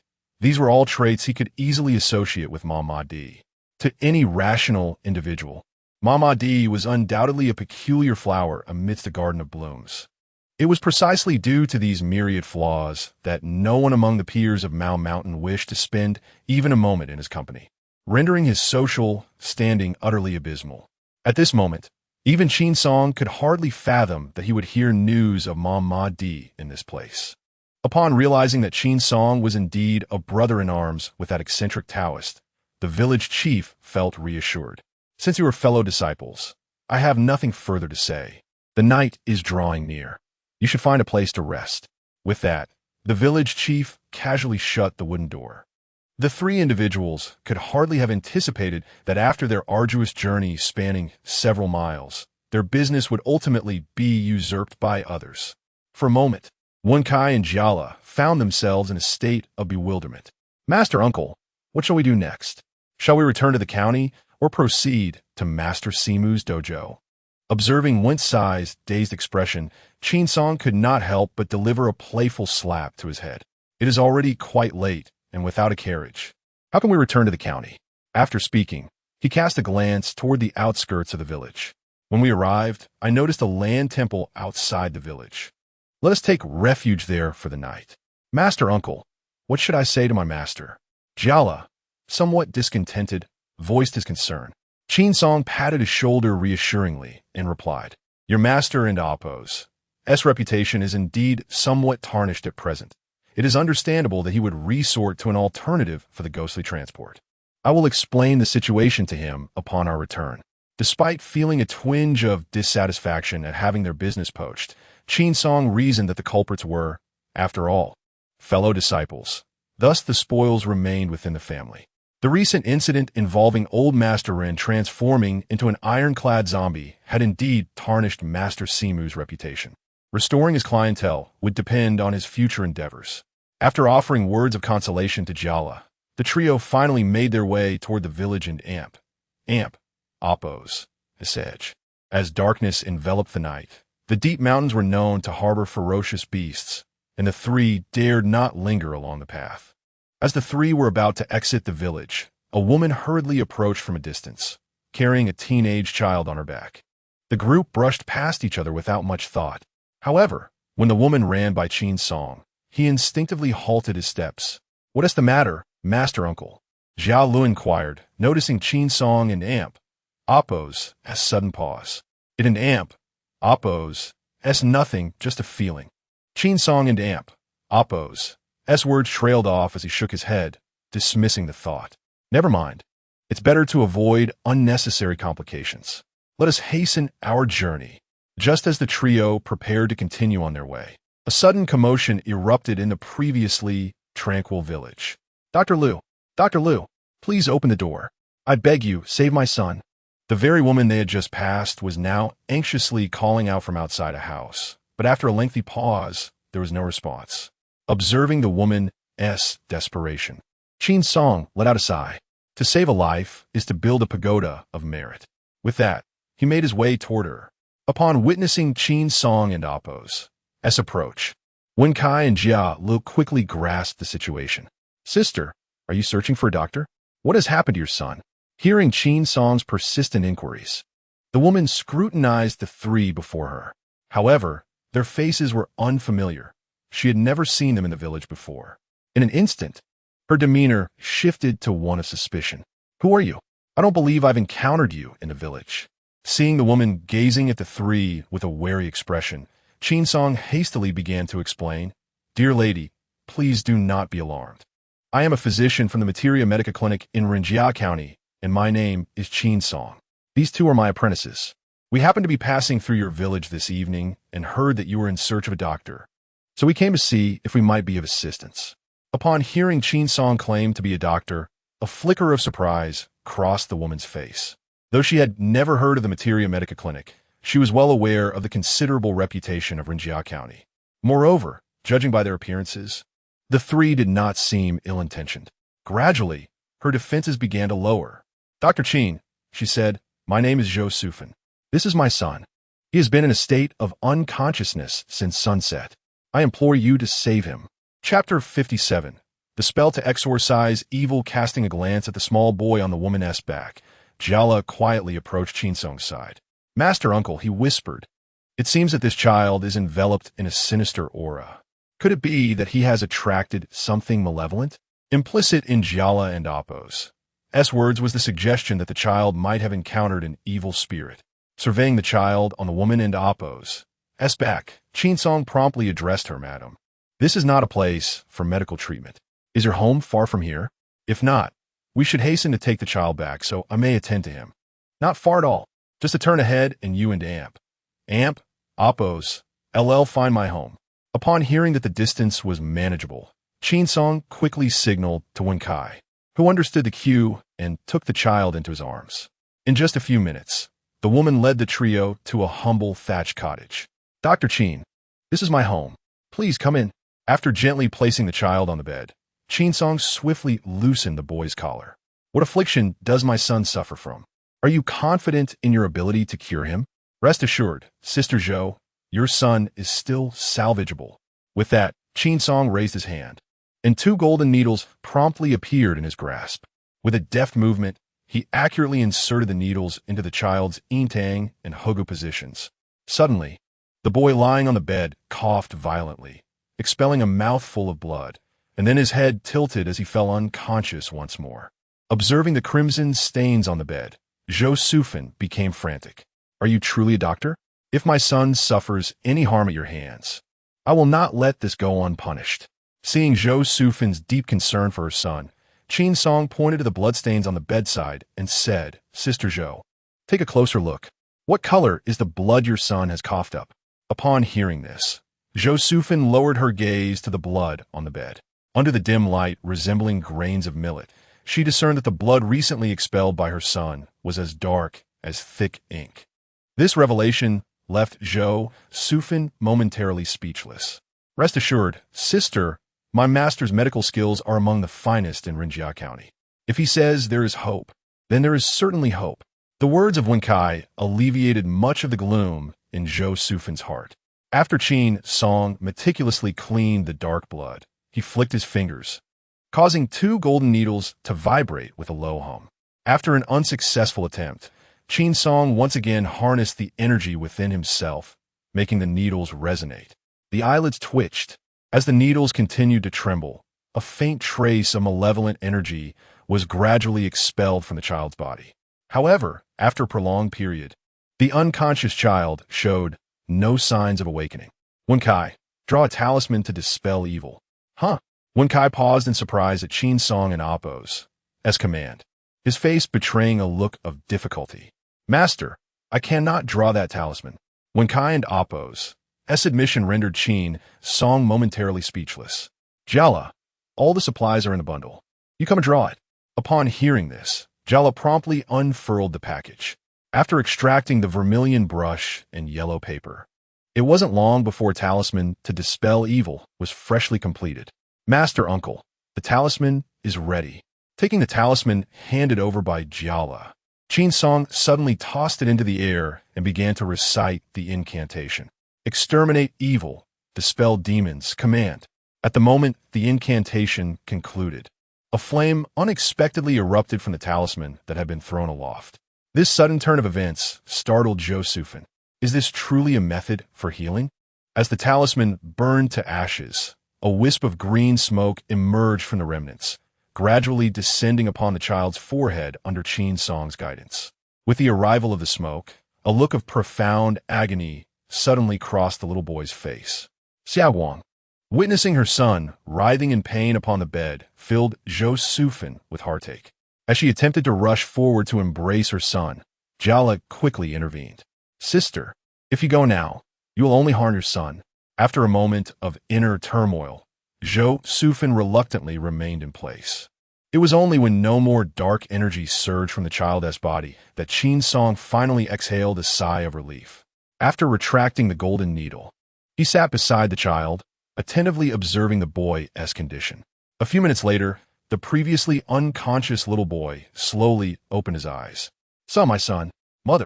Upon hearing that familiar call, Zhou Sufan could not help but shed a few warm tears. Just as she believed her child was safe, the boy unexpectedly fainted once more. Dr. Qin, what has happened to my son? Why has he fainted again?" Looking at the anxious Zhou Sufan, Qin Song replied in a steady tone, "Do not worry. He is not in immediate danger." Upon hearing this, Zhou Sufan and Appo's heart finally settled. However, the subsequent words caused her heart to clench once more. "If I am not mistaken, your son has encountered something he should not have, which has caused him to lose a fragment of his yang essence, resulting in his prolonged unconsciousness. I have stabilized 3 strands of his yang essence and calmed his frightened spirit. During this period, you must keep a close watch on your son and ensure he does not venture into the mountains alone." Hearing that her son was not gravely harmed, Zhou Sufan felt immense gratitude towards Qin Song. Yet, when Qin Song and Appo's gaze fell upon the boy lying in bed, a hint of regret flickered in his eyes. What Qin Song had stated was indeed true, though he had not conveyed all the circumstances to Zhou Sufan. The reason the child appeared lost and remained in a deep slumber was likely due to an encounter with the mountain spirits or goblins. These entities dwell deep within the mountains and have a particular interest in children whose yang essence remains untainted, as it serves as the finest nourishment for them. Indeed, In certain remote mountainous regions, the antiquated practice of offering young boys and girls to mountain deities still persists. Most of these children ultimately become sustenance for various supernatural beings, enduring a fate worse than death. The child before us has been deprived of his vital essence by a certain entity, thus injuring his very essence. Although Qin Song successfully rescued him from the brink of death, the fact remains that his intrinsic vitality has been compromised, and his lifespan is destined to be significantly shorter than that of an ordinary person. As for this truth, Qin Song has no intention of revealing it to Zhou Sufan. This child's plight signifies that he is fated to encounter such tribulations in his life. Should Zhou Sufan learn the reality of the situation, Qin Song fears that further calamities may arise. Rather than subjecting this mother and son to the anguish of such painful truths, it seems more prudent to allow them to live out their remaining days in joy and contentment. Chapter 58. An unexpected encounter with the dragon-slaying Taoist. Now that the child was safe and sound, Qin Song and his companions resolved to leave the village and seek rest at the local earth temple. Upon hearing that the three men had nowhere to stay, Zhou Sufan insisted that they should not depart. "Dr. Qin, if you do not mind, you may spend the night in the side room. Though it is somewhat dilapidated, it is certainly preferable to the earth temple." Seeing Zhou Sufan's eagerness to retain them, the two young men, Wen Kai and Jiala, began to reconsider their decision to leave. "Uncle Master, Zhou Jie is right. In this desolate wilderness, why should we venture out? It would be better to stay the night in Zhou Jie and Appo's side room." Before Wen Kai could finish his sentence, a single glance from Qin Song silenced him. While Wen Kai's reasoning held some merit, they were, after all, three men entering the home of a woman. What kind of propriety would that suggest? Ultimately, the trio graciously declined Zhou Sufan's kind offer and departed the village under the dim light of the moon. Qin Song's memory did not betray him. After walking over a mile along the mountain path, they indeed spotted a decrepit earth temple by the roadside. They spent the night there, and by dawn, the three resumed their journey. The group of guests at the Four-Eyed Taoist and Appo's abode had already been claimed by another, and their immediate task was to retrieve the items entrusted to them by Jiu Shu. After 2 days of relentless travel, Wen Kai could not help but lament his situation. He had anticipated that this outing would afford him the opportunity to explore the scenic landscapes before finally enjoying a prolonged visit at the Four-Eyed Taoist sanctuary. Yet, throughout this arduous journey, it was not merely the scenery that wore them down. Even the act of walking began to feel like a deathly toil. Under the blazing sun, Wen Kai wiped the sweat from his brow. "Jiala, how much longer until we reach our destination?" Casting a glance at the distant mountain peak, Wen Kai replied with a smile soon. Upon hearing those words, Qin Song and Appo's hearts sank in despair. Over the past 2 days, Jiala had used that phrase to placate them countless times. However, each time they were met not with their destination, but with either mountains or trees. In an instant, doubts began to arise within Qin Song and his companion regarding Jiala and Appo's assurances. "Jiala, just how far is your master and Appo's sanctuary from here?" "Uncle Master, it truly is close. We just need to cross the mountain ahead and traverse through a grove, and we shall arrive." Realizing there was still such a considerable distance to cover, Qin Song suddenly understood why Uncle Gio was so averse to visiting this forsaken place. "Let's rest for a while. We shall resume our journey once the sun has dipped lower." To his surprise, Qin Song was the one to suggest a break, and Wen Kai, squatting beneath a tree, instantly brightened. "Hooray!" With that, Wen Kai promptly retrieved a water flask and roasted chicken from his pack, appearing as if he were preparing for a picnic. Despite the arduous trek, their appetites had been satisfied following Qin Song, for the business at the charity house had not been thriving, leaving the trio to scrape by on meager earnings, rarely indulging in savory fare. As for the frugality of the Four-Eyed Taoist, well, that was another story altogether. During these past few days, Wen Kai and Jiala not only indulged in a plethora of street delicacies, but even when they encountered no eateries along their journey, they had prepared delectable roasted chicken and duck at hand. Naturally, the expenses were borne by Qin Song. After noon had passed, the trio resumed their journey. now considerably closer to the dwelling of the four-eyed Taoist. However, the surrounding area was desolate and devoid of any resting places. Reluctantly, they opted to travel through the night in haste to reach the Taoist's abode. As they traversed through the woods, Qinsong suddenly heard the distant sound of a bell tolling. Dinglingly. Following this, a man and Appo's voice echoed, proclaiming, "Strangers, keep your distance. The immortal returns." Upon hearing this voice, Qinsong felt a sense of familiarity. Yet he pondered for a long time without being able to recall whose voice it was. As soon as Jiala heard it, he hurried to Qinsong's side and exclaimed, "Master Uncle, a corpse driver is approaching." It was well known that the four-eyed Taoist earned his living by guiding corpses, and as his disciple, Jiala was well aware of this. Let him carry on with his task. It is of no concern to us. In any sect, corpse drivers typically prefer to travel at night, partly to avoid startling the living, and partly to deter the curious from intruding upon their profession. Thus, nocturnal travels were customary. Additionally, corpse drivers often chose to navigate through secluded paths. Although the three had inadvertently encountered a corpse handler, such taboos were of little consequence to the disciples of Mao Shan. Nonetheless, Qinsong found himself rather intrigued by this individual. The voice resonated with an uncanny familiarity, prompting Qinsong to unravel the mystery surrounding the identity of this corpse handler. As he pondered in silence, the voice drew nearer to the trio. Ding ling ling ling. Beware of the living, the immortal returns. Following the direction of the sound, they beheld a robust man with short hair progressively materializing before them. Behind him trailed a procession of corpses. Upon recognizing the man's visage, Qinsong was taken aback. The figure approaching was none other than his senior brother, the Dragon Slayer Taoist. Among the many disciples of Mao Shan, only the Dragon Slayer Taoist shared a close bond with the eldest brother, Shijian. Like Shijian, he was known for his domineering and unyielding demeanor, often disregarding his fellow disciples. Consequently, his reputation among his peers was rather dismal. As for Qinsong, the junior disciple, the Dragon Slayer Taoist had never deigned to acknowledge him, leaving their relationship confined to the superficial camaraderie of fellow disciples. In regard to the fate of the Dragon Slayer Taoist, Qinsong, having watched the Exorcist Master, was already well aware. Under the guise of corpse handling, he had secretly engaged in the opium trade, ultimately meeting a grim end as a zombie, a fate most unfortunate.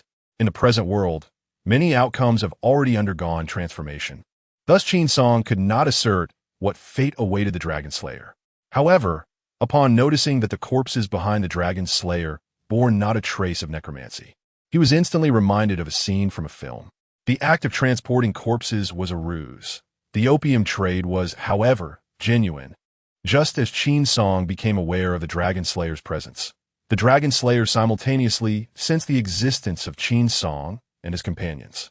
This woodland was exceedingly remote, with not a single dwelling in a radius of several miles.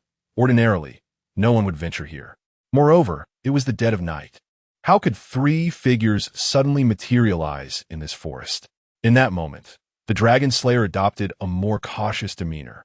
Upon approaching and discovering that one of the individuals was indeed Qinsong, an expression of astonishment vividly adorned the Dragon Slayer's countenance. Chapter 59, A Council. Yet a warning. Qinsong, what brings you here?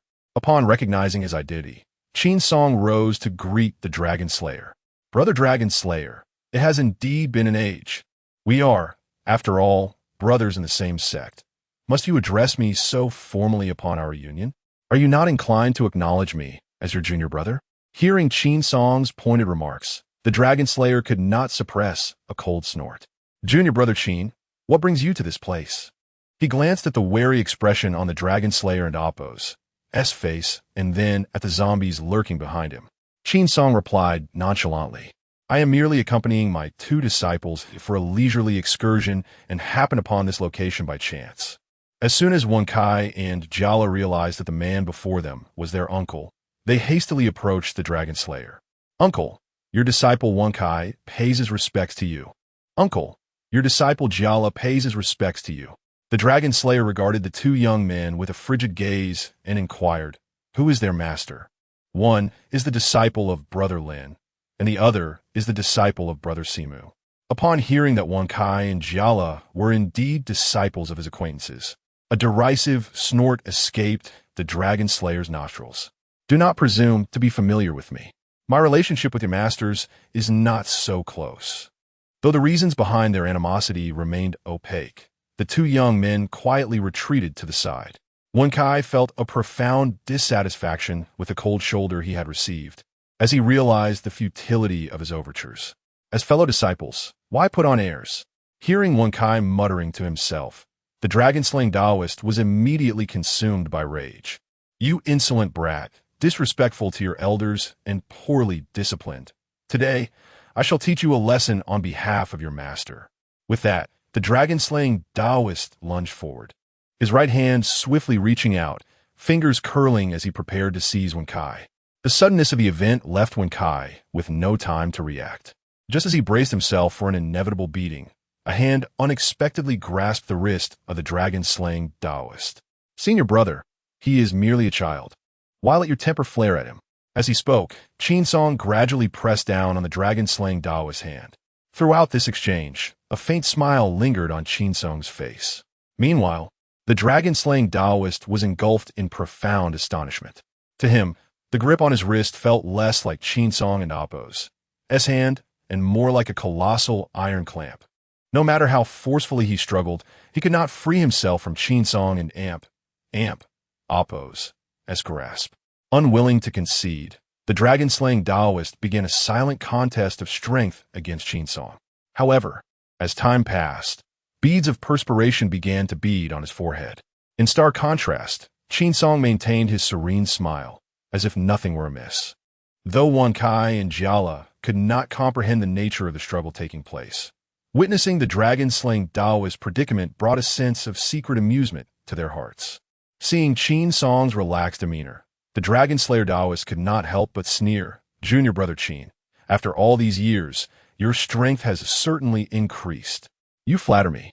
Senior brother dragon slayer, it seems your temper has also grown considerably since we last met. Despite Qin Song and Appo's biting sarcasm, the dragon slayer Taoist felt a surge of anger within. Yet, no matter how unwilling he was, he found himself unable to break free. After a brief stalemate, the dragon slayer Taoist finally chose to concede. Junior brother Qin, don't you ever tire of holding on like this? I'm not weary at all. In that moment, the atmosphere grew remarkably still. Observing the smiling face of Qin Song, the dragon slayer Taoist felt a deep-seated resentment welling up within him. Junior brother Qin, shall we let this matter rest? What do you think? Noticing the dragon slayer Taoist's capitulation, Qin Song replied with a smile, since senior brother dragon slayer has said so, let be.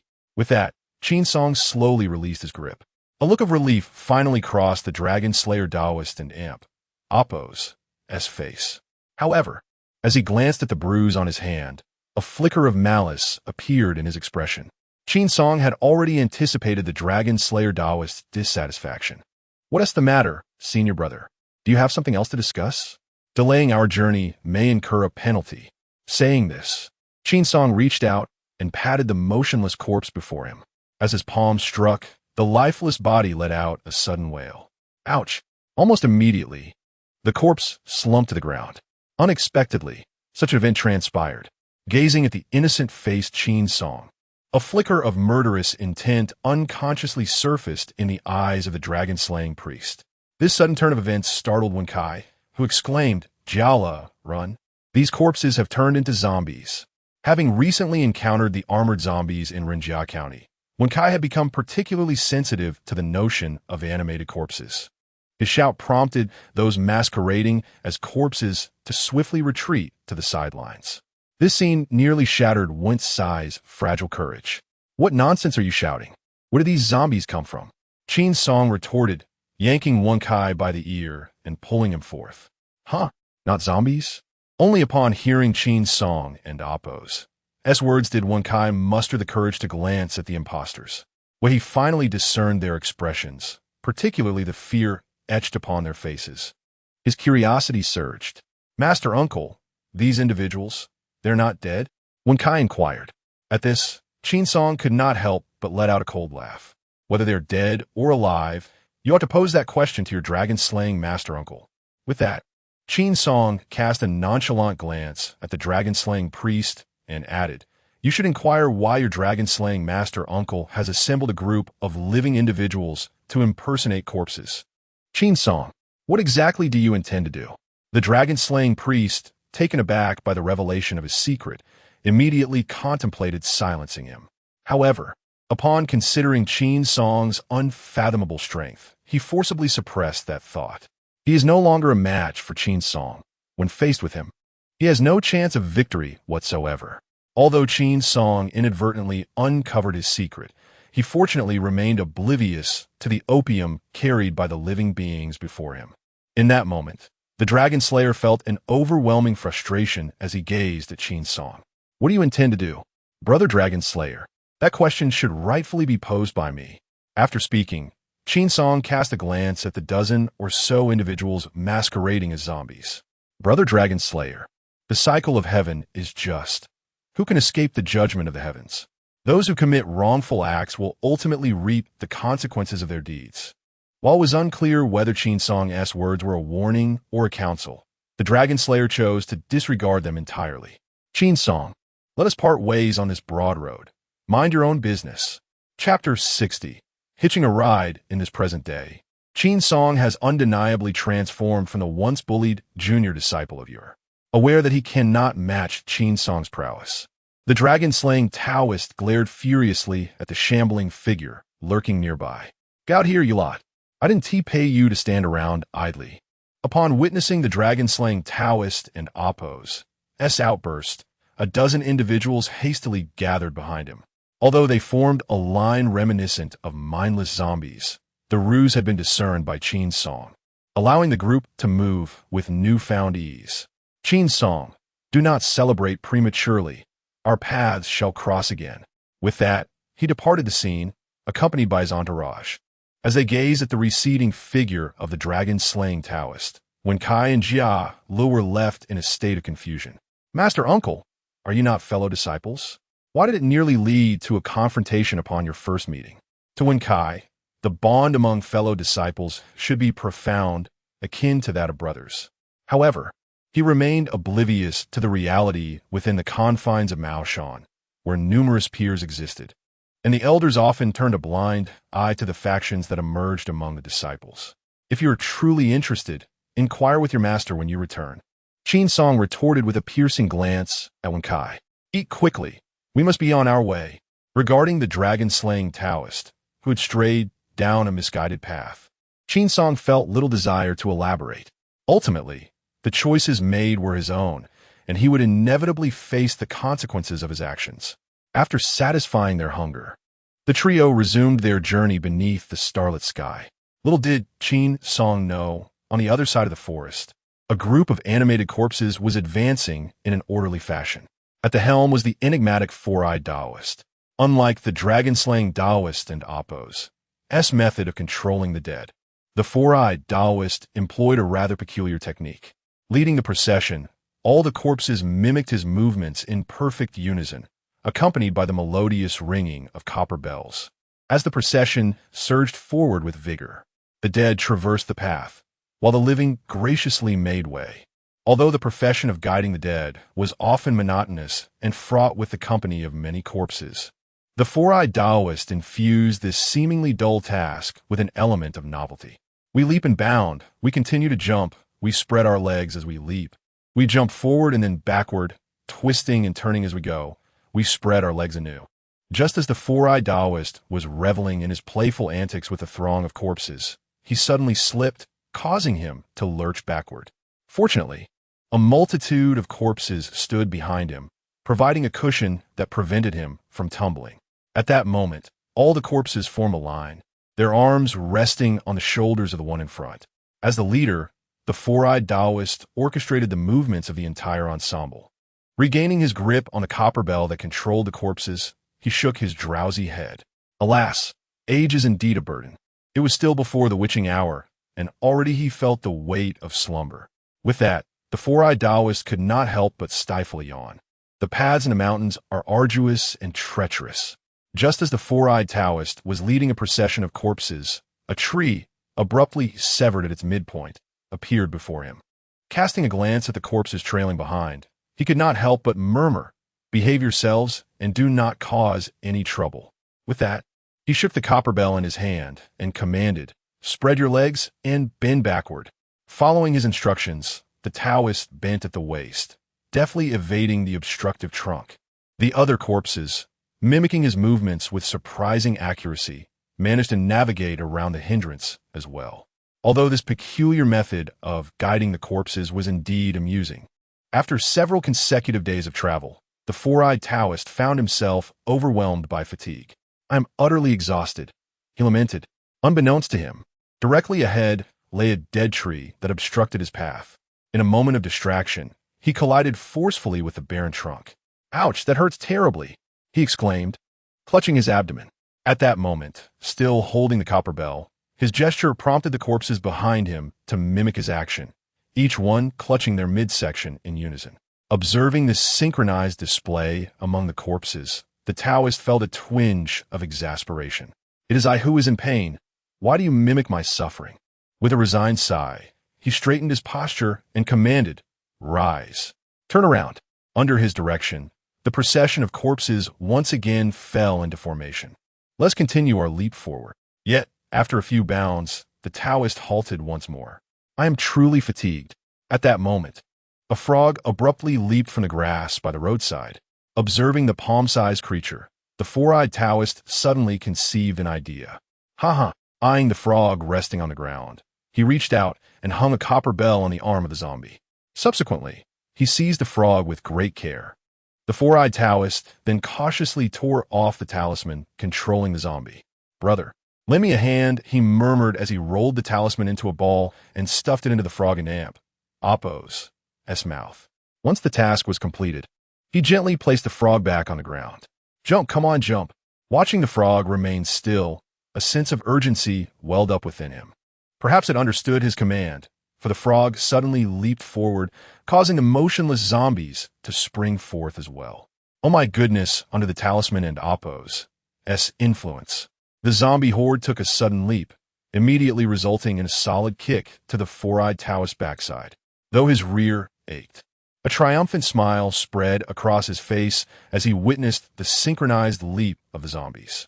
Had I known it would be this convenient, I would have done it sooner."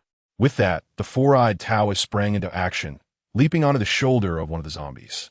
"Brother, give me a ride." No longer burdened by the arduous task of controlling the undead, the four-eyed Taoist found himself in a state of unparalleled comfort, aided by the very creatures he commanded. However, such leisurely moments are often ephemeral. Just as he was reveling in his contentment, the frog abruptly ceased its movements, resting motionless upon the ground. "Hey, my friend, lend me your ears. Continue your leaps," he implored.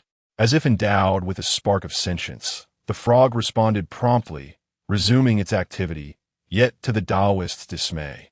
It altered its course entirely. Panic began to set in for the four-eyed Taoist. "No turning. You must not turn," he exclaimed, hastily dismounting from the back of the undead. Meanwhile, under the frog's command, the procession of the undead began to leap slowly towards the roadside ditch. Wait. We cannot descend into the ditch. My good fellow, we must not go down." Chapter 61. Senior brother, your taste is quite heavy despite the relentless efforts of the four-eyed Taoist to halt the advancing horde of ghouls. He found himself powerless against their relentless march. Under the guidance of a particular frog, the procession of ghouls descended into chaos. Just as he intended to recapture the elusive frog, he realized that the one adorned with talismans had seamlessly blended into the throng of frogs. In that moment, the four-eyed Taoist was at a loss. Not this one, nor that one. After an exhaustive search, he finally located the frog he had been pursuing. However, just as he reclaimed the talisman, a white ribbon suddenly shot forth from the forest. In swift succession, a figure clad in white emerged gracefully. To his astonishment, the two white ribbons coiled around the figure, who appeared intent on stealthily abducting a ghoul.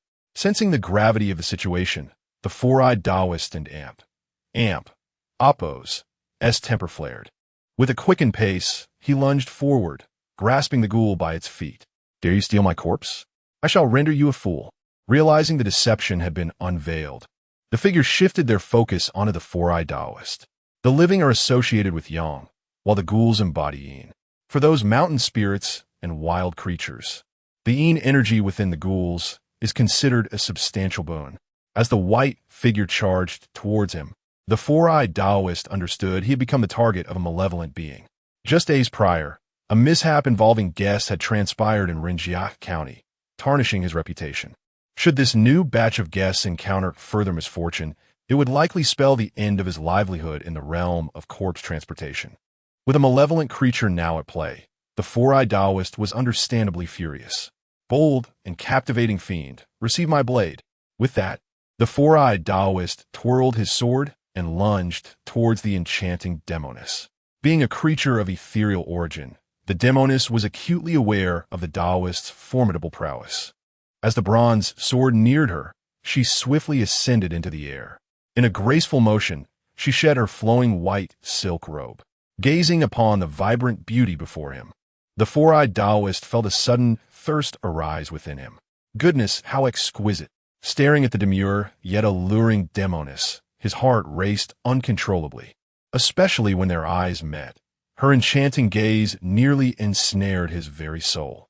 The demoness, well versed in the art of seduction, skillfully lured him closer, rendering the four-eyed Taoist utterly defenseless as he approached her. Come closer. Watching her beckon him with a playful finger, his heart pounded vigorously. After a tumultuous internal struggle, he finally shook his head. No, I mustn't succumb. I am a Taoist. Observing his indifference, the demoness slightly parted her lips, and to his astonishment, a multitude of bubbles escaped from her mouth. My word, how marvelous! She can even blow bubbles. At that moment, the four-eyed Taoist remained oblivious to the fact that these bubbles were infused with potent love toxins. Come on, do come. Although he repeatedly declared his resolve, his body betrayed him with unwavering honesty.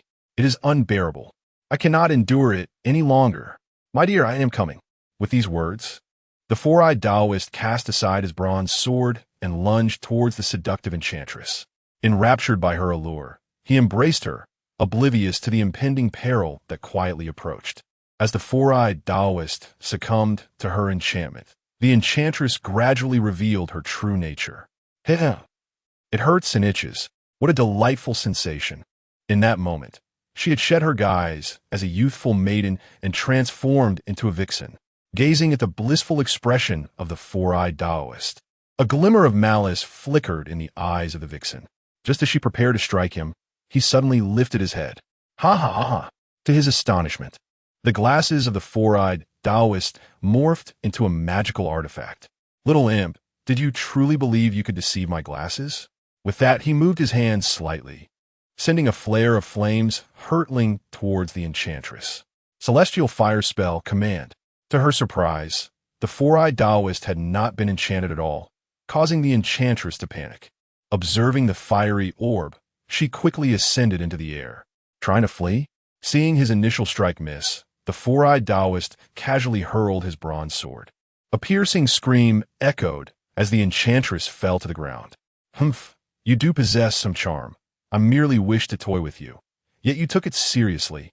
Casting a glance at the motionless vixen, the four-eyed Taoist prepared to retrieve his bronze sword. As he approached the vixen, she suddenly sprang to life, her sharp claws lunging towards the four-eyed Taoist. It seems you are not quite finished yet. Allow me to play with you a little longer. With that, the four-eyed Taoist flicked his hand, and the fallen bronze sword soared into his grasp. He raised it just in time to deflect the claws, creating a shower of sparks upon impact. The force of the collision sent him staggering backward, while the vixen was propelled several meters away. The balance of power was unmistakably clear. Foul fox, shall we continue our little game? With a flourish, the Taoist brandished the bronze sword. You insufferable Taoist. The vixen, incensed by his mockery, swiftly transformed, summoning a foul wind that swept through the forest. How long has it been since you last bathed? With a deft leap, the four-eyed Taoist evaded the onslaught of the noxious breeze. Although the wind did not harm him, it caused the talismans that had been affixed to the head of the walking corpse to flutter down chaotically. What trickery is this? Seeing the disarray among the corpses, the Taoist felt a surge of frustration. "Gentlemen, cease your jumping and running." As he frantically attempted to regain control over the chaotic scene, the vixen's face brimmed with triumphant delight. With a swift motion of her hands, she ensnared a wandering corpse. Now that the undead was secured, the enchantress dared not linger. However, just as she prepared to flee, a beam of golden light suddenly cleaved through the night sky, piercing straight toward her forehead. Who could it be? In the dead of night, the sudden appearance of a formidable presence nearby aroused the vigilance of the Taoist. Upon turning to look, he recognized 3 familiar figures hastening through the thicket. "Junior brother, what brings you here?" Qin Song jested, glancing at the corpse pinned to the tree. "Brother, it has been a few days since we last met, and your tastes have certainly become rather peculiar. Even a fox spirit has caught your fancy? In front of Jialo, you really ought to watch your tongue. Come quickly and lend a hand." Chapter 62. Surrounded by the undead, casting a glance at the fox spirit, whose eyes remained unclosed in death, the four-eyed Taoist found himself seething with frustration. Were it not for this fox spirit and Oppo's meddling, the undead would not be scattering in chaos. "You 3, swiftly assist me in recapturing the undead. Otherwise, we shall incur losses." With that, the four-eyed Taoist commenced his efforts to seize the wandering undead. Approximately a quarter of an hour later, the 4 managed to round up all the undead. Observing that none had escaped, the four-eyed Taoist let out a long sigh of relief. "Thank goodness, not a single one is missing." He then raised his gaze to the heavens in gratitude. "I am fortunate you arrived in time. Otherwise, this business venture would surely have collapsed." Upon hearing this, Qin Song glanced at the corpse of the fox spirit. "We happened to pass by and heard the sounds of battle, which prompted our arrival. We had no idea we would encounter you here." Just as the four-eyed Taoist and Qin Song were exchanging pleasantries, he suddenly noticed that there were no undead following the trio. "Junior apprentice, where are the undead I asked you to drive away? What have you done with them?" Seeing the four-eyed Taoist broach the subject, Qin Song recounted the sequence of events. When informed that his business had been usurped, the four-eyed Taoist nearly erupted in rage. However, upon learning that the culprits were his fellow disciples, his spirits lightened considerably. According to Qin Song, the water should not flow to outsiders, for they were all brethren of the same school, making this outcome somewhat palatable. Thus, a group of 4, accompanied by a throng of wandering souls, ambled along, stopping intermittently. At last, they arrived at the dawn of the second day at the abode of the four-eyed Taoist. Much like a film set, the Taoist sanctuary was blessed with superb feng shui and breathtaking scenery. Not far from the four-eyed Taoist residence stood a modestly sized courtyard. Glancing at the somewhat unadorned little yard, Qin Song realized that it must surely be the dwelling of Master Yikshu. Come, my junior brother, please step inside."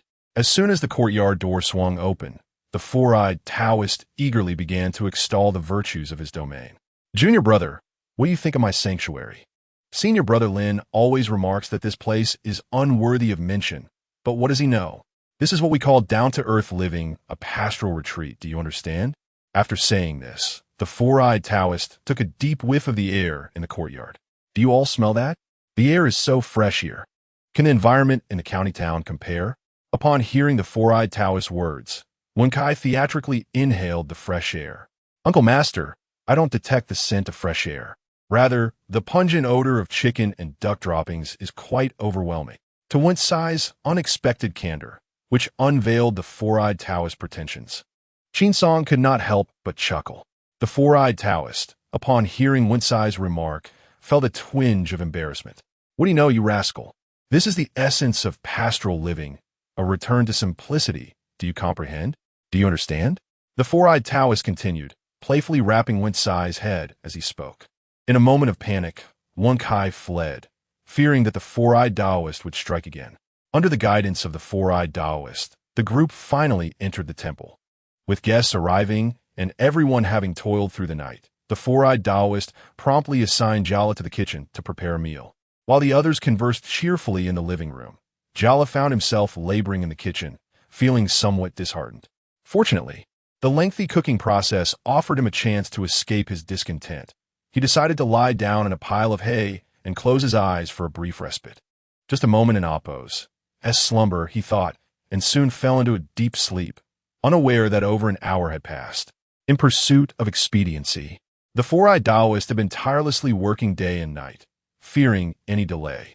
Since the previous evening, he had gone without food or water for more than a day. After waiting in the living room for quite some time without news of the meal, he began to feel anxious. "Junior brother, please remain seated for a moment. I shall check on the kitchen," he said, before hastening to the kitchen door. Upon discovering Jiala stealthily asleep, the four-eyed Taoist was greatly vexed.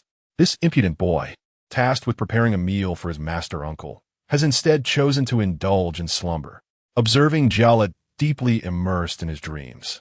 The four-eyed Taoist picked up a log of wood from the entrance in exasperation.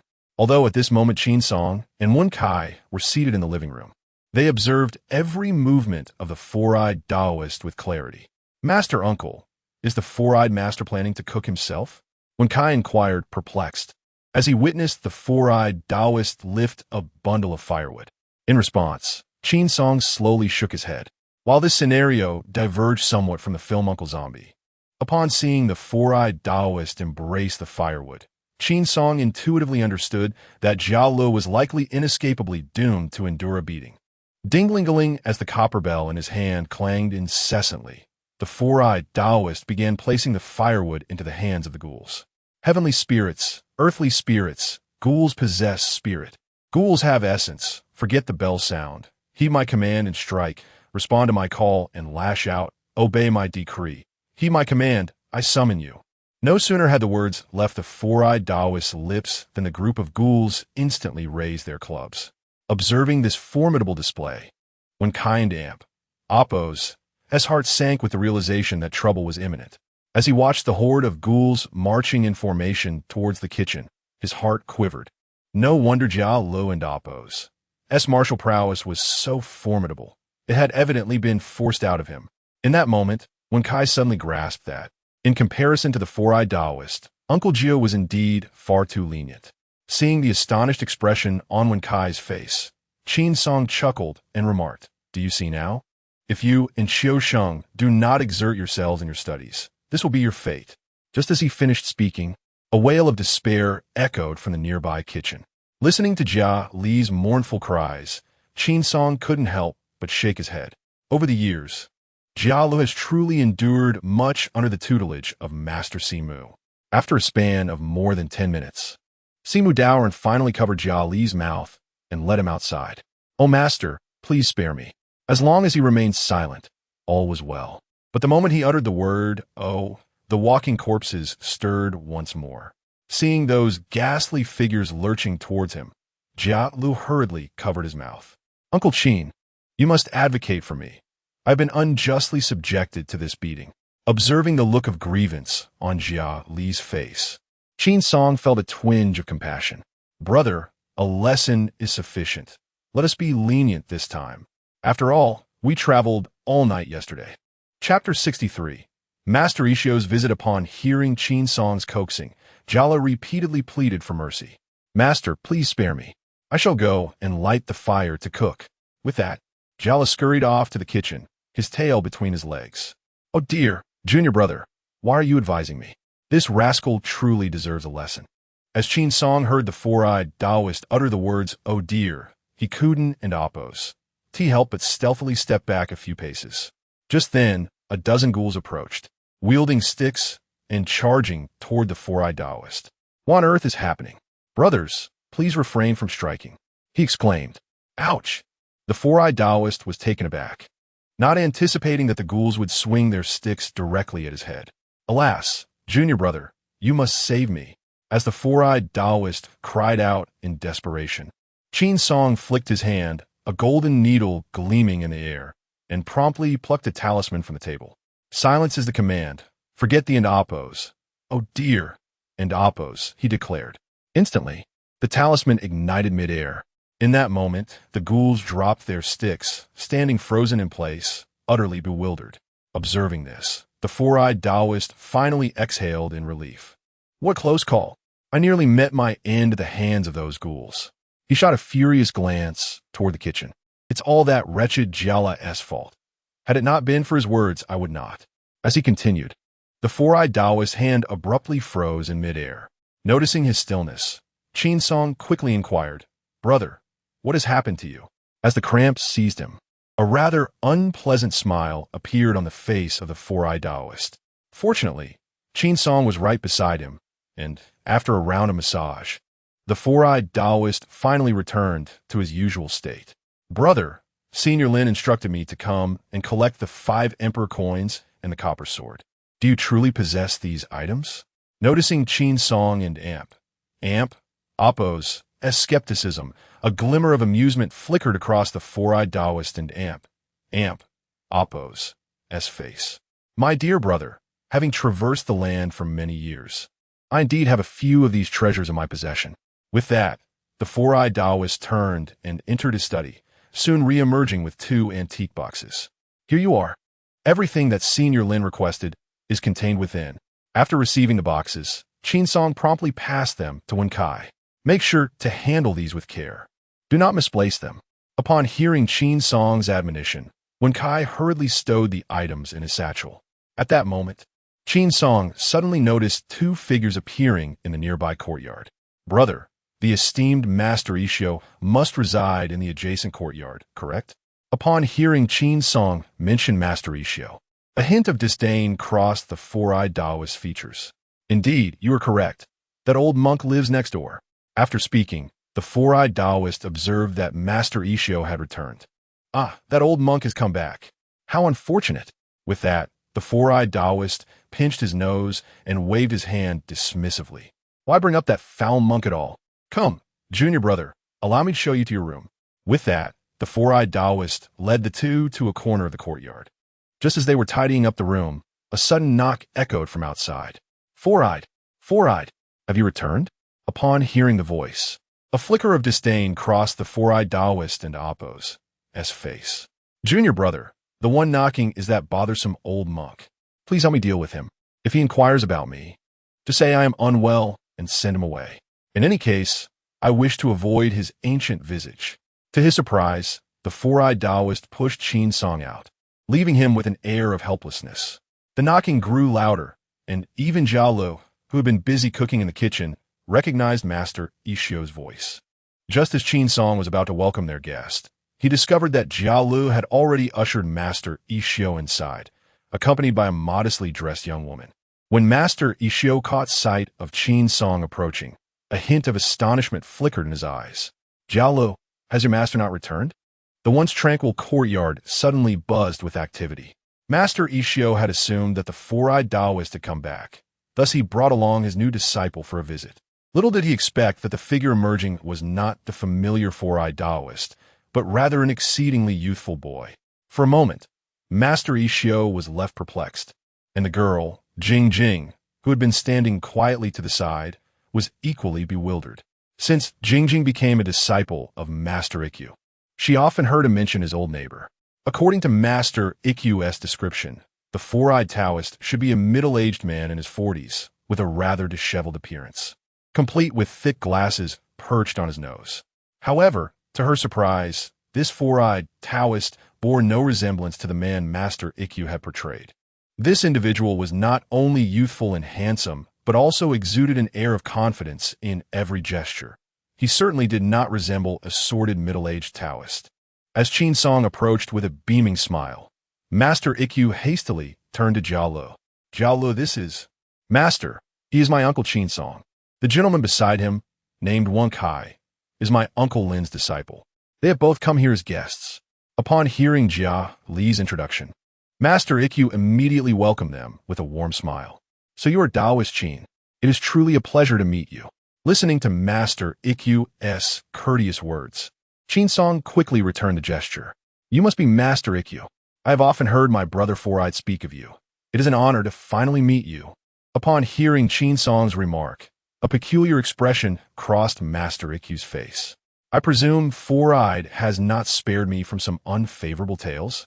Qin Song and Oppo's face flushed with a hint of embarrassment at this comment. Master Ikkyu, however, seemed unperturbed by it, and he then pulled Jingjing closer to him. This is my newly accepted disciple, Jingjing. Jingjing, quickly greet Taoist Qin. Greetings, Taoist Qin. Gazing at the curious Jingjing, Qin Song greeted her with a warm smile. Meanwhile, Wen Kai, standing nearby, had already become infatuated with the young and beautiful Jingjing. Hello, my name is Wen Kai, he said, extending his hands. Although Wen Kai and Appo's gaze made her somewhat uncomfortable, out of politeness, Jingjing still shook his hand. Master Ishio had been waiting in the living room for quite some time, yet there was still no sign of the four-eyed Taoist, which piqued his curiosity. Qin Taoist, what seems to be the matter with your senior brother? Why has he not emerged after such a long while? Noticing that Master Ishio had mentioned the four-eyed Taoist, Qin Song quickly explained. My senior brother is feeling a bit unwell at the moment and is unable to receive guests. I hope you can understand. Hearing that the four-eyed Taoist was ill, Master Ishio's spirits lifted instantly. Oh, the four-eyed Taoist is unwell? I shall go in and check on him. Chapter 64. Two old rogues. Initially, Qin Song had intended to cleverly deceive Master Ikkyu, but unexpectedly, this piqued the master's interest instead. Just as Jiala was about to intervene, the voice of the four-eyed Taoist suddenly resonated from within the room. No need. Upon hearing this, Master Ikkyu had no choice but to retreat. With the four-eyed Taoist unwilling to receive guests, the master and Appo's, as previously high spirits were considerably dampened. In that case, let us return, he declared, preparing to leave with Jingjing. Seeing that Master Ikkyu intended to take Jingjing away, Jiala grew anxious. Master, please don an Appo's. Go. I have prepared breakfast. Why not stay and enjoy it? The moment Master Ikkyu heard Jiala and Appo's invitation, his face brightened with delight. How could I impose? Meanwhile, Qin Song also chimed in to persuade him. Indeed, Master. Jiala has already prepared breakfast. Why not stay for a meal before departing? With such a delightful opportunity at hand, Master Ikkyu was not one to miss it. Noticing that he truly intended to linger, the four-eyed Taoist could no longer remain at ease. With a rustle, he turned and opened the door. Upon encountering the perfectly composed four-eyed Taoist, Master Ikkyu smiled and inquired, Didn't you say you were unwell? What brings you out? In response, the four-eyed Taoist retorted without hesitation, Is it impossible to enjoy breakfast if one is unwell? To this, Master Ikkyu could not help but chuckle. Of course one can eat. One can eat. Having spoken, he tugged at Jingjing beside him. Quickly greet Taoist Simu. Master, is this the Taoist Simu you often mention? As Taoist Simu emerged from the interior, Jingjing had already taken note of the man. Indeed, as her master described, yet the man's appearance was rather unseemly. Greetings, Taoist. Casting a glance at the master and disciple, Taoist Simu could not help but roll his eyes. What has he told you? Faced with Taoist Simu's imposing demeanor, Jingjing found herself momentarily at a loss for words. Observing this, Master Ishio swiftly signaled Jingjing with a glance. Through their established rapport, Jingjing instantly grasped Master Ishio's intent. Master says you possess a kind heart, embody integrity, and have devoted your life to vanquishing demons, upholding justice, and showing great affection for your disciples. Even when mistakes are made, you resort to words of love rather than punishment. A master like you is truly a rare treasure. Upon finishing, a hint of pride glimmered in Jingjing's eyes. When Jiala heard this flattery, he was momentarily taken aback. Could this truly be his master? Yet, when he beheld Taoist Simu's countenance, he steeled himself and remarked, Master, she captures your essence remarkably. Without delay, Jingjing's lips moved once more. My master also says that when you two meet, it is as if brothers are reunited. Upon hearing this, a look of bewilderment crossed Taoist Simu and Appo's face. What does reunion signify? The reunion felt as if it were separated by an eternity, a bittersweet amalgamation of joy and sorrow, leaving them both speechless in each other's presence. Iasin and Appo's. That right, master? The unexpected eloquence of his disciple delighted Master Ikkyu, who nodded in satisfaction. You are absolutely correct. Upon seeing you, I indeed found myself at a loss for words. At a loss for words? Are you perchance mute? After retorting to Master Ikkyu, The four-eyed Taoist could not help but scrutinize Jingjing. You, little girl, possess a rather sweet tongue. You are both obedient and adorable, though it is somewhat regrettable that you have chosen the wrong master. Noticing the charged atmosphere between the two, Jala hastily interjected to shift the conversation. Master, why don't you enjoy a cup of tea with the Grandmaster first? I shall fetch the breakfast I have prepared. What do you say? After uttering this, Jala quietly murmured, Master, just agree, will you? Today we have guests at home. Consider yourselves fortunate. Observing Jala dart towards the kitchen, Master Ikkyu promptly instructed Jingjing, You too, go and assist. As the two young disciples hurried outside, the four-eyed Taoist patted Qin Song on the shoulder and said, Sit down, junior brother. Have some tea first, and we shall partake of breakfast shortly. Glancing at the beaming Master Ikkyu, Qin Song waved his hand dismissively. Brother, you all enjoy your meal.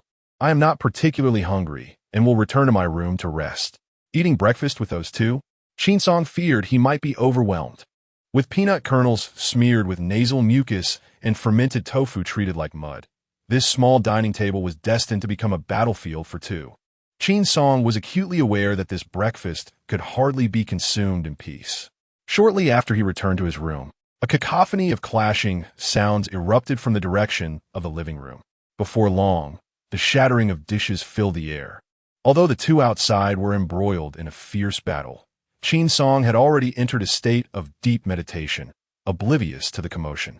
As he settled into his meditative state, he soon felt waves of rich spiritual energy flowing through the atmosphere.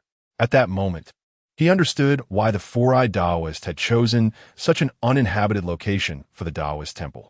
Compared to the bustling Renjia County, the spiritual essence here was exponentially more abundant, making this place a veritable paradise in the current environment. Thus, Qin Song became engrossed in his meditation, unable to extricate himself. When he finally opened his eyes, he realized that the sun had already descended significantly. What a refreshing experience. Stretching his limbs, he gradually rose from his bed. Glancing outside, he noticed that night had fallen. Indeed, skipping a meal was not an option. Feeling his empty stomach, Qin Song promptly made his way towards the kitchen. Just as he turned to leave his room, he encountered the four-eyed Taoist approaching him. Meanwhile, he held a package in hand. Junior brother, you're awake? Noticing the package in the hands of the four-eyed Taoist, Qin Song couldn't help but feel a twinge of curiosity. Senior brother, are you planning to embark on another journey? With that, Qin Song pointed at the package. Oh, what journey could I possibly take? This is all the doing of that foul monk next door?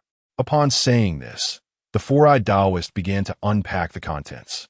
Coconuts, a small bowl, cotton, and a wick. What do you intend to do with these items? As soon as Qin Song uttered these words, a clear sound of a bronze bell resonated from Master Ishio's dwelling next door. See, that wretched monk is incessantly ringing away, making it impossible for me to sleep. Junior brother, would you care to stuff your ears as well? With that, the four-eyed Taoist offered a wad of cotton to Qin Song. Chapter 65. Teasing Master Ikkyu. Observing the exasperated expression of the four-eyed Taoist, Qin Song could not help but chuckle. Brother, I sleep so soundly that even the loudest thunder cannot rouse me. You might as well keep this for your own use.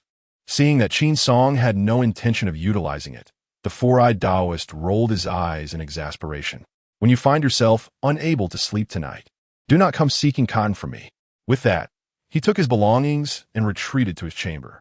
Before dawn the next day, the rhythmic sound of a wooden fish being struck echoed through Master Ikkyu's courtyard. Qin Song had initially thought that his deep slumber would shield him from the clamor of the wooden fish. However, he greatly underestimated its potency. The persistent beating finally provoked the four-eyed Taoist and Appo's ire. I can end Appo's. Take it anymore.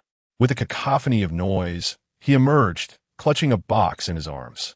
Upon witnessing the irate expression of the four-eyed Taoist, Jialu, bewildered, inquired, Master, where are you off to so early? I'm going to buy a house. With that, the four-eyed Taoist stormed off towards Master Ikkyu's residence. Monk, come here. I wish to discuss something with you. To his surprise, the four-eyed Taoist had sought him out so early in the morning. Master Ikkyu, with a genial smile, set aside his wooden fish. Good morning, Taoist friend. What brings you to me today? Gazing at the wooden fish and the bronze bell laid upon the ground, the four-eyed Taoist patted the box he was carrying. Monk, how much do you intend to sell this house for? I shall purchase it, so you cease your incessant disturbances. Upon uttering these words, the four-eyed Taoist opened his chest, revealing it to be filled to the brim with gold. Now, how much is it? Witnessing the fury etched upon the four-eyed Taoist's face, Master Ikkyu couldn't help but chuckle. My dear Taoist brother, we are neighbors after all. Our fates are intertwined in this life. How can such a bond be measured in mere currency? After hearing Master Ikkyu and Appo's cunning reasoning, the four-eyed Taoist and Appo's ire only intensified. Pray tell, what would it take for you to vacate this place? Observing the disgruntled expression of the four-eyed Taoist brought immense satisfaction to Master Ikkyu. Dear brother, I have resolved to remain here, chanting sutras and meditating until I attain enlightenment. Thus I shall not be leaving. To his astonishment, Master Ikkyu was impervious to persuasion, driving the four-eyed Taoist to the brink of exasperation. You wretched monk, I shall keep watch over you and see the day of your demise. Just as the four-eyed Taoist prepared to return home for a much-needed rest, he inadvertently glanced at the table, noticing several clay dolls scattered across its surface.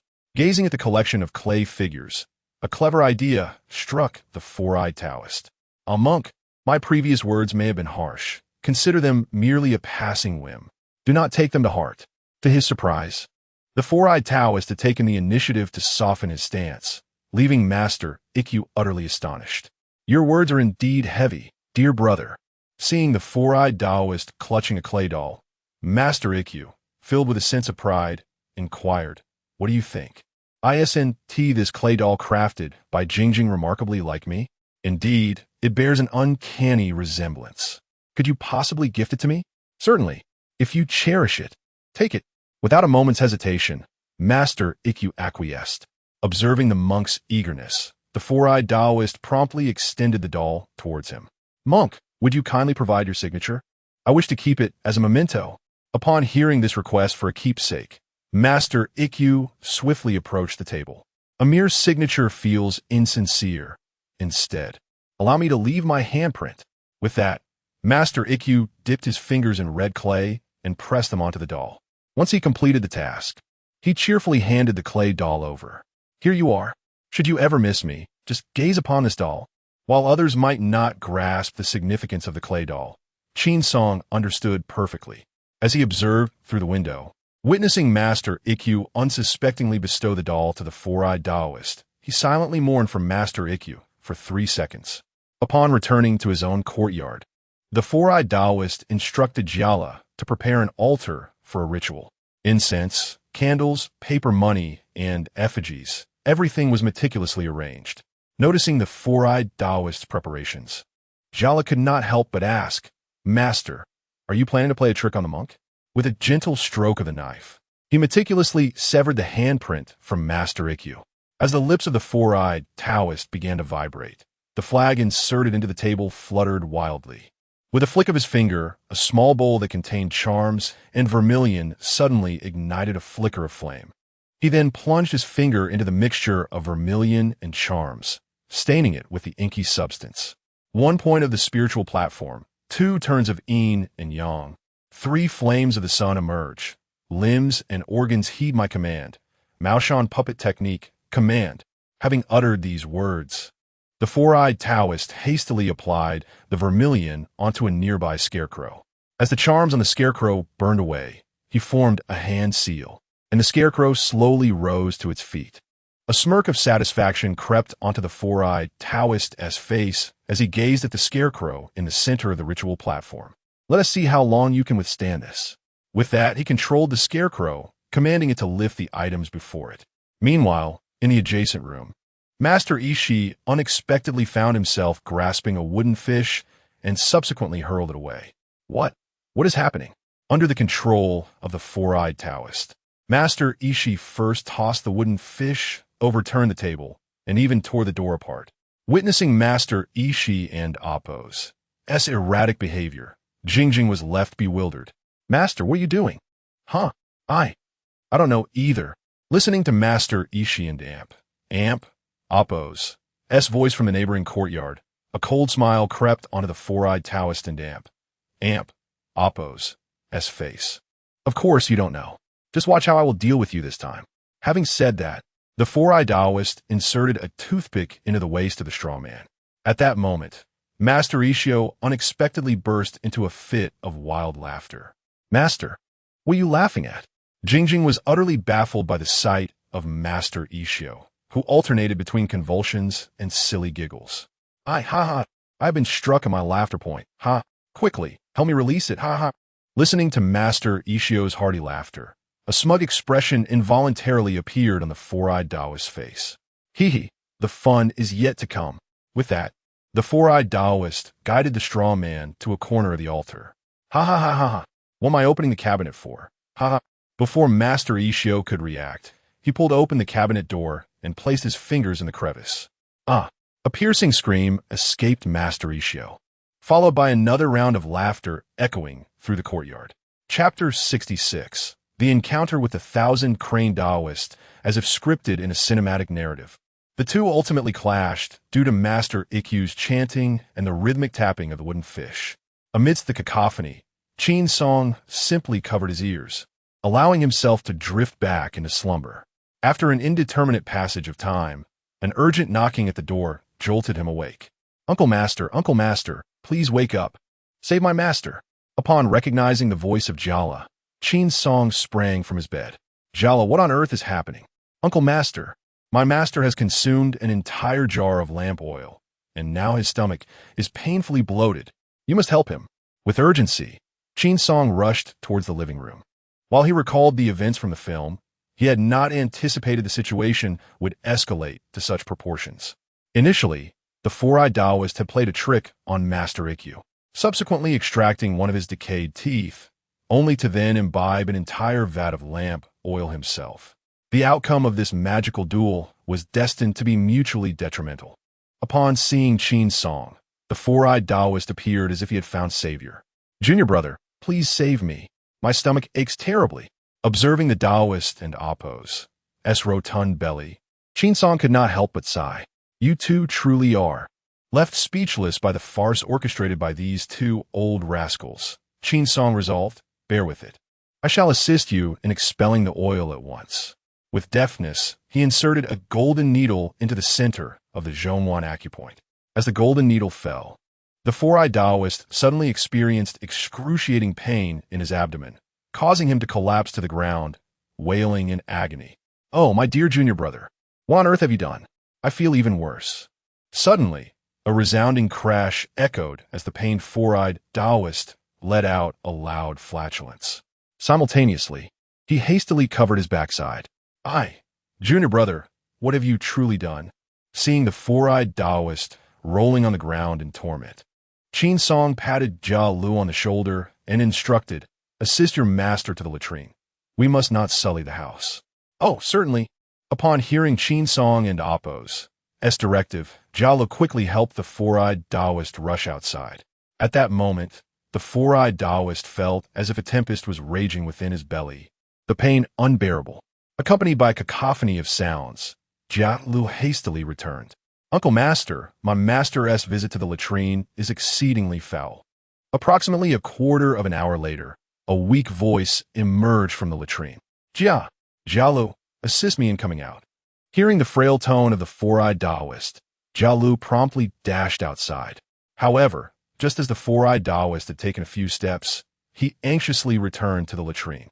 Observing the distressed expression of the four-eyed Taoist, Qin Song could not help but chuckle. This is what one calls self-inflicted tribulation. With that, Qin Song summoned Jia Lu back in. Go, brew a pot of barley tea for your master. Remind him to drink it while it's hot. Upon hearing Qin Song's request, Jia Lu swiftly knocked on the latrine door. Master, did you hear? It is not that I find it unpleasant. It is simply that the elder disciple summoned me to brew tea. With that, Jala fled the restroom as if propelled by a gust of wind. After a span of over 10 minutes, the four-eyed Taoist returned, his steps unsteady and trembling. Observing the pallor on his face, Jala rushed over. Master, take care. With Jala's assistance, The four-eyed Taoist laboriously settled into a chair. That odious monk dared to play such tricks on me. Junior brother, you must assist me in avenging this affront. Witnessing the woeful expression on the four-eyed Taoist's face, Qin Song shook his head in disapproval. Senior brother, this is a matter between you and Master Ishio. Moreover, you instigated the jest first. It is best that you resolve your disputes amongst yourselves. To his surprise, even Qin Song seemed disinclined to lend a hand at this critical moment. Realizing this, the four-eyed Taoist let out a resigned sigh. Alas, I'm truly unfortunate. Even my dear junior brother refuses to assist. As he spoke, he cast a glance at Master Ishio's courtyard. O odious monk, you possess some audacity. This matter shall be considered settled. The four-eyed Taoist wobbled his way out of the parlor. Master, where are you going? Surely you do not intend to trouble the master further? At Jiala's words, the four-eyed Taoist wore an expression of exasperation. I am currently bloated. I need to relieve myself. With that, he dashed once more into the restroom, though having a stomach full of oil was indeed uncomfortable. The frequent visits to the restroom gradually eased the four-eyed Taoist's countenance. Just as the crowd had finished their lunch and prepared to venture out for a leisurely stroll, a large procession suddenly appeared in the distance. Observing the impressive assembly, both Jiala and Wenkai, the two young men, were filled with curiosity. After all, this secluded venue lay deep within the mountains, and apart from the occasional visits from Taoist Simu and Master Ishio, no other living souls frequented this place. The emergence of so many strangers naturally piqued Jiala's interest. Meanwhile, when Qin Song noticed the golden coffin, he immediately realized that it was the arrival of the Qinhe Taoist. With the appearance of this royal zombie, the narrative of the film had officially commenced, accompanied by the resounding clang of bronze gongs. The group swiftly approached the courtyard of Taoist Simu. Simultaneously, the commotion caught the attention of Master Ishio and Jingjing. Stop! Let me go greet them first. With that, the leading middle-aged Taoist stepped into the courtyard. This individual was none other than Qinhe Taoist, a fellow disciple of Qin Song and Taoist Simu. Brother Simu, it has been a long time. Junior brother Qin, what brings you here? The unexpected encounter with Qin Song delighted Qinhe Taoist immensely. Noticing Qinhe Taoist's vibrant demeanor clad in his yellow robe, Qin Song couldn't help but extend his greetings. Brother Qinhe, it's been ages. I didn't oppose to expect you to look so spirited now. You always the jokester. With that, the three of them gathered together, bursting into hearty laughter. Junior brother, what brings you to this place? Have you encountered some trouble? Seeing the concern of the Qinhe Taoist, Qin Song hastily clarified. Senior brother Simu invited me over as a guest, and coincidentally, senior brother Lin needed to retrieve some items. Hence, I came along with Wenkai. Upon hearing that Wenkai had also arrived, Qinhe Taoist finally noticed him, standing nearby. After greeting the two junior disciples, Qinhe Taoist couldn't help but jest so. How is it? My dear junior, are you finding this desolate place to your liking? Upon hearing Qinhe Taoist refer to his own Taoist temple in such a manner, Simu Taoist feigned a look of displeasure. Desolate place? This is called pastoral charm, a tranquil and refined ambience. Do you not understand? Listening to Simu Taoist and Appo's defense, Qin Song and Qinhe Taoist could not suppress their laughter. Chapter 67. The Golden Coffin and the Zombie. It seems we, the brothers of the sect, have not gathered together for quite some time, have we? If only Brother Lin were here, then the four valiant warriors of Maoshan would be complete. Among the various disciples of Maoshan, Qin Song shares the closest bond with Taoist Qinhe, Taoist Simu, and Uncle Jio. During their days of studying and seeking knowledge on the mountain, the four were often playfully referred to as the four valiant warriors of Maoshan. Now, with three of them gathered, a wave of nostalgia washes over them. Just as the brothers reminisce about the past, Master Ishio unexpectedly joins them. Taoist Qinhe, it has indeed been a long time. With that, Master Ishio greeted him warmly. Upon noticing Master Ishio's arrival, Taoist Qinhe quickly returned the gesture. However, amidst their reunion, a rather effeminate voice interrupted their conversation. Hey, what are you all doing standing around? Shouldn't you be on your way? At that moment, the group also noticed the peculiar figure that seemed neither male nor female. Manager Wu, this is my senior brother. I am borrowing some glutinous rice from him. Upon uttering this, an awkward expression appeared on Daoist Qianhe and Appo's face. Hearing that Daoist Qianhe wished to borrow glutinous rice, Manager Wu and Appo's face immediately reflected his confusion. Glutinous rice? What do you need that for? Just as Manager Wu began to inquire, a child clad in official robes, seated in a palanquin, interjected, Manager Wu, since Master Qianhe has a matter to attend to, let's take a moment to rest. Upon hearing this, Manager Wu quickly put on a smiling face. The servant understood. After speaking, Manager Wu waved the handkerchief in his hand and announced, let us all take a moment to rest. With this interruption from Manager Wu, the four-eyed Taoist immediately became incensed. Upon witnessing the four-eyed Taoist preparing to roll up his sleeves to confront Manager Wu, Qin Song hastily reached out to restrain him. Brother, do not act impulsively. After much persuasion, the four-eyed Taoist finally managed to quell his fury. Brother, who is that insipid fellow? The thought of Manager Wu reprimanding the thousand-crane Taoist ignited the four-eyed Taoist's ire. Brother, that individual is Assistant Minister Wu from the court, and the one in the sedan chair is a royal prince. You must exercise caution. They are accompanied by guards. Upon hearing the thousand-crane Taoist's explanation, the four-eyed Taoist scoffed in disdain. What era are we in? Still clinging to titles of princes and ministers? They tremble before foreign guns.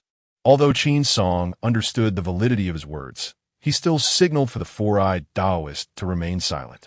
Brother, even a withered camel is larger than a horse. History teaches us that the common folk should not contend with officials. Why court trouble? After saying this, Qin Song turned to the thousand-crane Taoist. Brother, the court is increasingly in decline. Once this task is completed, it would be wise for you to distance yourself from these royal relatives to avoid attracting misfortune. You speak the truth, and I share the same sentiment. In agreement, the thousand-crane Taoist nodded. Junior brother Thousand Crane, what cargo are you transporting this time? Gazing upon the copper-cornered golden coffin, surrounded by an unsettling aura of death, the four-eyed Taoist could not help but feel a twinge of curiosity. As a master of corpse transportation, he possessed an acute sensitivity to the miasma that clung to the reanimated. Despite the binding of the coffin with taut black thread and numerous talismans intended for suppression, the emanation of the deathly essence remained unabated. This predicament caused the four-eyed Taoist to furrow his brows in contemplation. After a moment's pause, he quietly inquired, Junior brother, could it be that what you're transporting is a zombie? Upon realizing that his suspicions had been confirmed, the thousand-crane Taoist nodded affirmatively. Indeed, it is a zombie. The four-eyed Taoist was perplexed by his junior's decision to transport such a creature. Junior brother, why would you take the risk of conveying this zombie? In my view, it is better to incinerate it and send it hastily to the afterlife. In response, the thousand-crane Taoist shook his head. Elder brother, you may not be aware that the corpse within this coffin is that of a royal guardian of the borders. Without the emperor and Appo's decree, who would dare to incinerate it indiscriminately? It is precisely for this reason that I continue to transport this zombie to the capital, awaiting the emperor's command. Upon hearing that the sealed entity within the coffin was indeed a royal zombie, Master Ishio gestured towards the canopy of the cart. Thousand-crane Taoist, given that the sun shines brightly, why not dismantle the tent? Allow it to absorb more sunlight. This may help dissipate some of the deathly essence. At Master Ishio's suggestion, the thousand-crane Taoist could not help but nod in agreement. Your words are most insightful, Master. Thank you for your guidance. With that, the thousand-crane Taoist summoned several of his disciples. East, south, west, and north, you all dismantle the rain canopy. Just as the four young disciples were about to act, Qin Song raised his hand to halt them. Senior brother, what Master Ishio said is indeed true, but the copper-clad golden coffin is entangled with and it cannot touch a drop of water. As you traverse the mountains and forests, the weather is most unpredictable. A moment and Appo's inattention, and it could rain or wind could arise. Thus, it is prudent not to dismantle the rain canopy. As a professional corpse handler, Qianhe Taoist was acutely aware of the capricious weather in the mountains, and he nodded in agreement. Indeed, Junior brother is right. It is better to exercise caution. After Qin Song elucidated the potential dangers, Simu Daoist could not help but cast a disdainful glance at Master Ishio. You foul monk, if you do not understand. Do not speak carelessly. If that zombie truly breaks loose, you shall bear the grave responsibility. It was precisely because of Master Ishio and Amp, Oppos, as earlier words that they had become soaked in the torrential rain, granting the royal zombie an opportunity to escape. With Qin Song and Oppos' timely warning, the risk of the zombie fleeing had been significantly mitigated. When Jiala handed the prepared glutinous rice to Qin Daoist, Qin Song stealthily slipped a cloth pouch into Qin Daoist's hand. Junior brother, what is this? Qin Daoist was baffled, gazing at the cloth pouch Qin Song had presented. Do not worry, senior brother. I have prepared some antidote pills and a golden needle. They may save your life in a crucial moment. However, I sincerely hope you will not need these items. To his astonishment, Qin Song had indeed thought of everything so meticulously. The Daoist Qianhe promptly expressed his gratitude to Qin Song. After bidding farewell to the departing group, Wen Kai and Jia Lu could not help but engage in a hushed conversation. Wen Kai, my master mentioned that the coffin is called the Copperhorn Golden Coffin. Do you think it is truly made of gold? I cannot say for certain. It is my first encounter with such an imposing coffin. As they continued their whispered discussion about the Copperhorn Golden Coffin, Qin Song playfully delivered a light smack to each of them. What are you two pondering? The coffin is primarily made of gold, with brass at the corners serving as supports, weighing a staggering 1,000 pounds.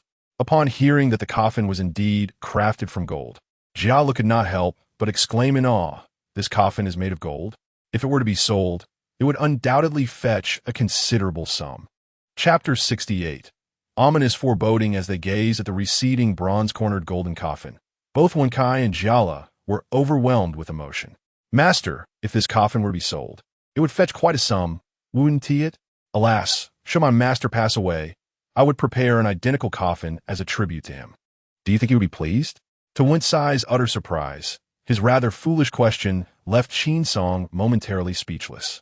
The moment the four-eyed Taoist heard of Wen Sai's filial piety, he couldn't help but chuckle.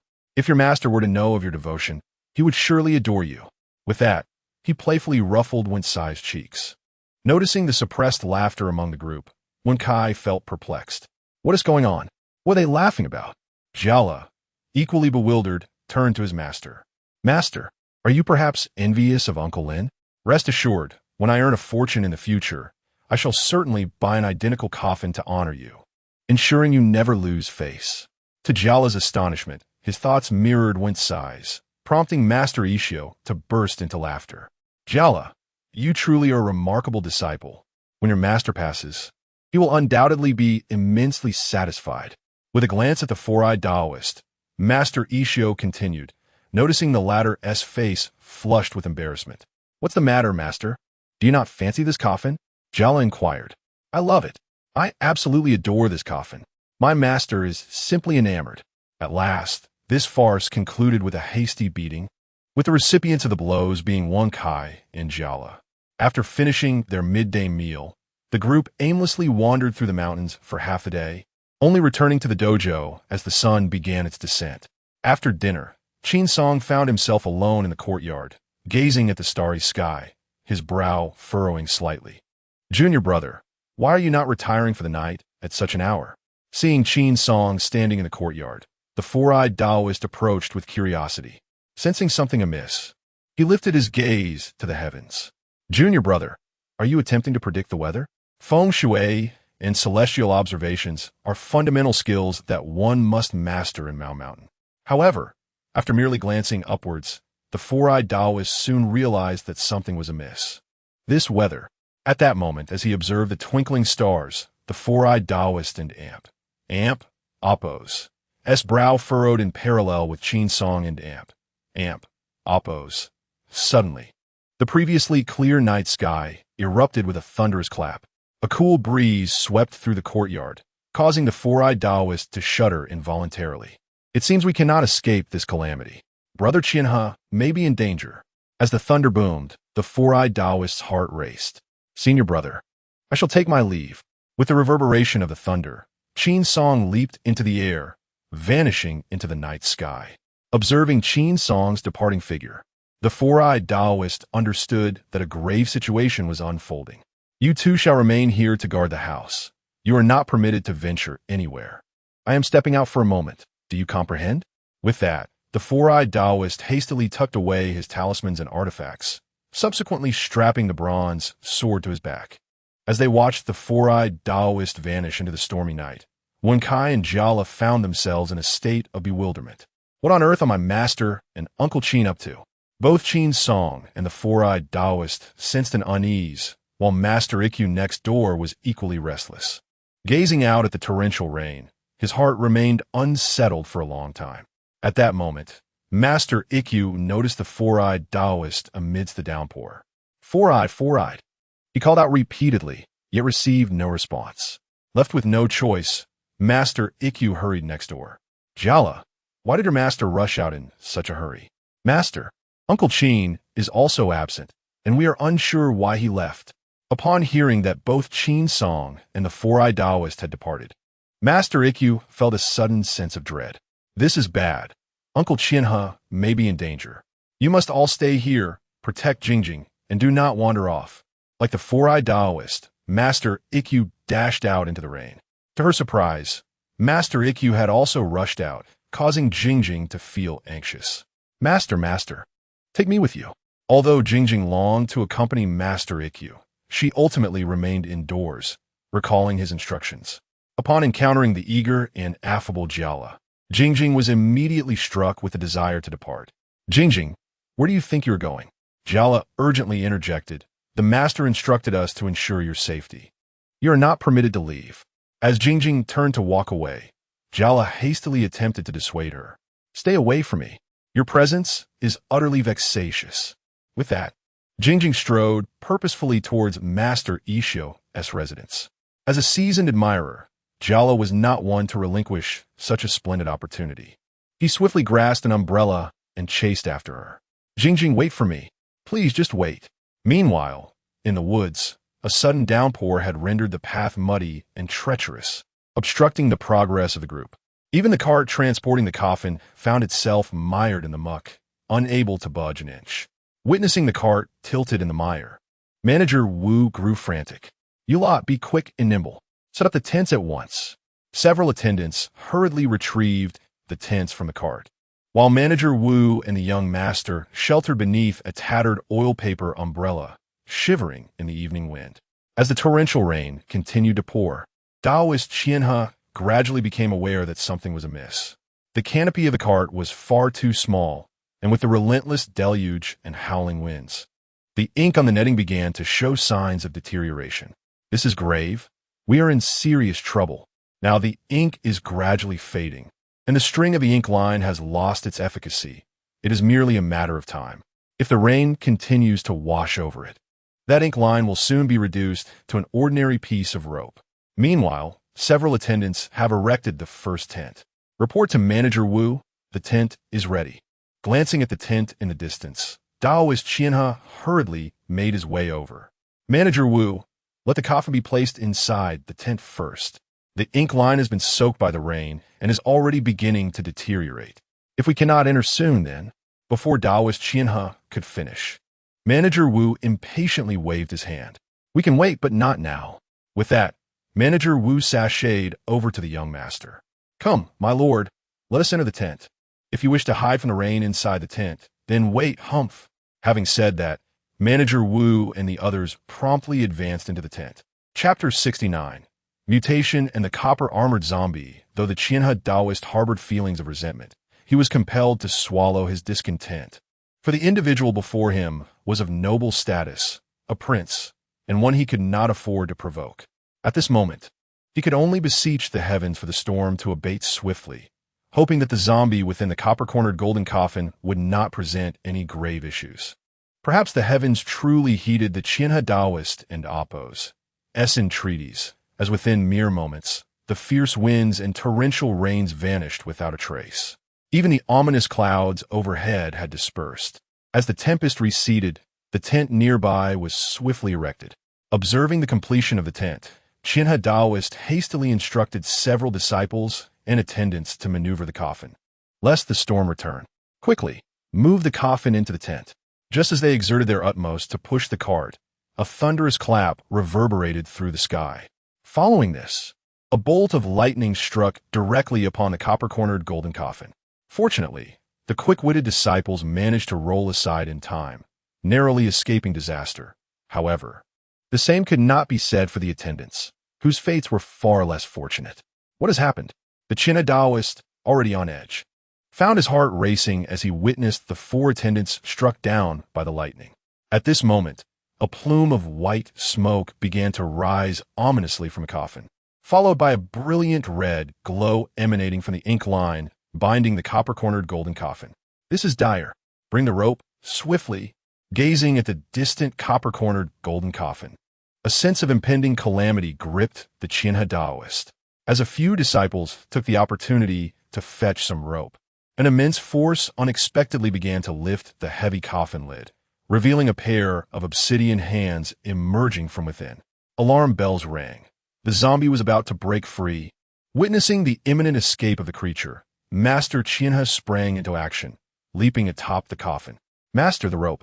shouted 2 disciples as they tossed a thick rope, akin to an arm's width, towards him. With a surge of strength, they secured the robust hemp rope tightly around the coffin. Yet, before Master Chinha could gather his wits, he suddenly felt a tremor beneath his feet, followed by a foul wave of corpse energy surging forth, causing the coffin lid to be violently thrown aside. With a thunderous crash, the lid fell heavily to the ground, while Master Chinha was unceremoniously toppled over, standing atop the coffin lid. He had no time to evade the impending disaster, and was struck directly by the lid, a searing pain radiating through his legs and coursing throughout his body. As the lid was flung away, a cataclysmic wave of corpse energy erupted from the coffin like a volcanic explosion. Suddenly, a zombie clad in an official robe leaped out from the coffin. With a piercing roar, the creature revealed its razor-sharp teeth to Master Chinha. To his astonishment, illuminated by the moonlight, the zombie and amp, Appo's skin glimmered with a faint bronze hue. This was dire. The creature had been struck by lightning, transforming it into a bronze-armored zombie. This zombie, originally a member of the Frontier royal family, exudes a dense aura of decay after its body has stiffened. At first, Taoist Chinha expended considerable effort to subdue it. He had hoped that under the suppression of the bronze coffin, this undead creature could be safely transported to the capital. However, to his dismay, the plan backfired, transforming it into a bronze-armored zombie. The bronze-armored zombie is even more formidable than its iron-armored counterpart, impervious to blades and bullets. It is also resistant to fire and water. Even ordinary magical tools are powerless against this entity. As he gazed upon the bronze-armored zombie looming above him, Taoist Chinha felt a chill run down his spine. This is bad. The zombie is draining blood. Witnessing his disciple ensnared within the coffin by the creature, Taoist Chinha was overwhelmed with anguish. He prepared the binding ropes for the corpse. Upon hearing this, the remaining 3 disciples hurriedly unraveled the ropes entwined around themselves. The sound of bronze bells echoed continuously, momentarily bewildering the zombie. Seeing that the binding ropes had restrained the creature, Taoist Chinha swiftly grasped a peachwood sword nearby. Heaven and earth are boundless. The universe grants power. Divine weapon. Heavenly fire. Heed my command. Exterminate the demons with the heavenly fire. I command. Taoist Chinha wiped his finger across the wood sword, causing it to radiate brilliant golden light. Subsequently, the peachwood sword pierced straight into the body of the bronze-armored zombie. Although the sword managed to breach the zombie and Appo's defenses, the injury inflicted was trivial and inconsequential to the bronze-armored fiend. Realizing that Taoist Chinha had unwittingly delivered himself, the bronze-armored zombie lunged toward him. "Vile creature, surrender at once." Upon finishing his words, the Taoist Chinha extended his hand and flung several corpse-binding talismans. Under the dual constraints of the talismans and the corpse-binding rope, a series of explosive sounds erupted from the copper-armored zombie. Despite the release of multiple talismans, the copper-armored zombie showed no sign of halting its advance. Each time a talisman adhered to its body, A wave of necrotic energy would corrode it thoroughly. Quickly, bring the glutinous rice. At this moment, Taoist Qianhe was fervently engaged in combat with the copper-armored zombie, and upon witnessing the ineffectiveness of the talismans, he urgently called out. Responding to his command, a disciple hastily retrieved a bag of glutinous rice from his possession, scooping a handful and casting it towards the copper-armored zombie. As the rice rained down upon it, the zombie immediately felt a sharp pain. With a sudden burst of strength, the copper-armored zombie flung Taoist Qianhe and his disciples away. Crashed to the ground, Taoist Qianhe tasted blood in his throat, a crimson trickle escaping the corner of his mouth. Seeing their master incapacitated by the zombie's brutal assault, the guards promptly grasped their weapons, knives, swords, and spears. The overwhelming thirst for blood surged within the copper-armored zombie, drastically enhancing its ferocity, and soon, one of the attendants fell victim to its ravenous maw. Witnessing the horrific demise of their comrade before their eyes, several guards charged at the copper-armored zombie. "Monster, meet your end," one cried out, swinging a massive axe towards the creature's head. However, to his astonishment, the axe failed to sever the zombie's neck. Instead, the tremendous force reverberated through his arms, leaving them numb. With a swift motion, he swept aside the obstructive dual axes, only for the bronze-armored zombie to seize him by the throat. "No! Please, no!" echoed the cries of despair.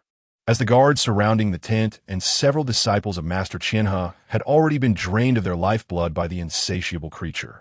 Meanwhile, the malevolent energy within the zombie surged, and in an instant, several lifeless bodies littered the ground. A tremendous commotion erupted outside, inciting a wave of irritation within Steward Wu. What on earth is happening? Why is it so noisy out there? With a countenance twisted by fury, he flung aside the tent flap. Upon witnessing a throng of individuals grappling with the undead fiend, a cold sweat broke out upon him. "This is dire, my lord. The zombie has emerged again." Chapter 70. A blood battle to the bitter end. Long ago, during the tumultuous times at the border, the Taoist Qianhe had subdued a formidable enemy, the royal zombie. In a fierce confrontation witnessed by the fortunate manager Wu, though Qianhe ultimately triumphed over the undead creature, the toll was heavy, with no fewer than 20 lives lost to its malevolent grasp. The sheer ferocity of this being was indelibly etched in Wu and Appo's memory. Now, as the zombie emerged once more from its coffin, a profound heaviness enveloped Wu, rendering his limbs leaden and his body unresponsive.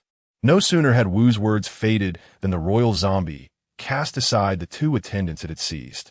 With a menacing rip, it tore through the tent fabric, revealing its grotesque visage. The young master, feeling a surge of resolve, stealthily grasped the dagger at his waist. "Forgive me, Uncle Wang," he declared, rising to confront the horror before him. To Wu's horror, the young master charged forth, seemingly embracing his demise. A cold sweat broke out on Wu's brow. "Master, no," he cried out.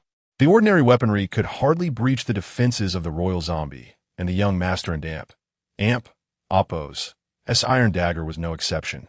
It merely grazed the zombie and Appo's tattered garments, producing a series of futile clinks. "Master, it and Appo's perilous," Wu shouted, witnessing the malevolent creature preparing to sink its fangs into the young master. In a desperate bid, he rushed forward to intervene. An inexplicable pull, born of bloodline, drew the royal zombie towards the young master, who had narrowly escaped Wu's grasp, causing the undead to pursue relentlessly. "Master, you must flee." As the royal zombie lunged towards the two, Manager Wu hastily pushed the young master aside. Immediately, he felt a sharp pain radiating from his shoulder. Glancing down, he discovered that one of the royal zombie's hands had already gripped his shoulder tightly, blood seeping through layers of clothing. Observing the royal zombie charge towards the tent, a glimmer of resolve appeared in Qianhe Daoist's eyes. "You must flee, hurry." With that, Qianhe Daoist seized a corpse-binding rope and charged at the royal zombie. Unexpectedly, as Qianhe Daoist intervened, the royal zombie let out a furious roar. The earlier skirmish between the two had been fiercely contested, but now, confronted by a formidable foe, the royal zombie cast aside thoughts of the young master. Seeing the royal zombie shift its focus, Manager Wu felt a surge of hope. "My lord, we must run." With that, he scooped the young master into his arms and dashed into the woods without looking back. Earlier, during the scuffle, China Daoist had sustained injuries inflicted by the royal zombie. Now, the corpse poison had infiltrated his bloodstream, and continuous combat had made him acutely aware of its presence. The poison was affecting his mind and severely diminishing his strength. It was now nearly impossible for him to regain control over the royal zombie. At this moment, all China Daoist could do was buy a fleeting moment of escape from Manager Wu and the young master. As for the ultimate outcome, it rests in their fate. Amidst the fierce struggle between Master Qianhe and the royal zombie, a small cloth pouch unexpectedly slipped from his bosom. Gazing at the fallen pouch, Master Qianhe was instantly reminded of the gift bestowed upon him by Qin Song at their parting. He hastily retrieved a detoxification pill and placed it in his mouth. Then his gaze fell upon the golden needle. "Junior brother, whether I can transcend this tribulation depends on you."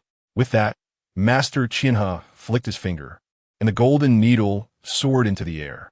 Perhaps sensing the dense aura of death, the once unremarkable needle now radiated with brilliant golden light. As the golden glow flickered, the needle spun gracefully in the air before darting fiercely towards the royal zombie. A resounding explosion echoed, and the royal zombie was sent sprawling. Witnessing the nearby broken trees, Master Qianhe gaped in astonishment. Is this truly Junior Brother Qin and Appo's golden needle? The power of the needle exceeded all of Master Qianhe and Appo's expectations. After being struck, the royal zombie could not suppress its howls. Although the needle had attacked only once and fell silent thereafter, Master Qianhe could distinctly feel that the deathly energy surrounding the copper-armored zombie had dissipated by more than half. Now, with a hole pierced through its body by the golden needle and bound by the corpse-binding ropes, the once formidable copper-armored zombie had lost much of its former ferocity. Upon witnessing the copper-armored zombie ensnared by the binding ropes, rendered utterly immobile, the Taoist priest Qianhe swiftly grasped the nearby peachwood sword. Although the sword had been shattered into 2 segments, its potency remained unblemished. This was indeed an opportune moment to vanquish the copper-armored zombie, now constrained. Clutching the broken sword, Qianhe lunged at the creature. However, with a fierce roar, the copper-armored zombie abruptly broke free from its restraints, the binding ropes snapping as if they were mere threads. In that fleeting moment, regret washed over Qianhe. He had squandered a golden opportunity. Cursed be the fate that had led to such a misstep. Though the zombie had liberated itself from the bindings, the malevolent energy surrounding it had diminished significantly, indicating its weakened state. As the saying goes, one must strike when the iron is hot. Thus, even if he could not deliver a fatal blow, Qianhe resolved to inflict considerable damage upon the royal zombie. Just as he prepared to advance, he was taken aback to see those who had been drained of their life essence slowly rising to their feet. Alas, these individuals had transformed into zombies. How infuriating! With the royal zombie still at large, and now faced with an additional cadre of ordinary zombies. A chill of dread enveloped Qianhe. To his astonishment, however, the royal zombie did not pursue him. Instead, it retreated into the forest, vanishing from sight. Meanwhile, several zombies transformed from guards followed closely in the footsteps of the royal zombie, swiftly vanishing into the woods. Observing the departing figures, Daoist Qianhe realized with a heavy heart that it was likely that Manager Wu and the young prince were in grave danger. As he watched several disciples charge towards him, Daoist Qianhe steeled himself and plunged a peachwood sword into the chest of one disciple. Alas, my inadequacies as a teacher have left you unprotected. Now, I can only send you on your journey swiftly. With that, he kicked aside the disciple who had turned into a zombie and lunged at another. At that moment, Qin Song and Daoist Simu were racing towards Daoist Qianhe's location. Upon witnessing the devastation of the camp, Qin Song's heart sank profoundly. Brother Qianhe, Chapter 71.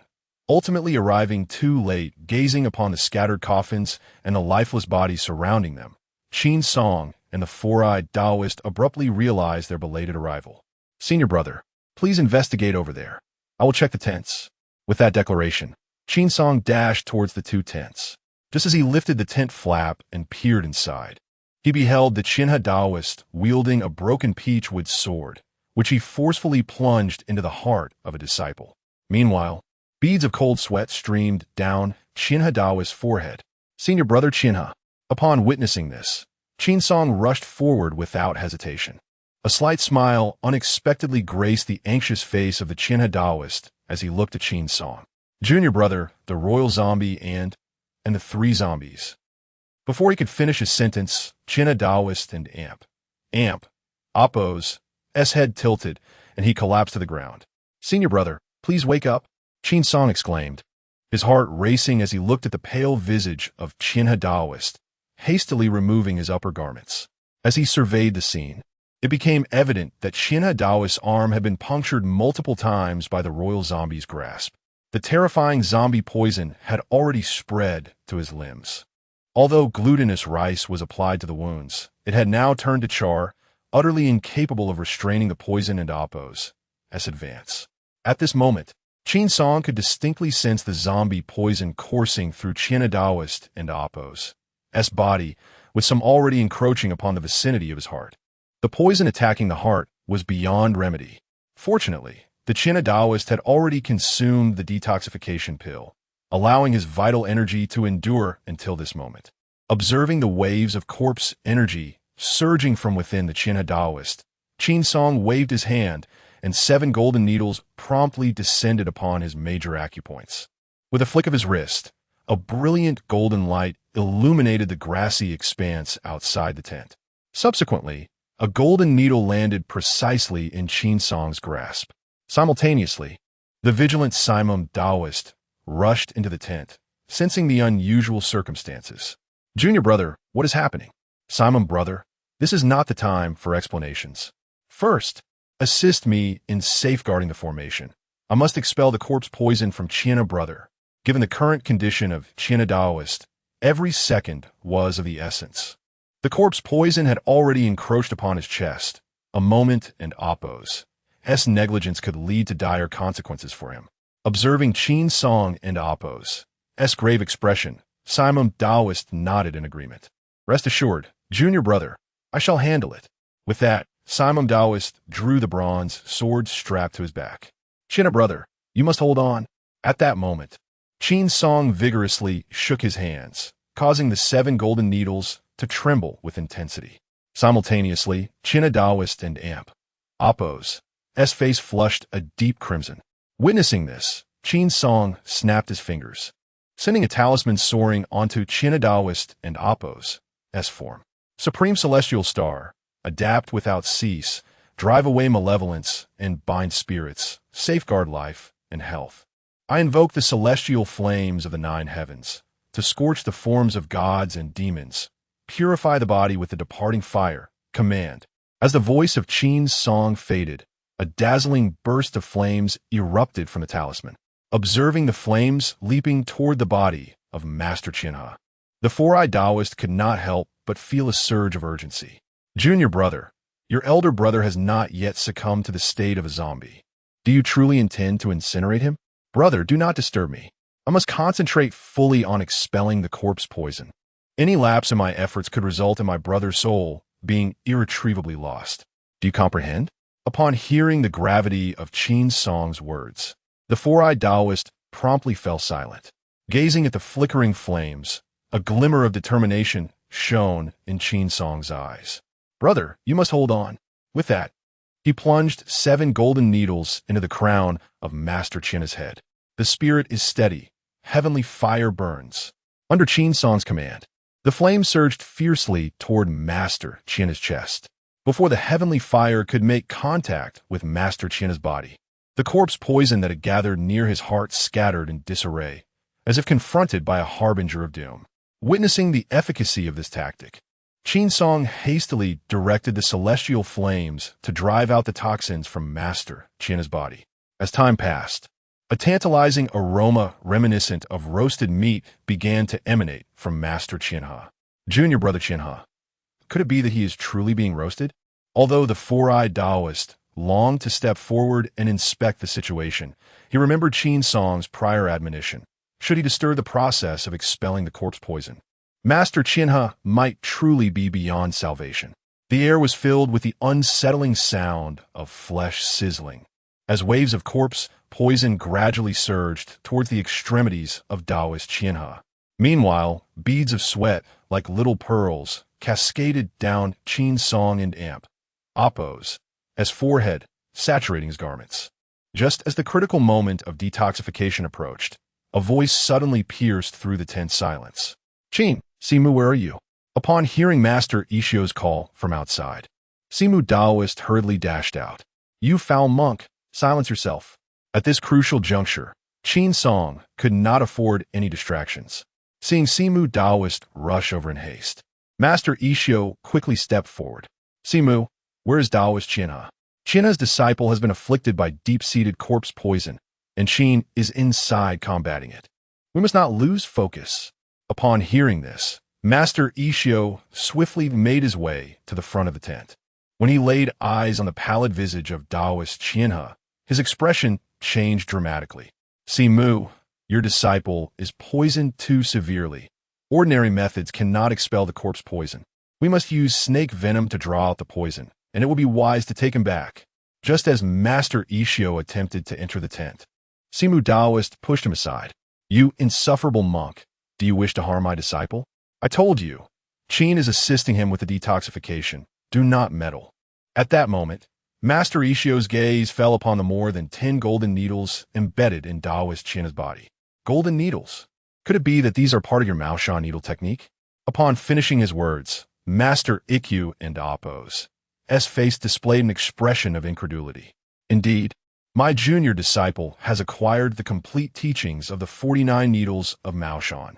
When he heard the words of the four-eyed Taoist, Master Ikkyu was utterly astounded. It was unimaginable that a technique, once thought to exist solely in legends, could now be wielded by someone in reality. Observing the fully focused Qin Song, Master Ikkyu could not help but nod in acknowledgement. The 49 needles of Maoshan truly live up to their reputation. It seems I have acted rashly. Who would have thought that this foul monk could also face a setback? The four-eyed Taoist could hardly contain his satisfaction. "All right, foul monk. Refrain from causing any further chaos and stay here to protect my junior disciple." Upon hearing this, Master Ikkyu promptly nodded in agreement. With that, the two of them positioned themselves outside the tent, ready to guard against any potential resurgence of the zombies. Chapter 72. Elimination of corpse poison as time progressed. The palms and soles of the Qianhe Taoist gradually became darker. This transformation occurred because Qin Song had driven the corpse poison within him to the extremities. Whenever the limbs of the Qianhe Taoist turned pitch black, Qin Song would take action, making an incision on his fingertips. Subsequently, the blood, tainted with corpse poison, would flow from the wound. As the foul odor from the blood began to dissipate, a look of relief gradually appeared on Qin Song and Appo's face. With the majority of the corpse poison purged from the blood, only the remnants clinging to the meridians remained. Although these remnants were few, neglecting them could inevitably lead to the Qianhe Taoist becoming a zombie. The cleansing fire could not eradicate the lingering corpse poison within the meridians, leaving Qin Song with no choice but to seek an alternative approach. Through the tattered tent, Qin Song glanced at the starry sky above, and an idea sparked in his mind. Wiping the beads of sweat from his forehead, he positioned 7 golden needles near the heart pulse of the Qianhe Taoist. By the decree of the Xianwei division, manifest the heavens and the earth, North Dipper and Mysterious Een, coalesce the 5 organs, Azure Dragon and White Tiger, myriad formations. Vermilion Bird and Black Tortoise, guard my being, transform into divine light, purify my spirit, as swift as the command. Buzz! In an instant, the 7 golden needles resting on the chest of the Qianhe Taoist quivered slightly, and a pale white mist surged into his chest. Puff! As the tendrils of smoke penetrated the body of the thousand-craned sage, Qin Song suddenly spat a mouthful of blood, wiping away the crimson stains. He cast a glance at the 7 golden needles. Attempting to control more than 20 needles simultaneously proves to be exceedingly challenging. Gazing at the wisps of white vapor that seeped into the tent, Master Ishio's eyes widened in astonishment, observing the flabbergasted expression on Master Ishio's face. The four-eyed Taoist could not help but revel in his own prowess. So, foul monk, do you acknowledge the abilities of my junior disciple? Harnessing the power of the stars for one and Oppos. S own use, indeed, your sect and Oppos. S techniques are nothing short of divine. In response to the smug demeanor of the four-eyed Taoist, Master Ishio could not resist a jibe. Four-eyed, if your junior disciple possesses such remarkable skills, how is it that you, as a senior, appears so feeble? Upon hearing Master Ishio's insinuation of his inadequacy, the four-eyed Taoist became incensed. You wretched monk, what nonsense are you spouting? If you are unconvinced, shall we settle it with a contest? Unexpectedly, the four-eyed Taoist proposed a physical confrontation. Master Ishio chuckled and shook his head. Indeed, if your junior disciple were to engage, I would not stand a chance. However, against you, I assure you, you are no match for me. The four-eyed Taoist, incensed by Master Ishio's declaration, retorted, What do you know, you loathsome monk? The skills my junior disciple and I possess are fundamentally different. If you dare, let us compete and see if I do not leave you searching for your teeth. Master Ishio remained unconvinced by the four-eyed Taoist bravado. As the two engaged in their verbal sparring, Qin Song unexpectedly emerged from a distant tent. Upon seeing him, they hurried over. Junior brother, how is Qianhe faring now? Inquiring thus, the four-eyed Taoist cast a worried glance at the tent behind him. Brother, he is no longer in any danger. Barring unforeseen circumstances, he should awaken shortly. As he spoke, a trickle of blood silently escaped from the corner of Qin Song's mouth. Junior brother, what is the matter? Alarmed by the sight of Qin Song spitting blood, the four-eyed Taoist became anxious. Brother, I am not gravely harmed. It is merely a slight injury to my vital energy. Qin Song reassured them, waving his hand before settling down outside the tent to regulate his energy. At that moment, a heart-wrenching scream erupted from within the tent. Hearing this distressing sound, the four-eyed Taoist and Master Ishio swiftly entered the tent. Qianhe, what has happened? They gazed at the unconscious Qianhe, worry etched across their faces. Brother Four-Eyed, there is no need for concern. This is merely the residual corpse poison within Qianhe flaring up. It will pass once expelled. No sooner had Qin Song uttered these words than he suddenly sat upright, a torrent of dark, foul blood gushing from his mouth. Instantly, the tent was filled with a repugnant stench of decay.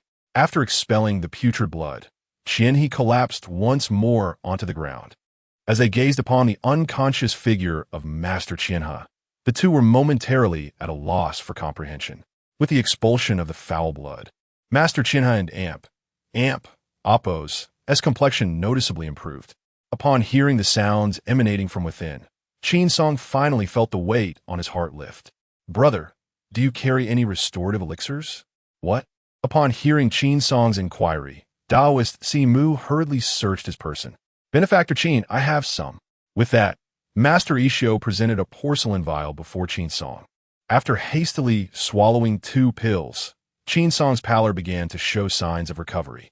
Brother, are you truly unscathed? Though Qin Song was currently able to move freely like a normal person, his complexion was as pale as a sheet of paper, strikingly alarming. I am fine. I merely exhausted my strength while detoxifying Master Qianhe, and the manipulation of so many golden needles took a toll on my energy. A brief rest will suffice. Just moments ago, Qin Song had exerted all his efforts to command 20 golden needles to purge the poison from Master Qianhe, which undoubtedly had a significant impact on him, given that he was a first-tier, Xian-level celestial master. Once his color began to improve, Qin Song slowly rose from the ground. After glancing at Master Qianhe and confirming that he was not in grave danger, Qin Song turned his gaze to the two before him. Master Ishio, what brings you here as well? Seeing Master Ishio standing before him, Qin Song felt a sense of surprise. As the rain had just ceased, I observed the hurried departure of Simumu, which led me to suspect that Taoist Qianhe might be encountering some trouble. Thus, I decided to follow closely behind, prepared for any unforeseen circumstances. Upon hearing my words, Qin Song nodded slowly. Now that we are all gathered here, does that imply that Jiala and the others are in peril? Noticing Qin Song and Amp, Appo's, as concern for Jiala and the others, Simumu quickly reassured him. Junior brother, fret not. In this desolate wilderness, what danger could possibly befall the three of them? However, upon hearing the phrase desolate wilderness, Qin Song's eyes widened in alarm. Elder brother, master, you must return at once. Within a radius of several dozen miles, the only signs of life are at the temple. Now that the royal corpse has escaped, it will undoubtedly target Jiala and the others. Upon hearing this, both Simumu and Master Isho were equally taken aback. Oh no, how could we have forgotten about this? Chapter 73. The urgent plea for assistance. At this moment, Master Ikkyu and Daoist Simu profoundly realized the gravity of the situation. Master, we must return at once. We cannot allow that zombie to take advantage of the situation. The two made to leave the tent. Yet, after taking just a few steps, Daoist Simu found himself frozen in place. Junior brother, if we leave, what will become of you and junior brother Chinha? Upon hearing this, Master Ikkyu was equally startled. Indeed, Qin, what will happen to you and Daoist Chinha if we depart? Rest assured, my esteemed seniors, I merely require a brief period to recuperate from my lost vitality. I shall regain my strength soon and return with junior brother Chinha. Observing Qin Song's unwavering determination, the two nodded in agreement. Very well, junior brother, take care of yourself.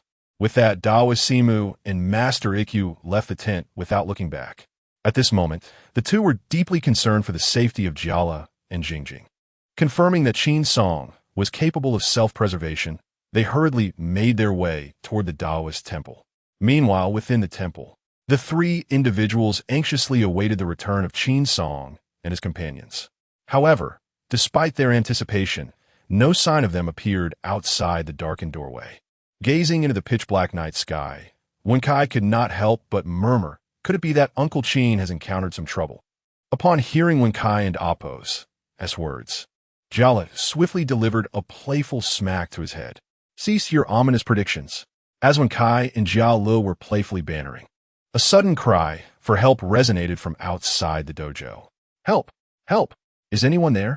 Upon hearing the desperate pleas, the three of them immediately sprang into action. Let's go see. Jialu and Wenkai dashed towards the door, with Jingjing following closely behind, eager to uncover the mystery. As they swung open the door, the ghostly visage of Manager Wu loomed before them, causing a palpable chill of fear to sweep over the trio. What has happened? Jialu inquired, only to then notice the unconscious child cradled in Manager Wu's arms. To their astonishment, it was the little prince they had seen earlier that day. There's a zombie outside. A terrifying zombie. Where's your master? The frantic expression on Manager Wu's face urged the three to swiftly usher him into the courtyard. By the flickering light of the lantern, Wenkai discerned the grievous truth. The young prince had been bitten by the zombie. Hey, Jiala, look! Wenkai exclaimed, pointing towards the little prince in Manager Wu's embrace. This child has been harmed by a zombie. Realizing the gravity of the situation, Manager Wu finally gathered his wits. Yes, my master has been injured by that zombie. You must save him. With resolve, Wenkai took the little prince from Manager Wu and hurried into the house. Jialu quickly fetched some glutinous rice. With that, Wenkai began to tear away the prince in Appo's clothing, ready to attend to his wounds. To her astonishment, the zombie had emerged to wreak havoc. As she contemplated the recent departure of Master Ikkyu, Jingjing couldn't help but feel a pang of concern for him. Excuse me, have you seen my master?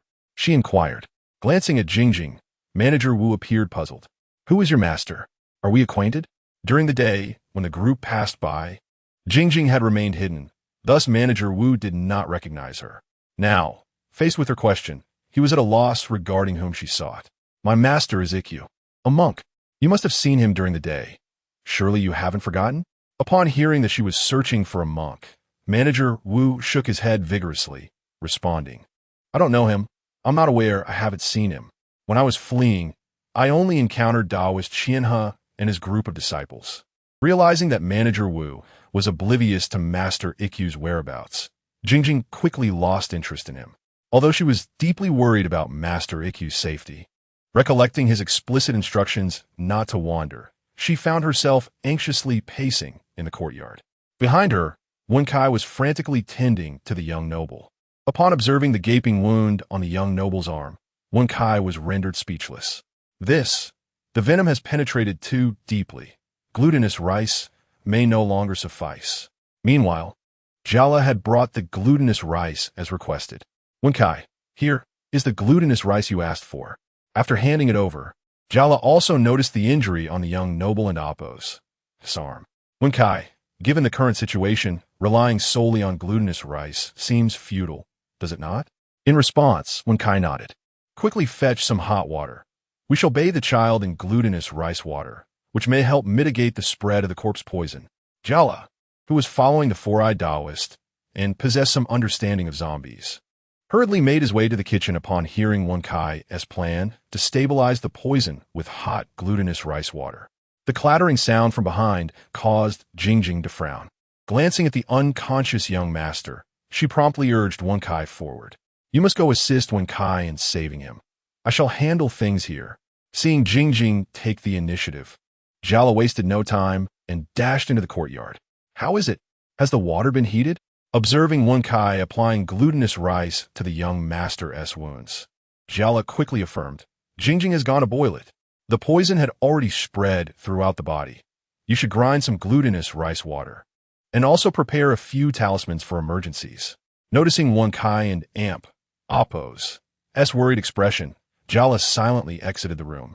For a moment, everyone was diligently occupied, except for Steward Wu, who sat in the living room in a state of confusion. Upon seeing Jala emerge from the room, he approached him. Young master, is there anything I can assist you with? Jala, upon hearing this, scrutinized Steward Wu from head to toe. He felt no fondness for this effeminate man. Seeing the earnestness of the steward, Jialu promptly thrust the bag of glutinous rice into his hands.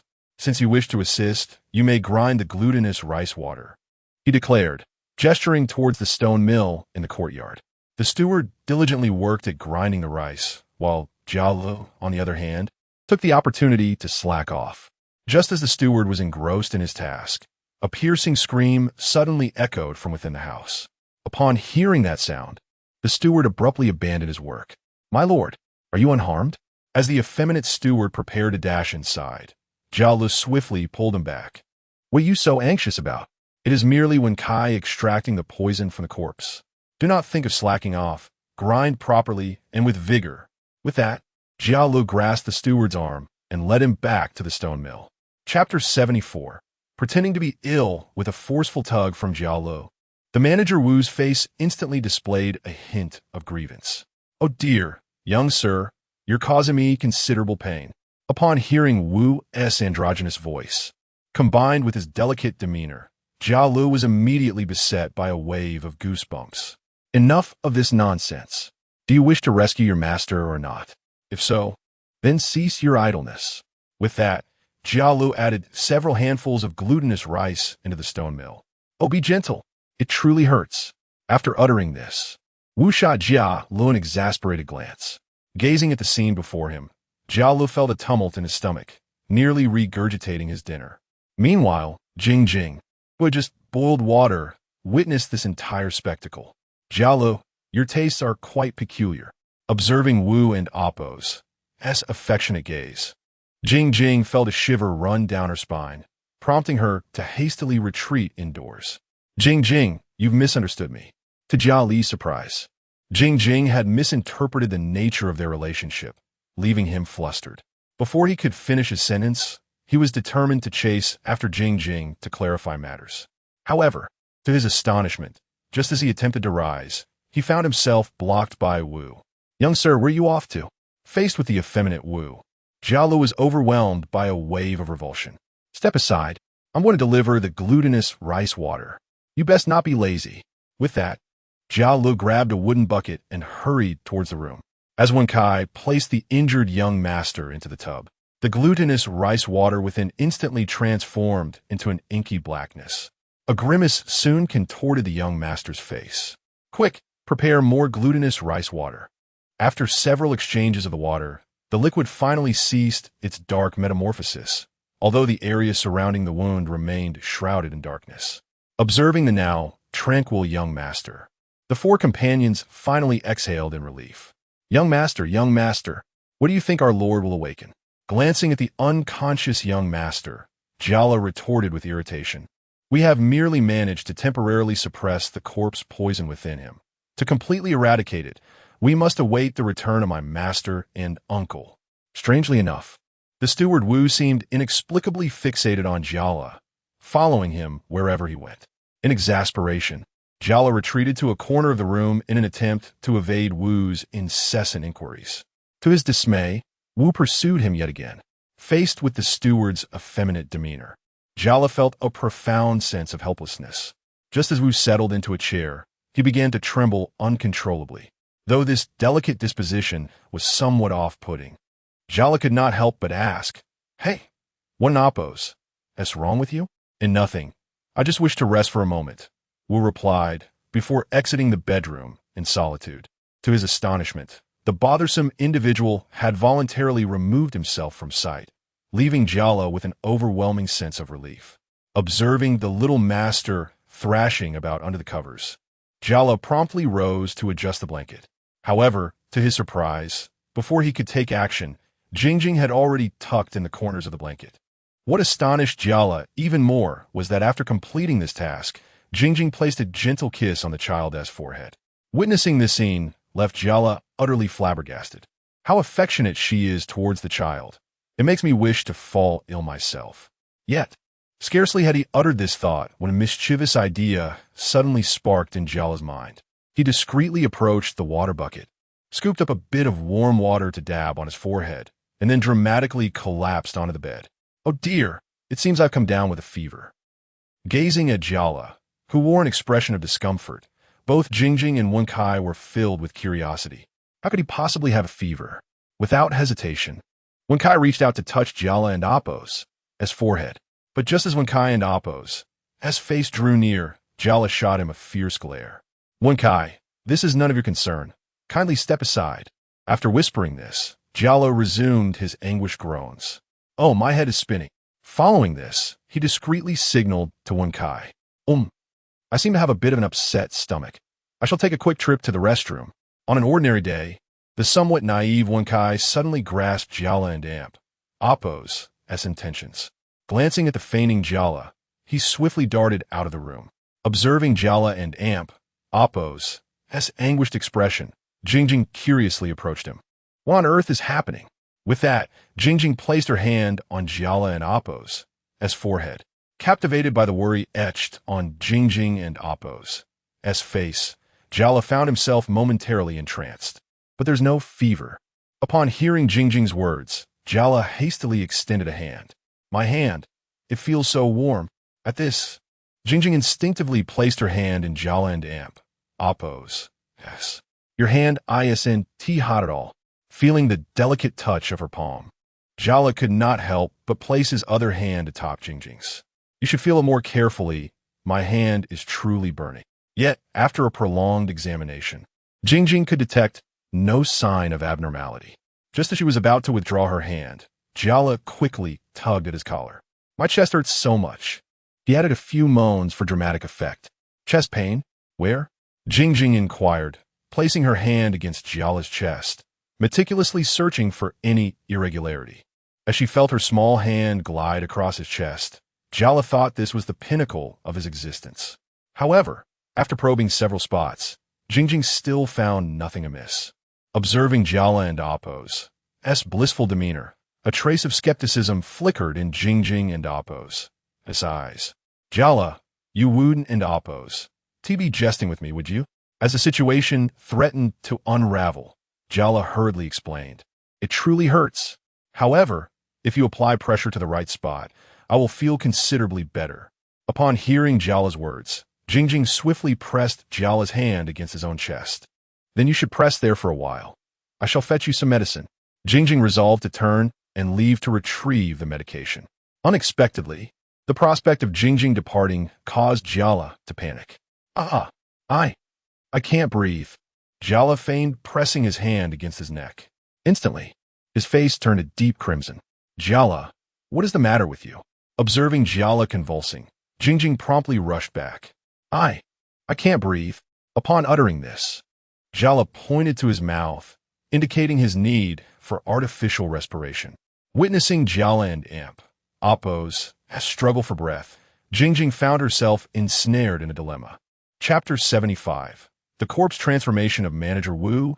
Although Jiala was somewhat irritating on ordinary days, the gravity of the situation rendered such trivialities insignificant. Casting a glance at Jiala and Appo's flushed complexion, she swiftly tore off a piece of gauze and placed it over his mouth. Witnessing Jingjing's preoccupation with the gauze at such a critical moment, Jiala's mind began to devise a plan. Oh dear, my eyes! Why can't I see? Despite his words, Jiala's heart was secretly elated. Just as he contemplated this, he suddenly felt two soft petals against his lips. Soft and cool. Yet there was an unpleasant odor. If Jiala had opened his eyes at that moment, he would have realized that it was not Jingjing who had just administered mouth-to-mouth resuscitation, but rather the androgynous Manager Wu. Before Jiala could further savor this peculiar sensation, Jingjing inquired anxiously from the side. How are you feeling? Are you better? Looking at Jingjing's worried expression, Jiala nodded in affirmation. Indeed, he felt somewhat improved. Yet, before he could finish his thought, he once again closed his eyes. Oh no, I can't breathe again. As he spoke, Jiala pointed to his mouth, signaling Jingjing to hurry. Observing Jiala's anguished face, Manager Wu approached once more. With a deep breath, he leaned in, his mouth once again meeting Jiala and Appo's. However, this time, Jiala quietly opened his eyes. Jingjing must still be feeling shy. Just as Jiala was about to gauge Jingjing's reaction, he realized that the lips pressed against his were not those of Jingjing, but rather the nauseating Wu Guan. Observing that Wu Guan was still enraptured and unable to extricate himself, Jiala hurriedly pushed him aside. Hey, you effeminate fool, what are you doing? Faced with Jiala and Amp, Appo's furious expression, Wu Guan immediately felt a wave of grievance wash over him. I was performing mouth-to-mouth resuscitation. With that, he pouted and leaned towards Jiala once more. Witnessing his repugnant actions, Jiala swiftly shoved him aside. You're going to give me mouth-to-mouth? Then that means just now was also. Of course it was me. After uttering this, Wu Guan shot Jiala a resentful glare. Observing the vivacious Jiala before her, Jingjing could not help but inquire, Are you all right now? Does your chest still hurt? Huh? My chest still aches a bit. After saying this, Jiala gazed at Jingjing with hopeful anticipation. Oh dear, your chest hurts? Would you like me to give you a massage? With that, Wu Guan once again leaned in towards Jiala. No need. I suddenly feel much better. Upon saying this, Jiala hurriedly dashed into the living room. Grabbing a bowl of tea, he quickly gulped it down. That pest, how utterly annoying. Leaving me with such a foul taste in my mouth, ugh. Jiala complained while rinsing his mouth with the tea. Little brother. At that moment, the anxious steward hurried to Jialu and Amp, Appo's side. My goodness, what do you intend to do this time? Jialu felt utterly vexed at the sight of the effeminate steward. Young man, I have a query for you. If one were to be pierced by a zombie, what would happen to them? Although Jialu was reluctant to engage with the steward, in order to hasten his departure, he began to elaborate. If a person is pierced by a zombie, my master has informed me about this. The afflicted individual would tremble uncontrollably, their limbs would itch, and they would have an overwhelming urge to grasp at things. Their mouths would also itch, compelling them to bite. Upon hearing Jialu and Appo's vivid description, the steward felt an unbearable itch all over his body, and he could not help but yearn to bite something. Observing the steward rendered speechless by his own depiction, Jialukuden and Appo's helped but feel a sense of satisfaction and continued. Once this phase has passed, the injured individual will become particularly sensitive to blood. After some time, they will ultimately transform into a grotesque creature that is half human and half corpse. Having said this, Jialu poured himself another cup of warm tea. Just as he was rinsing his mouth by the window sill, a chilling wail echoed from outside. Ugh, ugh. Upon hearing the commotion, Jialu quickly lifted his gaze. Simultaneously, Jingjing emerged from within the house. What is that sound outside? As he spoke, Jialu opened the door. Could it be that when Kai is playing tricks on us? As Jialu initially believed this to be a prank orchestrated by Wen Kai, he was suddenly startled to discover three unfamiliar figures lurking in the courtyard. Judging by their attire, they were indeed the guards who had escorted the bronze coffin during the day. When Wu Guanshi caught sight of these three guards, he was equally taken aback. What? Wherein and Appos? They already dead? How could this be? Upon hearing Wu Guanshi and Appos' alarming statement, Jia Lu hastily shut the door. Wu Guanshi, are you certain they're dead? Absolutely. They were all bitten to death by that zombie. Observing Wu Guanshi and Appos' panicked expression, Jia Lu quickly gestured for him to be silent. Shoo! Do not make a sound. Jing Jing, quickly fetch a knife. With that, Jia Lu reached out and tore through the thin paper of the window, peering through the hole to observe the movements of the three figures. According to Wu Guanshi, these three had indeed fallen victim to the zombie's bite, and given their current bizarre behavior, Jia Lu surmised that they had transformed into grotesque, half-human, half-corpse beings. Meanwhile, the three half-human, half-corpse creatures were incessantly searching for something in the courtyard. Upon realizing that the guards had morphed into these grotesque beings, Wu Guanshi involuntarily glanced at his own shoulder. At that moment, he trembled uncontrollably, his hands fidgeting restlessly. Just as Jia Lu remained vigilant in observing the courtyard, he failed to notice that Wu Guanshi had begun to convulse without any prior warning, until the moment when the steward and Appos' hand rested upon Jia and Appos' shoulder. Jia became aware of the peculiar situation. Hey, what in Appos' wrong? Are you alright? No, I and Appos am fine.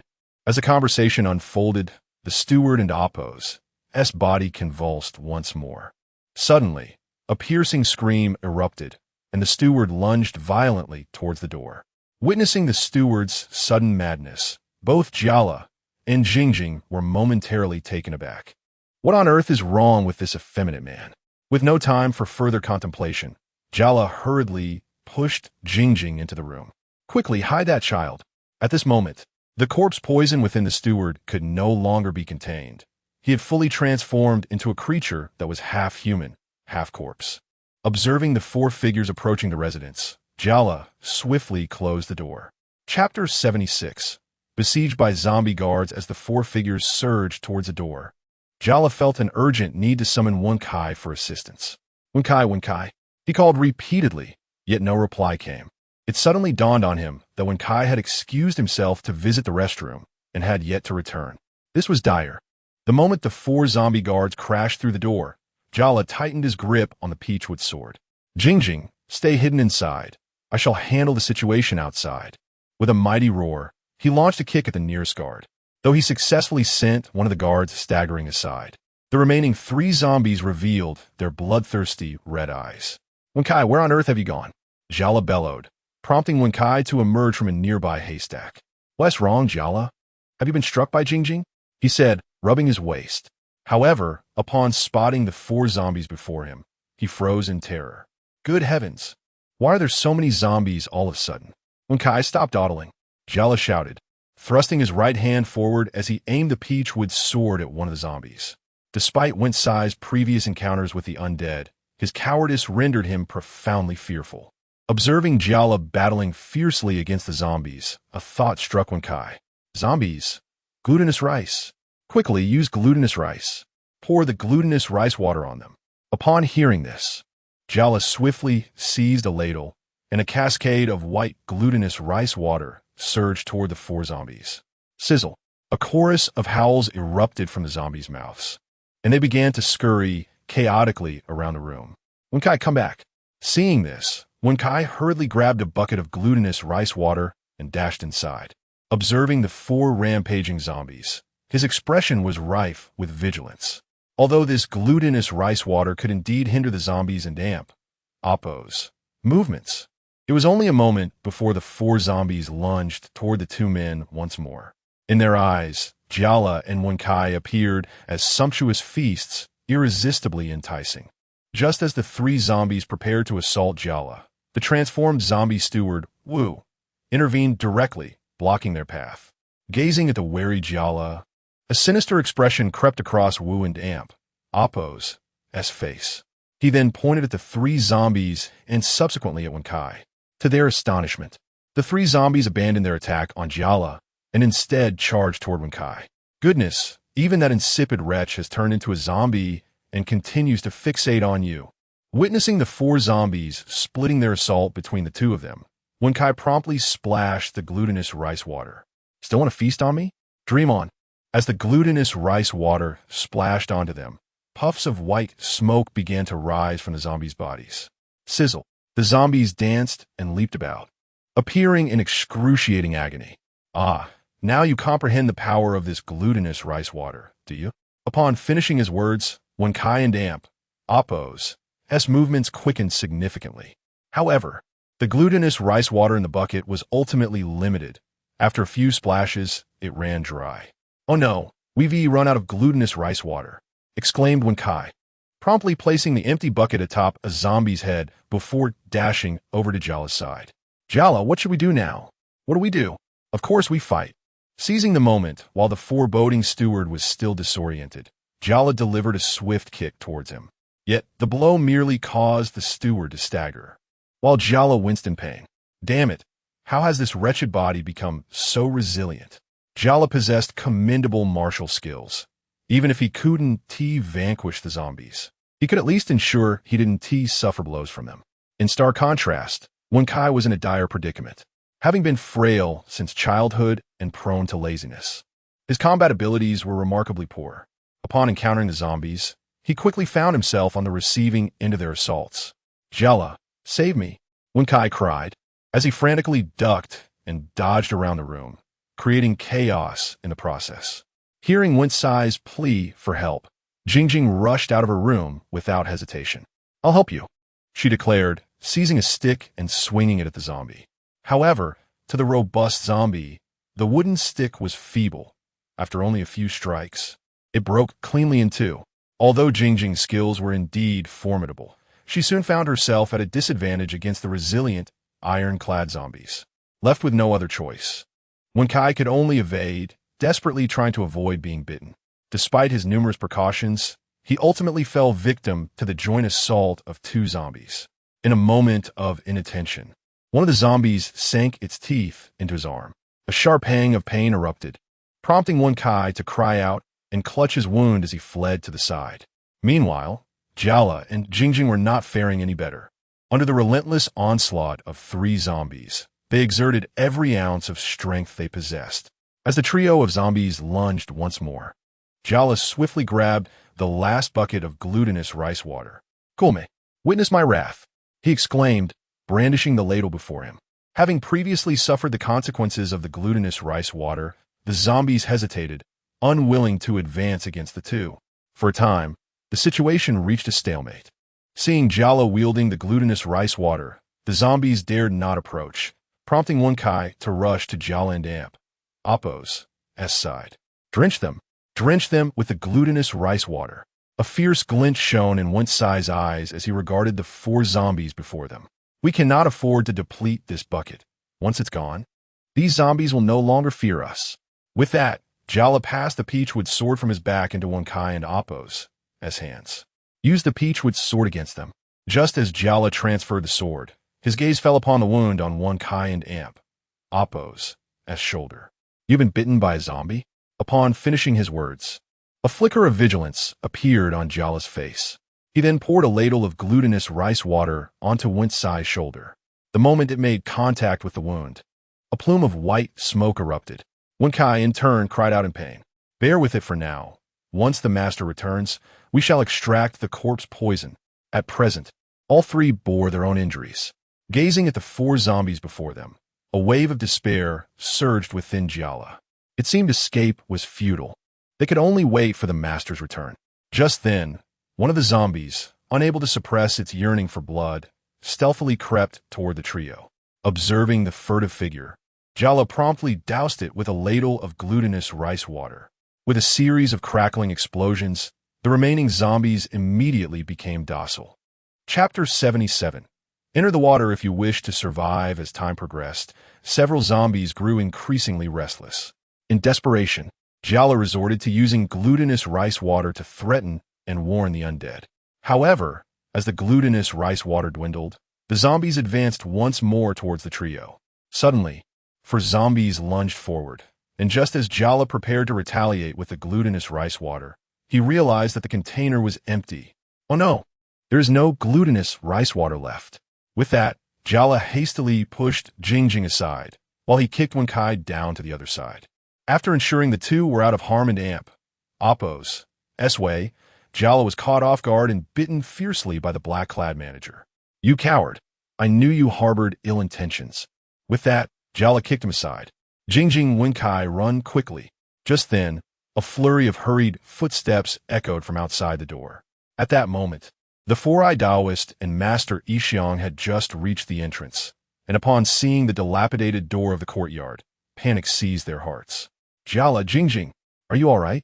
Without hesitation, the four-eyed Taoist rushed into the room. Scanning the scene, he saw the three engaged in a fierce struggle with four zombies, and they appeared to be at a disadvantage. Observing this, the four-eyed Taoist swiftly drew his bronze sword. Jala ducked. With a flash of the sword, one zombie's head promptly fell to the ground. Master, you have finally returned. On one side, the four-eyed Taoist had already vanquished a zombie. Meanwhile, on the other side, Master Ikkyu was diligently attempting to restrain the corpse-transformed Manager Wu. Gazing at the grotesque visage of Manager Wu, the four-eyed Taoist brandished his bronze sword and charged forward. Observing this, Master Ikkyu urgently called out, "Four-eyed, you must not take a life."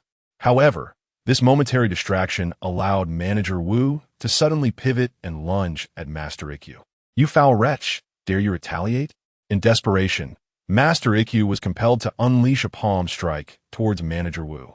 Witnessing this, the four-eyed Taoist swiftly raised his bronze sword, which then pierced directly through Manager Wu and Appo's body. As he beheld the twitching form of Manager Wu sprawled on the ground, Master Ikkyu could not help but inquire in anger. Why did you kill him? Hey, you were the one who pushed him onto the sword. What does that have to do with me? Retorted the four-eyed Taoist, pointing at Manager Wu. Moreover, I acted for his own good, to spare him further suffering in life. With several zombies thoroughly eradicated, Jala finally breathed a sigh of relief. Master, it is fortunate that you have returned, otherwise. Before he could finish his sentence, Jialu felt a sudden dizziness and collapsed onto the ground. Hey, four-eyed, come quickly to check on your disciple. With that, Master Ikkyu hurriedly tore open Jia Li's clothing. Upon observing the myriad wounds adorning Jia Li's body, Master Ikkyu couldn't help but frown repeatedly. Jialu had been injured by a zombie, the corpse poison now coursing through his veins. Urgent measures were needed to expel the toxin. Observing the deeply concerned Master Ikkyu, the four-eyed Taoist nodded and said, I understand. You should go check on your disciple. With that, the four-eyed Taoist hurriedly placed Jiala onto the bed. Ching, Wenkai, are you both all right? Master, I'm fine, but Wenkai. He has been bitten by a zombie. Upon hearing that Wenkai had indeed been bitten by a zombie, Master Ikkyu swiftly instructed him to remove his shirt. Although Wenkai had also been afflicted by the zombie and Appo's poison, his injuries were not as severe as Jiala and Appo's. After accommodating Wenkai inside, Master Ikkyu and Ching quickly made their way outside, and before long, 2 large barrels of sweet rice water were prepared. After helping Jiala into the wooden barrel, Wenkai hastily leaped into the sweet rice water, and just as they entered, the milky liquid began to churn vigorously. Witnessing the water gradually darkening, a sly smile appeared on the four-eyed Taoist's face. Wow, Master, this sweet rice water feels so soothing. Wenkai, having experienced it before, was not as startled as Jiala. Isn't it delightful? I shall invite a few friends to join you. That will enhance your comfort. With that, the four-eyed Taoist pulled several vividly colored venomous snakes from his pocket, and before the two could react, he tossed the snakes into the barrel. By the time they realized what was happening, they leaped 3 feet high from the wooden barrel. Oh my goodness, Master, why have you brought the venomous snake in here? Indeed, Master Uncle, do you wish for us to be bitten to death by it? Observing the 2 bewildered individuals before him, the four-eyed Taoist suddenly glared fiercely. What are you 2 rascals doing out here? Do you wish to become zombies? As the reprimand from the four-eyed Taoist echoed in their ears, Wenkai and Jiala instinctively retracted their necks. Master, there is a snake in that barrel. I am aware. It is a venomous one. I have already stated that I know. Realizing that the four-eyed Taoist was not jesting, Wen Kai could no longer contain his anxiety.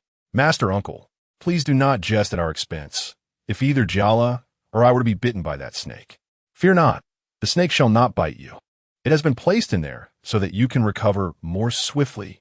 With that, the four-eyed Taoist cast a reluctant glance at the two, his eyes filled with exasperation. As the two hesitated to return to the barrel, the four-eyed Taoist promptly picked up a nearby feather duster. You two little rascals, are you ignoring my words? Faced with a nearly bare feather duster, the two could only comply and jump back into the wooden barrel. Once they had submerged themselves once more in the sticky rice water, the four-eyed Taoist finally revealed the reason behind his actions.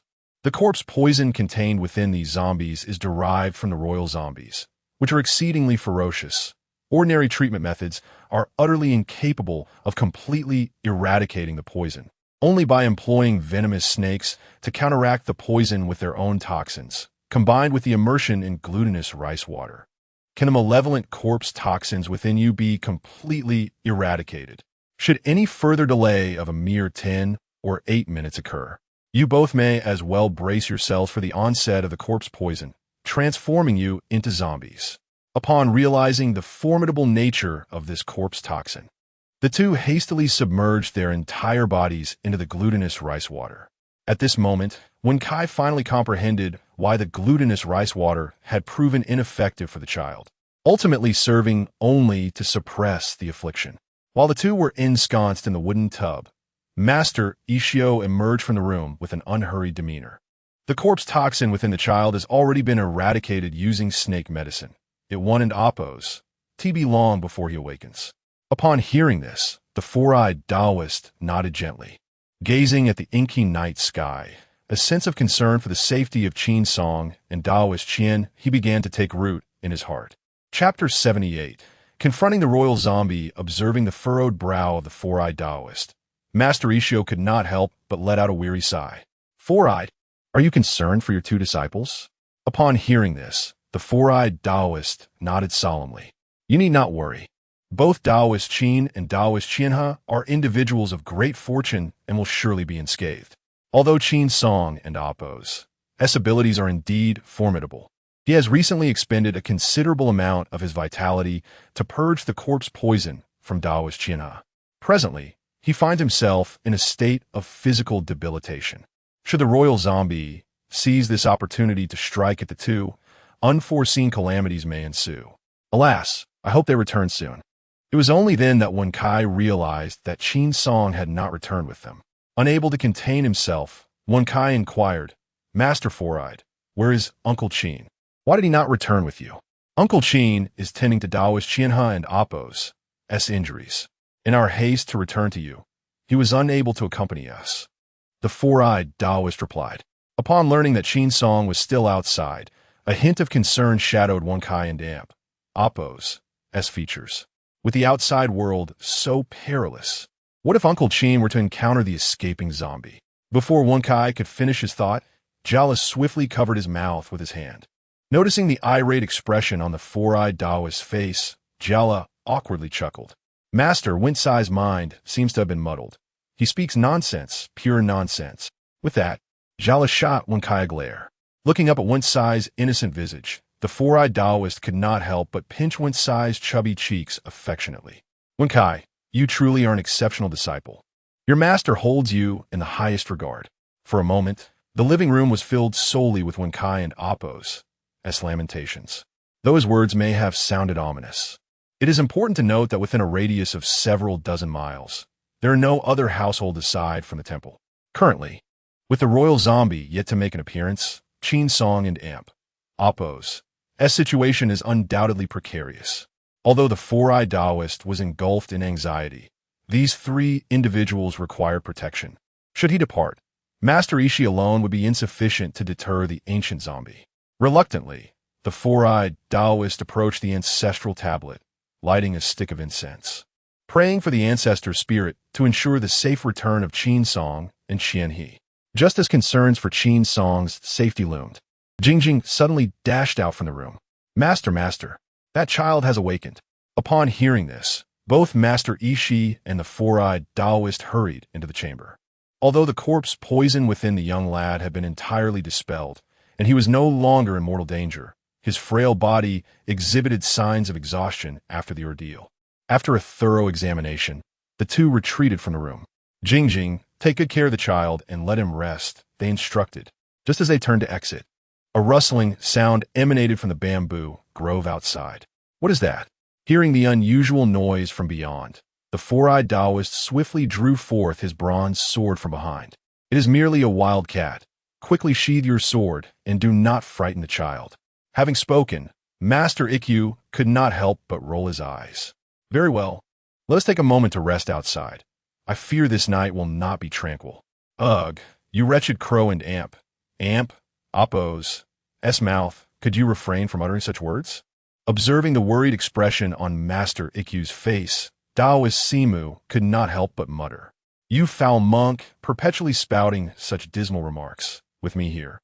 I doubt anyone would dare to create a disturbance. Seeing Taoist Simu's confident demeanor, Master Ikkyu could not suppress a smirk. Is that so? With your meager skills, you would scarcely be able to stretch the limbs of a zombie. Hey, you insolent monk, if you are unconvinced, let us have a contest. With that, Taoist Simu rolled up his sleeves, eager to measure his prowess against Master Ikkyu. Unbeknownst to them, the two old adversaries began their verbal sparring once more. Just then, a piercing scream echoed from within the room. Ah, help! Upon hearing Jingjing and Amp, Oppos, cry for help, both men felt an ominous chill. Jingjing is in danger. We must investigate. In a flurry, Jingjing rushed out, cradling the unconscious little age. Seeing her panicked visage, Master Ikkyu quickly inquired, "What has transpired?"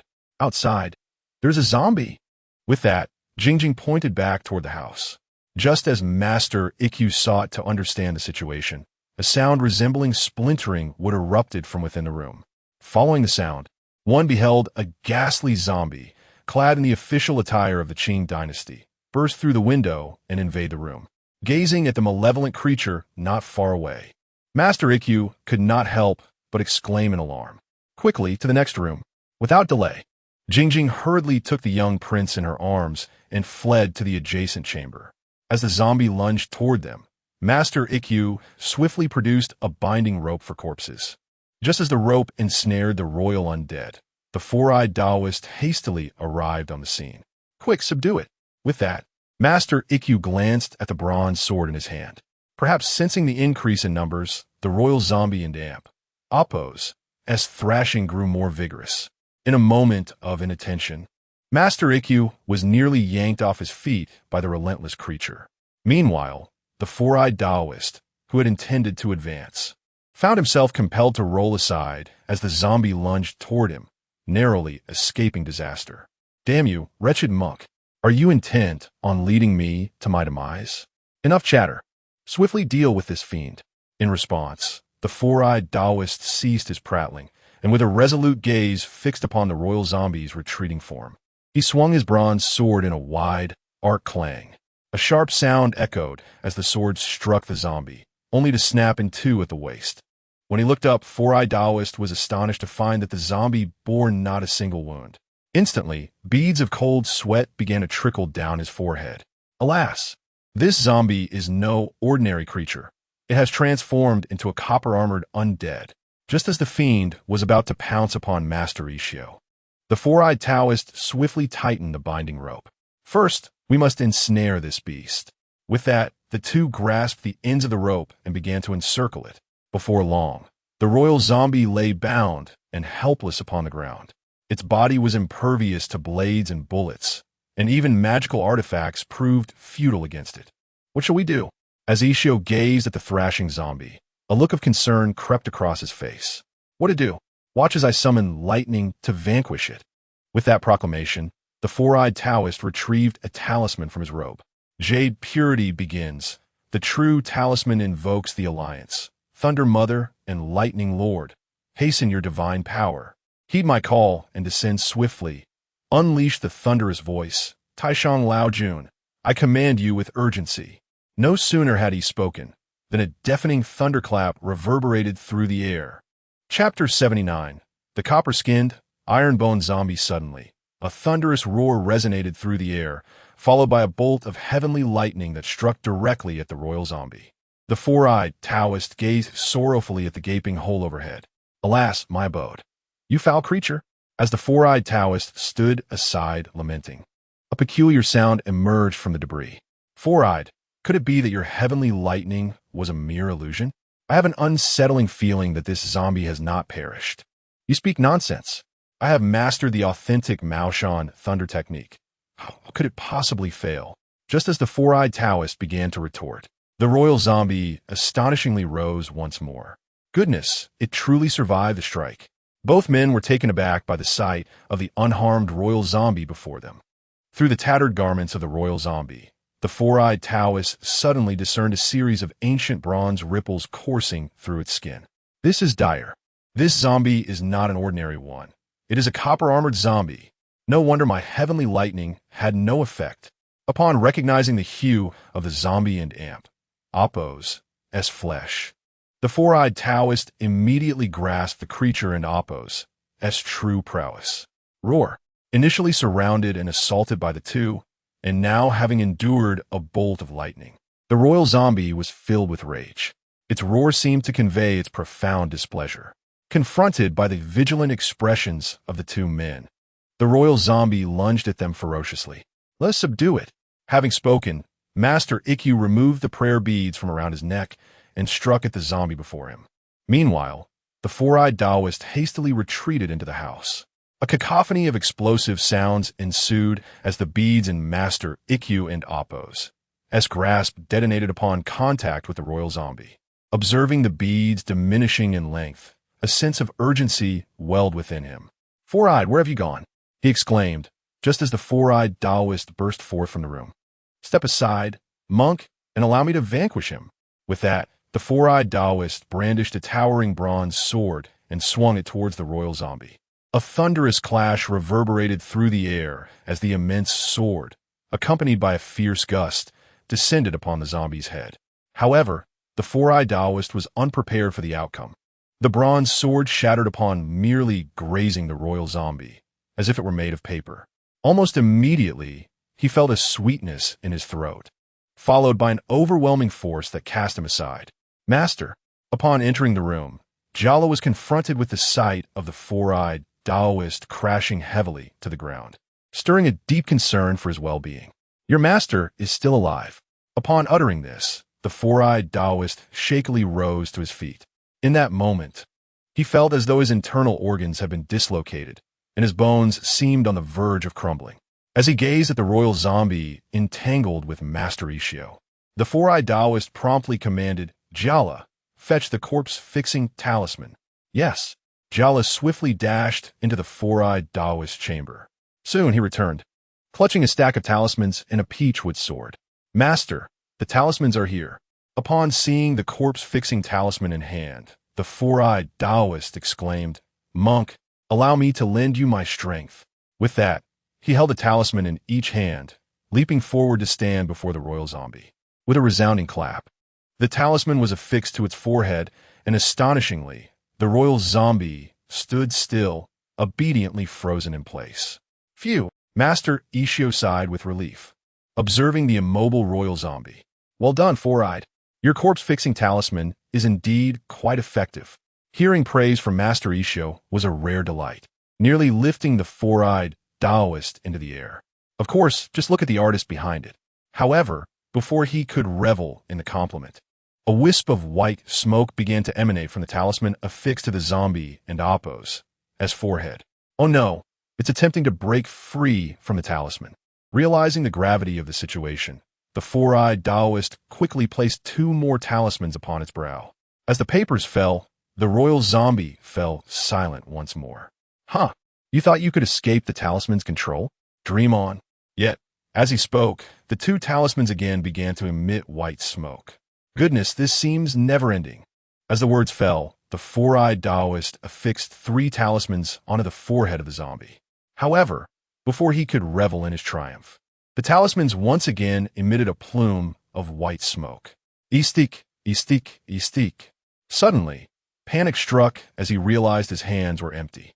Master Ishio and the four-eyed Taoist were momentarily taken aback. Quick, step back. No sooner had he spoken than a resounding explosion echoed, and the talismans that had been affixed to the zombie and amp, Oppo's forehead disintegrated into a cloud of ashes. Jala, fetch some magical tools at once. With that, the four-eyed Taoist brandished his peachwood sword and charged at the royal zombie. Damn it, I shall fight you to the end. The peachwood sword pierced straight into the body of the zombie. Huh, why did it penetrate so easily? Observing the sword now reduced to half its length, the four-eyed Taoist felt a twinge of confusion. As he attempted to withdraw the sword, he realized that it had never truly entered the royal zombie and Oppo's body. It had turned to ashes the moment it made contact. Be careful, four-eyed. With that warning, Master Ishio swung his prayer beads towards the royal zombie. Amidst a series of violent explosions, a substantial amount of corpse energy erupted from the zombie's body. Roar! The royal zombie let out a furious bellow, and to their astonishment, it reached out and grasped Master Ishio's prayer beads. This scene left the two in utter disbelief. Suddenly, the royal zombie exerted tremendous force, causing the beads, which were roughly the size of eggs, to disintegrate into powder. What shock! It was utterly unexpected that the beads could be so effortlessly crushed into dust. The expressions on their faces were filled with astonishment. Just as the zombie had shattered the beads with its bare hands, Jala rushed back, carrying an array of items in a flurry. Master, please catch, he exclaimed, tossing a length of ink line over. We must subdue this creature. As they observed Jala's tossed ink line, the two of them leapt into action, each grasping an end of the line. In the blink of an eye, a large net was cast over the head of the royal zombie. Bang! Bang! Bang! A series of rapid explosions echoed as the net, specifically designed to capture zombies, began to tear apart, disintegrating into ashes.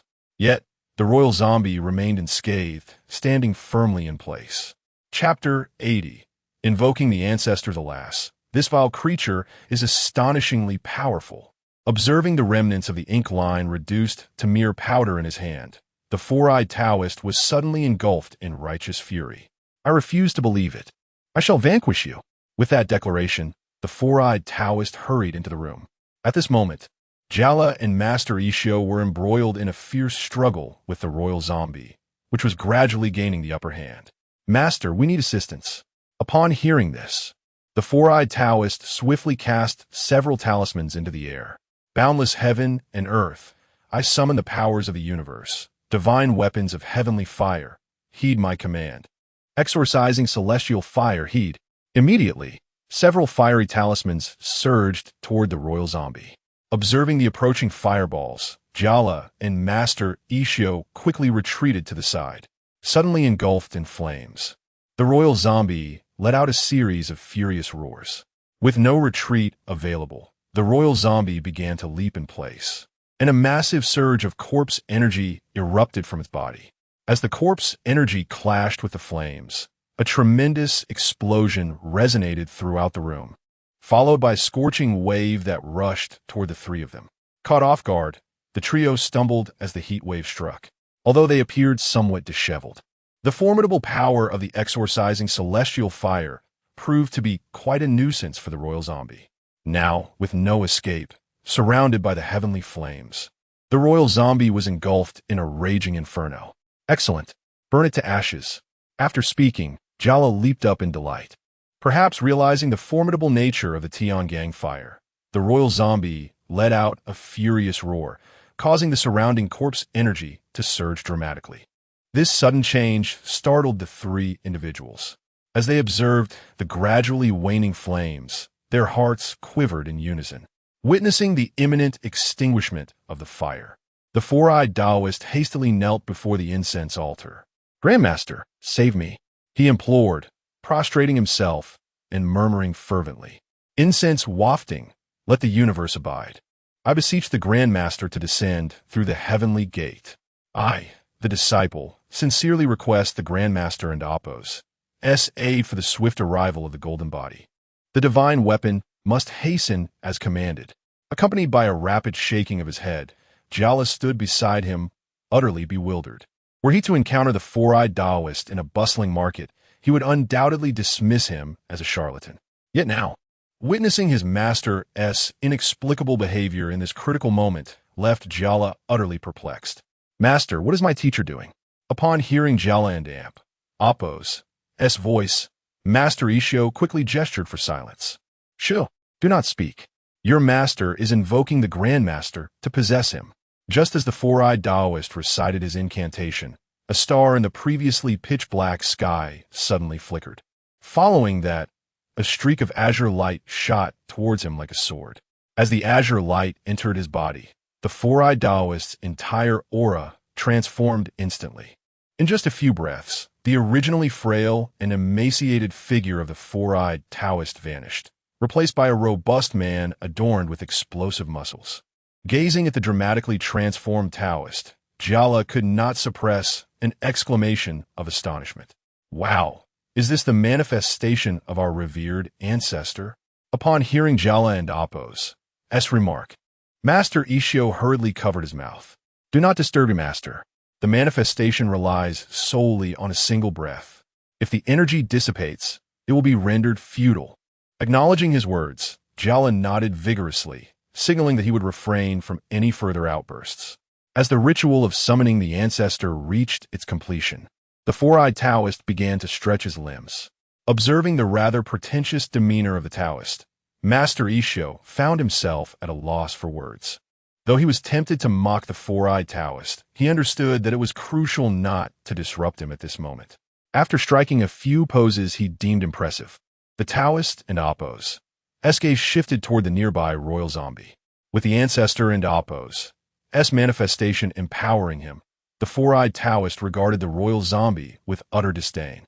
How difficult could it be to deal with a mere copper-armored zombie?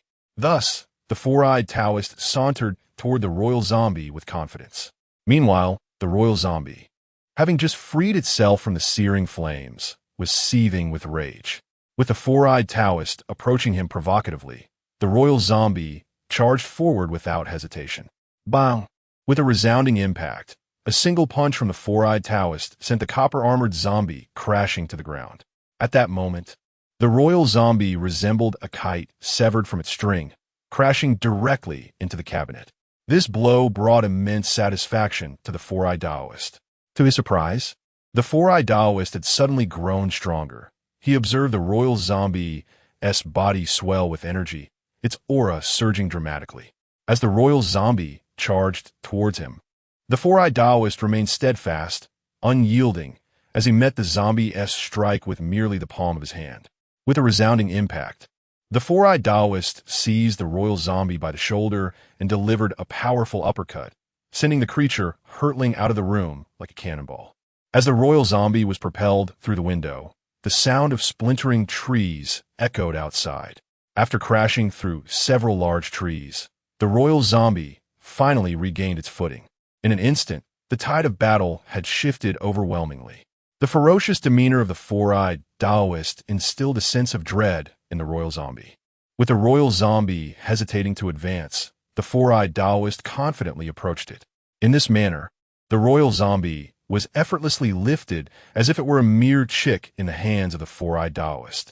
With a forceful motion, he flung the royal zombie away, shattering several water tanks in the courtyard into a fine powder, while half of the royal zombie and Appo's body became deeply embedded in the earth, rendering it immobile.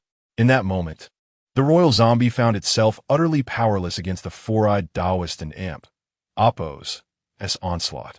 Just as the four-eyed Taoist was poised to press his advantage, he failed to notice a scattering of teapot fragments lying quietly on the ground not far away. Oblivious to the peril, he inadvertently stepped on a shard. "Ouch!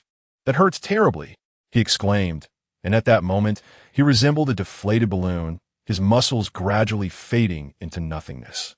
Witnessing this scene, Master Isho felt a surge of panic. "Oh no, your master has lost his spirit." Just as the four-eyed Taoist removed the porcelain fragment from his foot, he suddenly became aware that he had indeed lost his vitality. At that moment, he found himself standing beside the royal zombie. Chapter 81. The zombie has transcended to the astonishment of Master Ishi and Jala. The four-eyed Taoist unexpectedly faltered at a crucial moment. In an instant, the situation became increasingly enigmatic. At this juncture, the four-eyed Taoist was clutching his foot in pain. How unfortunate I am to injure myself merely by walking. With that, he hastily discarded the shards of the teapot to the side. Meanwhile, the royal zombie had risen from the ground. My goodness! Faced with the imposing figure of the royal zombie, the four-eyed Taoist quickly sought refuge. You insufferable monk, what are you waiting for? Act swiftly and deal with it. No sooner had the words left the four-eyed Taoist's lips than the royal zombie lunged at him with its razor-sharp claws. Before the four-eyed Taoist could react, 3 gory claw marks appeared across his chest. Damn it, you wretched fiend. How dare you strike me? I am truly incensed. With that, the four-eyed Taoist leaped onto the back of the royal zombie. The magical artifacts proved ineffective against this copper-armored undead. Four-eyed quickly used the talisman to attack it. Upon hearing this, the four-eyed Taoist promptly drew a talisman. As the talisman ignited, dark clouds gathered in the air, intermittently illuminated by flashes of lightning. Jade Purity, true talisman of the Alliance, Electric Mother and Thunder Lord, hasten your divine powers, heed my call, and arrive swiftly. Unleash the sound of Yang, Taishang Laojun. Act urgently as the law commands. In an instant, the atmosphere crackled with energy, thunder roared, and the four-eyed Taoist hurriedly took cover. Crack! Suddenly, a bolt of celestial lightning descended from the heavens, illuminating the surroundings for a fleeting moment before plunging everything into obscurity. Accompanying the brilliance of the lightning, the furious roars of the royal zombie echoed in the ears of the onlookers. At present, the royal zombie and Appo's strength had significantly waned. It could not withstand the might of the heavenly thunder with mere corpse energy. After the initial strike, the royal zombie was violently propelled several meters away. Master, the heavenly thunder has taken effect. Continue to bombard it. Without the need for further encouragement, the four-eyed Taoist swiftly drew another thunderbolt talisman. Crack! Another bolt of lightning struck down, hitting the royal zombie once more. However, this time, the royal zombie did not get knocked back. Instead, it stood its ground, motionless. Still attempting to endure the heavenly thunder? Truly lacking in intellect. Listening to the royal zombie and Appo's furious howls, the four-eyed Taoist slowly withdrew yet another thunderbolt talisman. After enduring a grueling battle with the royal zombie, invoking the ancestral spirit, and summoning 2 consecutive bolts of heavenly thunder, the four-eyed Taoist was now at the end of his strength. Yet, in his determination to eradicate the armored zombie completely, he shakily retrieved the thunderbolt talisman once more. However, before he could summon the thunder again, the trio suddenly sensed something amiss with the royal zombie. As the lightning cascaded down within mere moments, the white lightning that had permeated the courtyard surged into the royal zombie's body. Simultaneously, the corpse energy surrounding the royal zombie swelled dramatically. In astonishment, the four-eyed Taoist exclaimed, "Is this truly a zombie?" Witnessing the scene before him, he could not restrain his exclamations. Among the myriad of malevolent entities in the world, none fear the divine retribution of thunder and fire more than they.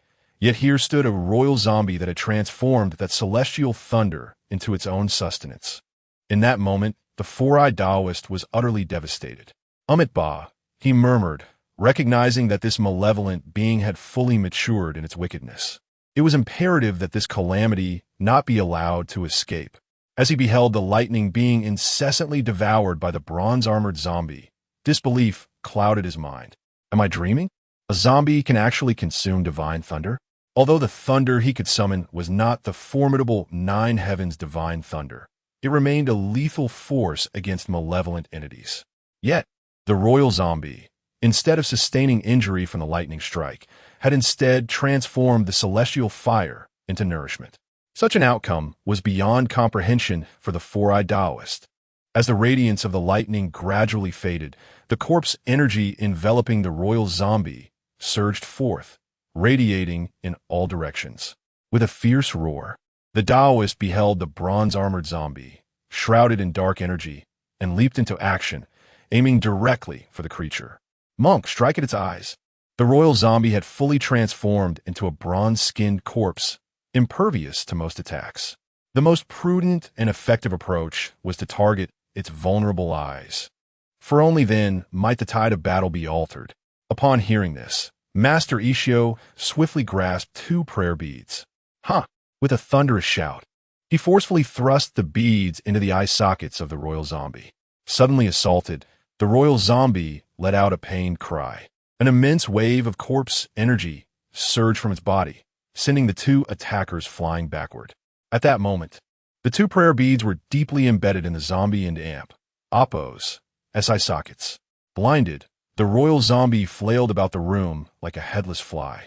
To their astonishment, this tactic proved effective, a flicker of joy illuminating the faces of the 4-eyed Taoist and Master Ishio.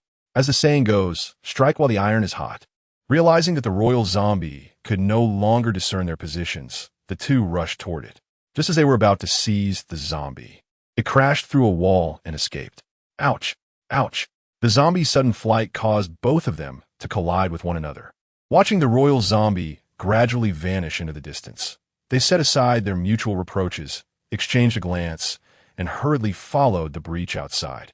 After it, however, the outside world was engulfed in darkness, and the dense fog of the night forest soon concealed the royal zombie from view. Noticing that the 4-eyed Taoist was intent on continuing the pursuit, Master Ishio quickly intervened. "Hey, why are you stopping me?" Gazing at the relentless pursuit of the 4-eyed Taoist, Master Ishio hastily exclaimed, "Hey, we are unarmed. Chasing after him like this is perilous." Upon hearing these words, the 4-eyed Taoist finally grasped the gravity of the situation. "Indeed, you are right. Let us swiftly return for our weapons." As the 2 hurried back inside, they fortuitously encountered the anxious faces of Jala and One-Kai rushing towards them. Observing the distressed 4-eyed Taoist, Jala promptly inquired, "Master, what should we do now?" "Quickly take One-Kai and Jingjing to the mortuary. It will be safer there. Hurry." "Oh, understood." With that, Jala swiftly hoisted the unconscious One-Kai onto his back, while in his arms, he cradled the frail little brother. Chapter 82. The arrival of Qinsong at a critical moment. Wait, Jala? As Jala was about to lead a few individuals to the morgue for refuge, the 4-eyed Taoist hastily called out to him, "Here, take this for your protection." With that, the 4-eyed Taoist drew a bronze dagger from behind him. After securing the dagger, Jala hurriedly made his way towards the morgue. Once Jala and Jingjing had departed, Master Ishio turned his attention to the 4-eyed Taoist beside him. "Hey, what about mine?" "It has been prepared for you long ago," replied the 4-eyed Taoist, handing a small bronze sword to Master Ishio. Staring at the sword, which was not even half a meter long, Master Ishio was momentarily taken aback. "Is that all there is? Having a weapon is already commendable. You shouldn't into Oppos. TB so picky." The 4-eyed Taoist retorted, snatching back the bronze sword. "If you don into amp, Oppos, T want it, I shall give it to Jingjing for her defense." Upon hearing that the 4-eyed Taoist intended to take the weapon away, Master Ishio quickly reclaimed it. "Having it is quite enough. It is indeed satisfactory." As he spoke, Master Ishio then noticed the 4-eyed Taoist and amp, Oppos, his empty hands. "You gave me the weapon, but what will you do?" To his surprise, the 4-eyed Taoist displayed a selfless side, which stirred a sense of admiration within Master Ishio. Sensing the confusion in Master Ishio's heart, the 4-eyed Taoist waved his hands dismissively. "I'm fine with whatever." With that, he strode directly behind the screen. He extended his hand and grasped a bronze sword over a meter in length, pulling it forth with ease. "Let us go," he declared, as the 4-eyed Taoist brandished the sword and charged out. Meanwhile, Master Ishio, holding his shorter bronze sword, found himself momentarily bewildered. After escorting Jala and Jingjing to the mortuary, the 4-eyed Taoist and Master Ishio began to survey the area around the temple. While the 2 were preoccupied with searching for traces of the zombie, Jala and Jingjing, hidden in the mortuary, were not idle. Once they had settled One-Kai and Shao A and amp, Oppos G, Jala retrieved a jar from a nearby corner. Curiously, Jingjing leaned in to examine the red paper affixed to it. "Jala, what do you need maltose for?" she inquired, taking a taste of the sweet treat. "If a zombie comes through the door, We can use the maltose to trap it, ensuring our safety. After speaking, Jala scooped a generous handful of maltose from the jar. Recognizing the validity of his reasoning, Ching hurriedly joined him at the door to prepare their sticky defense. Unbeknownst to them, as they smeared the maltose on the ground, the floor in one corner of the room began to rise quietly. Hearing the creaking sounds of the floorboards, Jala instinctively glanced toward the door. "Master, is that you?" They waited in silence, but no response came. An unsettling feeling gripped Jala, prompting him to realize that something was amiss. As anticipated, at that very moment, the two suddenly noticed something swiftly approaching them from beneath the floor. With the floorboards rising and falling, Jala and Jing hurriedly clutched little A and Amp, Oppos, Go, and dashed aside. However, just as they had found a safe spot, the entity that had been moving beneath the floor fell utterly silent. "Sure, let me take a look." With that, Jala stealthily crept over to the side. Leaning in and straining his ears, he listened intently for a moment, but detected no irregularity. Just as he was about to rise and move in another direction, a withered hand suddenly lunged towards him. In an instant, the face of the royal zombie emerged slowly from beneath the floorboards. Jing, run! With the royal zombie gripping his neck, Jala and Oppos' face turned crimson from strain. Witnessing this scene, Jing quickly seized a nearby bench and swung it forcefully at the zombie's head. "I'll smash you!" A sharp crack echoed as the bench splintered upon impact. To their astonishment, the royal zombie vanished into the depths below, disappearing in the blink of an eye. Faced with this terrifying turn of events, Jala swiftly hoisted one Kai onto his back and firmly grasped Jing's hand, declaring, "Let us hurry and find Master and the others." With that, they raced toward the exit. Yet, just a few steps outside, the two suddenly realized they were firmly stuck to the ground, unable to move. Looking down, they recalled the maltose they had smeared on the floor had taken effect. Just as the two struggled to free themselves from the sticky embrace of the maltose, a sudden explosion echoed from behind them. Amidst the debris flying from the floor, the royal zombie unexpectedly barged into the morgue. Jing, run! At that moment, Master Ishio and Taoist Simu stood in the courtyard, witnessing the scene with striking clarity. Jing, Jala. Upon seeing this, the two hurriedly dashed towards the morgue. Having finally escaped the clutches of the maltose, the two felt a surge of excitement at the sight of their masters rushing to their rescue. Just as they prepared to enter and subdue the zombie, Jala suddenly sensed something amiss. "Master, please don't go in." Unfortunately, Jala's warning came too late. As the two leaped into the morgue, they found themselves inexplicably glued to the spot, their movements severely hindered. "What is happening?" Looking at the maltose spread across the floor, they were momentarily bewildered. The pressing concern before them was no longer how to vanquish the zombie, but rather how to extricate themselves from the sticky mess. As the zombie lunged towards Master Ishio, Taoist Simu felt a pang of urgency. "Hey, monk, quickly take off your shoes." Just as Master Ishio hurriedly removed his shoes, a brilliant flash of golden light erupted, followed by a resounding blast from the chest of the royal zombie. Bang! Caught off guard, the royal zombie was instantly knocked aside by the shockwave. Immediately, a familiar voice resonated in Jala's ear. "Jala, take good care of your master Qianhe." Before Jala could fully comprehend the situation, a figure appeared before him. "Master Qin, you have finally returned." It was only at this moment that Jala recognized it was Qin Song who had come back. Upon hearing Jala and Oppos' words, both turned their gaze towards the courtyard outside. "Senior brother, Master, I apologize for keeping you waiting." With that, Qin Song lunged towards the royal zombie. "Junior brother, the ground is covered in maltose. Do not step in here." However, before the four-eyed Taoist could finish his warning, Qin Song had already reached their side. Before they could react, they felt their bodies lighten, and in the next instant, they were unceremoniously tossed into the morgue by Qin Song. Chapter 83. Struggling with strength at this moment. The royal zombie, having been struck by Qin Song and Oppos' needle, let out a piercing scream from the excruciating pain. Gazing upon the clawing visage of the royal zombie, a cold smirk crept across Qin Song's face. "Brother, here are some detoxification pills I concocted. You must hasten to eliminate the corpse poison." With that, Qin Song tossed a small gourd in front of the four-eyed Taoist. To their astonishment, Qin Song was determined to face the royal zombie alone, prompting concern from the others. Junior brother, this zombie possesses extraordinary strength. It has now transformed into a copper-armored zombie, rendering ordinary artifacts and spells utterly ineffective against it. No sooner had the four-eyed Taoist's words left his lips than the royal zombie leaped up with a ferocious vigor. As it lunged towards Qin Song, the hearts of the onlookers leaped into their throats. Be careful, junior brother.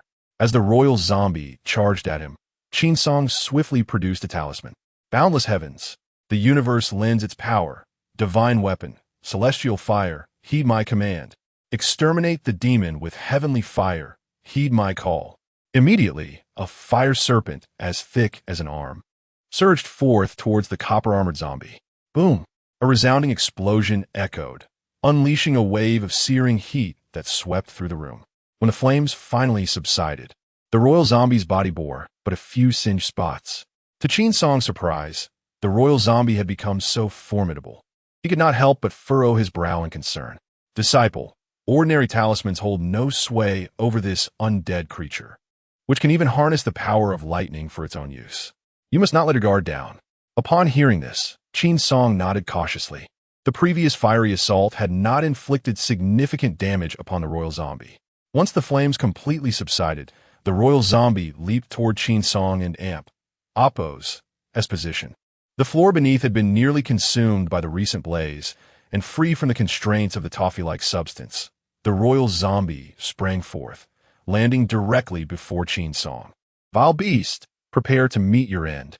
With that, Qin Song unleashed a powerful punch, creating a deafening sonic boom that nearly ruptured the eardrums of those nearby.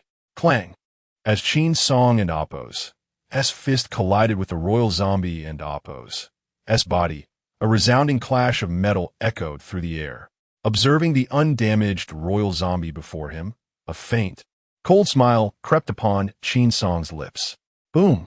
Suddenly, a violent explosion erupted from within the royal zombie, sending it hurtling through the air like a cannonball. Ah, disciple, your technique of striking from a distance is perfectly suited for dealing with this armored undead. The Taoist of Four Eyes exclaimed in admiration as he witnessed the royal zombie being sent flying by a single punch.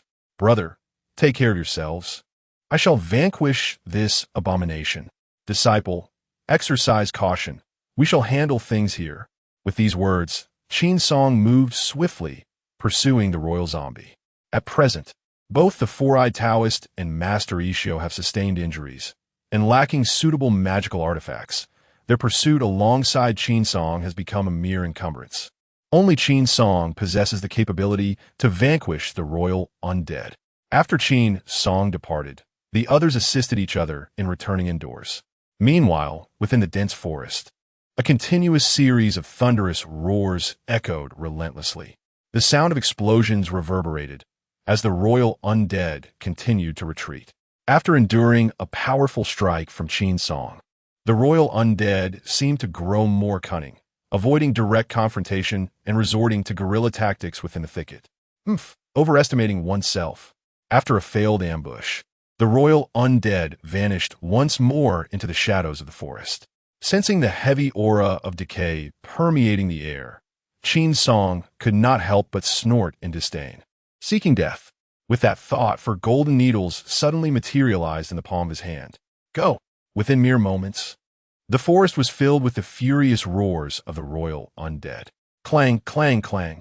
The sound of metal clashing resounded, and in an instant, Qin Song launched himself in a determined direction. The royal undead possessed an extraordinary physique, far superior to the iron-armored undead. Relying solely on the golden needles to eliminate it left Qin Song uncertain, as the needles traced the scent of decay to locate the royal undead. Qin Song soon discerned its position. Since your hide is tough and your flesh resilient, today shall serve as an opportunity for me to refine my martial arts. Having spoken, Qin Song beckoned with his hand, and the 4 golden needles returned sequentially to the palm of his hand. Immediately, a formidable aura began to surge wildly from his entire being. Before long, a terrifying surge of vital energy rushed towards the crown of his head. With his strength wholly unleashed, Qin Song felt an unparalleled sense of comfort at this moment. Oh, what a delightful sensation. Now, Qin Song possessed not only the extraordinary skills of the Golden Bell Shield and Iron Claw Shirt, but also the formidable strength akin to that of a mountain. In this state, dealing with a copper-armored zombie was undoubtedly a trivial matter. Meanwhile, the royal zombie sensed the tumultuous vital energy swirling within Qin Song. For a zombie, this was an irresistible temptation. Roar! With a furious howl, the royal zombie surged forward, enveloped in a wave of corpse energy towards Qin Song. After the recent skirmish, this royal zombie had already depleted a significant amount of corpse energy and vital force. If it did not receive replenishment, its power would gradually diminish. Presently, Qin Song was the optimal source of sustenance before him. As he gazed at the encroaching dark energy, Qin Song and Appo's brow arched with intrigue. Excellent. With that, he unleashed a powerful right punch, accompanied by a tumultuous wave of energy that sent the surrounding trees toppling aside. Come again. Qin Song took a swift step towards the royal zombie. Observing this, the royal zombie refused to back down. Steadying itself, it immediately brandished its sharp claws and lunged towards Qin Song. Fall before me. With those words, Qin Song's massive fist hurtled toward the zombie's face. Bang! In that instant, the royal zombie felt an overwhelming emptiness in its head. Its entire body was propelled backward. Qin Song was immensely pleased with the impact of his strike. However, what he did not anticipate was that as he sent the zombie flying, its sharp claws had likewise left several gashes on his body. He had been careless. Gazing at his shredded shirt and the wounds oozing with blood, Qin Song hastily swallowed a detoxification pill. Immediately thereafter, he applied a glutinous rice paste to the injured areas. With a hissing sound, accompanied by a plume of black smoke, Qin Song felt a tumultuous surge of energy within him. Seizing this opportunity, the royal zombie launched another attack against him. Chapter 84. Fivefold Thunderfire Spell. Seeing the royal zombie lunging at him once more, Qin Song could not help but let out a cold snort. Seeking death, he unleashed a powerful strike with his right fist, the force of which surged forward like a tidal wave, aimed directly at the royal zombie. A piercing scream echoed as the royal zombie was sent flying. The heavens and earth are boundless. The universe heeds my call. Divine weapon, celestial fire, heed my command. Exterminate the demon with heavenly fire, I decree. As a talisman ignited rapidly, 3 golden needles, entwined with remnants of ash, shot forth towards the royal zombie. It was no simple task to breach the defenses of the royal zombie solely with the might of the golden needles. However, after enduring 2 of Qin Song's powerful punches, the royal zombie's momentum had already waned. Bolstered by the in heavenly fire, the 3 golden needles pierced through the air in a triangular formation towards the royal zombie. Boom, boom, boom. 3 resounding explosions erupted, revealing 3 thumb-sized wounds on the royal zombie and Appo's body. With the cessation of the blasts, a surge of corpse energy erupted from the 3 wounds, filling the dense forest with a rolling tide of necrotic aura, causing the temperature to plummet. Although this strike left Qin Song immensely satisfied, he noticed that the wounds were visibly healing as the golden needles withdrew. Truly a troublesome adversary. Very well, take another punch from me. Just as the royal zombie was recovering from its chest wounds, Qin Song propelled himself forward with the force of a released arrow. In the blink of an eye, Qin Song appeared before the royal zombie. Bang! A deafening sound echoed as the chest of the royal zombie caved in significantly. Under the relentless assault from Qin Song, the royal zombie could no longer maintain its composure. With a furious roar, it disregarded its own injuries and turned to grasp at Qin Song. Get lost! Seeing those dark, withered hands lunging towards his face, Qin Song swiftly kicked at it, creating distance between them. However, before he could steady himself, a shadow suddenly loomed before him. This is bad. At that moment, Qin Song felt an overwhelming force on his shoulder, as if a mountain was pressing down on him, making it hard to breathe. Bang! Almost immediately, a punch struck him, sending him crashing into a rather stout tree. Qin Song felt as though chaos enveloped his vision, and his bones threatened to dislocate within him. Just as he prepared to rise and retaliate, the royal zombie reappeared before him. In the depths of its eyes, Qin Song could distinctly sense its insatiable thirst for blood. Gazing at the glimmering fangs, Qin Song propelled himself forward with a powerful push of his legs, lunging at it. Prepare to meet your end. This punch was evidently in Qin Song's favor. Unexpectedly, the intellect of this royal zombie proved to be remarkably astute, prompting Qin Song to abandon his previous underestimation. As he gazed at the figure that was sent flying, a flash of white light revealed a bag of glutinous rice, weighing over 10 pounds, materializing in his hand. This glutinous rice had been stored in his system space for emergencies, and he never anticipated it would be put to use today. With a swift motion, he unleashed a torrent of white rice, which cascaded forth like a tidal wave. Immediately, the royal zombie was enveloped by a series of explosive sounds, crackling and popping. Regardless of the circumstances, glutinous rice has always been the bane of zombies. Witnessing the bag in his hand rapidly deflate, Qin Song hastily retrieved another bag of rice. As the glutinous rice continued to pour out, in the blink of an eye, the royal zombie became buried beneath the mound of rice. Amidst the sounds of explosions, the white rice pile was suffused with a surging aura of death. If the ordinary heavenly gang fire cannot harm you, then allow me to introduce something even more formidable. With that, Qin Song bit through the fingertip of his right index finger and began inscribing a talisman on a piece of yellow paper. With the first turn, the heavens shift. With the second, the 6 spirits conceal. With the third, the 4 fiends vanish. With the fourth, the fire of fortune ascends. With the fifth, the thunder descends upon the spirits. Heavenly thunder and fire bind the ghosts and seal the essence. By the decree of the Jade Emperor, eliminate the evil and extinguish the essence. The immortals assist me, as the sun and moon assist my form. With the 5th turn of the Thunderfire spell, swift and as the law commands. As Qin Song completed the incantation, the yellow paper soared towards the royal zombie's crown. Simultaneously, a tremendous explosion reverberated through the air.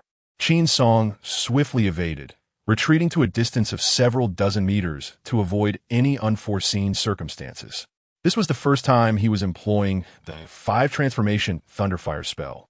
He remained uncertain of its true potency. However, upon hearing the agonizing cries of the royal zombie, he could surmise that its strength surpassed that of ordinary celestial fire by several magnitudes.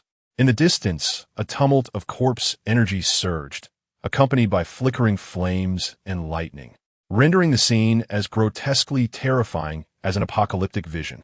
Yet, amidst the chilling howls, the royal zombie gradually emerged from the pile of glutinous rice. Gazing upon the royal zombie, which resembled a torch ablaze, Qin Song could not help but furrow his brow. Despite the formidable nature of the 5-transformation Thunderfire spell, it had failed to vanquish this foe. Although the royal zombie was still able to stand, its condition was exceedingly dire. The heavenly thunder and fire had incinerated its official robes entirely, and the flesh itself now emitted a pungent, charred odor. What astonished Qin Song most was that the heavenly thunder and fire had obliterated half of the royal zombie's skull. Observing the frenzied surge of corpse energy emanating from within the creature, a smile crept on a Qin Song and Appo's face. This time, I wonder how you will escape. With that, Qin Song leaped forward, landing before the royal zombie. Prepare to meet your end. He launched an uppercut aimed at the remaining half of its head. Startled by Qin Song's sudden appearance, the royal zombie hastily raised its claws, prepared to engage in a desperate struggle. At this moment, the royal zombie is nearing its limits. Naturally, Qin Song effortlessly evaded these attacks. With a powerful strike of his right fist, although the royal zombie did not fly back, a gleaming golden needle was now embedded straight into its remaining right eye. Chapter 85. Attacking from within the golden needle pierced the eye with a sudden ferocity, causing the royal zombie to shriek in pain. A cold smile involuntarily crept upon Qin Song and Appo's lips as he beheld the wailing creature. Now, let us see how you evade this. Before the royal zombie could regain its composure, another golden needle was thrust into its eye. Channel the energy through the needle. Shatter. With a resounding explosion, the last remaining eye of the royal zombie erupted violently. As the viscous green liquid oozed from the empty socket, Qin Song felt a wave of nausea wash over him. However, amidst the fervor of battle, he resolutely suppressed the urge to retch. To the afterlife you go. With that, Qin Song charged once more towards the royal zombie. With each strike of his fists, the malevolent energy within the creature began to dissipate rapidly. The royal zombie and Appo's strength had diminished significantly, rendering it incapable of controlling the outflow of its own essence. As Qin Song and Appo's fists rained down relentlessly, the chest of the royal zombie visibly caved in. Roar! At that moment, the royal zombie finally recognized the peril it faced. Though it yearned to escape Qin Song's grasp, the latter had no intention of granting it that opportunity. With the strength of a mountain, Qin Song possessed nearly 1,000 pounds of force in his arms. Seizing the royal zombie's arm, he hurled it away with tremendous force. With a resounding crash, the courtyard wall of the Four-Eyed Taoist residence crumbled into a heap of ruins. The incessant sounds of battle outside prompted Master Ishio and the Four-Eyed Taoist to rush out. "Do not fear, my junior brother. I am here to lend you my strength." Just as the two prepared to assist, they were taken aback to see the formidable royal zombie before Qin Song, utterly powerless, resembling a lifeless dog unable to retaliate. Gazing at this scene, their jaws nearly dropped to the ground. "Junior brother, is this truly the royal zombie?" The sight of the creature, oozing green slime from its body, left the Four-Eyed Taoist in disbelief. "Indeed it is. But brother, keep your distance. Beware of being bitten." Upon hearing Qin Song's warning, the Four-Eyed Taoist tightened his grip on the bronze sword. Could this ghastly being, in such a wretched state, still be alive? Doubting the situation, Qin Song approached and delivered a kick to the royal zombie. With a thunderous crack of rubble, the creature emitted a pained wail. "Ah, is it truly indestructible?" Perhaps sensing the aura of the Four-Eyed Taoist and Master Ishio, the royal zombie sprang back to its feet. Having been reduced to this pathetic state by Qin Song, it now sought to regain its strength, requiring copious amounts of blood. In its eyes, the Four-Eyed Taoist and Master Ishio appeared to be the perfect source of nourishment. To the astonishment of all, the royal zombie sprang to life, prompting the Four-Eyed Taoist to swiftly brandish his bronze sword. "Vile creature, meet your demise." With a resounding clang, akin to metal clashing, the bronze sword shattered into fragments once more. "Good heavens, junior brother, save me." The Four-Eyed Taoist, confronted by the ghastly visage of the royal zombie, hastily sought refuge. Unexpectedly, the royal zombie, desperate to regain its footing through blood-sucking, was abruptly kicked away by Qin Song. The force of his blow sent the royal zombie crashing into the ground. Feeling the immense pressure from all directions, the creature yearned to break free from the earth. Yet its weakened state rendered it powerless against the dire circumstances. As for Qin Song, he too was not faring well. After expelling the corpse poison from Qin Taoist and engaging in relentless combat with the royal zombie, he had exerted tremendous energy through a formidable 5-turn thunderfire spell, leaving him on the brink of exhaustion. Once he had forcefully driven the royal zombie into the soil, he staggered, ultimately collapsing onto the ground. "Junior brother, Taoist Qin." The Four-Eyed Taoist and Master Ishii rushed to his side. "Brother, I and Appo's am fine, merely a bit fatigued, nothing serious," Qin Song reassured them, though the pallor of his face belied his words. "Junior brother, allow me to assist you inside." Upon hearing this, Qin Song repeatedly waved his hands in protest.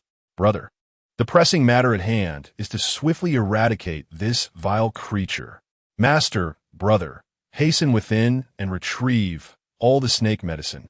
Retrieve the snake medicine? For what purpose? Upon hearing that Qin Song intended to procure the snake medicine, the Four-Eyed Taoist found himself momentarily perplexed. This zombie has already transformed into a copper-armored zombie, its body exceedingly resilient. To vanquish it, one must strike at its core. Upon grasping this notion, the two quickly comprehended Qin Song and Appo's intent. "Very well, we shall fetch it at once." Before long, The two emerged into the courtyard, cradling a myriad of bottles and jars. Qin Song recalled this classic scenario with clarity.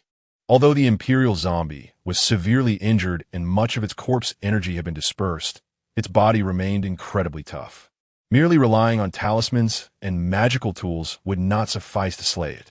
Thus, Qin Song focused on the snake medicine and glutinous rice water. Gazing at the substantial collection of snake medicine, he promptly commanded, "Brother, prepare the glutinous rice water.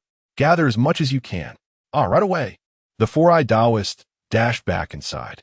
Shortly thereafter, he emerged, cradling the wooden tub that had just been used for Kai and Amp, Oppo's, bath. As the two rummaged through the house for these items, the Imperial zombie, ensnared in the earth, began to exhibit signs of attempting to break free. "Brother, master, you must hold it down." Hearing this, the two realized that the Imperial zombie was trying to seize the opportunity to escape. "Vile creature, you shall not flee." Having spoken, the two swiftly pressed the body of the royal zombie back down. "Monk, quickly administer the snake medicine." Master Ishio seized several bottles of the concoction, timed his actions perfectly, and then poured the entirety into the mouth of the royal zombie. Observing that the medicine remained stagnant in its mouth, Master Ishio promptly fetched a ladle of glutinous rice water from the wooden barrel. "Here, let this aid in your digestion." A scoop of the rice water was then poured into the zombie and Oppo's mouth. As the viscous liquid flowed down, dark smoke began to emanate from within the royal zombie and Oppo's body. "It's working." Upon witnessing this, Taoist Simu reached out and stuffed another handful of glutinous rice into its mouth. "Here, let me treat you to a hearty meal." The royal zombie then began to convulse violently. Chapter 86. Annihilating the royal zombie, reaping abundant rewards as they gazed at the increasingly feeble royal zombie. A collective sigh of relief washed over the crowd. In his past life, Qin Song had gleaned the creature and Oppo's weaknesses from the plot of a film. Snake venom and glutinous rice water were the substances that instilled the greatest fear in zombies. Although the royal zombie possessed an extraordinarily robust physique, the protagonist in the film had effectively vanquished it by targeting its internal organs with these very substances. The scene unfolding before them now served to validate that knowledge. With the snake venom and glutinous rice water continuously flowing into the royal zombie and Oppo's mouth, it began to expel a stream of green liquid. Its struggles grew progressively weaker. Observing this, Qin Song promptly lifted the wooden barrel and poured the glutinous rice water into the zombie and Oppo's belly. "Master, will this substance be useful?" Kai inquired, eyeing the discarded barrel as he grasped two venomous snakes. "It will indeed." Feed the snakes the glutinous rice water and quickly force them into its mouth, Qin Song commanded, hastily prying open the royal zombie and Oppo's jaws. The snakes, having imbibed a substantial amount of the glutinous rice water, would have a pronounced effect on the zombie. Once released from Kai's grip, the snakes fervently wriggled towards the gaping maw of the zombie. Observing the convulsing royal zombie, Qin Song urgently instructed everyone to step back. He then brandished a talisman. "Mountains and rivers fire, command." Boom! A sudden conflagration erupted, and once again, the desolate wails of the royal zombie echoed through the dense forest. As the malevolent aura emanating from the royal zombie dissipated, the heavenly fire began to engulf its entire being. Observing the royal zombie being consumed by the flames, Master Ishio could not help but silently recite a Buddhist mantra. The inferno raged for nearly an hour, and only then did the royal zombie, which had been struggling amidst the blaze, collapse to the ground, devoid of any further motion. In a fleeting moment, the flames danced, and before long, the royal zombie and Oppo's corporeal form was reduced to a heap of charred remains, while the air was filled with a pungent odor of burning flesh. As the last flicker of flame extinguished, a notification sound resonated in Qin Song and Oppo's ears. "Ding! Congratulations! You have successfully vanquished a bronze-armored zombie, earning 600 points of virtue, 200 silver coins, and the skill Indestructible." Listening to the system and Oppo's notification, Qin Song felt at that moment it might be the most enchanting sound in the world. Host, Qin Song, cultivation, Xian level Celestial Master, first rank. Techniques, Maoshan Taoism, Maoshan 49 Needles, Maoshan Medical Arts. Virtue, 1165, 1500. Account balance, 445 silver coins. Skills, Golden Bell Shield, Iron Cloth Garment. Indestructible, although the extermination of the royal zombie was arduous. The rewards reaped from this endeavor were equally enticing. Gazing at the ashes that remained of the royal zombie, the four-eyed Taoist collapsed onto the ground in a state of relief. Finally, this malevolence has been eradicated. Although the four-eyed Taoist felt an immense sense of pride in vanquishing such formidable zombies for the first time in his life, his spirit swiftly waned upon witnessing the dilapidated state of his once sacred temple. My home, my temple, for one who valued wealth as dearly as life itself. The devastation of his sanctuary was a blow more grievous than death. As he sat despondently on the ground, tears brimming in his eyes, he resembled a mere child. This poignant scene was indeed difficult for Qin Song to comprehend. Come now, senior brother, it is but a house that has suffered some damage. In time, we can find someone to repair it. It is hardly of grave concern. Upon hearing Qin Song and Amp, Oppo's words, the four-eyed Taoist and Amp, Oppo's expression fell significantly. You do not understand, junior brother. My temple is in such a wretched state. I cannot fathom the cost of restoring it. You know well that I am not wealthy. Sensing that the four-eyed Taoist was about to lament his financial woes, Qin Song swiftly intervened. Enough of this, senior brother. I am aware you do not have much savings. Here, take some of my funds. With that, Qin Song produced a heavy pouch from his garment. As the four-eyed Taoist received the bag of silver coins, his astonishment was palpable. Junior brother, there must be at least 300 taels here.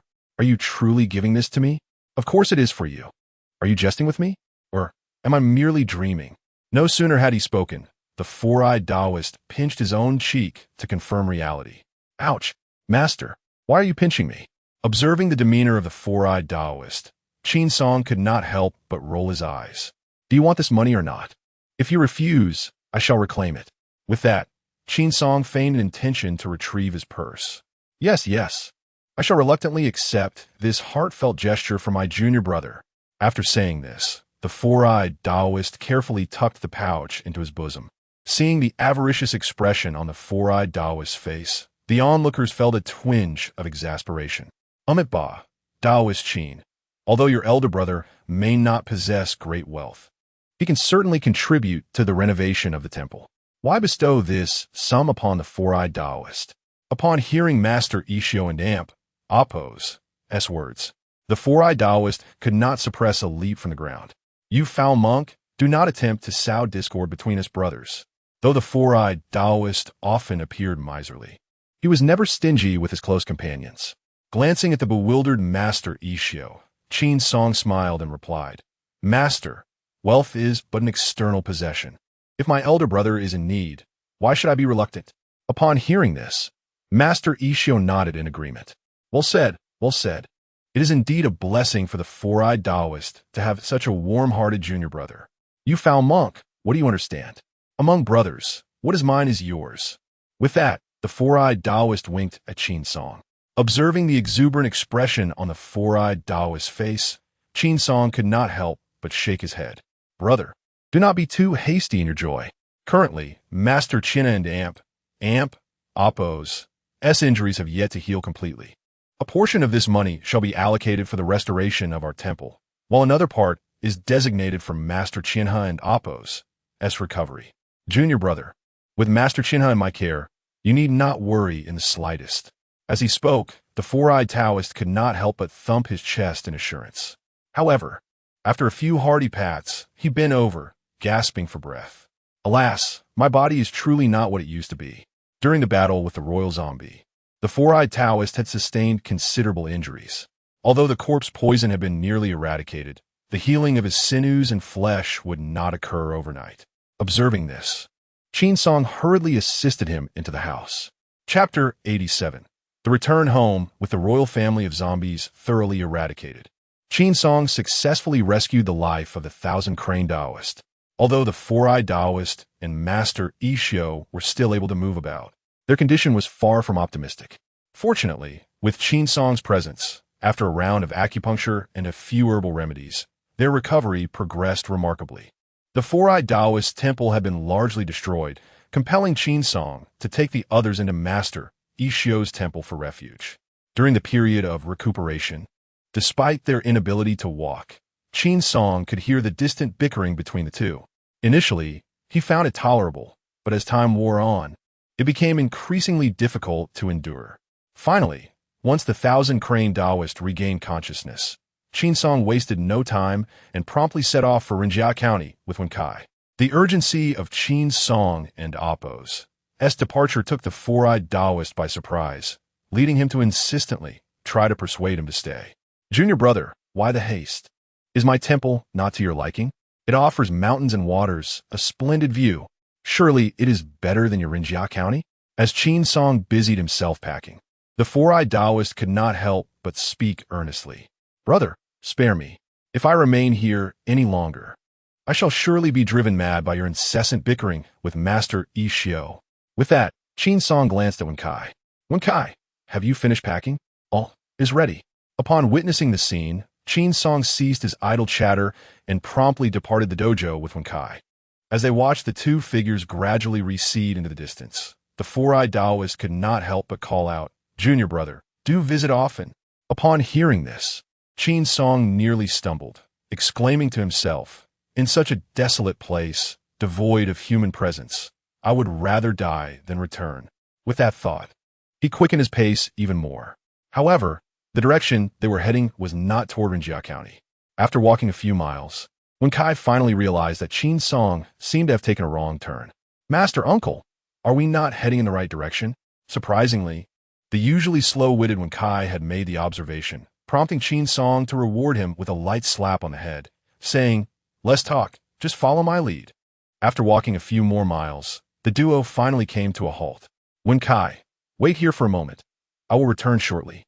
Before Wen Kai could gather his thoughts, Qin Song had vanished into the thicket like a wisp of smoke.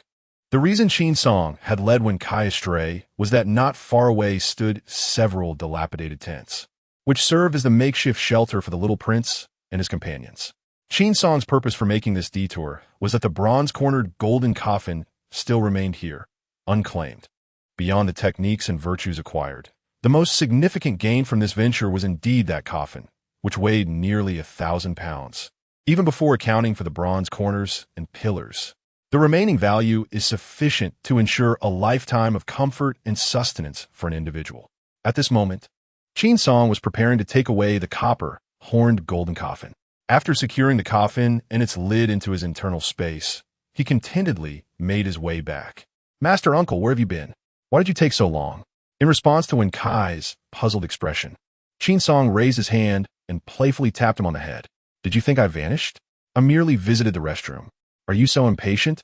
If you possess the ability, you can return on your own, sparing someone the trouble of protecting you." Upon hearing that Qin Song might abandon him, Wen Kai instinctively shrank back. "Master Uncle, I was wrong. Shall we go together?" After several days of travel, under the hazy moonlight, the two men faintly discerned a cluster of lights in the distance. "Master Uncle, we've arrived. Let us rest for the night at the Charity Cemetery." The sky had darkened considerably. "Aishan and Appo's, to disturb your master. You may return alone. Remember to inform him that I shall visit again tomorrow." Noting Qin Song and Appo's eagerness to return, Wen Kai refrained from saying more. After parting ways, Qin Song promptly headed towards the herbal medicine clinic. As he gazed at the plaque hanging at the entrance, a deep sigh of relief escaped his lips. "At last I am home." He quickened his pace towards the clinic's door. However, upon arriving, he was taken aback to discover that the iron lock on the clinic's door had mysteriously vanished. Observing the slightly ajar wooden door, Qin Song felt a surge of alertness. Could it be that the clinic has fallen prey to thieves? With this thought in mind, Qin Song cautiously pushed the door open and stepped inside. As he traversed the courtyard and entered the living room, he was taken aback to discover a figure dozing beside the coffee table. Upon closer inspection, he realized it was the long-unseen Ren Tingting. At that moment, she held a broom in her hand, perhaps exhausted from tidying up the room, which led her to lean against the coffee table for a brief respite. It was surprising to see a wealthy young lady willing to lower herself to clean the clinic for him. A wave of warmth surged within Qin Song and Amp Oppo's heart. Noticing Ren Tingting curled up beside the coffee table, he quickly draped his clothing over her to shield her from the chill of the air. Yet, this gentle gesture disrupted Ren Tingting and Oppo's sweet slumber. Qin Song, you and Oppo's Via returned? Am I dreaming? She murmured, rubbing her eyes. You are not mistaken. I have indeed returned. Qin Song replied, seizing her small hand. Its coolness and delicate softness felt exquisite, akin to two pieces of fine jade, making it impossible for him to let go. Perhaps sensing the warmth radiating from his palm, Ren Tingting and Oppo's eyes widened in surprise. Qingge, it truly is you. You have really come back. In that moment, the realization of his presence banished all her fatigue, and an overwhelming joy of reunion filled her heart. Returning so late, you must be exhausted. Please take a seat. I shall prepare something for you downstairs. With that, Ren Tingting turned and hurried towards the kitchen. It was evident that during Qin Song's absence, Ren Tingting had become intimately familiar with the layout of the clinic. Tingting, you needn't fuss about. I'm not hungry. Qin Song gestured for Ren Tingting to sit beside him, then promptly opened his satchel. As she beheld the array of boxes and packages before her, a flicker of astonishment appeared in Ren Tingting's eyes. Tingting, all these were purchased during my stroll. I cannot ascertain whether they will please you, but perhaps you might like to try them? Gazing at the pearl powder and various shades of rouge and foundation laid out on the table, Ren Tingting felt a surge of emotion. I adore them all. I truly do. Chapter 88. The harmonious couple gazing at the beaming Ren Tingting. Qin Song could not resist leaning closer to her ear. Do you prefer rouge and powder more, or do you favor me? Upon hearing Qin Song's words, Ren Tingting's ears instantly flushed a deep crimson. You are truly mischievous. With that, she raised her fist and playfully struck his chest. Seeing her blushing countenance, Qin Song couldn't help but chuckle. After their playful banter, Ren Tingting finally straightened her attire and set the broom aside. Oh no, the noodles are still in the pot. Caught up in her frolic with Qin Song, she had completely forgotten about her cooking. Now realizing the situation, she discovered that the noodles had turned into a gooey mess. Brother Qin, just hold on a moment. I will make you a fresh batch. With that, Ren Tingting busied herself in the kitchen. Before long, 2 bowls of steaming noodle soup were placed on the table. Although the ingredients were limited, Ren Tingting had managed to prepare a simple yet delightful vegetarian noodle dish. The aroma wafting from the noodles made Qin Song's stomach audibly protest. Hearing the rumbling from his belly, Ren Tingting couldn't and Oppo's help but burst into laughter. All right, eat up. Make sure to rest early afterward. Indeed, a hearty meal will allow for a good night's rest. By chance, Qin Song caught sight of a set of keys dangling from Ren Tingting's waist. One of the keys bore a striking resemblance to that of the clinic's front door. How did you come to possess the key to my house? Qin Song pondered, utterly perplexed. After all, there were only 2 keys to the clinic and Amp Oppo's entrance. One resided in Qin Song's pocket, while the other was securely placed within the ancestral hall. Could it be that this key belonged to Uncle Gio? Just as Qin Song was about to inquire further, a voice suddenly echoed from outside the clinic. Of course, and Oppo's. That's my key. I and Oppo's am so busy every day that I hardly have time to help you clean your house. To Qin Song and Oppo's astonishment, Uncle Gio had unexpectedly arrived in the dead of night. He set down his chopsticks and rose to greet him. Observing this, Ren Tingting promptly followed suit, creating a scene reminiscent of a harmonious couple. Brother, what brings you here at such a late hour? If you have matters to discuss, I could simply come to see you tomorrow, Qin Song remarked, his face displaying a mix of irritation and confusion. Uncle Gio couldn't help but chuckle at Qin Song's vexation. You rascal, I didn't come here to sabotage your affairs. If my presence bothers you, I can take my leave right now. With that, Uncle Gio pretended to stride towards the door. Qin Song, well aware of Uncle Gio's temperament, merely crossed his arms and patiently awaited his return. However, for Ren Tingting, the playful banter between the brothers was lost on her. As Uncle Gio turned to exit, she hurried after him. Uncle Gio, You must have come at this late hour to discuss something with Brother Qin, right? Since you have matters to attend to, I shall not intrude. Upon concluding her words, Ren Tingting tidied her small bag and turned to walk towards the door. To her surprise, Ren Tingting appeared quite serious, which left Uncle Gio feeling somewhat embarrassed. "Miss Ren, please hold on," he exclaimed. "I was merely jesting with my junior earlier. Why the haste to leave?" Observing this, Qin Song promptly grasped Ren Tingting and Amp, Oppo's S-arm. Tingting pay him no mind. Although both parties feigned indifference, Ren Tingting was acutely aware that Uncle Gio had ventured out late at night likely to discuss an important matter with Qin Song. After pondering for a moment, Ren Tingting decided to remove the key from her waist. "Uncle Gio, it is getting rather late outside. If there is nothing pressing, I shall take my leave. My father will surely start another round of admonitions if I return too late."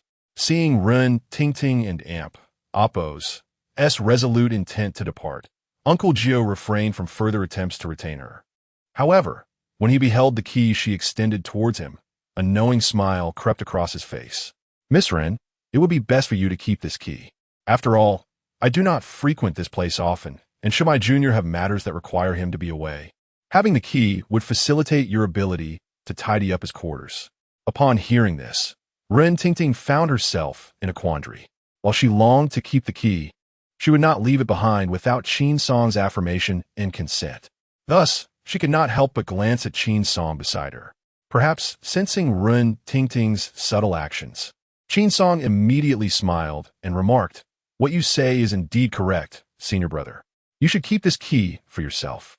Upon hearing Qin Song's acquiescence, Ren Tingting and Oppo's face instantly blossomed with joy. "Very well, Brother Qin. Uncle Gio, you may continue your conversation. I shall return home now." With that, Ren Tingting joyfully dashed out. "Senior brother, please take a moment to rest. I shall be back shortly." Watching her retreating figure, Qin Song hurriedly followed behind her. It was only after ensuring her safe return home that he made his way back to the medical clinic. As soon as he stepped through the clinic's entrance, Qin Song was met with Uncle Gio and Oppo's teasing voice. "Ah, Qin Jr. brother, what brings you back so early? We Haven and Oppo's seen each other for several days, and I thought you two would be indulging a bit longer." Observing Uncle Gio's barely suppressed laughter from a distance, Qin Song quietly approached him. "Senior brother, I understand that this is merely a case of sour grapes on your part. If you find yourself lacking in warmth, I wouldn't mind making a trip to fetch Sister Jigu for you." Originally, Uncle Gio had been reclining leisurely in a rattan chair, anticipating Qin Song's embarrassment. However, upon hearing the mention of Jigu, he nearly toppled over. After adjusting his attire, Uncle Gio grumbled, "You little rascal, why bring her up out of the blue? Who told you to mock me first? Is it only permissible for the officials to set fire while the commoners are forbidden from lighting a lamp?" Caught off guard by Qin Song and Oppo's words, Uncle Gio found himself momentarily at a loss for words. After a moment, Gio Shu waved his hand and said, "Enough of this idle chatter. I require the copper coin sword." As soon as Gio Shu arrived at the medical clinic, Qin Song had already surmised that he was there for the copper coin sword. However, what surprised Qin Song was Gio Shu's evident urgency today. After retrieving the copper coin sword from its brocade box and handing it to Gio Shu, Qin Song couldn't help but inquire, "Brother, your haste for the copper coin sword. Could it be that you are facing some trouble?" Upon hearing this, a trace of worry appeared on Gio Shu's face. "The last time a magical artifact was destroyed, many of my ventures were left unpursued. When I heard from Wenkai that you had returned, I hurried over to fetch the copper coin sword. Tomorrow, I have a pressing task at hand. If you are free, could you possibly assist your elder brother?"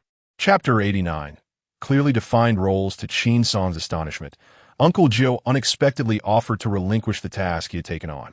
After all, the meager income from the ancestral hall was scarcely sufficient to cover regular expenses. Consequently, Uncle Gio would often engage in activities such as seeking hidden graves and feng shui consultations. "Brother, have you taken leave of your senses today? Why would you pass on a perfectly good job to me?" Qin Song protested. "Moreover, my primary focus is running the clinic and healing the sick. I am utterly ill-equipped to handle matters of ghost catching and feng shui." Seeing that Qin Song was reluctant to accept, Uncle Gio grew anxious. My dear junior brother, I have already collected the deposit. If you refuse, it will leave my pockets quite empty. Noticing the sincerity in Uncle Gio's words, Qin Song could not help but inquire. Why don't you go yourself? Why must it fall to me? Upon hearing this, Uncle Gio hastily began to explain. Yesterday, Mr. Liu from Juzhuang village sent word that someone in his household is possessed and wishes for me to take a look. I accepted the task without much thought, as I have recently spent an inordinate amount on ritual items and yellow paper, leading me to take on numerous jobs. However, unexpectedly, the gentleman scheduled for a feng shui consultation the day after tomorrow urgently requested that I visit his village tomorrow instead. I find myself too occupied to manage that. So you thought of me, did you? Qin Song and Amp, Oppo's expression revealed his exasperation, leaving Uncle Gio feeling somewhat embarrassed. Very well, I shall take on this matter. To Qin Song and Oppo's surprise, his agreement came with such alacrity that the tension etched on Uncle Gio and Oppo's face finally eased somewhat. With an early journey to Juzhuang village ahead, and Uncle Gio also intent on seeking the grave, after exchanging a few casual words, Uncle Gio hastily departed the medical hall. Weary from the day and Oppo's exertions, Qin Song collapsed into his bedding and swiftly succumbed to slumber. The following morning, after a hearty breakfast, Qin Song, having readied himself, ventured out and hailed a cart, setting forth towards Juzhuang village. Having not seen him for an extended period, he was greeted by familiar faces along the way, all eager to exchange pleasantries. Upon reaching Juzhuang village, he found it was nearly noon. Following the address provided by Uncle Gio, Qin Song soon arrived at the entrance of a grand residence. Is anyone there? Is anyone present? After calling out several times, a young servant, clad in attire befitting his station, finally opened the sturdy door. Whom do you seek? The servant and Amp, Oppo's eyes betrayed a flicker of wariness at the sight of the unfamiliar visitor. Greetings, I am Qin Song, a physician from the Ben Chao Medical Hall in Rinjia County. I have come today to... Before Qin Song could finish his sentence, the servant abruptly slammed the door shut with a resounding thud. Through the heavy barrier, Qin Song could faintly discern the servant's mutterings. Yet another charlatan from the underworld. Does he truly believe her master can be so easily deceived? To his dismay, Qin Song found himself mistaken for a fraud, leaving him at a loss for words in that moment.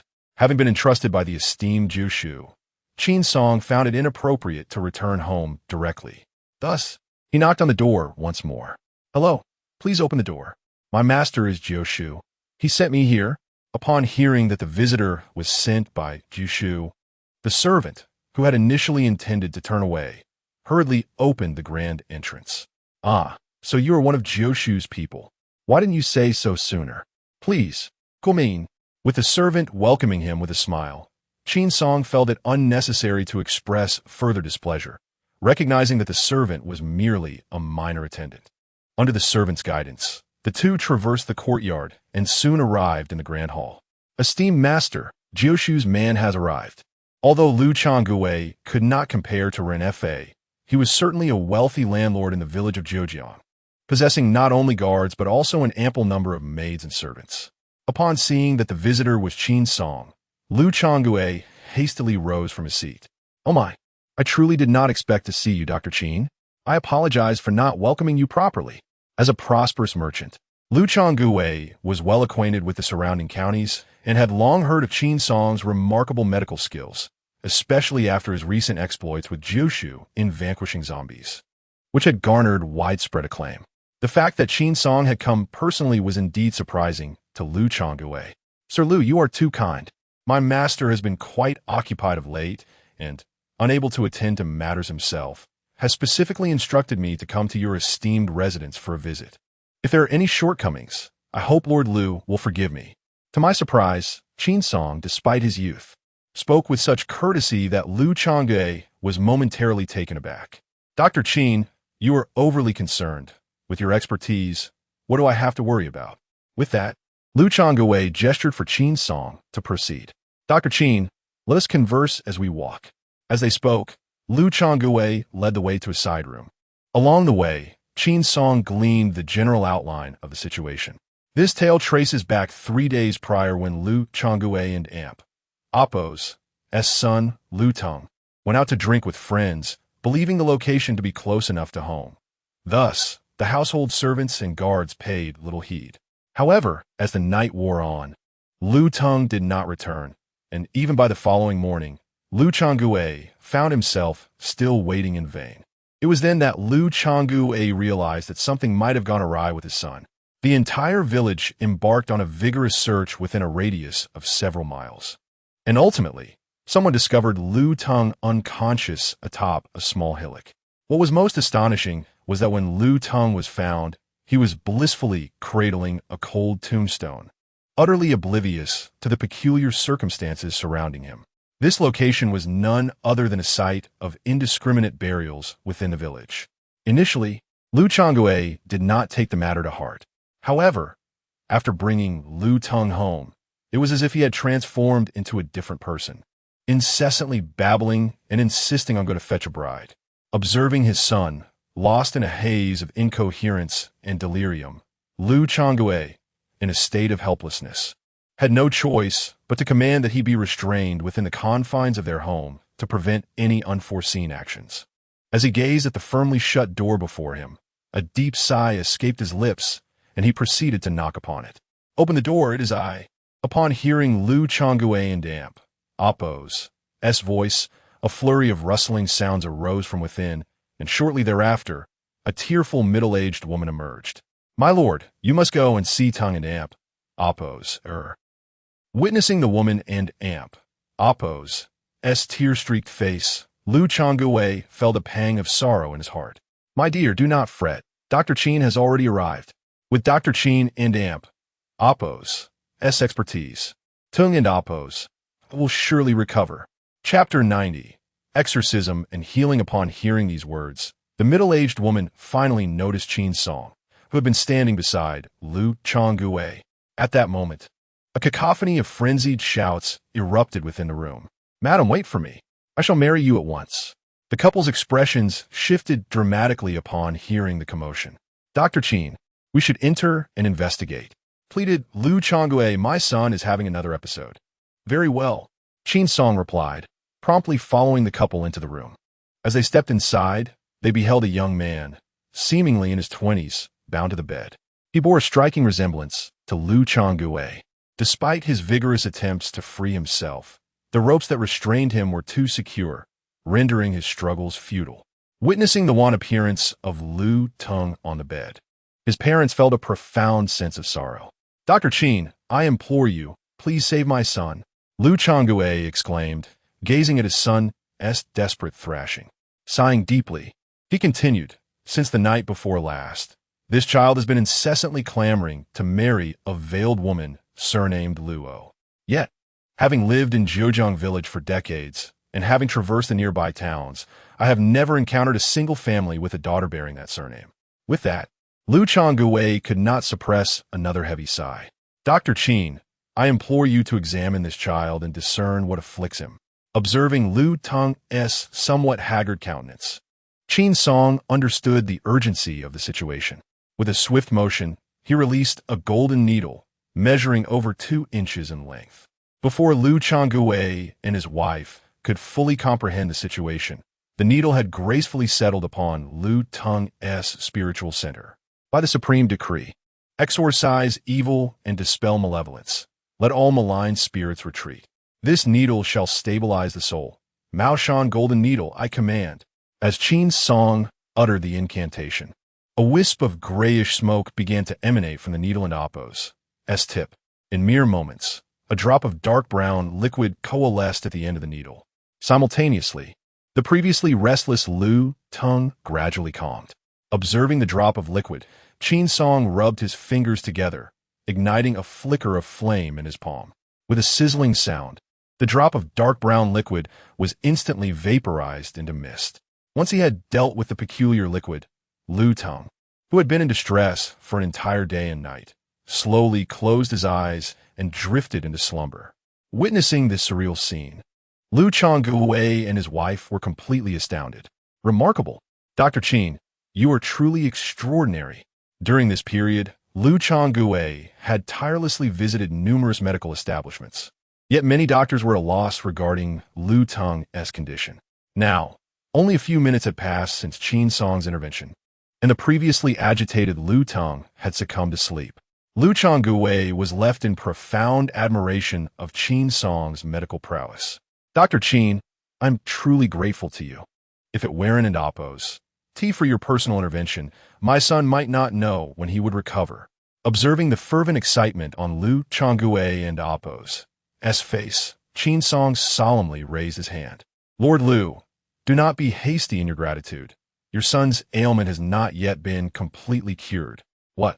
Upon hearing this, Lu Changgue was rendered speechless. The human soul comprises 3 spirits and 7 souls.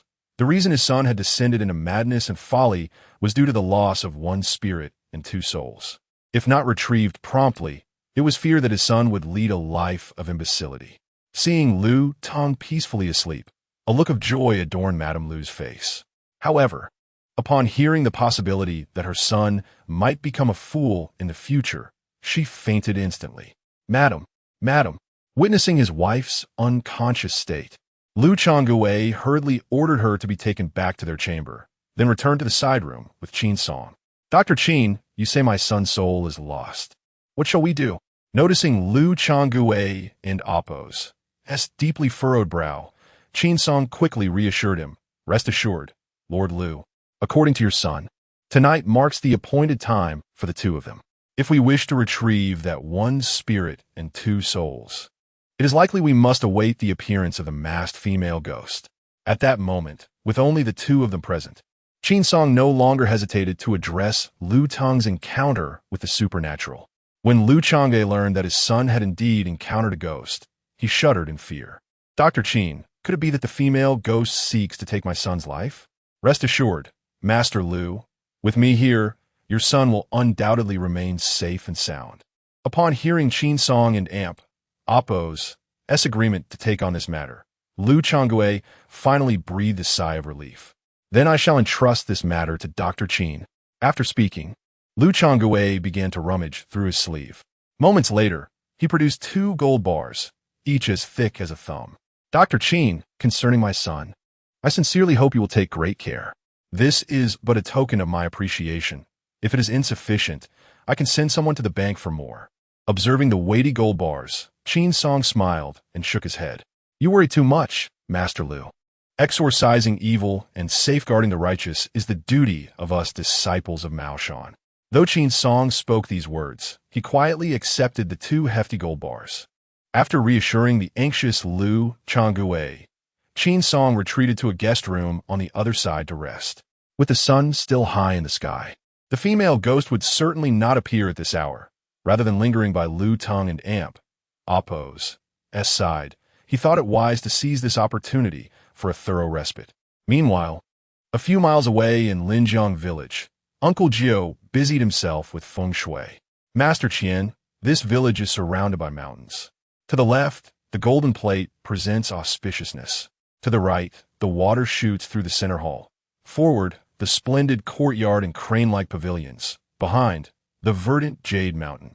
It truly embodies the principles of feng shui, attracting both prosperity and fortune. It is indeed a land blessed with good feng shui. While Uncle Jiao proclaimed the place to be a treasure of feng shui, the expression on Qian Fugui's face revealed no trace of joy.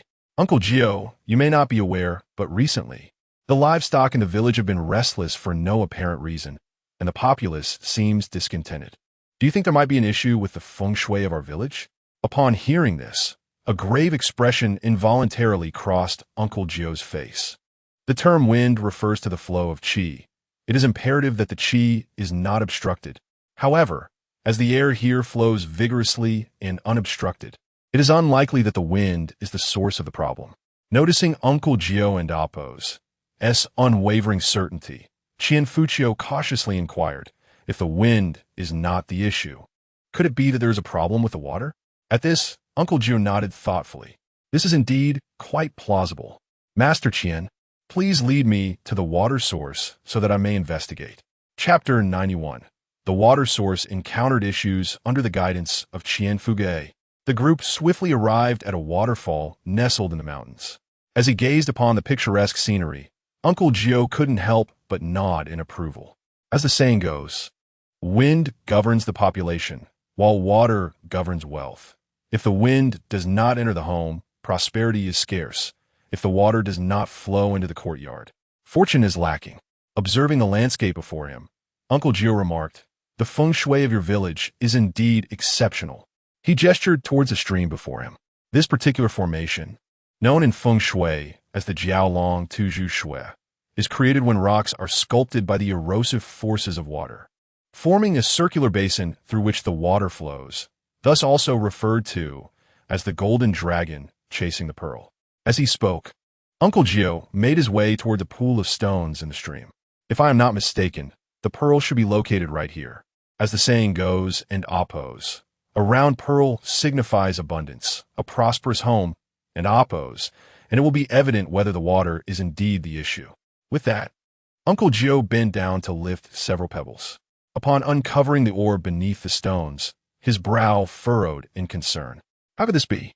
At that moment, the once lustrous dragon pearl displayed several fissures, its sheen dulled, devoid of its former brilliance. Just then, Qian Fugue also noticed the dragon pearl shimmering in the stream. "Uncle Gio, is there something wrong with this water?" In response, Uncle Gio offered no further words. He simply snapped a branch from a nearby tree and approached a deeper section of the water. With a decisive thrust, he speared a fish that surfaced immediately. However, the fish captured by Uncle Gio was already lifeless. As he drew closer, a foul stench wafted towards him. When Qian Fugue caught a whiff of the decaying fish, he nearly retched from the odor. After regaining his composure, Qian Fugue approached once more, gazing at the lifeless fish in his hand. Uncle Gio turned his attention to Qian Fugue, who stood not far away. "Master Qian, there is an issue with the water in your village. Return and inform the villagers to refrain from drinking it." Upon realizing the gravity of the situation, Qian Fugue and oppose. S expression shifted to one of urgency. "Uncle Gio, we rely on this water daily. If it is indeed undrinkable, how will the villagers survive? Inhabited areas inherently require a water source. Without it, survival becomes impossible." The revelation that their vital water supply was compromised filled Qian Fugue with deep concern. "Master Qian, I will take it upon myself to locate a new water source. For now, it is imperative to alert the villagers to cease using this water." In response, Qian Fugue nodded earnestly. "Very well, Uncle Gio. I shall inform the villagers shortly." Suddenly, amidst their conversation, a splash echoed from nearby, followed by the frantic cries of Away for help. "Help! Help!" Upon hearing the desperate calls from the water, Uncle Gio and Qian Fugue rushed towards the source of the commotion. As the two arrived at the riverbank, they were taken aback to find Away thrashing about in the water. "Away, the water is hardly deep. What are you making such a fuss about?" Upon realizing it was Uncle Gio who had come, Away hastily stood up from the water. "Oh, is that so, Uncle Gio? I just felt like the water was quite deep." While speaking, Away waded out of the river. Observing Away, now drenched and resembling a drowned rat, a young girl approached the shore. "Oh dear, hurry up and come ashore. This river water is filthy." With that, the girl cautiously made her way to the riverbank and extended her hand. This girl was none other than Juanru, Away and Amp, Appo's distant cousin, who had often been spoken of by Qin Song. Since Juanru's arrival in Renjia County, Away had been attentively managing her daily needs. After many days of interaction, the distance between them was gradually diminishing. At that moment, Uncle Gio was busy assessing the feng shui of Linjiang village, and ostensibly, Away was there to assist. In reality, he understood nothing of the matter. Rather than clumsily following along, he would prefer to enjoy excursions with his cousin. The reason Away fell into the water was that Juanru and Appo's handkerchief had slipped into the river.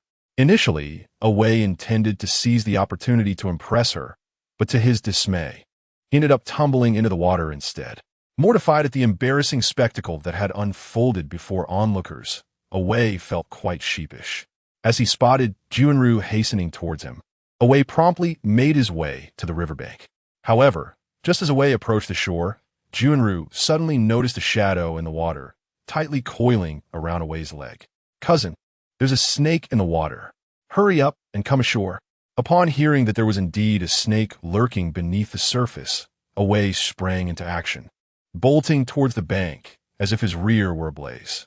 As Away scrambled onto the land, the onlookers finally discerned that what had ensnared Away's ankle was not a water snake after all, but rather a robust vine. As the vine gradually emerged from the depths, the crowd was taken aback by the bizarre sight. With the vine being pulled further ashore, a net woven from the very same vine was revealed. To everyone in Amp, Appo's astonishment, the net was laden with numerous deceased bats. The presence of drowned bats in the water was utterly unexpected, leaving Qian Fugui filled with perplexity. In all the nearby villages, he had never heard of bats being sighted. How could such a multitude suddenly appear? Meanwhile, Uncle Gio was equally intrigued. Although he could not claim to possess exhaustive knowledge of Linjiang village and its surroundings, he was certain that within a radius of several dozen miles, bats had never been known to roam. "Master Qian, with so many dead bats suddenly appearing, it's likely that the local bat population will only increase." Upon hearing this, Qian Fugui immediately called Away aside. "Captain Away, I must trouble you to conduct a search in the vicinity to ascertain whether there exists a bat's lair." Upon hearing this, Away readily agreed, taking on the responsibility with great enthusiasm. "Rest assured, this matter is in my capable hands." Soon after, Away gathered a group of companions and commenced their search near the water source. As their search area expanded, they quickly stumbled upon a church undergoing repairs. However, after a prolonged search within the church, they found no clues pertaining to the bats, despite the absence of any leads regarding the bats. While a few individuals were still scouring for information, a locked chamber caught the attention of Uncle Gio. Noticing Uncle Gio's keen interest in the locked door, the plump nun who had been following him promptly exclaimed, "This is the priest and imp, Appo's meditation room. You cannot enter." Chapter 92. The female ghost's proposal. Upon hearing that the plump nun categorically forbade him from entering, a faint smile crept across Uncle Gio's face. "Rest assured, I shall not enter, but might you kindly open the door to allow me a glimpse inside?" Despite Uncle Gio and Amp, Appo's insistence to uncover the truth, the stout nun shook her head repeatedly. "I cannot, for I do not possess the key to this meditation room. It must remain sealed." Noting the nun and Amp, Appo's resolute demeanor, Uncle Gio chose not to press further. However, as they departed, he discreetly kicked a small paper effigy through the crack of the door. Utilizing the art of paper puppet manipulation, Uncle Gio soon discerned the interior of the meditation room. The space was adorned with crucifixes and garlic. Perhaps owing to years of neglect, dust and cobwebs pervaded the atmosphere, casting an air of desolation throughout the chamber. At the far end lay a skeletal remains whose identity, deduced from the photographs on the walls, belonged to one of the priests. Since the church bore no relation to the sudden appearance of bats, the group ultimately vacated the premises after fruitless searches. Presently, addressing the bat situation was paramount, yet resolving the water source issue was equally critical. Fortunately, with the village of Linjiang nestled amidst mountains and rivers, an abundance of subterranean streams awaited discovery. Following Uncle Gio and Appo's meticulous deductions and explorations, a new site was identified for drilling a well. Once the wooden stakes and red threads were arranged, they would await the auspicious moment on the morrow to commence the excavation. Yet, just as everyone had completed their preparations and returned to enjoy lunch, a dense throng of bats unexpectedly emerged from the depths of the forest. The swarm of bats swooped down with a cacophony of flapping wings toward a firmly embedded wooden stake, which they uprooted with astonishing ease. Subsequently, they cast the stake onto a nearby clearing, and after executing this peculiar task, the bats transformed into a dark cloud and vanished from sight. In the blink of an eye, the sun dipped below the horizon, and a full moon quietly ascended, while Qin Song, who had been meditating with his eyes closed, suddenly opened them wide. The Lu vine had been drained of a considerable amount of vital energy by malevolent spirits, and with one soul and two spirits captured, its current predicament was perilously dire. If such evil entities were not eradicated at the earliest opportunity, they would undoubtedly bring about endless calamities in the future. As a gentle breeze began to rise, the chill in the air intensified. Gazing at the eerily tranquil night sky, Qin Song found himself momentarily lost in thought. What could Ting Ting be doing? Just as he pondered overrun Ting Ting, an eerie wind suddenly swept through the Liu family courtyard. Upon sensing this ominous breeze brushing against him, a smile unexpectedly graced Qin Song and Appo's face. With hopeful anticipation, he had finally summoned the apparition. As the chill dissipated, a shadowy figure, barely discernible, materialized outside Liu Tong and Appo's room. "Young Master Liu, let's be on our way. My lady awaits you inside." After speaking, the little ghost erupted into a fit of giggles. Almost immediately, four small specters leaped over the 2-meter-high courtyard wall, landing with a flourish. At this moment, they bore upon their shoulders a paper sedan chair. As the 4 little demons entered the courtyard, Liu Tong, who had been lying on the bed, suddenly stood up with a vacant stare. Observing Liu Tong approach the door, the leading little demon revealed a sinister smile. "You all must exercise caution. This task has been entrusted to you by the young lady herself, so be vigilant." "Haha, fear not, boss. Do you think that if we successfully deliver this fellow back, the young lady might reward us with some essence of the underworld to savor?" The mere thought of potential rewards thrilled the little demons. Concealed in the shadows, Qin Song could not help but furrow his brow. He had not anticipated that only a few minions would appear. With a mere gesture, the 4 little demons let out a chilling scream before dissipating into a wisp of smoke. "Ding! Congratulations on exterminating the malevolent spirits. You are rewarded with 20 points of virtue and 4 silver coins." The entire incident transpired so abruptly that the leading little demon barely had time to react. Realizing that all 4 of his subordinates had been utterly vanquished. Who goes there?" No sooner had he spoken than a blinding golden light surged forth. A golden needle pierced the top of the little demon's head. As the golden radiance continued to envelop him, the little demon trembled uncontrollably. "Spare me, Great One, spare me." Sensing that his life was not immediately in peril, the little demon hastily begged for mercy. Qin Song emerged from the adjacent room. A mere malevolent spirit still dares to threaten the realm of mortals and claim lives? As Qin Song gazed upon Liu Tong and Appo's soul, which had already begun to depart, he waved his hand, and Liu Tong's bewildered spirit promptly returned to his corporeal form. With a mere gesture, he could restore the spirit to its rightful place, and the little ghost instantly realized that it had encountered a formidable opponent. "Spare me, esteemed immortal. I am but a humble wandering soul, compelled to act thus by that female specter." "Compelled, you say? Yet when you were scheming for rewards, did you mention being coerced?" Upon uttering these words, the golden needle radiated with brilliant light, and a chilling scream erupted from the little ghost into Appo's throat. "I overheard your previous conversation in its entirety. Dare you still claim to be coerced?" Feeling the oppressive aura emanating from above, the little ghost hastily recanted. "Esteemed immortal, I acknowledge my error. It was of my own volition. I was wrong." Realizing that evasion was futile, the little ghost resigned itself to the truth. "Revered Taoist, my lady has taken a liking to this young man. Just the other night, she specifically sent gifts of betrothal, which the Liu family accepted. We have come today to escort the young Master Liu back. We cannot be blamed for this." "You claim that Master Liu accepted your lady's betrothal gifts?" Upon hearing this, the little ghost eagerly nodded. "Indeed, it is Liu Tong's father, Liu Changgue. If he had not accepted the gifts and consented to this union, my lady would not have commanded us to fetch him." To his astonishment, it appeared that there was much more to this affair than he had anticipated. In a moment, Qin Song could not help but feel intrigued. "Pray tell, what dowry has your young lady brought?" "2 chests filled with gold and silver treasures, along with a set of jewelry that my lady wears at all times, under the oppressive influence of the peculiar artifact hovering above him."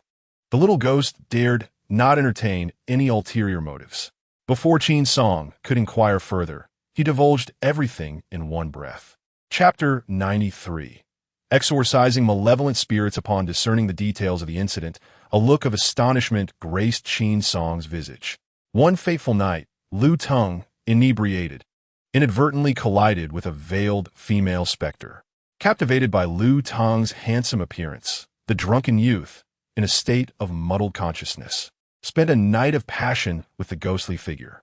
After ensuring Lu Tung's comfort, the female spirit made her way to the Lu residence, where she conveyed her proposal through a dream to Lu Changgue.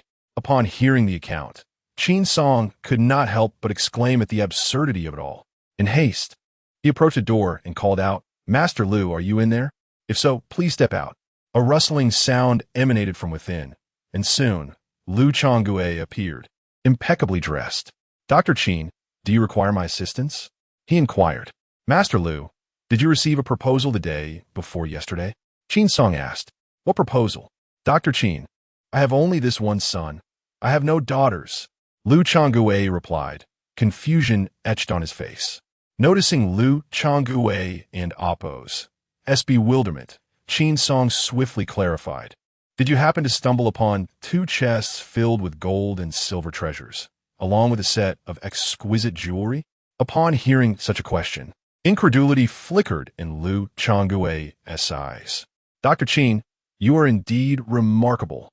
Could it be that you divined this?" he exclaimed, and with that, Lu Changgue animatedly recounted the events. "It is quite a coincidence that the day before yesterday, while I was searching for vines with some companions, I unexpectedly stumbled upon a cave in the mountains. Initially, I intended to investigate in hopes of finding any trace of my son, but to my astonishment, I uncovered an unexpected fortune."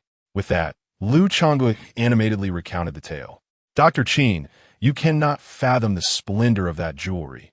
It is crafted from pure gold, and the agate and turquoise embedded within are the highest quality.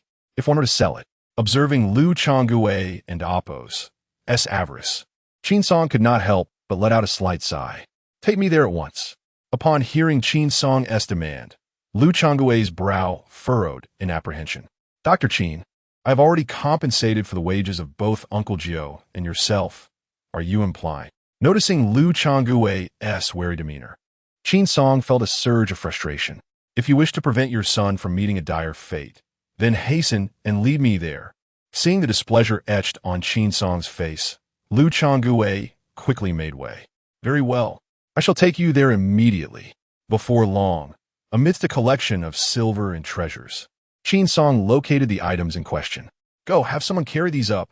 Under the effort of several attendants, the 2 chests of treasures along with the set of jewelry were transported to the threshold of Lu Tung and Appo's room. "Examine this closely. Are these not the items you mentioned?" Although the gold and silver made it impossible to ascertain the owner, upon seeing the jewelry, the young boy promptly nodded in acknowledgement.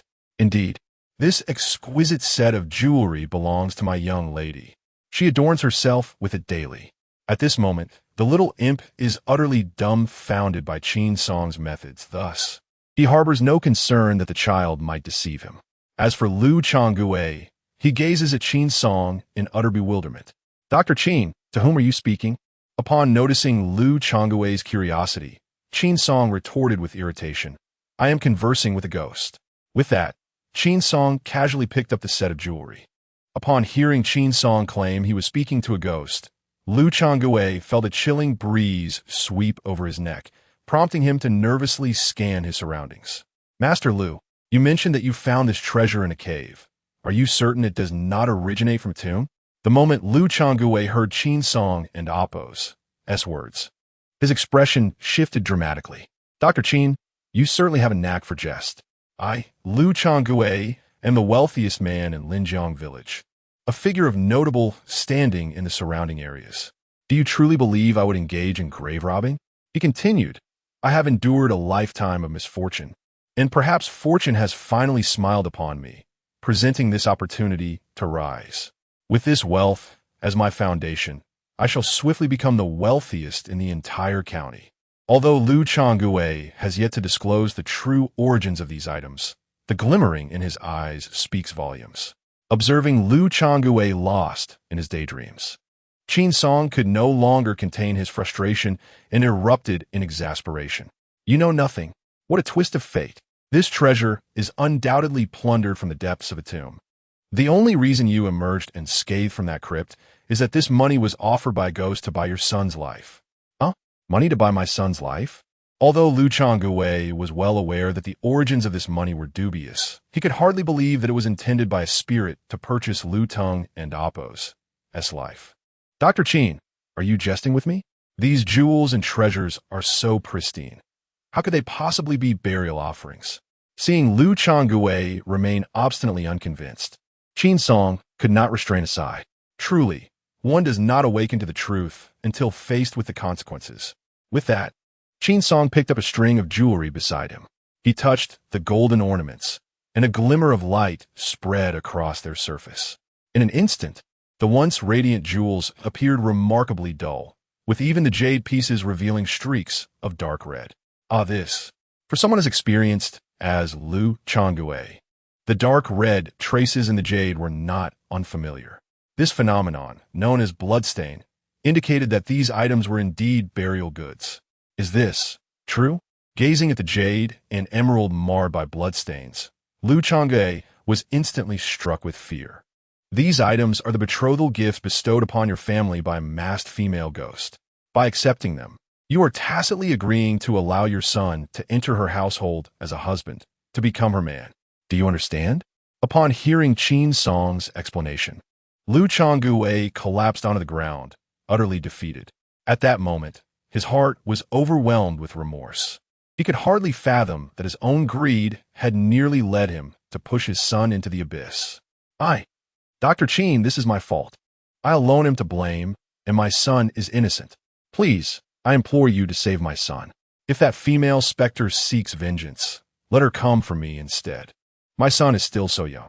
In that instant, having grasped the truth, Lu Changui felt as though he might be consumed by regret.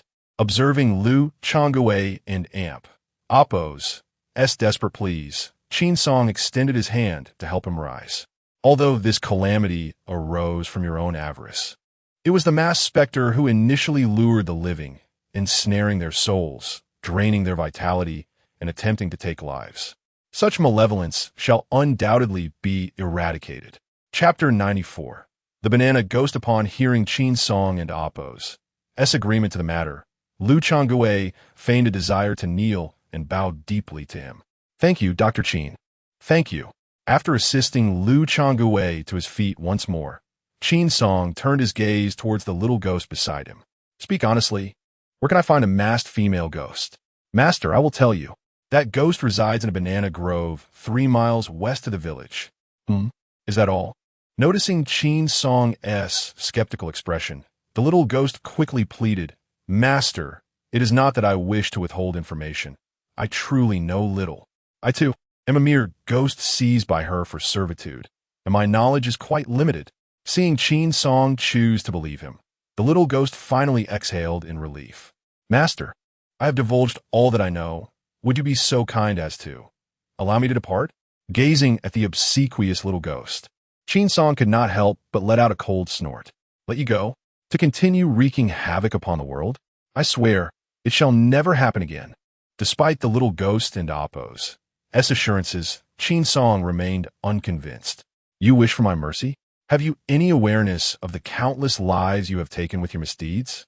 Your hands are stained with blood. Do you not reckon the weight of your own actions?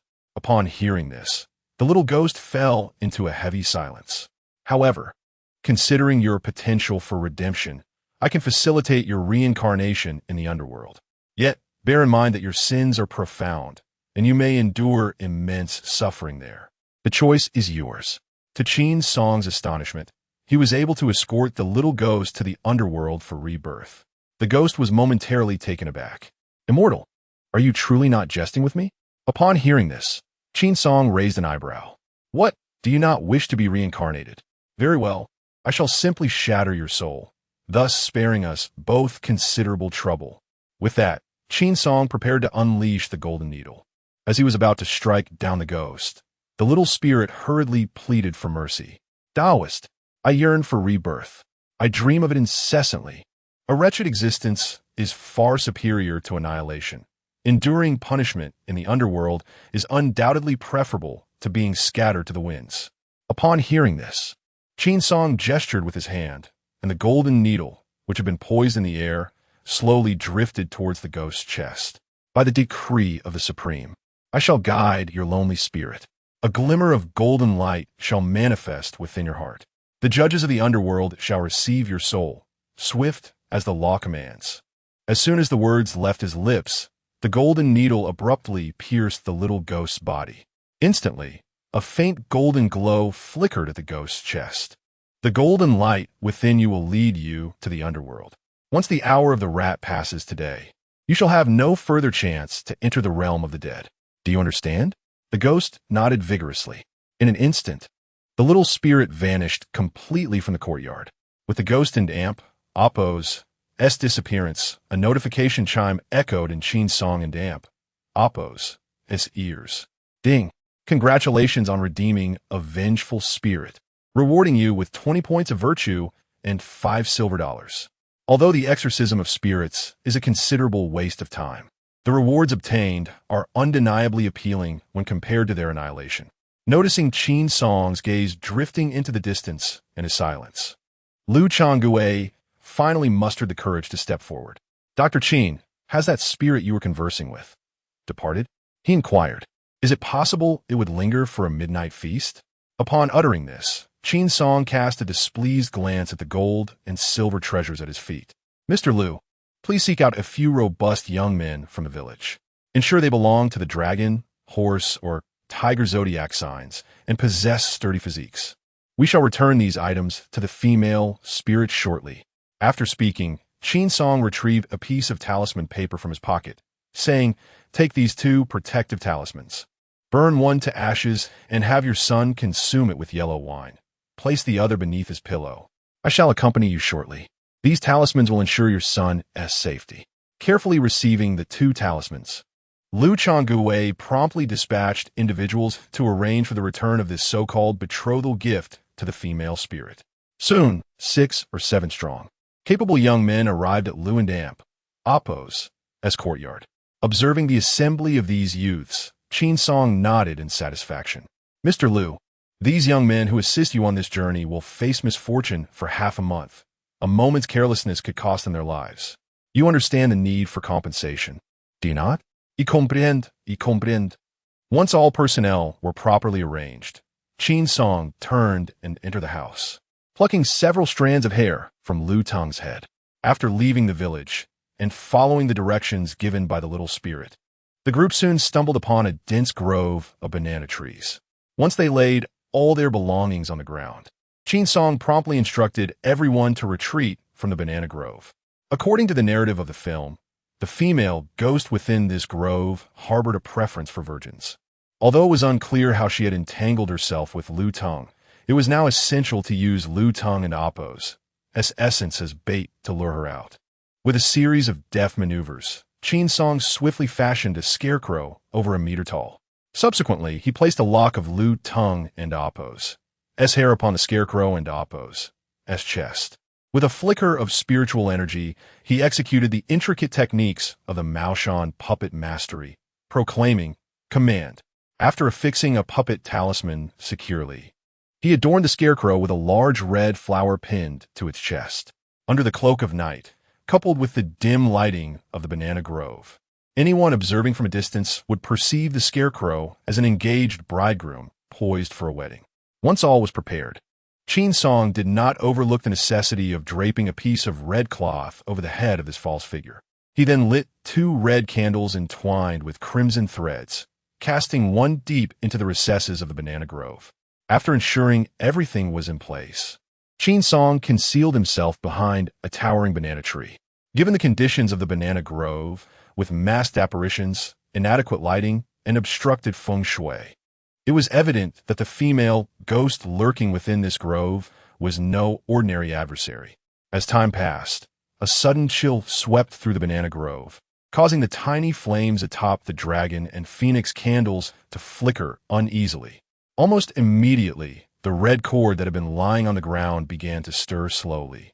Observing the swaying red cord, Qin Song cautiously approached the straw man. My beloved, you have made me wait in such agony. At that moment, a woman in Appo's voice unexpectedly resonated within the banana grove. Although Qin Song had mentally prepared himself, he still felt a shiver run down his spine. As the laughter drew nearer, four red blades suddenly emerged from the grove. The red blades danced in the wind before settling upon the straw man. Gazing at the sudden appearance of the red blades, Qin Song swiftly produced 3 golden needles in his hand. Chapter 95. The Golden Needle and the Female Ghost. As the voice of the female ghost drew nearer, a chilling aura suddenly emerged from the banana grove, accompanied by a gradual drop in temperature. A woman's figure unexpectedly stepped out from the shadows of the grove. Just as Qin Song prepared to strike and eliminate her, he was suddenly reminded that Lu Teng's soul and spirit were still in the possession of this ghostly apparition. If he were to deliver a fatal blow, it would undoubtedly lead to Lu Teng and Appo's demise as well. After deep contemplation, Qin Song slowly retracted the 2 golden needles. As the female ghost approached the scarecrow, the needles erupted from their confines, piercing through her ethereal form. "Ah, who dares?" she exclaimed, enraged at being ambushed on her own territory. At that moment, the banana ghost felt the pain of the needles penetrating her body, causing the dark energy within her to seep out incessantly. In the blink of an eye, her exquisitely beautiful visage vanished, replaced by a decayed face teeming with maggots. Realizing the dire situation, the banana ghost resolved to flee. However, she was taken aback to discover a scarecrow awaiting her not far away. Enraged at the sight of the figure draped in red cloth, she demanded, Who dares to confront me? Show yourself."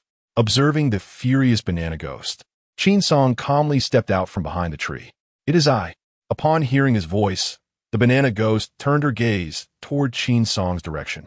Suddenly, the female ghost and Appo's expression changed dramatically, her face contorting into a menacing grimace. "You foul Taoist, thwarting my endeavors and slaying my subordinates. Today, I shall extract your soul to serve as the wick for my oil lamp." As the ghost lunged toward him, Qin Song extended his hand, and a beam of golden light hovered before her. "A mere specter dares to speak so boldly? I grant you a chance. Confess the whereabouts of Lu Teng and Appo's soul and spirit, or I shall make you experience a fate worse than death." Gazing at the ghastly visage of the female ghost, the golden needle nearby erupted with a brilliant radiance. "What if I refuse to speak?" Boom! Before the banana leaf ghost could finish her threat, the golden needle trembled violently. Instantly,